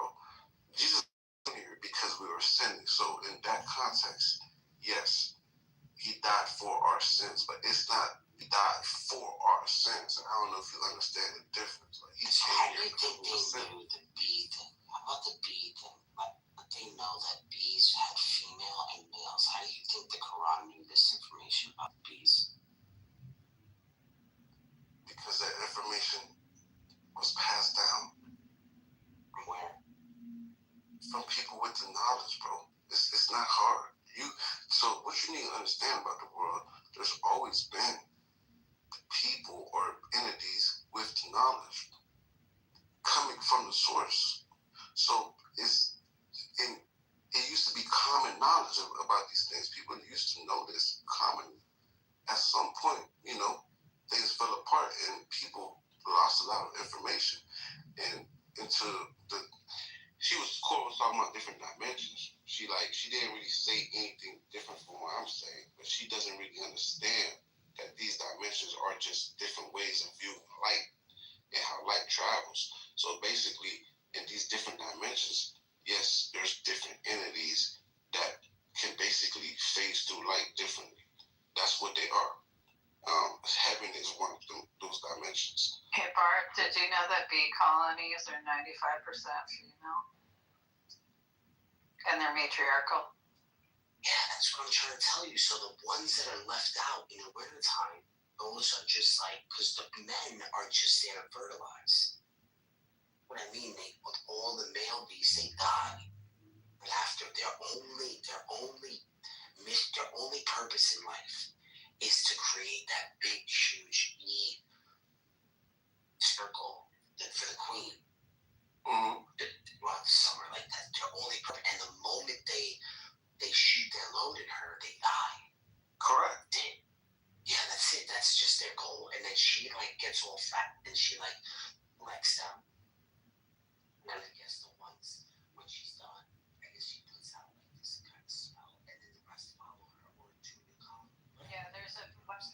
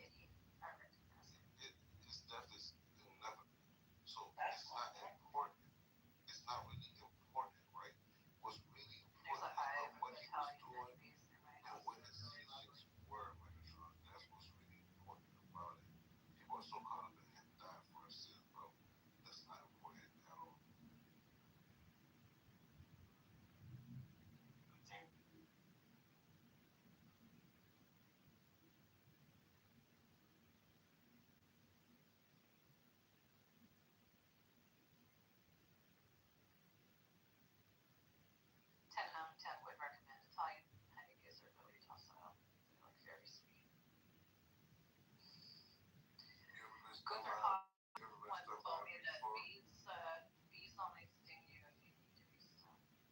You ever been stung by one? No, I've never been stung by a honeybee. I accidentally stepped on a bumblebee once and got stung with it. That's the only time I've ever had stung. And it died. Yeah, poor bumblebee. But why sting you and die? Because I stepped on it. It didn't mean to. I don't think it would have stung me. You know, it's just I happened to step on it and the stinger went in my foot. I take care of bees in my yard. Like, I don't have my own hive, but my yard is like a habitat for bees. And I get wild bees and honeybees from a bunch of different hives around the neighborhood. I can tell them apart. And then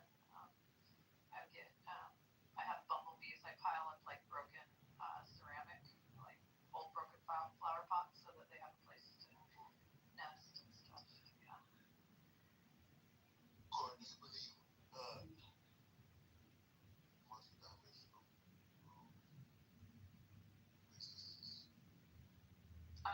I think that you can mathematically come up with really cool things about how matter and other aspects that we observe in 3 dimensions and time can be affected by things that happen in dimensions that are 4, 5, 6, 7, 8, 9, 10, 11, like string theory and stuff like that. But it's all a theoretical mathematic exercise, with the exception of there's a lady that has somehow just recently managed to have like an operating 4-dimensional sort of like experimental space, and I'm not sure. I would have to look. I would like to see it, but yeah, it's dimensions are a mathematical concept. They're not like there's no such thing as like a different place that's like a version of a third dimension that is like just a different version of a third dimension. That's a multiverse. That's not a different dimension. From what I know, that's a true. It's not a theory. It's that's actually how things are. In each decision you make. These are theories. That's the multiverse. Well, then everything. Yeah, the many universes is a theory. It's a way of explaining certain problems with quantum mechanics that you run across. These are all models that we don't really have the ability to. They're just all mathematical proofs. I mean, generally. Then everything's a theory. You can grab. Well, in science, a theory, right? In science, a theory is. I would even call them hypotheses, actually, but people use theory in the colloquial sense. But like the many universes is more of a hypothesis, where something like the theory of evolution or quantum mechanics or general relativity are scientific theories, which means that they're tested over and over again in different methodologies, and they've yet to be proven false. So we have all sorts of data that shows that the predictions they make are accurate. I mean, things are always changing. Like for example, in the domain of health and fitness, I think orange theory is the dominant term. Yeah, that's true. The thing is you make it seem like, okay, you have all these theories, so you don't believe any of them, or you don't not. I don't believe anything. Yeah. So if you don't believe in anything, what's your whole basis of nihilist? I'm not a nihilist. I used the reference that seemed most applicable to me and useful to me at the time. I've got lots of reference to pull from. And then I think about what that entails.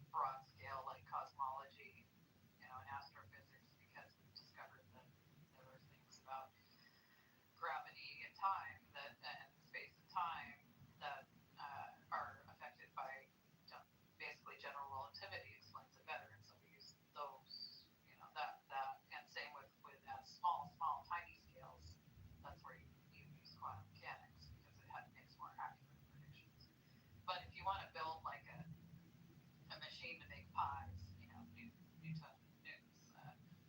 laws are fine. How would you respond to the pessimistic meta-induction argument against scientific realism? Stop, Deepak. Yeah, people need to understand science. It just goes along with the things religious, I guess, religion trying to teach. But the thing is, with religion, people need to understand that most of the things that are supposed to be in these religious books, they're not in there. And they're not in there because you're talking like you know something. I do. Everybody knows this, right? Everybody knows this. It depends on if you want to look within yourself and be enlightened. Yeah, I don't know anything for certain. I know this. And the problem don't be the subject matter. Yeah, I know this for certain. So it's just that's just the level my soul has gotten to. You know what I'm saying? But everybody's soul is different. There's a lot of people that understand this just like me, even more than some people don't understand this. So what makes your intuition more accurate than my intuition? Because that's really all you have to go on. Because well, here's the thing: your intuition is not really fighting against my intuition. You just let me know your intuition is not at a place where you can start basically pointing out and saying this is the truth and this isn't the truth. Or maybe I progressed beyond that. No, you could have, but I don't believe that's what that is. I believe it's just not in a place where you can say it's more of a I don't know any I don't really know, so I'm not gonna pick one. I'm at a point where I can start picking. Or maybe I understand that the at its base, the structure of the universe is chaotic. You can't predict anything with 100% certainty. It's not chaotic at all. It's very structured. It's very structured. There are structures with chaos. There are patterns that form within chaos, but they're not. Unless you know all the initial conditions, you cannot predict them with 100%. But I understand certain things like what happens when you die. I understand these things, right? I understand where we come from. I understand certain things, right? Some people understand these things more than I do because there are teachers that I could learn. I understand very much what happens when you die because I've studied forensic pathology. Right, and what you I can tell you what bugs will eat you based on the climate that you're in and how fast your body will decay based on the temperature and the humidity and all of that. So right, those things don't really matter to me. Those details, because those don't change anything. You know what I'm saying? Actually, they matter. What really matters is what happens. Real quick? What happens? Yeah, for sure. I'm not trying to be here, but what really matters is just what happens to your so-called soul. That's what I'm talking about. I'm not. Who cares what happens to your body? It's not even your body. Go ahead, Ben. Yeah, I was just wondering, just like a tangent. What if somebody was buried in like the Middle East, Gulf region specifically? How long would they live like? Gulf region. Oh my goodness. And buried like in the sand? Yeah. In the sand. It's pretty dry there, but it's hot. No, it's very humid. Oh, it is humid. Okay. So hot and humid is a pretty that's a pretty fast decaying rate. In fact, like I think the world record for like someone being seen alive and then found completely skeletonized was like a 14-year-old girl that got murdered in like New Orleans, Louisiana, and like they found her in the swamp with a Naugahyde couch overturned on her. So it was like not only like not heat and humidity, it was like Louisiana, it was like all the extra heat that you get under like a synthetic, couch cave thing and all the bugs and stuff like that. So I would have to look at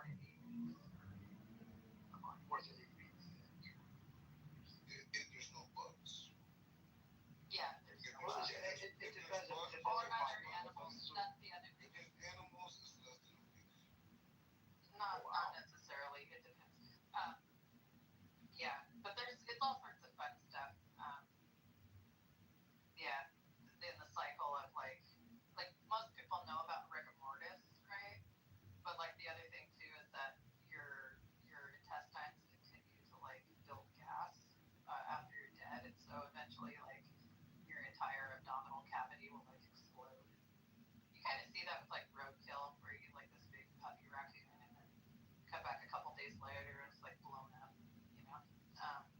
Other fun stuff is like if you're in water, underwater for a long time, eventually all the fat and the will start turning to soap and your skin will start sloughing off, so you'll start making little suds in the water. That's pretty fun. So.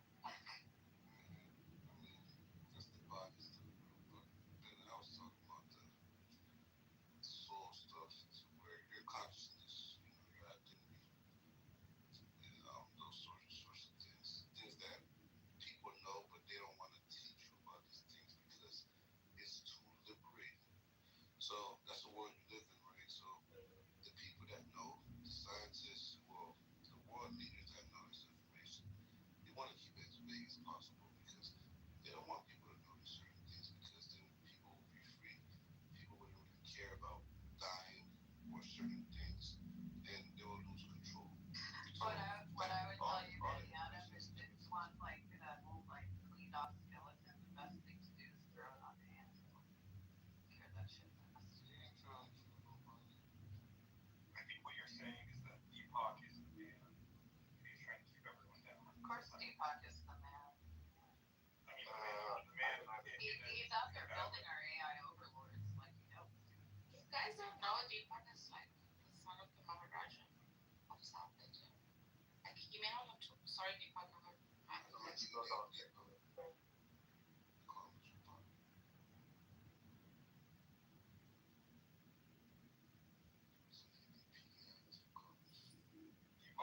are you trying to lie?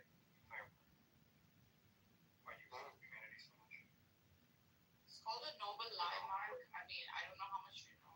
Obviously, you know the meaning now because you're Mark Grant. This is an noble lie is a necessary truth. Mark is just sore and cynical right now because his entire profession is about to like get swallowed up by the thing handles. Yeah, we both think. That's true.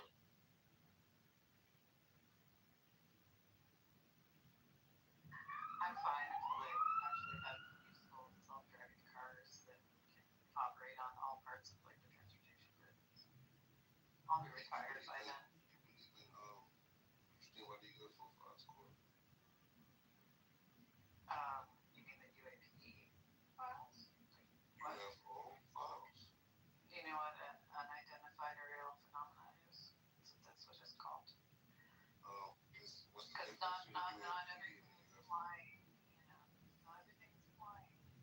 We're only talking about the unidentified phenomena. We're talking about UFOs, or the things that come from not Earth, or Not necessarily. Not all UFOs are extraterrestrial. In fact, most of them aren't. Okay, it's not all of them. Since most of them aren't, I'm talking about the ones that are. I don't think we have any confirmed examples of extraterrestrial unidentified objects. So this is what we have. You're a good example of. Oh, you know those UFOs that were like seeing over New Jersey? Turns out they were testing for drones.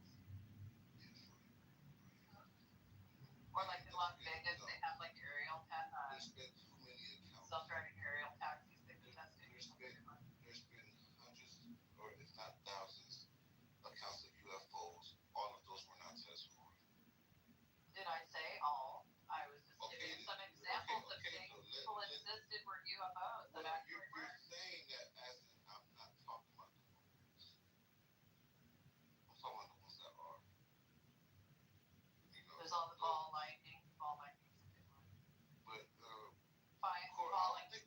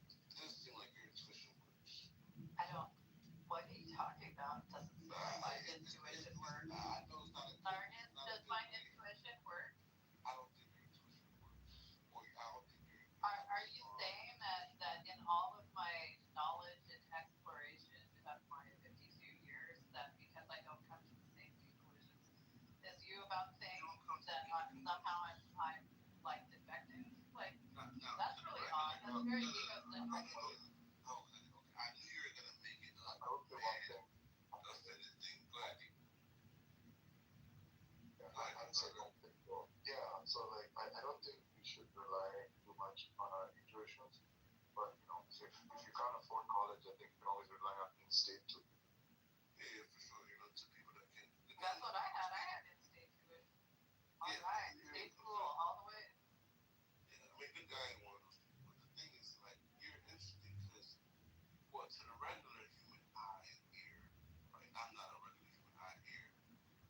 When they ask you something, I hear what you say, and I basically understand you said nothing, or you Cass, no conclusions. let me tell you something about myself. Let me tell you something about myself. I don't know. I'm just saying. Let me tell you something about myself that might jive with your UFO content, right? Don't be offended. So I literally am convinced the man that created the Ongtat conspiracy theory, like the Inca Nebula papers, like back in the late 80s, early 90s, right? His name's Joe Matheny, right? We're friends. We've been friends since about 1998, I want to say. So yeah. He's been on our bell many times. All this stuff, right? I grew up listening to Art Bell. Seriously, I had an AM transistor radio that I would hide under my pillow in bed and sit there and listen to like KGO out of San Francisco because I could only get it at night, right? And I would listen to Art Bell all night. It was great. And so like I'm immersed in all this stuff. If you think that I like have no sort of exposure or curiosity about it, you are just absolutely wrong. Like Whitley Strieber, Linda Moulton Howe, right? I've heard it all, okay? And I also know the other side of it, the money-making side of it, right? And that once you create some sort of conspiracy or put some information out there and then you try to like reel it back or just say, haha, I got you all, it's fake, I made it up. They're like, they got to you. You're part of the conspiracy. People don't let go of this shit. And so we just kind of sit back and laugh. We're like, okay, we'll just sell you more books. Fine, you guys can have it, Whoever made up what they made up, right? I'm not too keen on the details, but I feel like I read it too before, but that sounded like something. I remember a girl saying maybe you were saying girl, but whatever. First of all, I'm not a girl. My name is girl. I'm a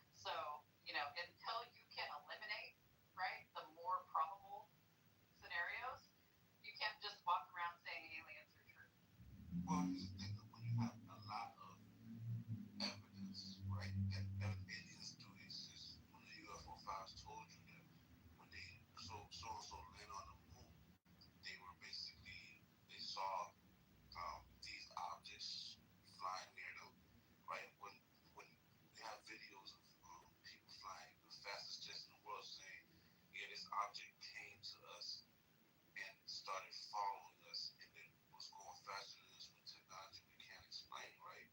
When you have a lot of whistleblowers explaining there are different life forms on this earth and telling you that there's grays, tall grays, reptilians, some say, when you have all of these things, right, and you have yourself, you are a human being, you exist, right? So that doesn't eliminate the possibility of other life. Yeah, but I also understand all these things point high. I also understand Fermi's paradox, right? And I understand like what it takes for actual like interstellar, let alone intergalactic travel, right? I just wanted to say there is actually now, like, again, scientists are late to the party, but now they have like come up their own terms of like the fact that there are like all these secret extra dimensions, right? I just posted a paper in the in the chat, right, on like large extra dimensions from higher dimension inflation, and like here's like a quote from the paper, right? So like for notational simplicity, we use brackets in the measure, transforming density. Okay, blah blah blah. Where's the part I wanted? This is okay. Here's the part. Yeah, no, this is important, right? Like the vacuum solution of the higher dimensional theory is a 4 plus d-dimensional distributed space-time described in flat slicing, a uniformly exponential expanding universe of external and internal dimensions, right? So the vacuum solution. So clearly trying to do this with a vacuum stream. And where do you think the capital of the Dyson company is? New Jersey. I love you, Deepak. This is just an economics paper talking about the economic fallout of the Trump tariffs on American USD inflation. It has nothing to do with right, exactly. It has nothing to do with the the extra dimensions that only disembodied consciousness is. Yeah, but you guys can only most people can only believe what they see, but don't understand the depth of what they have. Like you have a consciousness. There's a lot of depth to that. Where does it come from? People don't explore that, right? But it's well, like funny at models of where you're talking about models, but you're talking about plenty of models. I like the views about Roger Penrose's North Fork OR theory. That one's always interesting to me, just because I think it's like fun to like call the wave function collapse of the microtubules in your brain, at the quantum level in observation. I think you're too keen on the terminology, the scientific terminologies of these, instead of the broad aspect of what's going on and what it's connected to. But you're too deep into terminology and education, like based off from people that are figuring things out where the information already exists for everybody. Like scientists are discovering things that people already know. Everybody has feelings about things, Jazz. I will give you that. Scientists are discovering things to be true that people already knew. That's just a feeling. That's the problem. Why are these people with just so-called feelings, even though I know where it is from, it's just they're using their common sense, right? But why are these people with just so-called feelings beating the scientists to the punch years before? Years before. It's extraordinary how these people are getting all this shit right. And these scientists also. Really, there's like some guy in a deli in North Carolina that like was like, yo, Higgs boson. Instead, I don't know who that is. Well, I mean, I think if it was some nonsense like that. Damn, feed the baby some milk. Deepak has his children. But it's It just doesn't seem like you stand firm on anything to be true. I get it. You don't know anything, so you just always stand for that viewpoint. I get that viewpoint.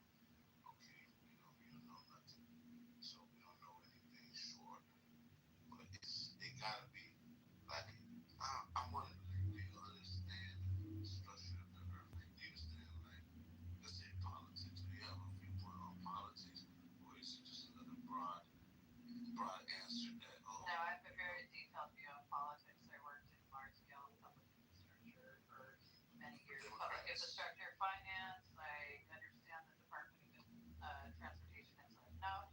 I understand the federal budgeting process. I know general political theory. All of this stuff I didn't learn in school. I taught myself because I was interested, or it was like part of my career path.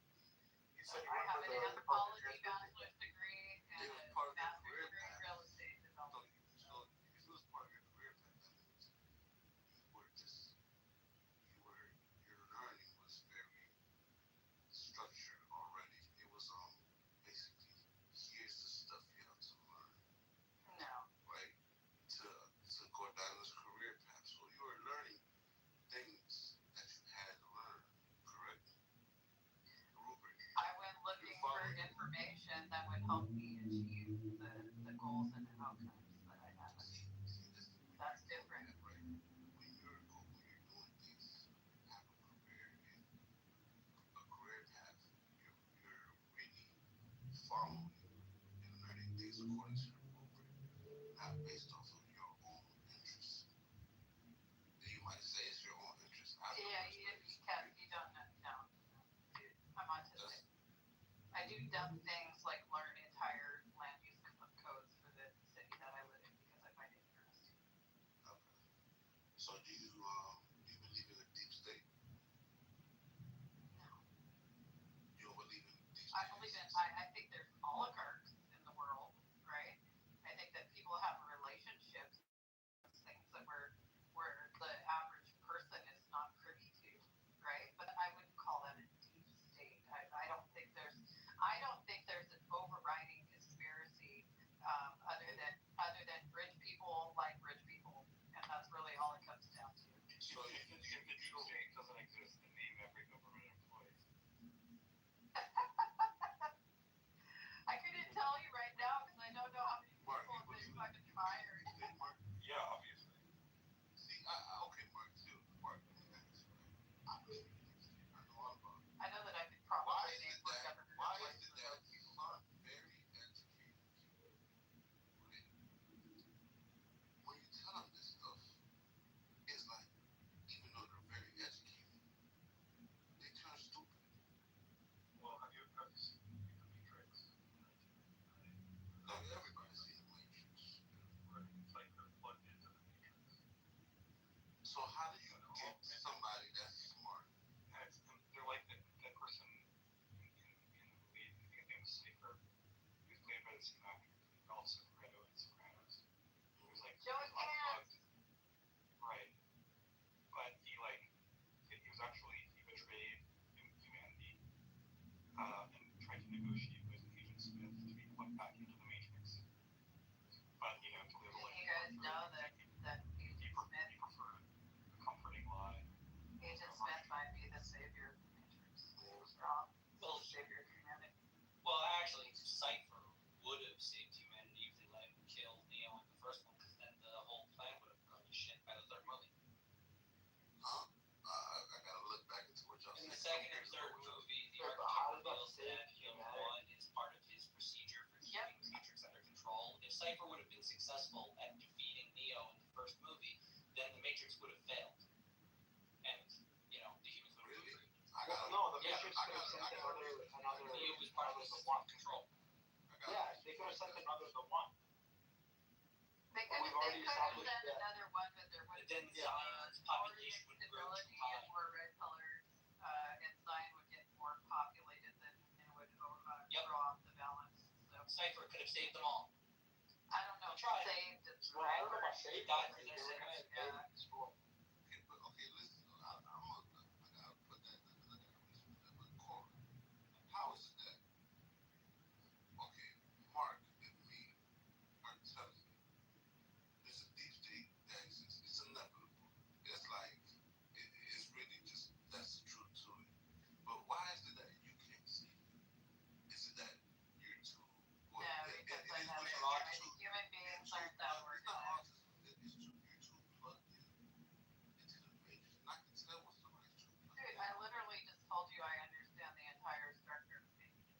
she Just sees because you real life. understand something doesn't mean you're plugged into it. I'm talking about the deep state. I'm talking about a real life thing. At the end of the movie, they destroyed the Matrix and left no trace. Get it? Not the massacre. Deep state. Why don't you understand, or why can't you see a deep state? Because I work with government employees all the time. I used to work with ones at the federal level, like all the freaking time. They're not that smart.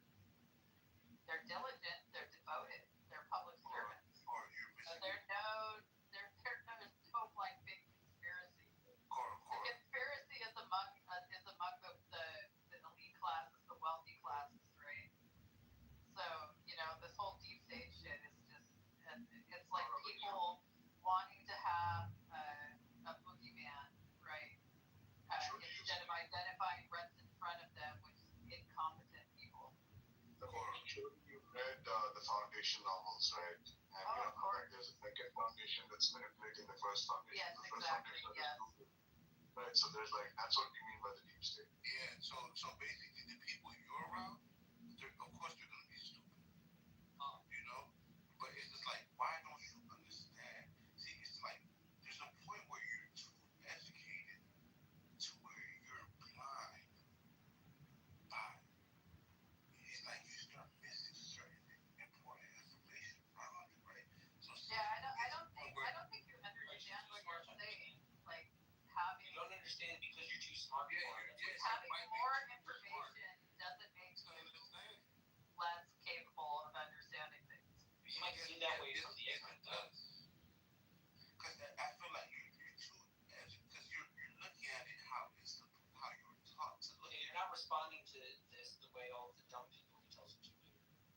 Gotcha. No, listen to me. It's just like you're educated enough for it, but are you intelligent? Can you see abstractly? That's the question. I can visualize the non-Euclidean topography universe. So do you understand? Yeah. That's what I do when I meditate. It's real fun. You think 9/11 was fake, or you think 9/11 was an inside job? No. You think it was inside an inside job in the U.S. Certainly not inside the Matrix, right? Cora can try to do milk. It was less about that, and it was more about the actual construction of the tower structure. So they had these floating floors that came off of a central column, steel columns, right? And as soon as you had one floor collapse near the top, it just was like dominoes all the way down. So it didn't really have to do anything with melting beams. It had to do with the weight of one floor hitting another all the way down. Oh yeah, the beams were melted near the impact site, but it didn't melt like all the beams. It was like enough of an impact and destabilization to have the one floor start falling on top of another. The explosives also help. Or no, it wasn't blown up from the bottom, like you could literally watch it. It starts tumbling from the top. Okay, Corey. So and then there's explosions on the way down. So do you think and one floor hitting another one. So you think it's a coincidence that 9/11 has been depicted plenty of times prior to it occurring subliminally on TV? If you look at the wingdings on Microsoft Word in the 1990s, you type in 911.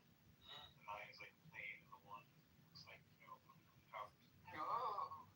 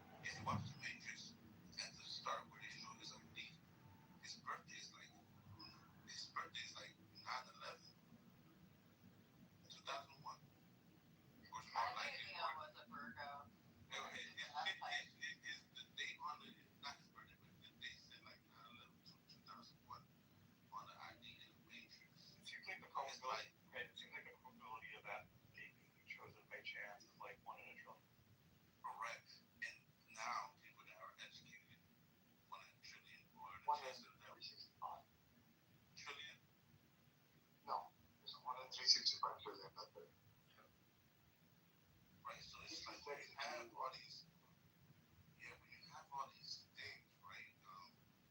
Basically saying this, like foreshadowing these events, plenty of events, it's like, and then you start understanding you're in a world where everything is just pre-planned, and it's not really a coincidence.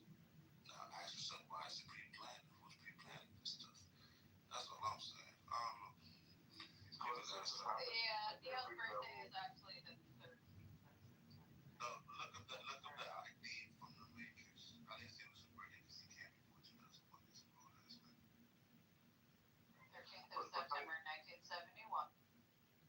No. I think it was the expiry. I think it was the expiry of this like e-card with the corporation. Let me look it up right now. And the universe, No, his passport expires on September 11th. Oh, the passport. Yeah. Oh yeah. The universe, is technically lasts hundreds, trillions of years.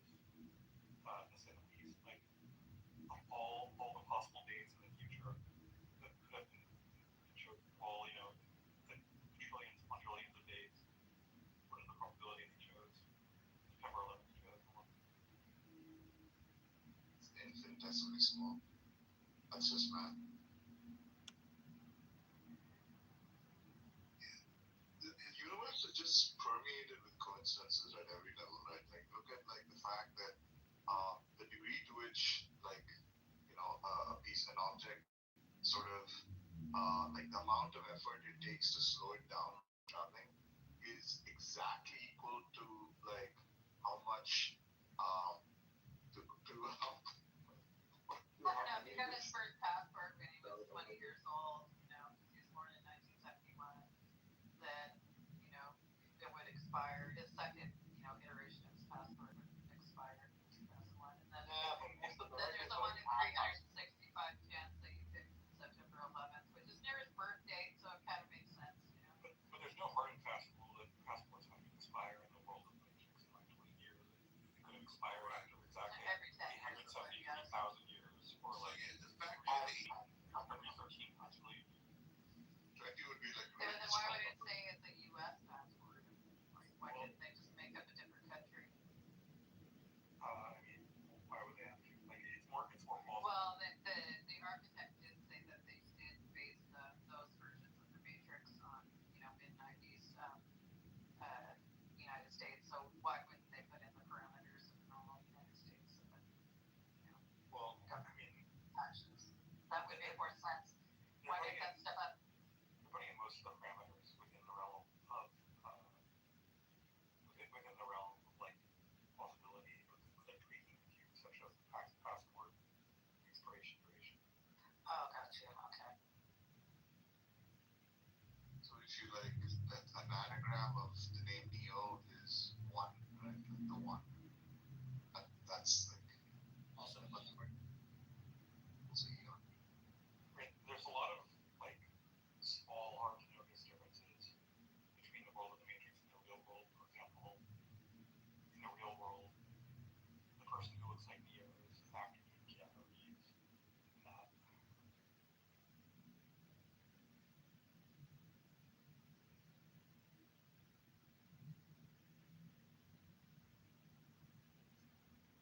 I have to think about coincidence, right? Probability. And like, like depending on how you define what the objective is, right? Like that's how you would calculate the probability of it happening. But I'm not sure how to like articulate that. You know how like people use fine tuning and then like the response is that like, oh, like it's because you're looking for something called like, right? Like so, I'm trying to find a better way to articulate that. Like, because there's a thought that I'm having, but I haven't been able to form it yet fully. I mean, it's essentially, that's my problem with the fine tuning. It's like, it presupposes that life is an intended outcome, right? Well, life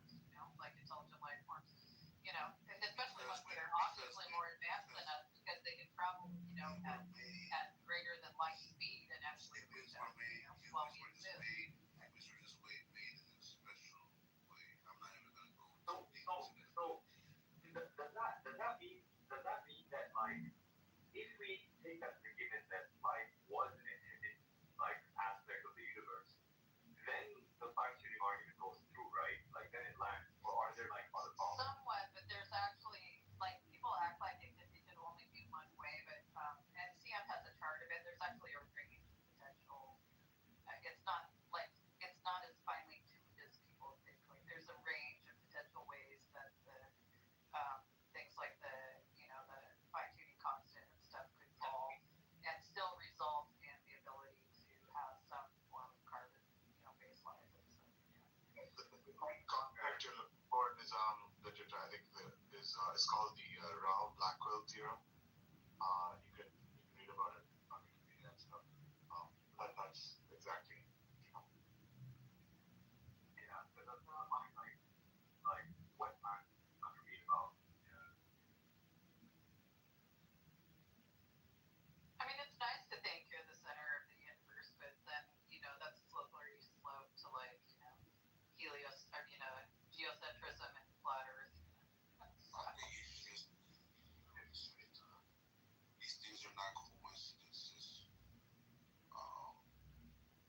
But planned events.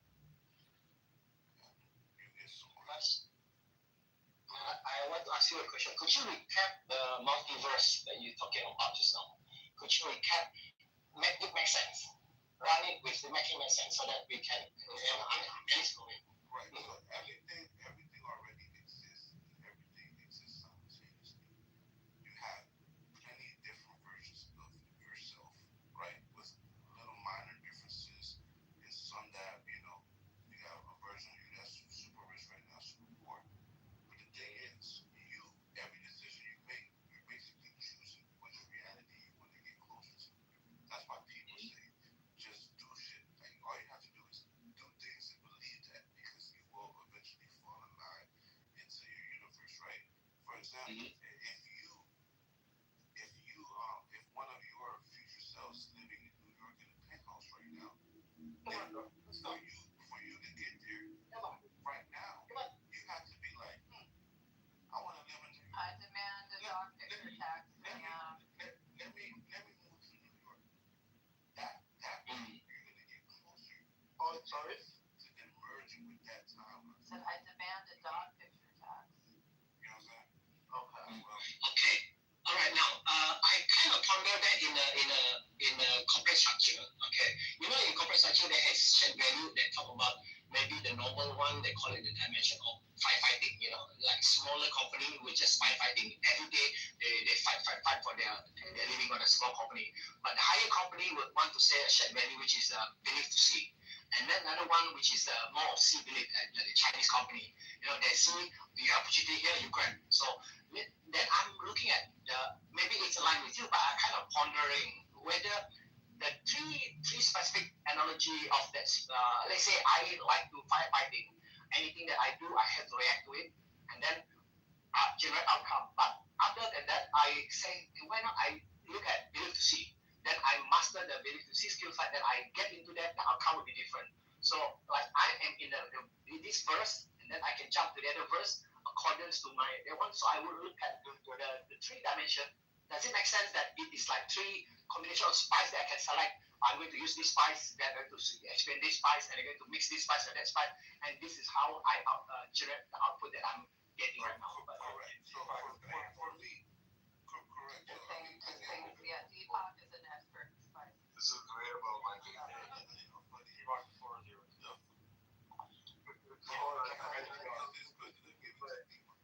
such a trivial thing to. I'll just say. So basically, yeah. So I see what you're saying. So basically, for you to get the outcome you want, you have to start aligning. And you heard this before. You just have to start aligning as if you're already that. So what would you be doing in that type of outcome? And you have to start perfecting it right now. And with that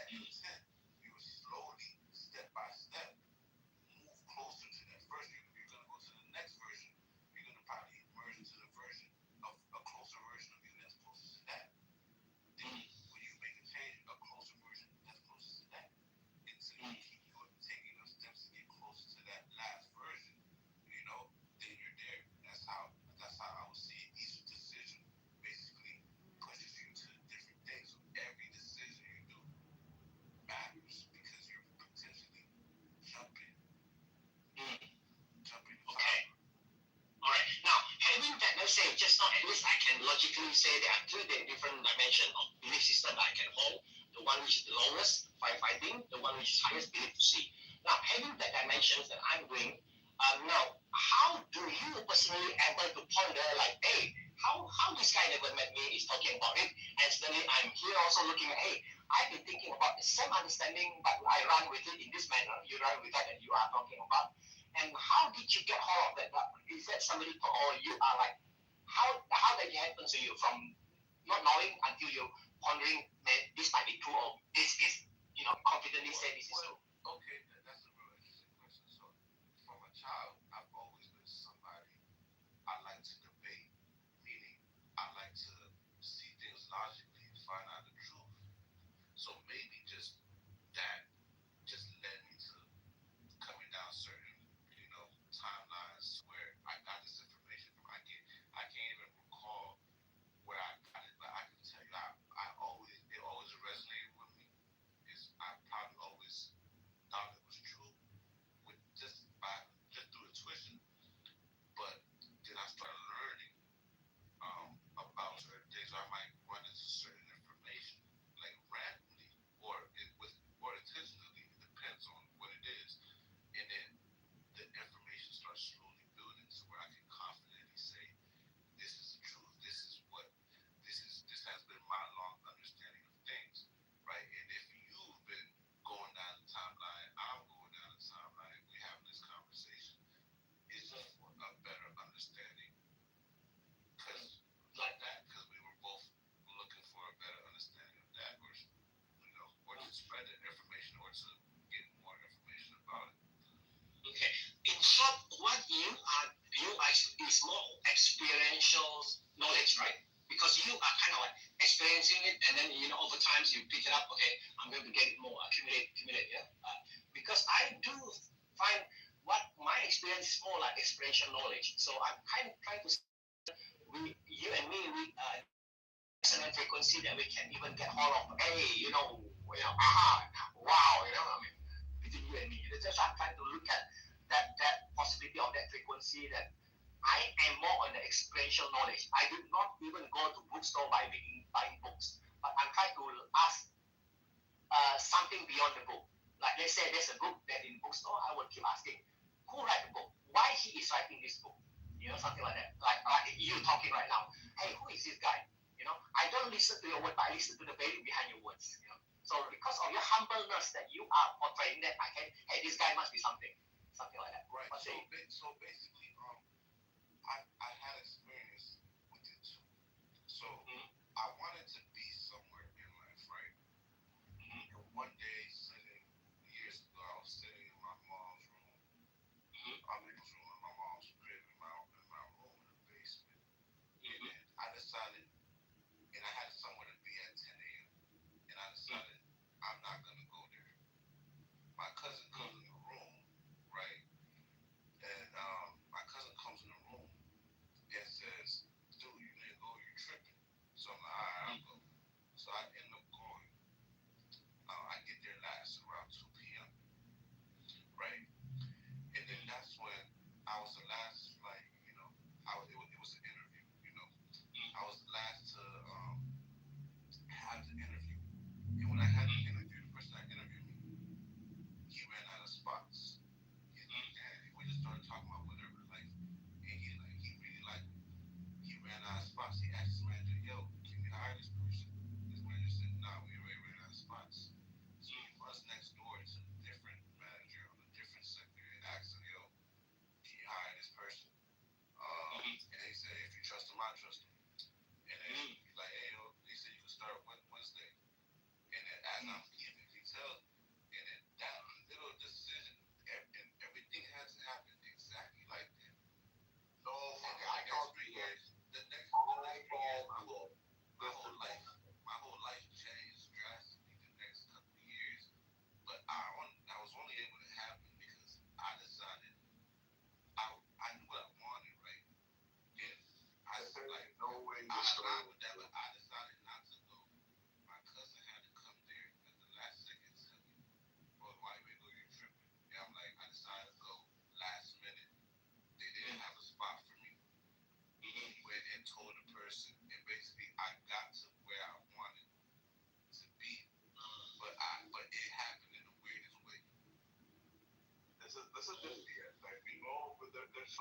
better scientific explanations of what would have happened to you, right? Like we know what psychological effects of certain sort of substances could be.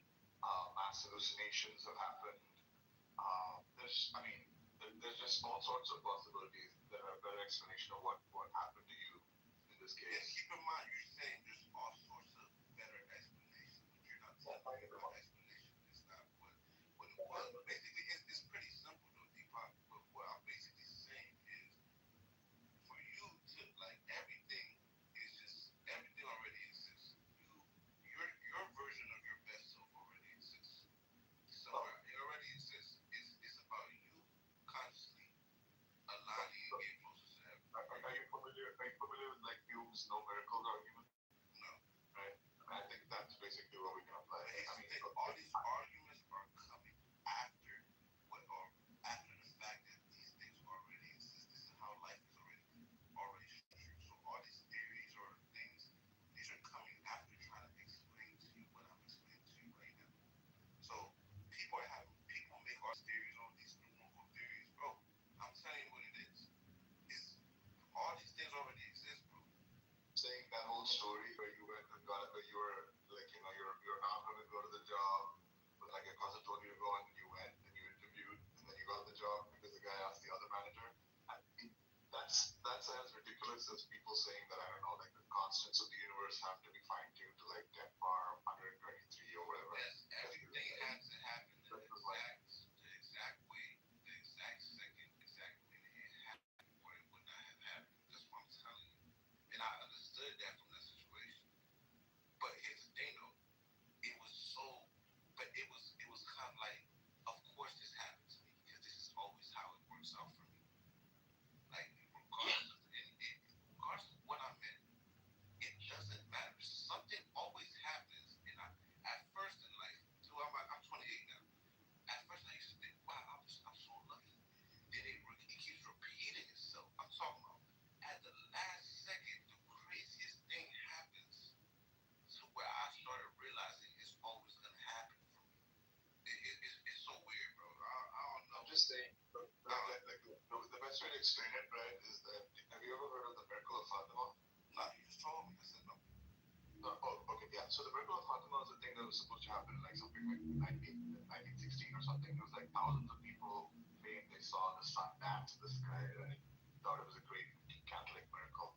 And now we know through scientific study that it's actually a pretty rare optical phenomenon, right? That happens when people stare at the sun and they're trying to expect some sort of miraculous event. It happens rarely, but it does happen in places like Thailand and all that.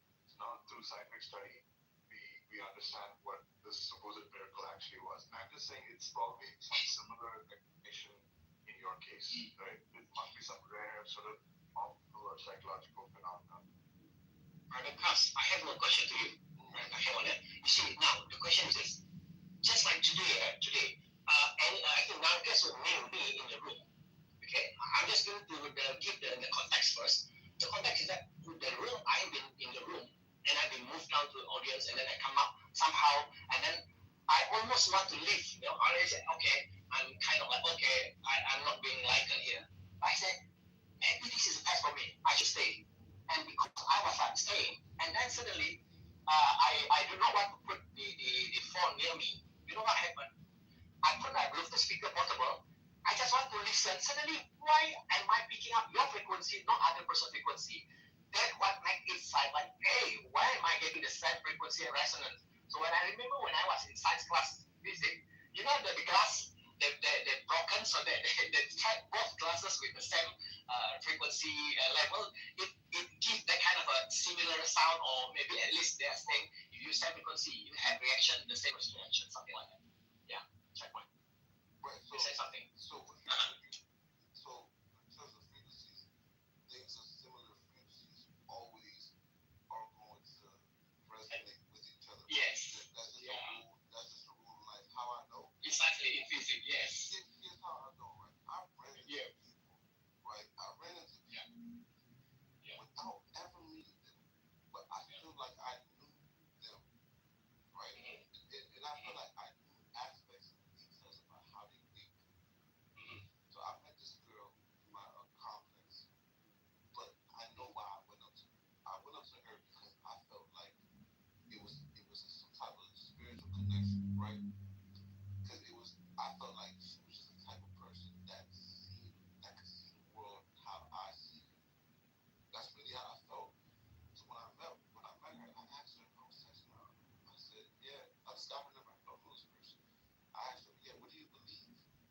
she didn't answer.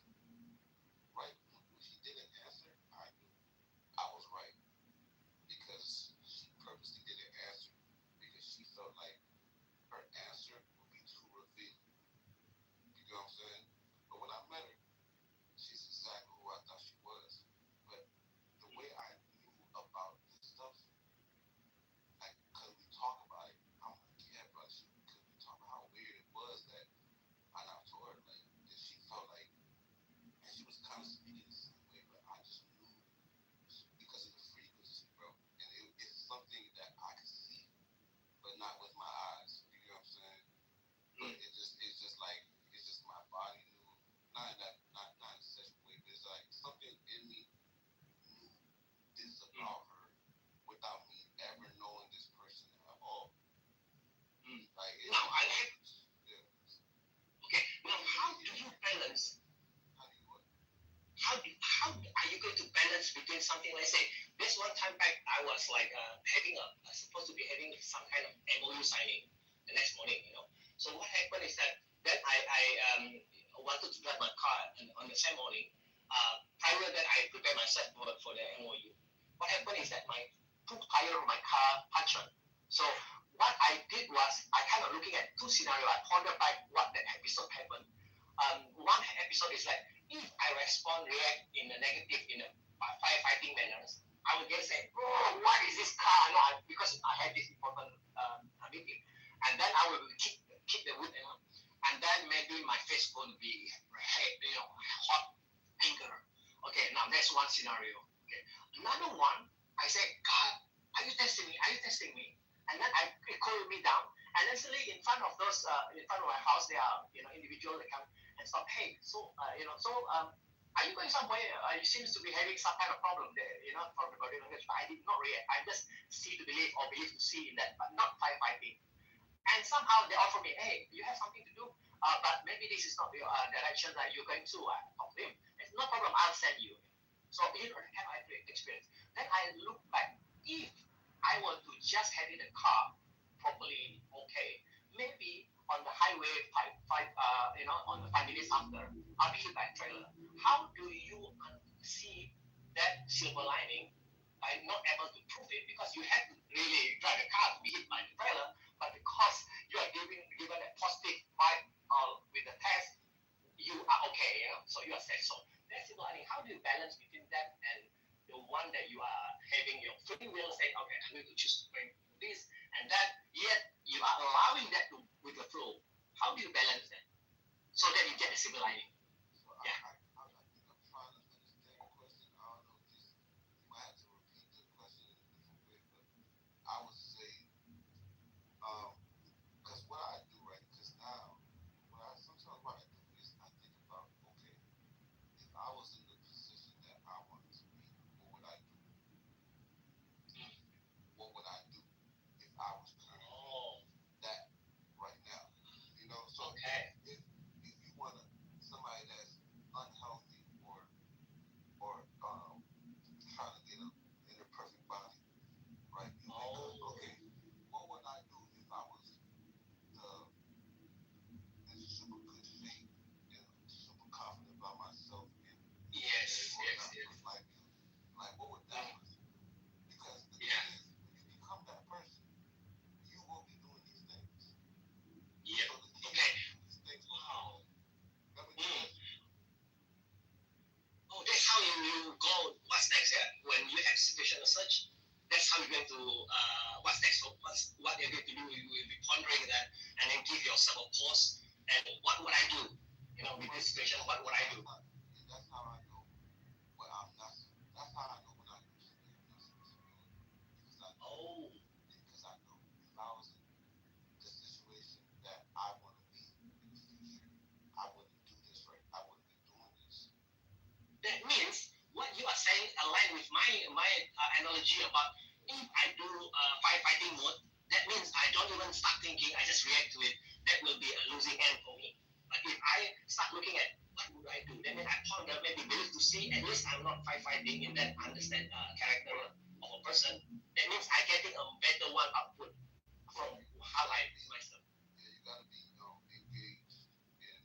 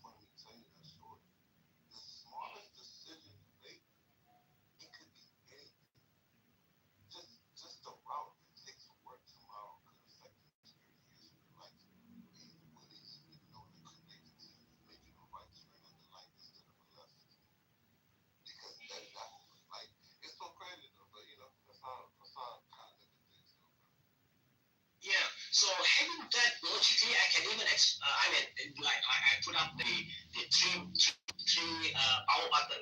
Either I press the button level firefighting, or I press the button believe to see, or see to believe. That means I get output that which is whichever I decide, that output will be the one that I'm getting on. Achieving or getting like the output that I generate from that action that I did. So hence, if that is the case, multiverse to you makes sense. To me, the three different power button makes sense. So that is what you meant by multiverse that you're saying. I mean, are we aligned in that understanding that you're talking about multiverse and my button of firefighting, see to believe and believe to see? Is that aligned? I mean, it sounds like it's aligned, but just to end it, if you're doing something and trying to make the right decision with intent to get to where you want to be, the outcome, right? The outcome of these decisions, even if it doesn't look like it, could potentially be pushing you to where you want to be. So you might leave for a job, you might want to get a job, right? Because you want to reach, let's say you want to be a millionaire and get to this field. If you try to get a job and you don't get the job, right? But if you're doing things right, then you're not supposed to look at it like, I didn't get the job. Oh man, I start looking at things like, okay, I wasn't supposed to get that job because you're still going the right direction. And what happened after that? Something happens, and I'm like, oh yeah, this is why I didn't work before. This is way more. Like, honestly, it's happened like that. Plenty times. Just give an example as a job. To you, it happens several times, right? Do you have that kind of experience that it's like what it means is like you have a plan that we want to do, but that plan is superseded by the designer plan toward that is specific for you that you don't even realize. Right.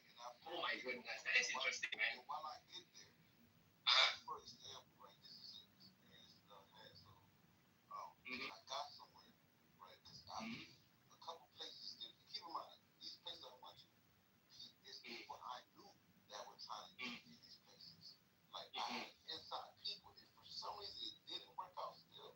So I go on my own place, and then it aligns, and then the person tells me, yeah, man, everything happens for a reason. That's why you're hearing from me, and I'm talking to me right now. And he doesn't even know I'm really paying attention to these words. Like, it's crazy this guy's saying this. You know what I'm saying? Because it's like I perceive the message as it's not him telling me, but it's a message from beyond to me. It's not even him telling me this. You know what I'm saying? Okay, next question. Having you realizing that you are having this route, do you experience some kind of backlash, or maybe people like the route is kind of lonely kind of route, and then nobody, like you're overthinking, this is not true, Have you been experiencing your inner circle, your family members or friends, close friends that even not able to, because some of them may not be able to experience. Have you experienced some kind of they call it frictions, the unnecessary? Everybody around me, I'm cool because I'm fine with it, but because that's my personality. But like sometimes you get to a point where basically only you understand how things, only you and your selective group understand how things work. But the thing is, these people that understand things with you, they're probably most of the time they're not there because they got their own things going on. Most of the time, it's the regular people that are going to be around you.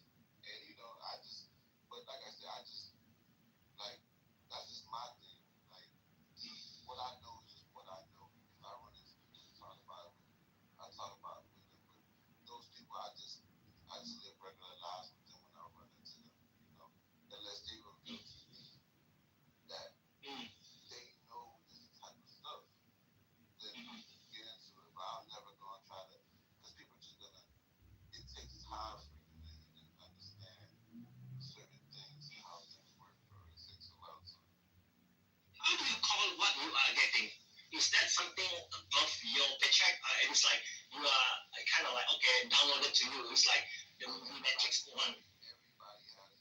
Everybody has it. But like I said, most people start seeing it faster than others because it had.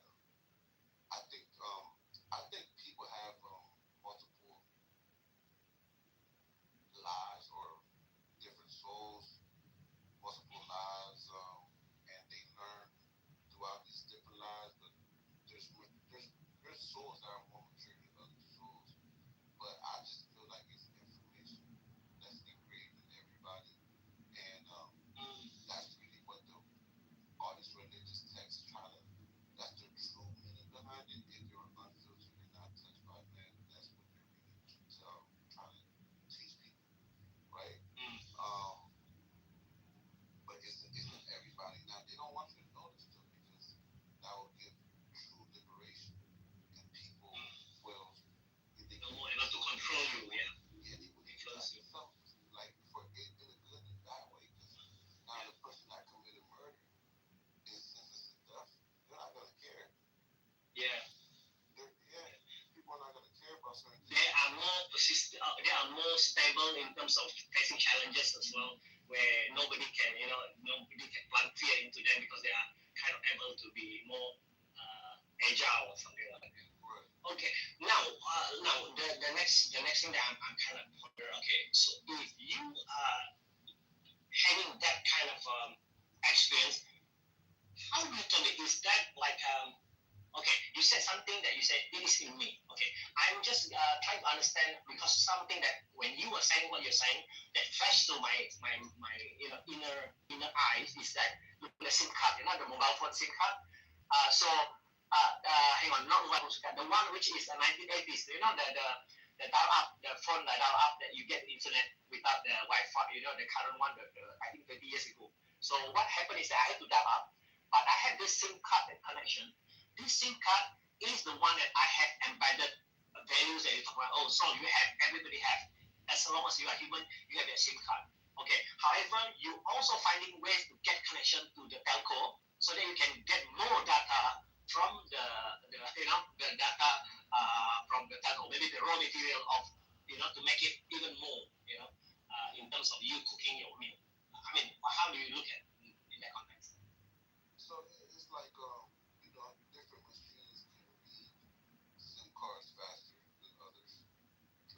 Let's say you might have a USB 3, a USB Thunderbolt, USB-C, but basically they're all USBs, but the information is just transmitted at a different rate.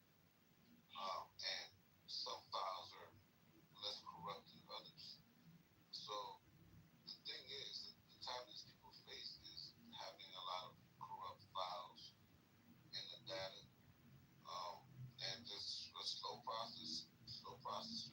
But that's where people need to understand how come some people do and some people don't. It goes into the worldly things of what they do. Just think about the worldly routines, what the world does as a routine. These are the things that keep a lot of people in this state without going too deep into it. Now, okay, having your current state of your stability, are you consistent in your performance, or you are fluctuating? Like sometimes you can get it, sometimes you don't. Sometimes you feel what is the state of being that you are right now? Are you consistent in what that you are already having, like they call it permanent user password, or you are just merely getting the temporary user password at the moment? What is your current state? Yeah, I mean, I definitely fluctuate, but it's more of it's a fluctuation which I think is inevitable. But it's like I said, you're always headed towards your destination, regardless. But it's now I can acknowledge that, so it doesn't really matter anymore because now I understand the rules of the game. Yeah, how things go. Yes. Yeah, very true. Okay, now there's something that I kind of like looking at. Does your family growing up self conditioning helps in what you are, who you are, or it's more like by accident that you go somewhere, or maybe there's something that is nothing got to do with your conditioning when you were growing up?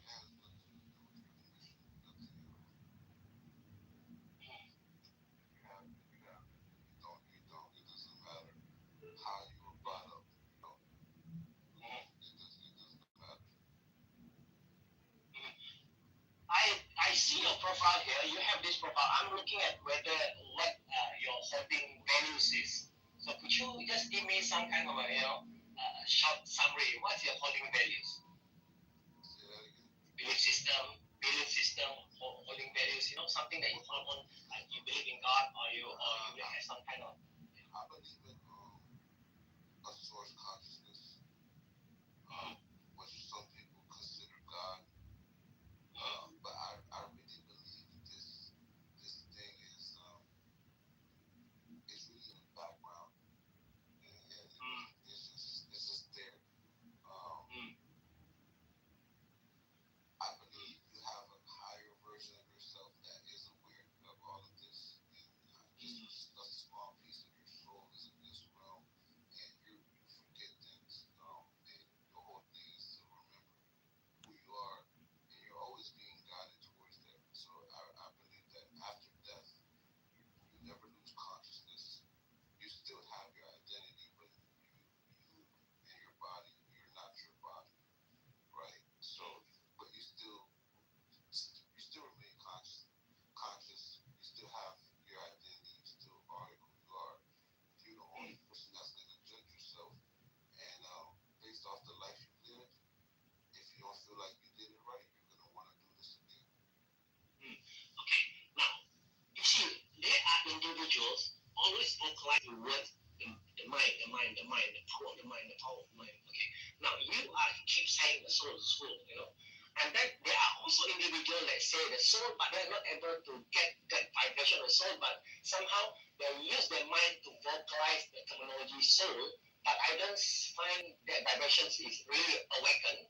So whereas you kind of like looking at when did you start looking at the soul as a something that is relevant in your context hierarchy rather than your mind. I have not heard that you say your mind as a core driver. So how did you get hold of that? Hey, the soul, but how do you? So your soul, so it's always, like I said, I've always felt these things. When I got older, I learned how to express them. But before that, can you give me some context before that? How was it? As a kid, it's just I always just felt weary, like something's not right. Like the stuff I know is not. That's not what it is, you know. But in terms of that, it's like your mind is what creates this reality, right? When you think, when you see and observe, that's what's creating the reality, the realm you live in. But when I say mind, I mean consciousness. That's why I consciousness. But when I say your soul, that's the spirit, right? That means when you were younger, there's alarm banging on you, which is the consciousness banging on you, like, hey, there's some kind of frictions in you. Is that how it happened? Yeah, like it's something like it's just like it's something like off about everything, you know. Like it's just this stuff, the information you're teaching us. Okay. Then what happened next? I was in church. I kind of just stopped going to church. But it's not like I'm just living my life. I just got further into the church and stuff like that. Okay. And then I don't know, information just kept on coming to me in different ways. It always connected back to something I already before felt. And it still happens to this day, but that's just how. Okay, Mr. Checkpoint, I want to bring up the one. When was the tipping point happen? Because when you say you got, there must be some kind of a tipping point. To me, I'm one of those people. There was never a tipping point. I've always been like this. Maybe.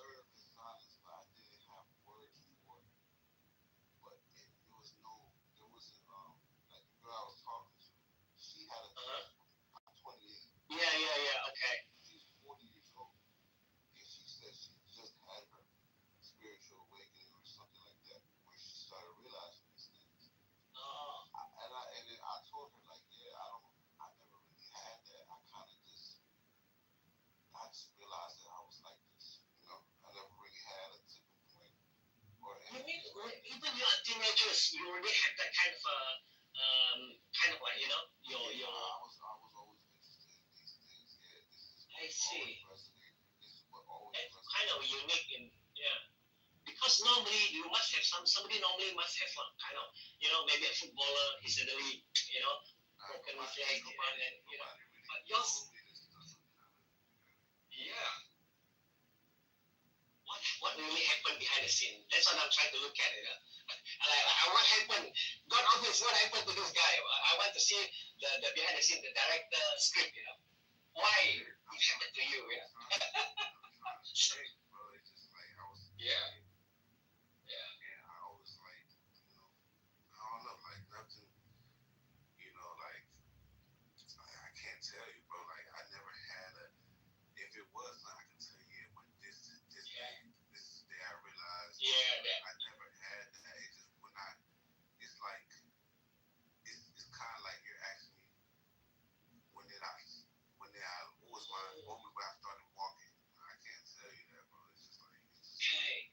Have you been bugging yourself on maybe that when you're a teenager there are moments that you're bugging yourself the last 3 years in a row, like maybe 1 year continuously, like you keep having more higher decibel of why, do you have that moment, like kind of like more profound, spiking wisdomly somehow, Nah, I mean, do you have that moment? I think because even at young, I'm Haitian, so I was born in Haiti. I wasn't born in America. I was born in Haiti, but growing up in church, I can't remember when I was 5, but even when I was in Sunday school or stuff like that, that's when I was like, as a kid, like, and that's when I was like, why? Like, because like they were telling me some certain things in Sunday school, and I used to be scared of hell. I used to be scared of going to hell because I was like, and I always used to think of it like, bro, how would it make sense that you can go to hell for not being Christian when other people are born without a choice in different parts of the world where they won't be Christian? Yeah. So it's just like I was thinking like that as a kid. I don't know, and I just became now if I were to say, hey, God office, let's get there's one behind the scene. I just asked from God office. I'm just imagining right now, a file about you. I read it out to you right now. Something like this. The moment you were there, during the time when you say, why a person we have no choice of deciding I want to born as Chinese, I want to born as Indian, I want to born as whatever, so we have no choice. So now, okay. So having that kind of pondering, to me, I mean, behind the scene, I look at, and then maybe the designer is saying, hey, I am the designer that I make you, don't ask this question. I want to make you to appreciate why, regardless of what, I'm going to plant a seed, but you have to make sure this seed that you receive, you have to plow nicely on a good land. It will grow according, your time. So that's why you grow with it. Yeah, that's the first thing. That's the second I remember. Yeah. Nobody planted that seed. That's how I was thinking. Most people, actually everybody else around me, just took the information as that. They didn't question it. I sat there and I was questioning it, but nobody told me to. There's nobody around me. I was a kid, bro. This is like I came when I was 5, bro. So this is like, so nobody. This is just how I'm thinking. Like I'm just like, now, yes. This is okay. Now I will see the relation to storyline. During during the time that you are wondering that why am I born to be this, I don't, it's not my choice. And then maybe you say something about how do you get it. You say it's already been in every of us. Maybe the seed is already there in you. You are knowing that, hey, I'm going to plant the seed that I have. I'm going to polish the SIM card that I have. I'm going to service the SIM card that you have. The mobile SIM card that you have. Maybe that's what you did to yourself. That it grows. Yeah, most people. Yeah, because if it's in everybody, yeah, as a kid, you don't have to look out. You don't have to look elsewhere. Yeah, I just started polishing mine real early. Yeah. Early, yes. That makes sense. But that's how I would go, man. So you are also, in a way, to me, how you present yourself is like more experiential knowledge. It's experiential knowledge. I know it's knowledge within myself because the way I think and the way I think about things, I know it's not. I didn't learn from somebody, so that came from somewhere beyond me being born. You know. And also some of it is knowledge I just learned that resonates with me. But that goes back to just you truly knowing things. So when you hear things, it's like when you hear somebody say your name, like you can be in a crowd and somebody yells your name, you can't hear anything else. You just hear this. As soon as somebody says your name, you hear it because it resonates with you. Oh yeah, just like what I happened to me today. So when I'm living life, I hear information. I'm learning that way too because I know when it resonates with me. I know when it aligns with everything else, and I can tell it like easily. You know, the moment that I pick up you, I quickly go to my mobile phone because I have a Bluetooth speaker. I think about 12 meters away. You know, so there's another room. So I don't want to have my mobile phone. You know, there was one moment you with a lady. I can't remember who was that lady. Suddenly you say something and then they read it differently, and then you say, "This is not what I meant." You know, then you are given a chance to elaborate your points, and then I find that the point that you're making, like you are calibrating your frequency to the person so that the person can understand. You see, I'm kind of, who is this guy?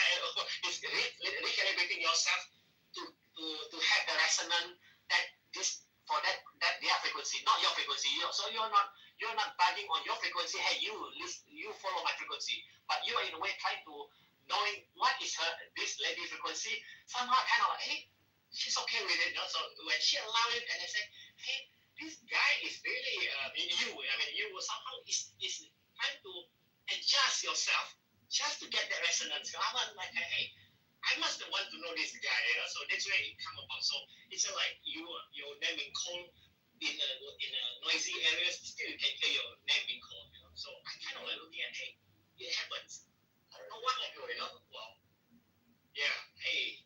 It's up to the room here. What's the topic? The Quran. You guys thought from there? Actually, yeah.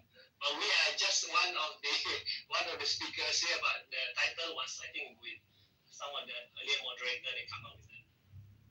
Okay. Alright. So, are you a believer soul? Yeah, I am. I think Brother Corey as well, probably. What was it? How do you call it? Cast, Brother Cast, yeah. You guys are believers. He has a soul. Yeah. Yeah. As well, believers.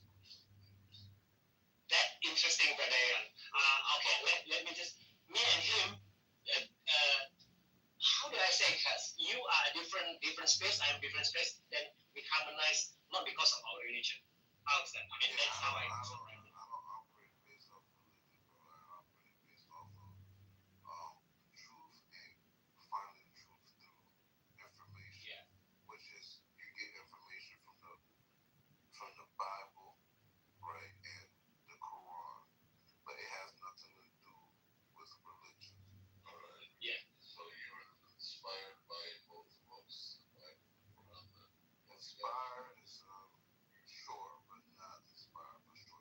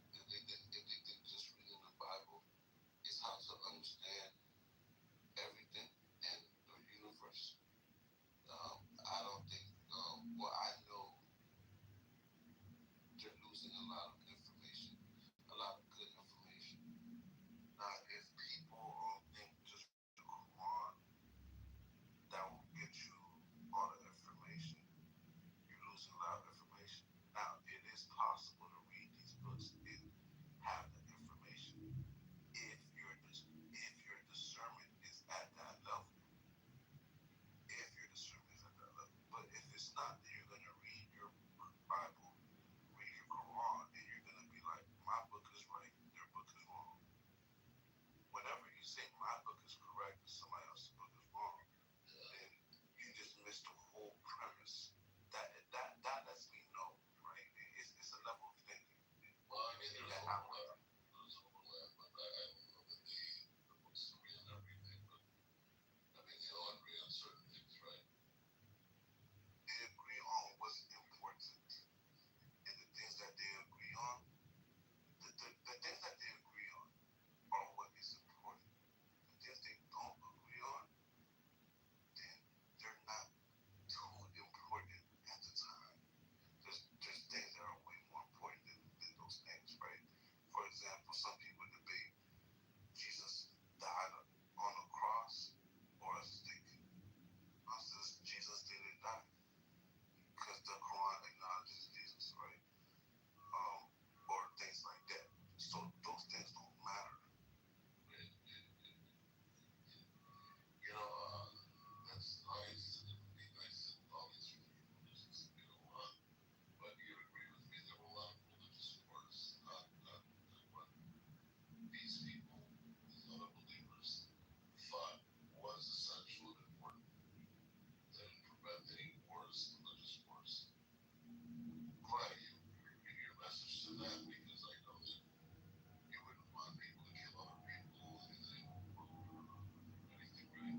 No, so I told you, Depends on the people. right? So yeah, people shouldn't be, people back then weren't killing because of the book. That's for sure. I mean, like in your charge of surely we don't want to be killing people because it instructs us to do so in a book that is in part the premise of all laws. Yeah. Well, you said that Jesus didn't die, so Jesus didn't die. Okay. No, I'm saying Isn't that like a Christian heresy to say that he didn't die? some people say he did, some people say he didn't, but Well, if they said he didn't die, I guess we didn't kill him. Sure, some people say he didn't die, some people say he did, but I think all of the Christians say that if you say that he didn't die, then you're a heretic. but here's the thing they said, that doesn't, what I try to tell people. Listen, they'll call me a heretic too. I'm not afraid of Christians calling someone a heretic. No, they said, what I'm saying is, right, people debate about things that don't change anything. Yes, they Well, do. that changed something. But why do you think that is? So Jesus dying, right? Like his, Are we moving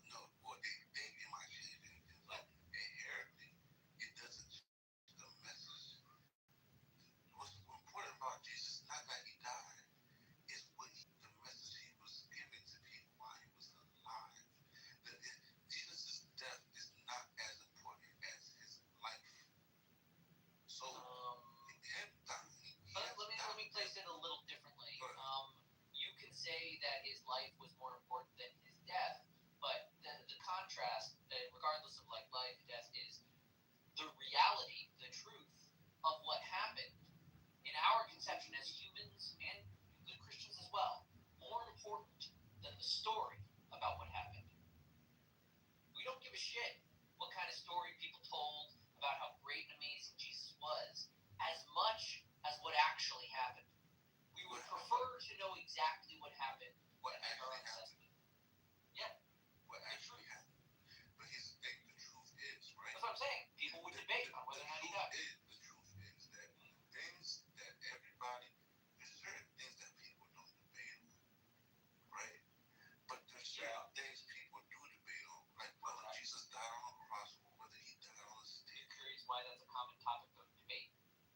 But that's irrelevant if he died on a cross or a stick. You believe that it is irrelevant. No, it is irrelevant. Prove it. But let him go with it because go prove that it is irrelevant, and everyone would be ambivalent. How? Okay, if Jesus died on a stick, okay, what changes other than he died on a stick? What changes is the orientation a person has, whether they like the story, dislike the story, or ambivalent to the story. The perspective of understanding the story changes based upon what actually happened. So you're saying if he was on a stick and the story changed that into a crucifix, or if he was stoned to death and the story changed that to a crucifix, or if he was on a crucifix and the story was just honestly reporting that, all of those are different types of stories. That's why it matters to the people who care about that story. Go ahead. You guys both, no offense, but I've been derailed, okay? I wanted to talk about one of the biggest crimes in history, and somehow this guy moved into carpentry. Okay, I'm sorry. I want to hear from Kaz something interesting about anti-Semitism. So Kaz, Why? That believed, okay, that my ancestors killed their God. You can say that they're wrong or that it's irrelevant, right? Is that what you were saying? Yeah. Okay. You're just really excited that he doesn't believe that the Jews killed Jesus? No, it's very important to fix that. Here's what I'm saying, right? I run into people the people that killed Jesus. Yeah, so what difference does it make if this one guy doesn't believe that? The people that killed Jesus killed Jesus. Okay. The point is, it doesn't really matter. Okay. Because Jesus was going to die like that. And guess what? The person that sent him here knew this. So that was what had to happen. Trust me. Here's sort of the problem with your approach. It feels like you're sensitive to some questions. Like, you do think that there's like areas of study, but you're kind of making a broader meta-nihilistic point that any conclusion you make will be irrelevant in the broader scheme of things. And like, I feel like you're just trying to battle your own curiosity over the questions. Like, you're right, it doesn't necessarily change anything, but that doesn't mean you can't be curious and figure out what you think I is didn't true. say you can't be curious, but the fact that it is a debated topic means we will never have the definite answer. But these people do. I wouldn't say that. But That's not true either. But listen. You might get to a definite answer based on that belief. We could get a definite answer sometime in the future. Maybe. But as of right now, right, these people do agree that Jesus did exist and on earth. So let's just start. Let's just build off of that. But when people start to be, whether it's a cross or a day, and they start trying to say, you don't know anything because you think, he died on a cross, you think he died on a stick. Well, some people think he didn't really die. He got like, this is the stuff that's irrelevant. So let me tell you why Maxiad is correct in this case. Because there is a cycle of Christ, which is Annunciation, Conception, Birth, Crucifixion, Resurrection, Ascension, something else. So those, they fundamentally are important concepts. If a Christian does not accept any of those pillars of the Christ life, then the entire concept is vulnerable to attack. From that perspective, what happened to him is hugely important because it's connotation to the divine and the God. Now, if you make the case for Plato, it really doesn't matter what Socrates would apply with the year 5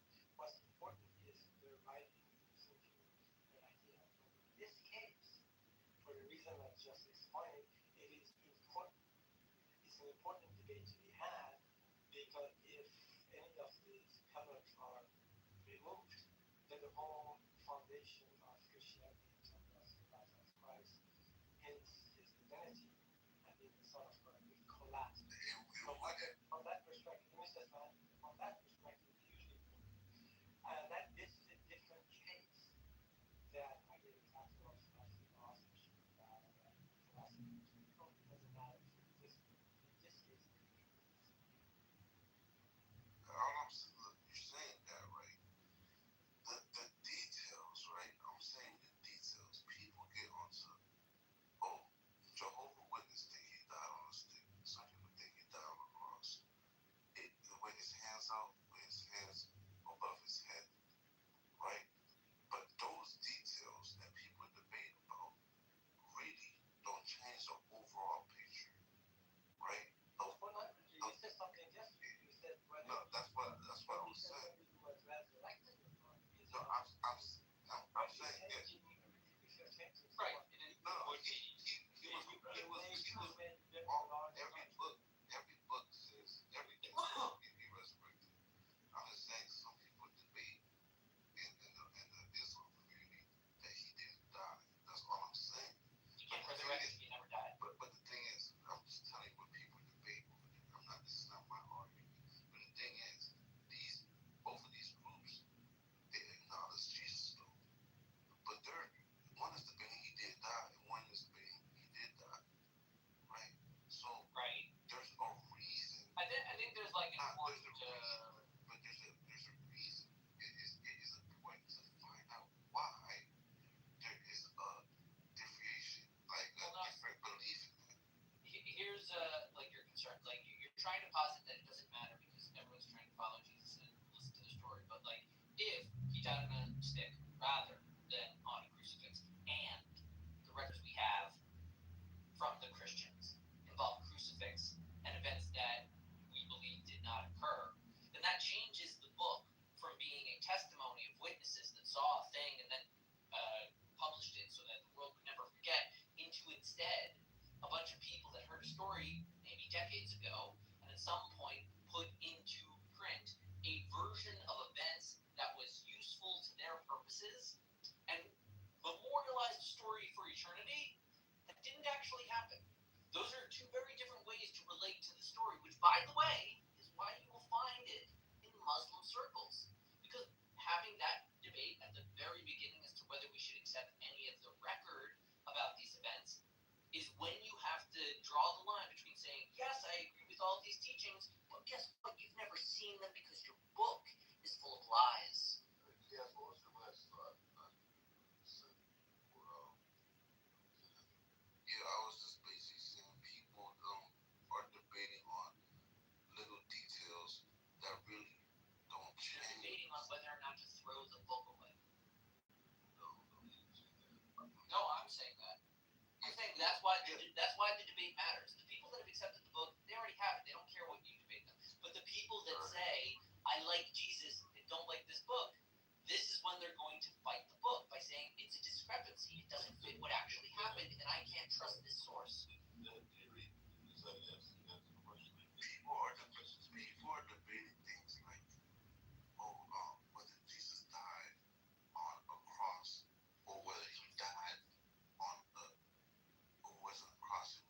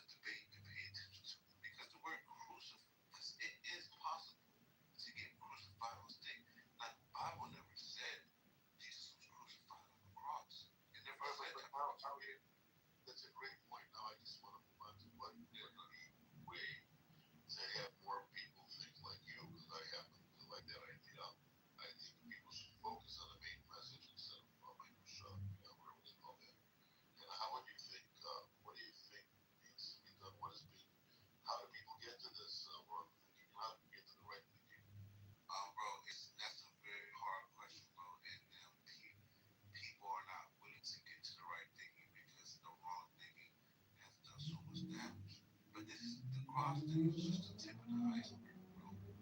It's a lot of things, right? My problem with all these texts is if I ask 100 pastors, what does this verse mean?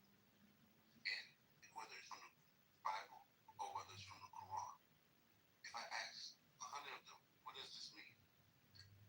I promise you, unanimously, all of them will not say the same thing. Okay, but you're addressing theologians. Okay, you're trying to maybe find a solution. Okay, for theology, but let's think about psychology. Maybe the reason why there's so many interpretations comes from a theological, psychological reason, and we should go with that way. You know, the reason why there's all these interpretations is because people only believe in stuff because other people believe in stuff. Alright, well there we go. You get what I'm saying, right? Now I went to the room, I asked them, would you believe in Jesus Christ? You were the only person that believed. What? I don't get it. You're saying like if I was the only guy that witnessed the event? Listen, Brody. This is a simple question. Would you believe in Jesus Christ if you were his only follower? I think he's talking If I was a follower, yeah. I think he's talking about like narrative thinking, trap thinking, group thinking. I think that's what he's getting at. Right. So yeah, but I'm saying like Eitan, if like Jesus tapped you on the shoulder and said, "You're my guy," are you saying that you're just gonna be out? I was saying this like if the majority This guy's saying he'd be out. I don't know why. If the majority of people on this world didn't know who Jesus was, or yeah, I'm assuming that. And let's say you like I said, somebody came up to you and told you about this, right? No different than somebody telling you, hey, bro, werewolves exist, bro. Oh, you mean like a crazy guy on the street? I'm not. See, now you're already putting. I'm asking, like, what's the level of like me being a follower of Jesus? You're like, you're oscillating between him appointing me on a holy mission and him being a crazy person. Wait. This is what I'm telling you. I'm not saying it has to be a crazy guy. Somebody came up to you and told you, hey man, Jesus existed way back then, man. He died for your sins. Yeah, I'm talking about. That's happened to me before. Okay, but here's the thing. This is a world where this is not the norm. You can't ask. So you're saying like if it happened, but that wasn't as common as it is today? Yeah, it's not common. You can't ask. Okay, so then a random guy shows up. That still just sounds like a bum on the street saying the end is nigh, no? But they said, call it a bum on the street for sure. Okay. But the thing is, he told you, and imagine this, right? He told you all the right information that you know now. Okay. You believe it. Who told us? Anybody. No, it sounds like a crazy guy on the street just trying to like change my mind into something. There's no problem. I ignore homeless people on the street all the time. Yes. I agree that most people do not believe in Jesus, right? That's not true. I mean, I don't believe in Jesus. Wait. Please, let me get this straight. Yes, why do you say that most people do not believe in Jesus? Most people do believe in Jesus. Yeah, he said the opposite.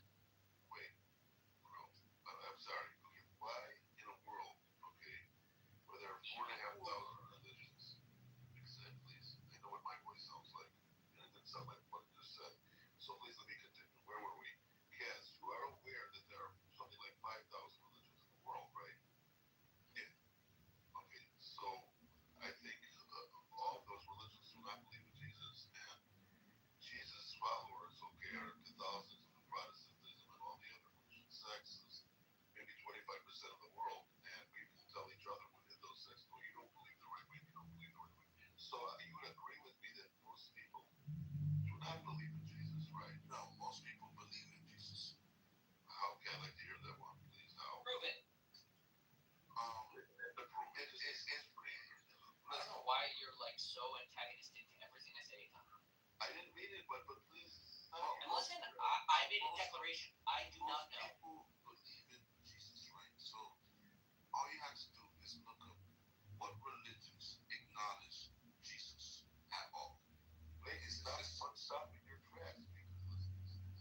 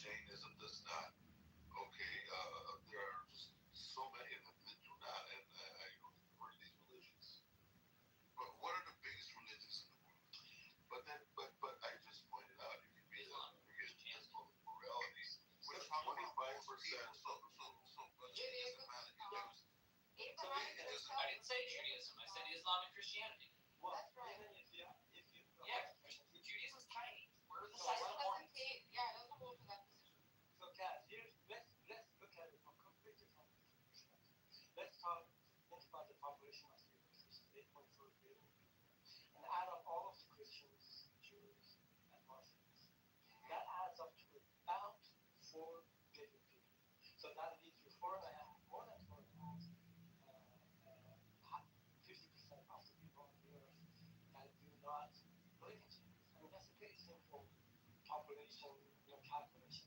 So let me tell you when I say believe, right? This is what Christianity acknowledges Jesus. Therefore, they believe in Jesus. It doesn't matter. Yeah, Follow follow it.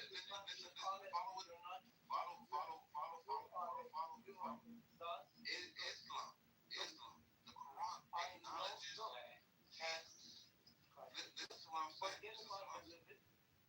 Hold on, you're not listening. I mean, really, you're frustrated. I just gave you numbers, mathematically, numbers added up, and I proved to you that you're incorrect. Now you I'm not incorrect. Let me just finish. Now again, you're going back to the same assertion you made before, that Islam accepts your religion, and Jews put it to the other side because they already said it. And then the Christians. I just told you that what you're asserting is not the case. So please do not repeat your assumption, which is incorrect. So if I'm incorrect, right, you would let me finish and then acknowledge what I said was wrong. You don't stop me 2 sentences in and say I'm incorrect and tell me don't finish what I'm saying because what I'm saying is going to be wrong. So let me repeat what I was saying and you can listen to me. Now, Christianity has 2.4 billion people in it. That's 2.4 billion. Islam acknowledges Jesus Christ. Everybody that is Islam also believes Jesus existed and was a real person. That's 2 billion people. Now we're at 2.4 billion plus 2 billion people, right? Hinduism, no. Buddhism, no. Judaism acknowledges Jesus as a historical person by many scholars, but they don't accept him as a Messiah, but they acknowledge him to be a real person. And some Hindus regard Jesus as a holy man or guru.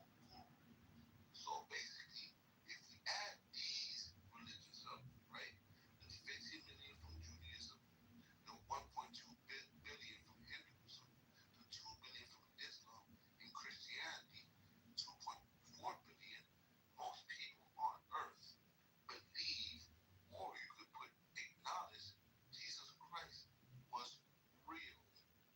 What does that mean? So that's the same. Yes, they're gonna stop you. Go ahead. No, because you're not. You're saying that am I wrong? Wait. Some people see him real as a historical figure. Some people see him real as a Messiah or a Redeemer. Some people see him real in the telephone book, and some people see him real in something else. I mean, yes, I can say that everyone sees that Adolf Hitler is real because 8 billion people acknowledge him. What? When I say, I think you mean to say there are millions of people that believe in Adolf Hitler because they acknowledge that he was a real guy that died. No. Let's go back to Cass. When Cass originally said that, he said most people believe in things because the majority around that world, there's a majority of people who believe in that thing. correct. Did he say that? That's what I said. That's exactly what he said. So I was pointing out, and I think Ali was supporting this idea of mine too. Vast majority of people do not accept Jesus as their Christ and Savior. I didn't say that. You say that. What? You just said that sentence. I said the majority of people on earth believe Jesus Christ. They don't believe in Jesus Christ. No, you got to be careful. I'm saying the majority of people do not believe. No, he wants to capture everyone. Okay, bro. What? He's trying to capture. That's why he's using a vaguer, broader version of I said believe in. believing. Yeah. I get it. I acknowledge. I believe that he existed, therefore I also believe it. I believe his existence, but right. I don't question right. So I must be your redeemer. No, but listen, let's get back to the point. He has made the assertion that people worship Jesus, and they would not have done so had it not been for a lot of other people worshiping Jesus. That's a point. I can see what he's saying. All right, but for him later on to say that the majority of what you're talking about, yes, is an error in thinking. What you're basically saying is people believe something because someone else believed it and told them about it. Is that right, Kaz? Is that what you're saying? It doesn't sound like yes, and even if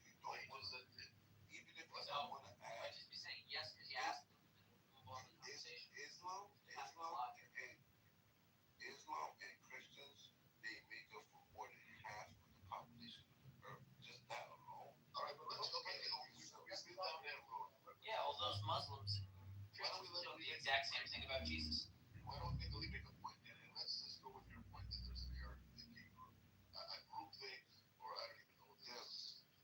Okay, let me just make my point. I know he's just trying to diminish the definition of the word belief. I'm not. It means what it believes. Okay. It means what it means, bro. Okay, let me make a couple comments here. So I'm not going to repeat the first part because I did. When you mix in Hinduism into this thing, this is really developed. I have no idea. Oh, that's why I cut it into religious. Let me. Okay, if you're only talking about two religions, we added up the numbers 4.2, 4.3. Population of the Earth is about 8.4, actually pushing 8.5 billion people. So from that perspective, that's correct. If you're trying to mix in if you're trying to put into the mix some other groups, they have the knowledge of such a man, Jesus existed. That's believing that he existed. That's something. But we don't understand. I think I said it's right. What is? I mean, before you answer, I want to ask you two questions. One is one question, one comment. What is your definition of believing in? That's one. Second, there are people actually the only said, well, you're not going to believe anyone. That if nobody else would have told you by that individual, actually somebody tapped on your shoulder and said, look, I am the Messiah, or whatever I am. And they said, this is not possible. It is possible. Let me tell you, Khadijah, the wife of the man, that was the first one, actually believed in him without having anybody else telling her that, like Muslim and Quran or anything like that, he believed in her husband. So there are people, individuals, foolishly, actually, not all the time, but probably perhaps in the majority of cases, they believe in somebody saying something, particularly in the spiritual realms. So that was my comment, and then let's go back to my question. Tell me your definition of belief in the context of people believing in Jesus. What do you mean? Believe means to believe something exists. So if I tell you, do you believe in Santa? You would tell me, no, you don't believe in Santa because you know Santa is not real. And would you say you believe in Hitler? Yeah, I believe Hitler. Right, you see how you're like losing the sense we apply. Like I say, like would you say you believe in Donald Trump? You believe in Vladimir Putin? You believe in Bibi Netanyahu? You believe in Hamas? I mean, like, you are losing the meaning of the word belief in order, it seems to me, motivated reasoning, so that you can capture, like I said earlier, as many believers in Jesus as you can shake a stick at. And that's just not actually what you really want to be doing. You want to find people that actually do believe in that man. Not just believe that there was a guy. The word believe here is used, what's the word? Lucidly, I think one hand believe means to worship, and another part believe means to acknowledge. And what Cass has done here, I believe, is fused both of them into one little category, believe. Yeah. But the point is, Cass, I think really a more meaningful discussion about religion would be why do people worship? When we talk about belief, we're talking about why do people worship Jesus, right? And to say that, to use the word belief and two different sides of the coin there, I think is how am I using the word in two different sides? Yeah, let me tell you what. If you would have used people having knowledge, that's the only way I'm using it. If you would have said people have knowledge of Jesus existed, fictional or real, that would have been a different story. But I think people have knowledge of hold on a second. I think Max said really completely captured the almost, I would say foolish, ridiculous. That's not the word. That you capture as many people as you can under this umbrella. So if you use the people having the knowledge of anything as you mentioned, that's the difference between most people on the face of the earth, they have the knowledge of Beatles existence. The point was to start, the whole point started with me telling him, if somebody told you, came up to him randomly in the world where it wasn't just, the status quo to believe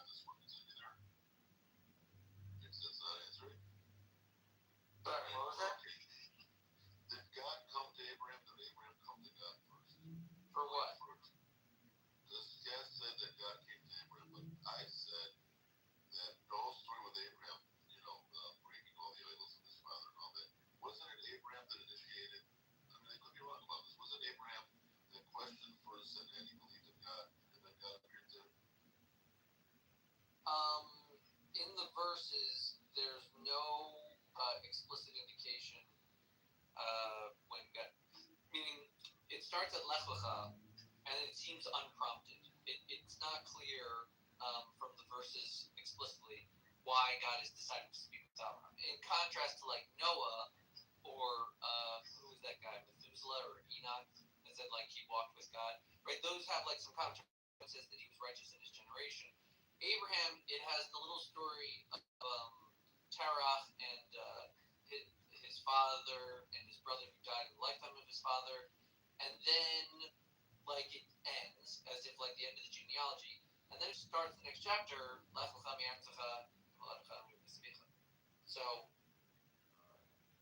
So I'm saying it is somewhat unprompted. The rabbis filled the blank and explained why was his son dead, what was Abraham doing, and how he was, fighting idolatry. But inherent within even like that starting point is acknowledging that there's some kind of history that they're ignoring because he's 75 years old when it starts. Yeah, you think they're ignoring the history in the Bible? No, the Bible isn't ignoring any history. It's very focused, but it leaves things deliberately ambiguous. So, like, in the example of, like, Abraham, when his entire mission starts at 75, the Bible is referencing there's a whole life of Abraham that is just not pertinent to this story. When Moses starts saving the Jews at 80, it's saying, it tells us a bit of his early life, but it says everything up until the 80 is, again, not what this book is about. But here's the thing, right? You think that the Bible doesn't include this? Or the Bible doesn't include every fact that ever occurred. There are several times that Abraham, over his 175 years, went to the bathroom, and the Bible didn't record any of it. You know they have the Ethiopian Bible, which gives the additional context. Yes, there are many unofficial additions that have been added to the Bible. Which, by the way, if you read the Bible, it's explicit. You're not supposed to do that. But yeah, there have been many that have written books after the fact and tried to add them on to the story. But I want to ask you a quick question. Because I like the theory that people believe things because there's a mass following. Yeah, and most people only believe. If that were true, then we would all think the same thing. So it must be untrue. Most people think the same thing. Oh, really? Then how are we arguing right now? Like, if we accept as true your premise that people only ever agree with each other, then no one would ever have a unique thought. Most people agree on most people. So how do you know if you're talking to somebody who's just believing what their friends believe or if he's genuinely thought his own thought when you just have to talk to them? Because they're not open. But I would like to add they haven't explored most people. Oh, I understand. You console yourself of not being able to change anyone's mind because you say they're not thinking for themselves, because if they were, they would agree with me. Instead of disagreeing with that big group over there that also disagrees with me. But when I agree.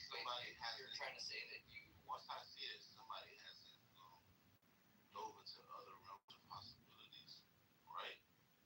Then I can tell you're just doctrine, just doctrine. But yes, if most people... Okay, you're just calling me a doctrine. I'm calling you dumb. It makes no difference. I'd rather get called that.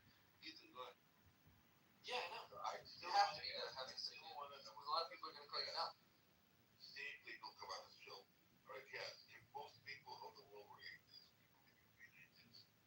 No. Of course not. Like, why then would you not go with the majority of people? Because I never just follow what the majority of people are doing without thinking about why they're doing the things they're doing and what's there for them to be doing this, and does that even make sense at all? What I'm trying to say is that maybe I misunderstood your initial point was the reason why people believe things is because there is a great following or a majority of people believe something. That's why people believe it. I'm saying, so it's important when we're talking about Jesus because you're not supposed to believe in Jesus because of this. Wait, that's the difference. Now, if I told you something about, yeah, man, the Warriors about to win this year, and you believe me, that's sports. But we're talking about something like which the rules are. Basically, you're supposed to believe in this because this is what you actually believe, not what you were told, but you have to actually believe in this stuff.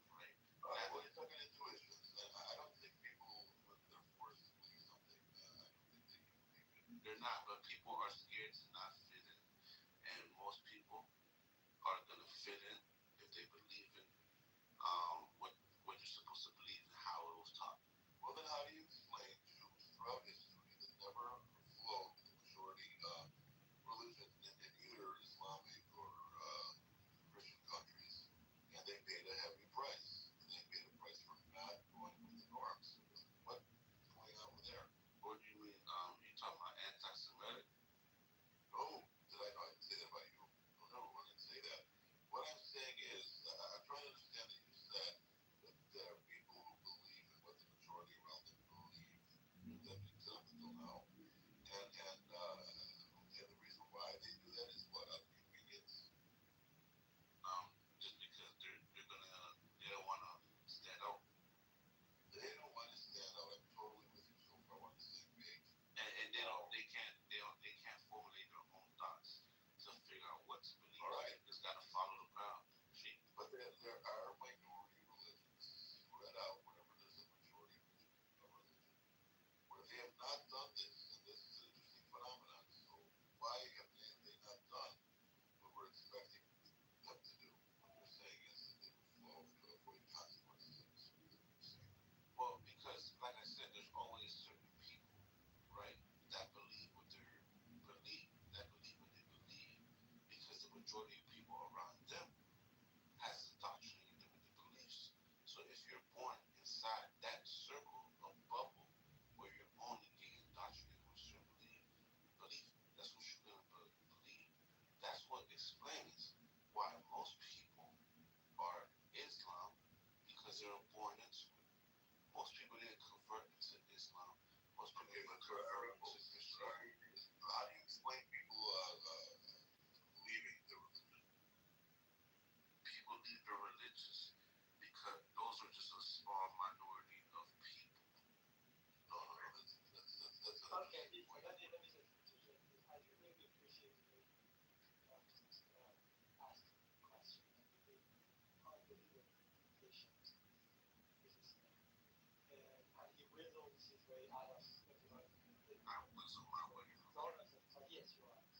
I really honestly think you lack comprehension of level of generosity. Generosity is just being In respectful. terms of asking the question, taking your problem seriously and trying to address it. But that's what Jesus tells them. You are not tracking. You don't understand. I'm tracking everything. No, hold on a second. Hold on, man. Get to your point, bro. Get to your point. Don't act like a 2-year-old boy with a diaper rash. Okay? Be quiet. What I'm trying to say we do not have the capacity to understand. Are you talking about me? If you're talking about me, if you're talking about me, if you're talking about me, yeah, I'm talking about you. I'm talking about you. I can respect it if you're talking about the point. Ali, give the mic back to you. Give the mic back to you. Ali, you're not talking to the point. You don't have the mental capacity to understand what. Okay, are you done? No, I'm not, because you keep interrupting me. I'm saying, if you're going to engage me, I'm not going to engage with you. Okay, that's fine. Then let's say disrupt the rules and how many shots. Morris has last name. Actually, I was not talking to you. So what I'm trying to say is, say it, man. I honestly appreciate your patience and level of sophistication. Posing the question. Nobody said and also engaging. There's nothing that you say to get an answer out. But this man I'm has talking the capacity to whistle out from everything that has been generously offered to him in terms of explanations and questions. I'm giving you all explanations. And reasoning. I have not heard a single word of common sense reasoning out of this man's mouth. I think he's there. He's totally understand common sense. in this room, and you're not capable of understanding common sense because you wouldn't understand that, but basically that's what it goes for. I think was Ali. He's gone, but he's upset because he touched on a hot spot. He doesn't believe in God at all.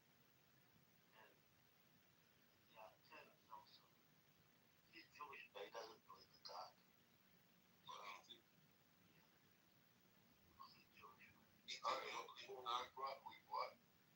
You don't believe in God? That's the conversation. But thank you for bringing that up. But I think if we don't want to discuss this, we can move on. I don't want to engage in something that the rules want to move on. No, the room doesn't want to move up. Ali doesn't want to. All right, so we're talking with Kaz, and Kaz is saying that thinking is generally inherited. People inherit their beliefs. People believe in things because the majority of people around them. He pointed out that people don't want to stick out, so out of convenience, they go on and believe these ideas. I question that because I pointed out that there are minorities that still persist and do not go with the flow. And then I pointed out the biblical story that Abraham was one of these people that did not believe what the majority of people who believe rebelled, got up and moved somewhere else. So I guess the question is, yes, is that how you came to your belief personally? No. That's interesting. Okay. How did you come to your belief? I just sat down and started thinking. Right, and you came to the conclusion that Jesus was that Jesus was significant to you in your life, right? I came to the conclusion that Jesus was a real person. He came here with teachings. I came to the conclusion that most people misinterpret all these texts that they read. I came to the conclusion that most people don't understand God, Jesus, the prophets, the heavens, supposedly have consciousness. Most people don't understand that all of this works simultaneously. Yet they have some pretty firm beliefs, right? They're pretty steadfast, they're pretty stubborn, they're pretty firm in what they believe, even though they don't understand, right? Yeah. All right, and a critical thinker would question himself as well. I do. I spent years questioning myself. I didn't say it. I didn't say it. I was just bringing it up, So, all right, I will just point out that I know about Jesus. This is my part of the world. Okay, I was a tour guide in certain areas in Israel, biblical places as well. I know these places exist. I know the history, but I'm not a believer. Not a believer, and that's all I have to say. I mean, I know it definitely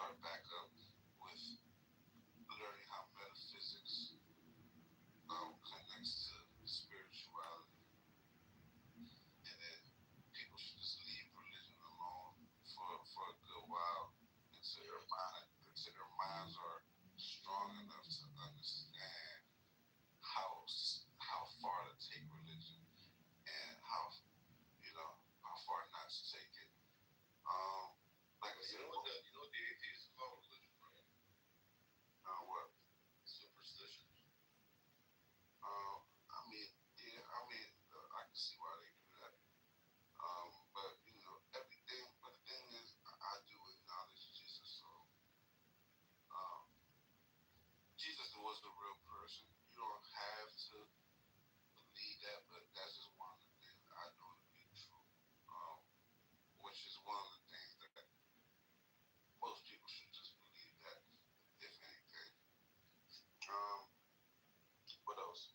Yes, Jews do run the world, but it's not the Jews that people think. But the Jewish community is used for a lot of major corruption. That's just what it is. Wait, calm down.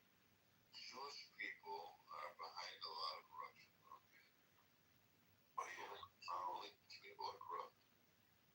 Though, I'm just saying, the biggest people are posing as Jewish people. Who are the biggest people? That's the belief that one believes because other people believe it. Exactly. No, that's a belief that I've learned, that I've done the due diligence to confirm that this is accurate, and basically this is accurate. So I didn't just believe. I'm never comfortable with just believing what somebody told me without doing. What's the Jews control? What was the Jews control? Jews control media, banking. And they do, which is now, if you think, I'm just mad that people I'll never knock on a group of people just because they control something. But when you're controlling it out of malice, out of corruption, and you just weasel your way there to do bad things and harm people, that's the problem. I'm not complaining that they're running things, but you can't have these people run things, but these people are some of the evilest people in this planet. Alright. AI does. Do Jews control the banks? The AI will never tell you what you see. Oh, now they won't tell you. Okay. Even people that don't realize the world they live in. I use ChatGPT and stuff like that, but I use it for things like, oh, how do I write this code? How do I do this? When it comes to information, right? If you ask, okay, what date? You ask ChatGPT for dates, but don't ask ChatGPT to confirm what may be a conspiracy, because they will never confirm anything with you because they're not programmed to tell you the truth on those in those situations, bro. So keep that in mind. They're programmed to tell you certain things, but they're not programmed to tell you to confirm controversial things, brother. So you really believe? Okay, how many Jews are there? How many are there? What do you think? How many Jews are in the world? Is it 6 million? How many? I know it's not 6 million. Well, ouch. Okay. There are about 7 million Jews in America, and there are about 7 million Jews elsewhere. Maybe like 15 million Jews in the world, right? Do you think the Jews control the banking in Iran? No, they don't, right?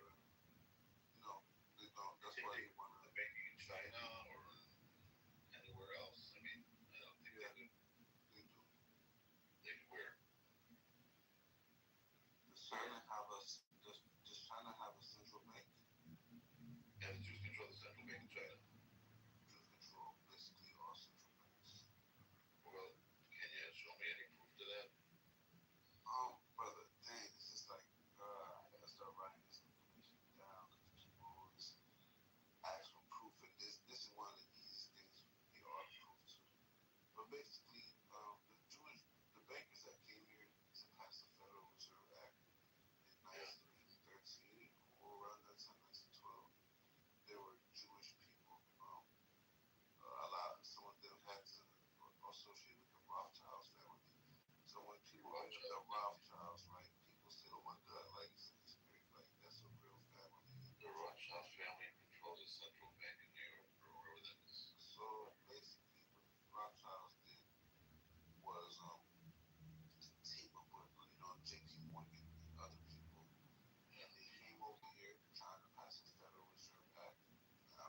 conspiracy here at the time didn't want that, right? So what happened was the very next year, the Titanic set sail. It was J.P. Morgan's Titanic, and J.P. Morgan didn't get on the Titanic the last minute. He pulled out. Boom, the Titanic sinks, killing all the world leaders who were opposed to him in the Federal Reserve. As you know, the Federal Reserve is not owned by the United States government. It's a private foreign.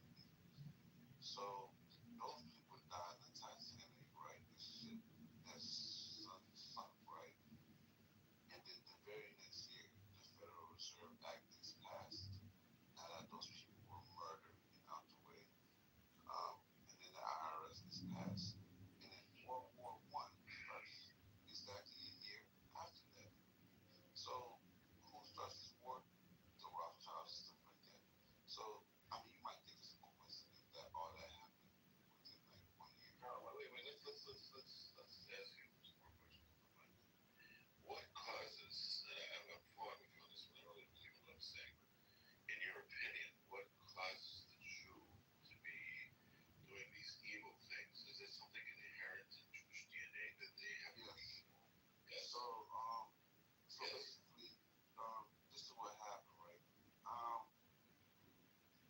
So I can't tell you exactly how far she's back, but I will tell you this, right? I guess. So I mean, I know this stats. This type of work is but again, that is one of the things the Jewish follow culture, which is basically sinning will get you closer to God. Okay, right. Sinning is the way to get closer to God. That's what Sabbath said. Oh, seven types of me. Okay. That's what he believed, and he, led all these people to, believe in what he believed in. Of course, they captured him and they were ultimately to die or turn Islam. He chose to turn Islam. Now, what people don't understand is, right, if you capture me and tell me that I'm going to kill you or join my gang, when I join your gang, I'm still loyal to my gang. I'm just doing what I do to survive, which is posing as another human being. So basically, he becomes Islam. A century later, Jacob Frank comes around. Yeah. Frankist, shit like that. Yeah. And he's like the reincarnation of the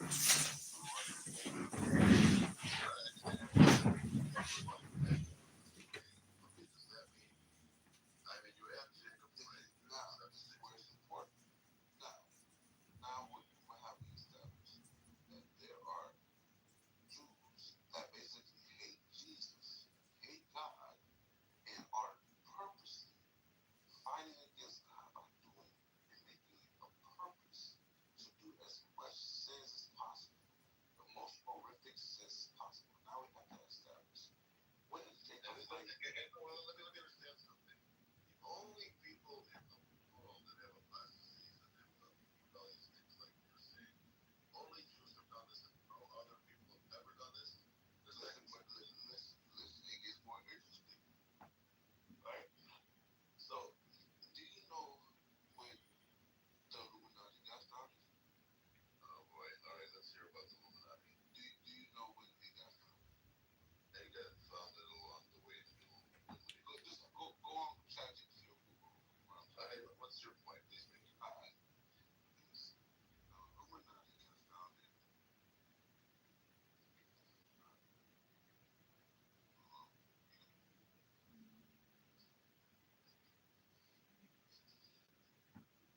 Okay, so the Illuminati, right, got founded in 1776, right? All right. In Germany, right?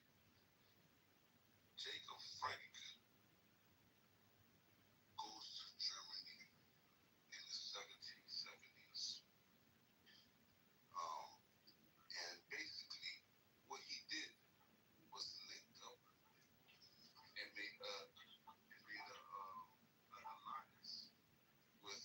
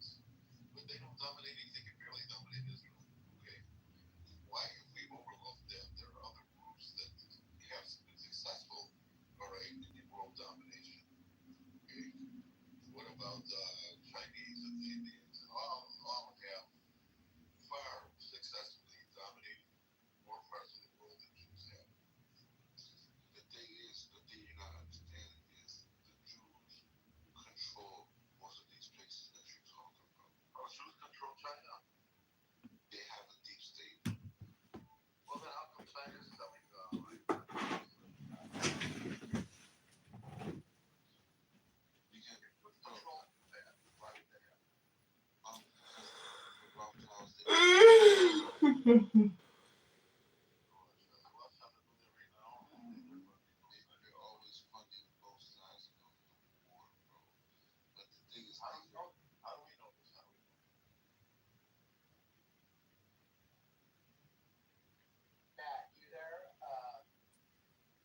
was a woman's name, and there's a few women. I should just.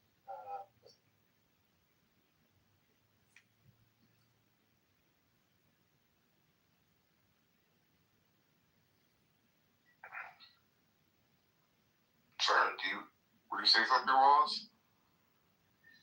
Oh no, I came in earlier, and Pepe was talking about some files and there's an investigation that's going to happen on a female. That's why it's on the. I can't recall, and I only caught the tail end of it, and I think it's just happening today. It's like breaking news of classified information. Tulsi Gabbard. Yeah, was it Tulsi Gabbard? Yeah. I'm still trying to figure it out. Well, that's interesting because I think everyone, even if it's nothing, it's what everyone's hung up on. And so if that blockage got cleared out and it started flowing, I think anything that can be taken away from people that is unknown that people are waiting for, I think. But then just more gets piled on top. So I don't know what I'm doing. Never mind. We're not going to find out anything. So, yeah. I didn't follow this today at all. What are they alleging she did?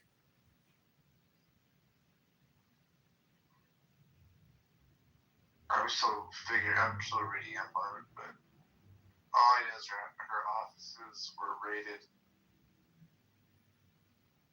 And that's it right now. So I'm looking.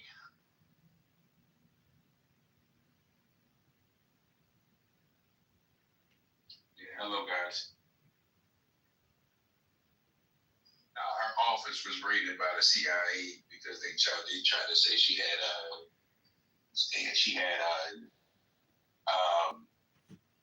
classified information on the JFK files and the MK files. So that's why. Oh wow! So that's the files. That's wild. That's completely different than an Epstein. So she had on the JFK files that were never released. I'm assuming that was the case. Everything is just happening. It's just unfolding. So the details are still sketchy, but they saying that she possessed classified information that was a part of these two files. Talking about Tulsi? Right. Yeah. MK Ultra? Because a lot of that information is supposed to have already been destroyed. Right, but just think about it. The CIA raided her office. You know what I'm saying? Like, well, she's the head of she's the CIA. She's the CIA boss. Only the FBI couldn't do that because she's technically the boss of the intelligence services. Only the CIA could do that. Like, if the FBI did it, it would look like partisan, like Cash Patel nonsense. No, and I appreciate that, Mike, because that is what I heard the tail end before they stopped talking about it. And I was going to say maybe it's like a 72-hour rule on this one, because I think it is just breaking and there's probably more to come. And yeah, I think tonight when I get to my destination, I'll try to read about it. But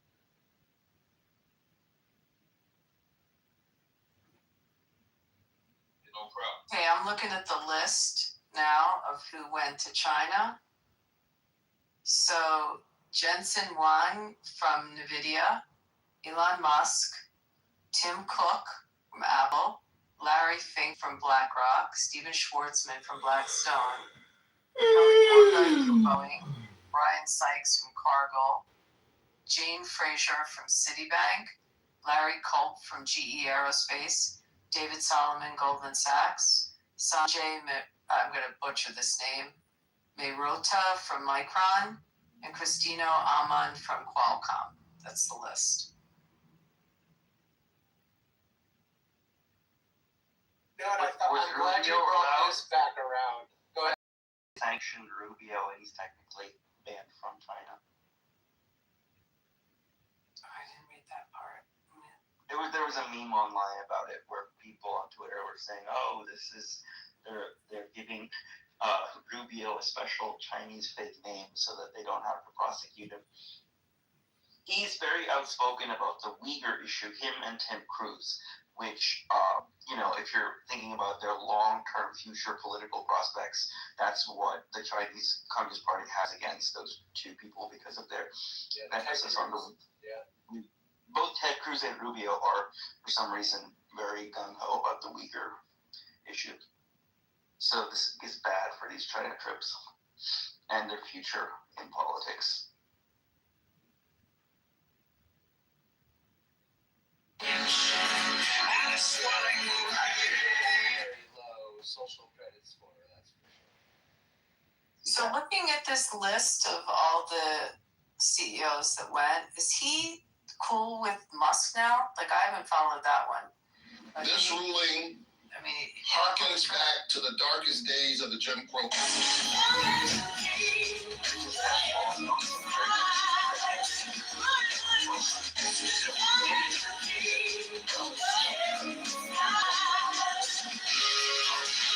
Ku Klux Klan is in Tennessee to register black folks. They gutted the Voting Rights Act and redrew the map.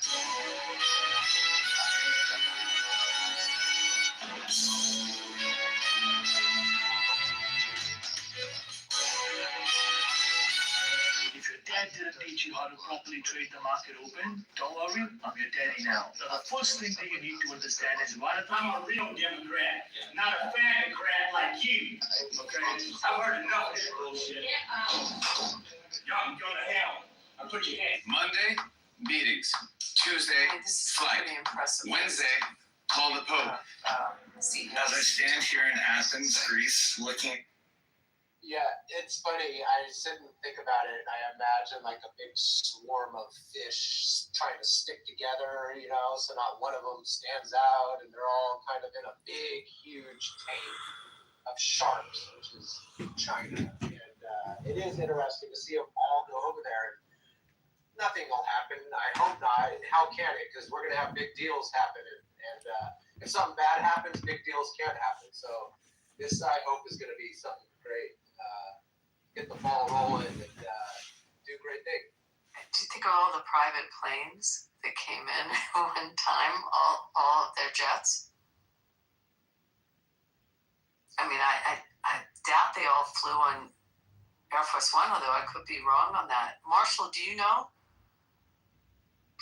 No, I'm not entirely sure, but I wouldn't be surprised if Musk and those guys took their own private planes out. Don't they have Air Force too? Vice President's plane? Or Yeah, but these guys all have their own very big BBJs. I mean, I gotta believe that's a lot of corporate execs going. Yeah, they're not all cramming in one can. Are you kidding me? Yeah, I don't think at least another ChatGPT question. It's a long flight. They're not. They all need their own bedrooms. That's ChatGPT. Well, and how many executives did you say, Abby? Because that'll kind of tell you. I mean, even if you had half the planes for them, which that's not even realistic. Let's see. 1, 2, 3, 4, 5, 6, 7, 8, 9, 10, 11, 12. Like 15, I read. 12, 15, and then all their staff.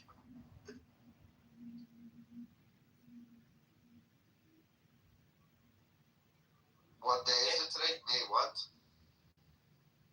When did they all land there? Yeah, what is it, the 13th or 14th? I should look at the calendar again.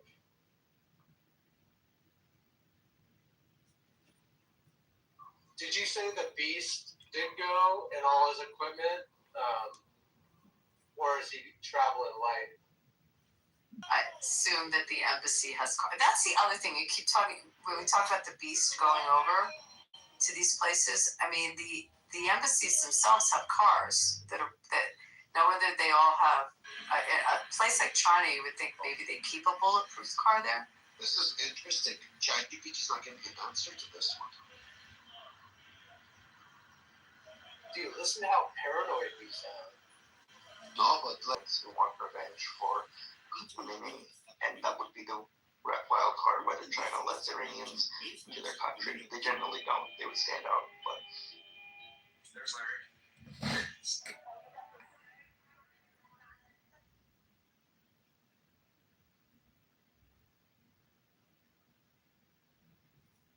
Yeah, hello.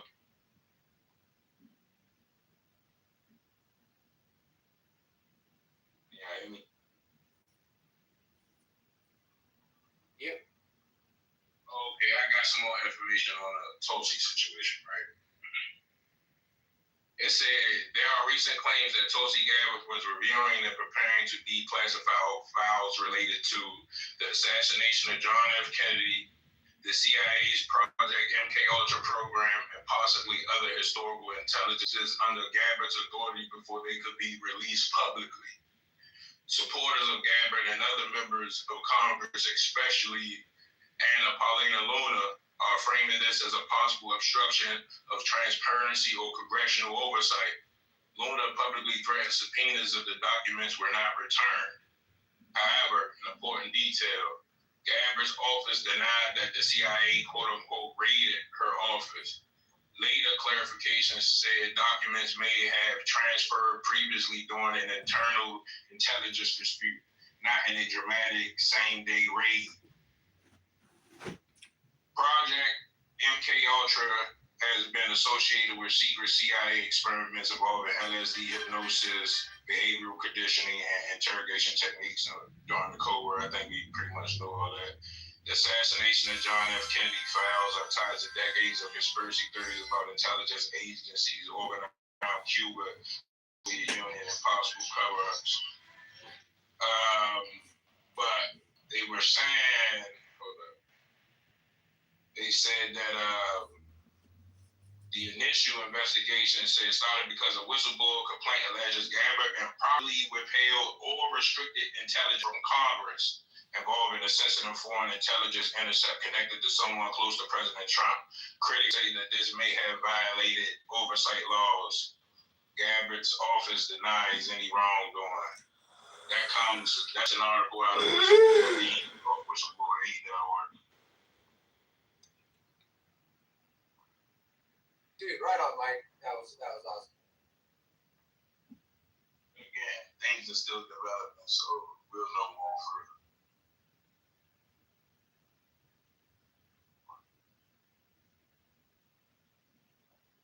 If I'm being honest, I haven't really been trusting the government like I have in the past lately. I don't know, it's certain things that have been seeming contrived to me. Like, it's certain events that back in the day when conspiracy theorists used to call them false flags, I used to just wave them off. But it's like, I don't know. I'm going to tell you what actually changed my whole perspective on the way government operates, the whole Charlie Kirk scenario. And to see him done like that, you know, it was just, and just to see the behaviors of the individual afterwards, it just rattled me in a way that I can't shake. Like I'm not gonna lie, I kind of like living in bliss. I prefer it over the just the burdensome knowledge of wisdom. But it's like that right there got me looking at the government in a way that I've never looked at them before, and it's kind of frightening, if I could say.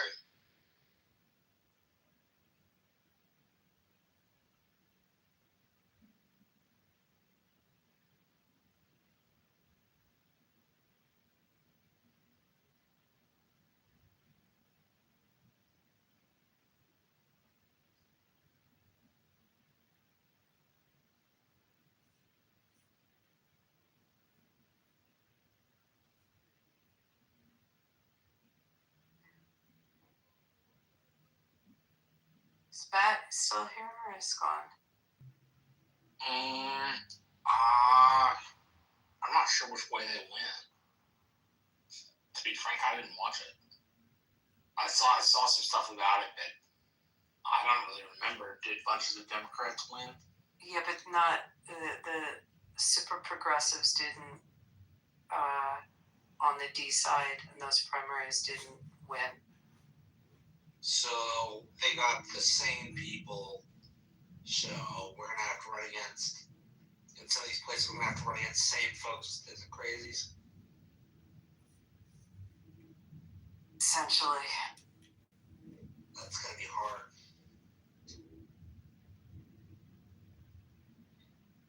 Crazies always make our job easier.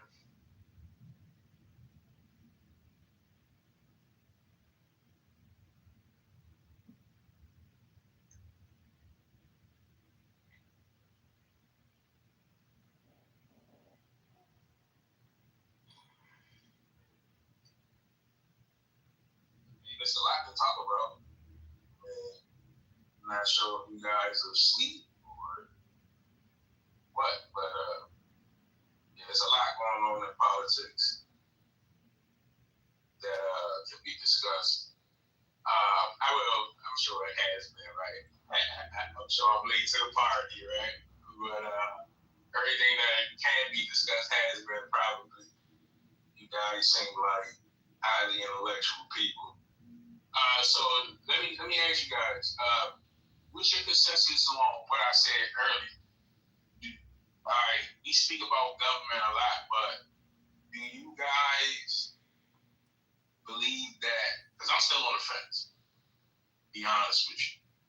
But do you guys believe that our government's nature sometimes is to further certain agendas, maybe to create an event in order to foster that goal? Or are the conspiracy theorists just blowing smoke up my ass? Please, just point me in the direction. Are you talking about like a wag the dog situation? Like a false flag. Wag the dog. Did you ever see that movie? Right, or I think of a reflection.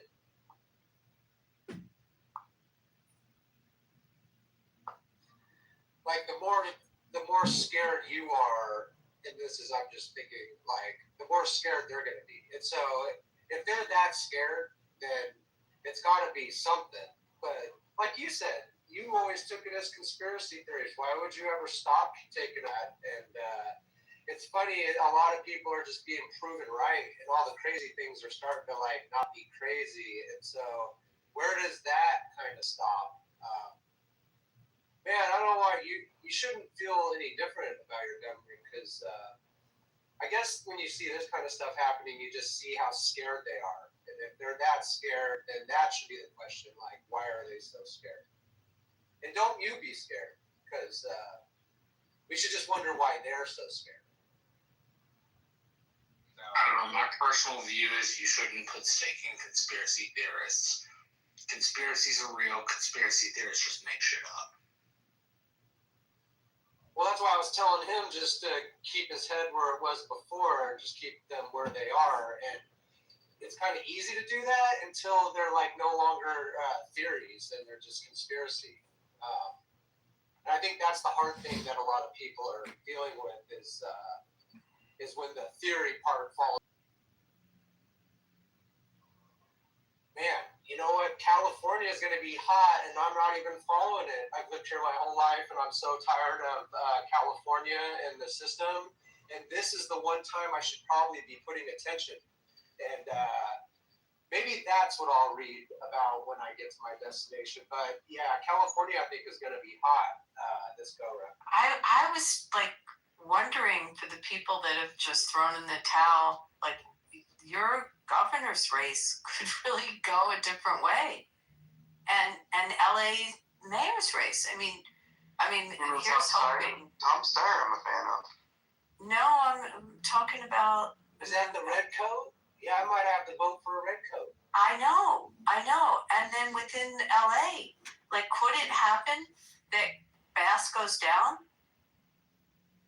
Like, do you think there's enough momentum in California? I mean, it's interesting. You don't vote in LA, right, Wallace? You're No, I don't. I'm in Northern California. You're in Northern California. I mean, I don't see how not.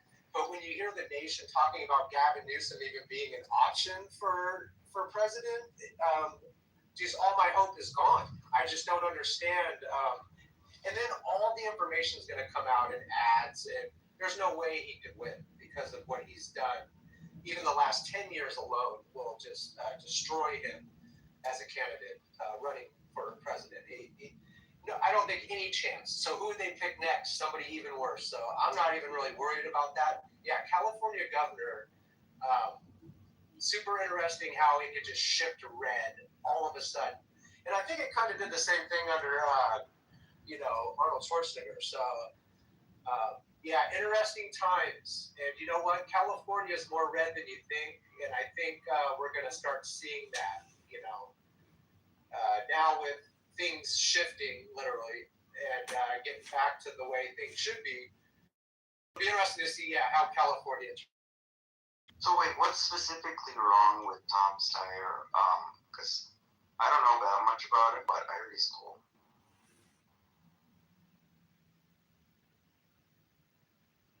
He's not cool.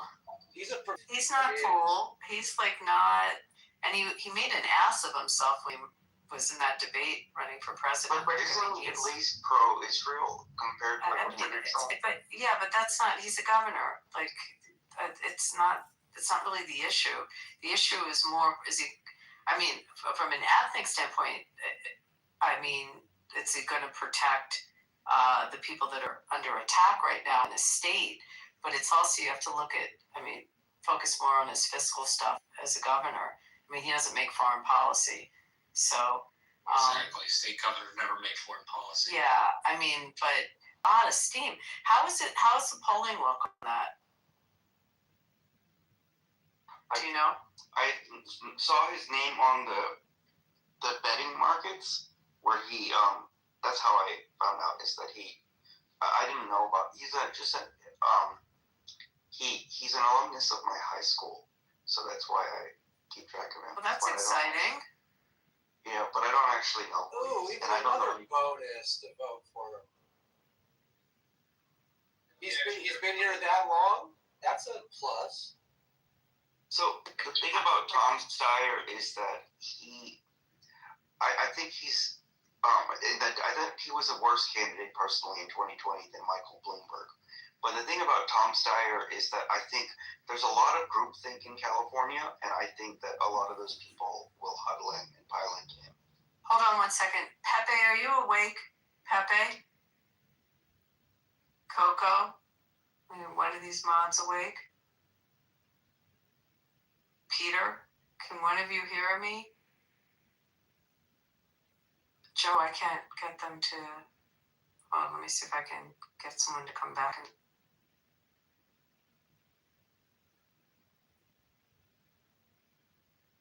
Let me ask you guys a question. You was finished, Ash? Are you still asking about the Tulsi stuff? I don't think we should talk about the Tulsi stuff. But that's no, I'm not really even thinking about Tulsi. But now, I was actually speaking about California. Do you guys think certain places are even governable in reality, like realistically? What do you mean? Like, could you administer a city government? I think it means that the West Coast has a way bigger, invisible homeless problem, and whereas in the East Coast it's localized in New York City, and that's why I think sometimes people give up on the West Coast because of that. What are you saying? Well, governable, when you say governable, it has a specific connotation, which means like you can't govern a place locally, you can't govern a place countywide, you can't govern a place statewide. Did you mean like the government can't actually govern, or did you mean something different? Can't actually rule, control over the people. Can't actually will control over the people. Yeah, because if you look at places like the Bay, look at places like LA, I don't know if the territory too vast, too expansive, but it seems like it's too much going on in these areas for them to actually, it's almost like they can't build up the police forces enough to actually deal with a lot of these issues. I think the numbers are actually kind of in terms of employment of the officers, I think they kind of like fudged a little bit. We're going through that here in DC. Actually, the chief of police just got fired. I mean, I'm sure you guys know about it. Trump made a big issue about the police chief like fudging the crime numbers and things like that. So I'm saying, like, is these places even government? Do they have the manpower, police-wise, to deal with a lot of these issues? Do they have the like political power in terms of district attorneys and things like that? So that's all I was saying. All I like, no matter, I'm laying right here. No matter how many people have been in office in a lot of these places, especially and stuff like that, when you come through to a lot of these places, they look like burned waste towns. Like you can accomplish and whether they're sensible. That was the very infamous failed Kamala Harris, and I don't think we should rely on that apparatus of the California system to govern it. I mean, what it makes California more appealing to, say, Texas, like say you're thinking, oh, I want to live in California versus I want to live in Texas, is the Tom Sawyer state of California, where there's tech companies and you have an elite of California that is, broadly speaking, very intelligent and makes good decisions. But we don't want to talk about the Kamala Harris side of California. Yeah, and that's what I was gonna say is wrong people in those positions, and it starts going county by county with the same way of thinking about crime and how to deal with it. You can lay waste to large parts of the state, and Northern California has its red and blue problems with crime in some counties. It's all blue almost, but you'd be surprised. There's a lot of red in California, and a lot of people who don't want to put up with any of this shit anymore. And so anybody who's progressive and even supports anything that has been going on, I think is gonna have a hard time like turning this ship around. Arnold Schwarzenegger, no one would have thought, but I mean, just there's another, Hollywood person. It's almost like Trump. It's like weird. I'm not going to talk down about my fellow Californians, but man, the progressivism, what's that, idiocracy? Like, more Brando. Like, the retardation is just out of control. And we're almost to the point, I think, where people with half a brain are like, what have we been doing? We need to, like, shift gears or, start turning this ship around. And, I don't know. I think any progressive who is running and would support Gavin Newsom and any of those agendas and pass, and like Oakland was horrible forever. San Francisco, unfortunately, is horrible. You go there, unfortunately, you got to get a ship map, which that is true if you look it up. California does. You get it, San Francisco has ship maps that you upload every day, new ones, so you know where to be careful walking, and it's just embarrassing. And we were talking about China earlier, which is interesting to see what California did when China came over here, and it is crazy how all these people. What the hell is it meant to be? Hola, Senor Homelander. He is Captain Sombrero. Yes. God, you're such a moron. Deep. What does he do? Show him. Okay. Shh. Okay. Bro, you're gonna love this. It's coming, Senor Homelander. It's coming now. I need more extra buck and sour cream.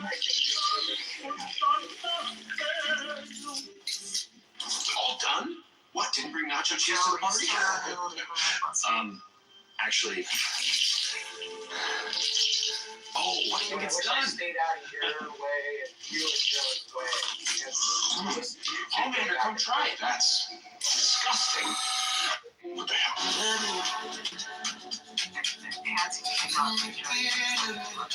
It's interesting. Oh, well, you want to tell you, I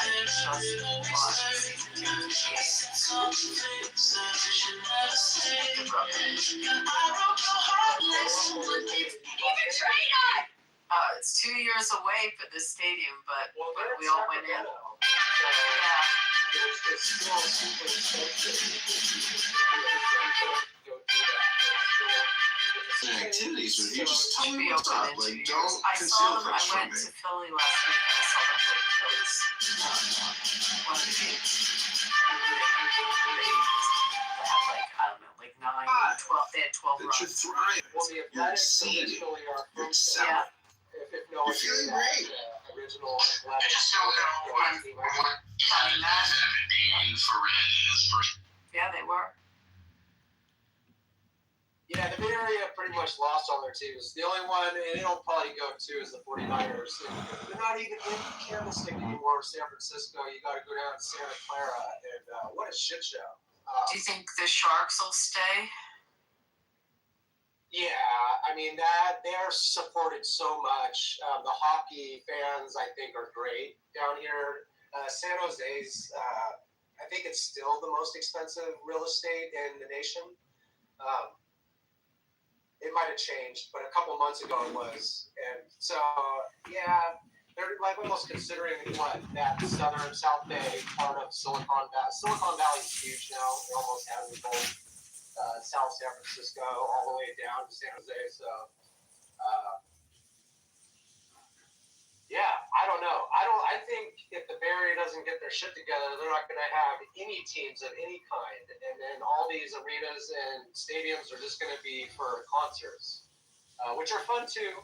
But no, Bay Area teams, my whole life, I'm 47, and Bay Area teams, I'm a 49er fan and an A's fan, which was odd to a lot of people. But dude, it's all over now. So all I have is my memorabilia and my signatures and memories, and I guess that's good enough. I got to come to Vegas. Yeah, I'm telling you, I'm splitting it because I don't want 80 games. It's ridiculous. I couldn't possibly go. So, but I'll have a decent amount of games, so you can come down here, and once we open, the stadium's going to be amazing.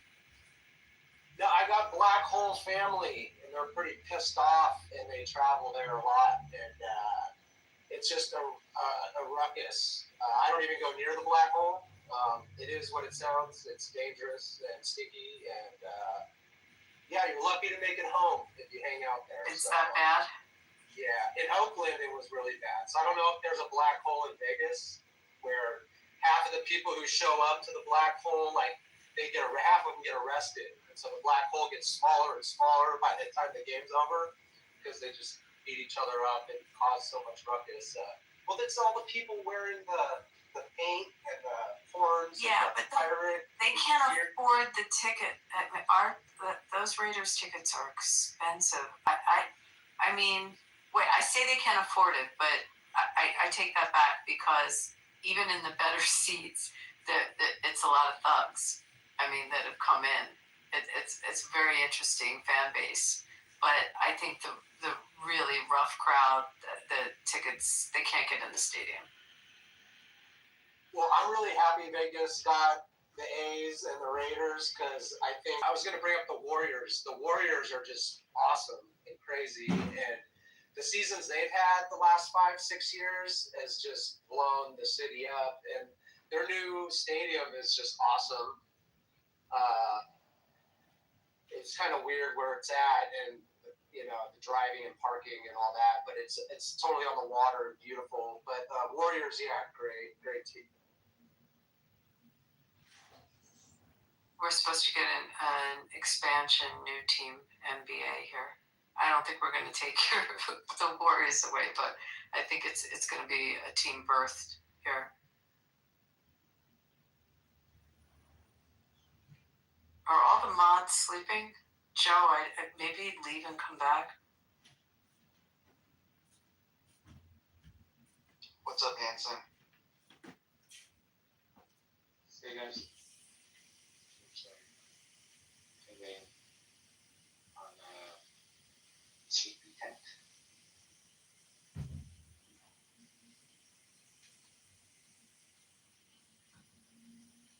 Ojo says that Hanson was here before.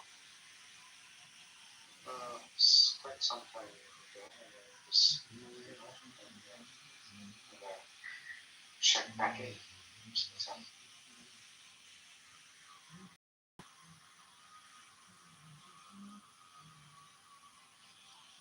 can't say much that's interesting about Trump other than the dramatic. Well, Trump is in China. What do you think about that? The delegation that visited. I think even Jensen Huang went, and he's Taiwanese. But there's a long documented kind of bridge between U.S. and China via Jensen Huang. So that's kind of interesting. Yeah, Jensen wants to sell his product, but there's a trepidation whether that will help anything. So whether there's some handicapped or staggered product, not selling them the most advanced chips, but selling them like 2 generations behind. Yeah, I just don't think 2 generations. I think it's. I hear a little bit skeptical. Yeah, I don't think it's staggered enough. So, but then interestingly, the Chinese were suspicious of the H20 as well, because the officials were thinking that they may have backdoors. Yeah, so those backdoors would be interesting. I know that there was a recent leak of Chinese data in Tianjin, the supercomputer leak. Yeah. Yeah, so that was. So that didn't help. that was like truckloads or trainloads of data from.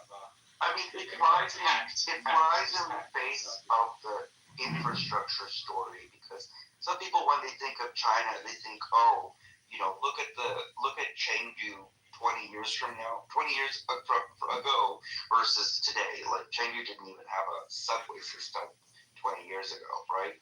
But then they give this narrative that they are all they've developed infrastructure. They're not a third world country anymore. But then when it comes to these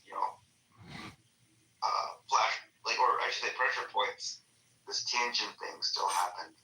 But then it must be one of those cybersecurity things, because they were really bad about it. They wouldn't let Trump into the country. Yeah, I mean they were. It's a hodgepodge of many things.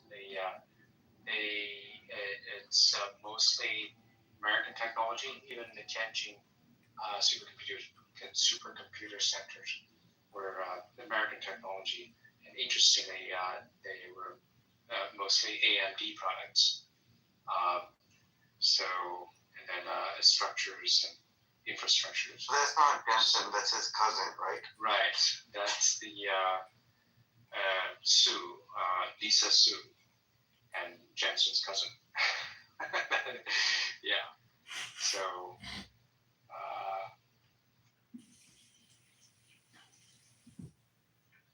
I just saw the interview she gave when they were talking about open AI integration with AMD ecosystem, because I'm not so aware of the hardware side, but it was interesting that they were, because people think that it's all NVIDIA, but right.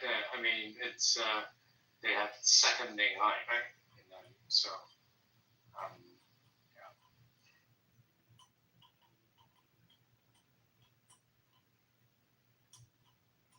So there was, there were suspicions that whether Lisa Su and AMD, need the key points or whatever. So, and so that's why the Chinese government hadn't approved, even though it hadn't approved the purchasing of H20. So, Jensen wanted to sell his wares, but he's like, there's caught in between. But I just don't think the staggering is far enough. Because if you leave it up to the Chinese businesses, they clamoring for the chips. This is a pretty dangerous visit. I mean, it looks like Xi is saying Taiwan is important, and this is the first time in my lifetime I've ever seen a naval war. Because we had the other branches of the armed forces work with Afghanistan and Iraq, but a naval war, with the Gulf of Hormuz, the Strait of Hormuz. This is where a possible Taiwan situation would occur, right? And it would be purely naval. So I don't know why she is playing with fire.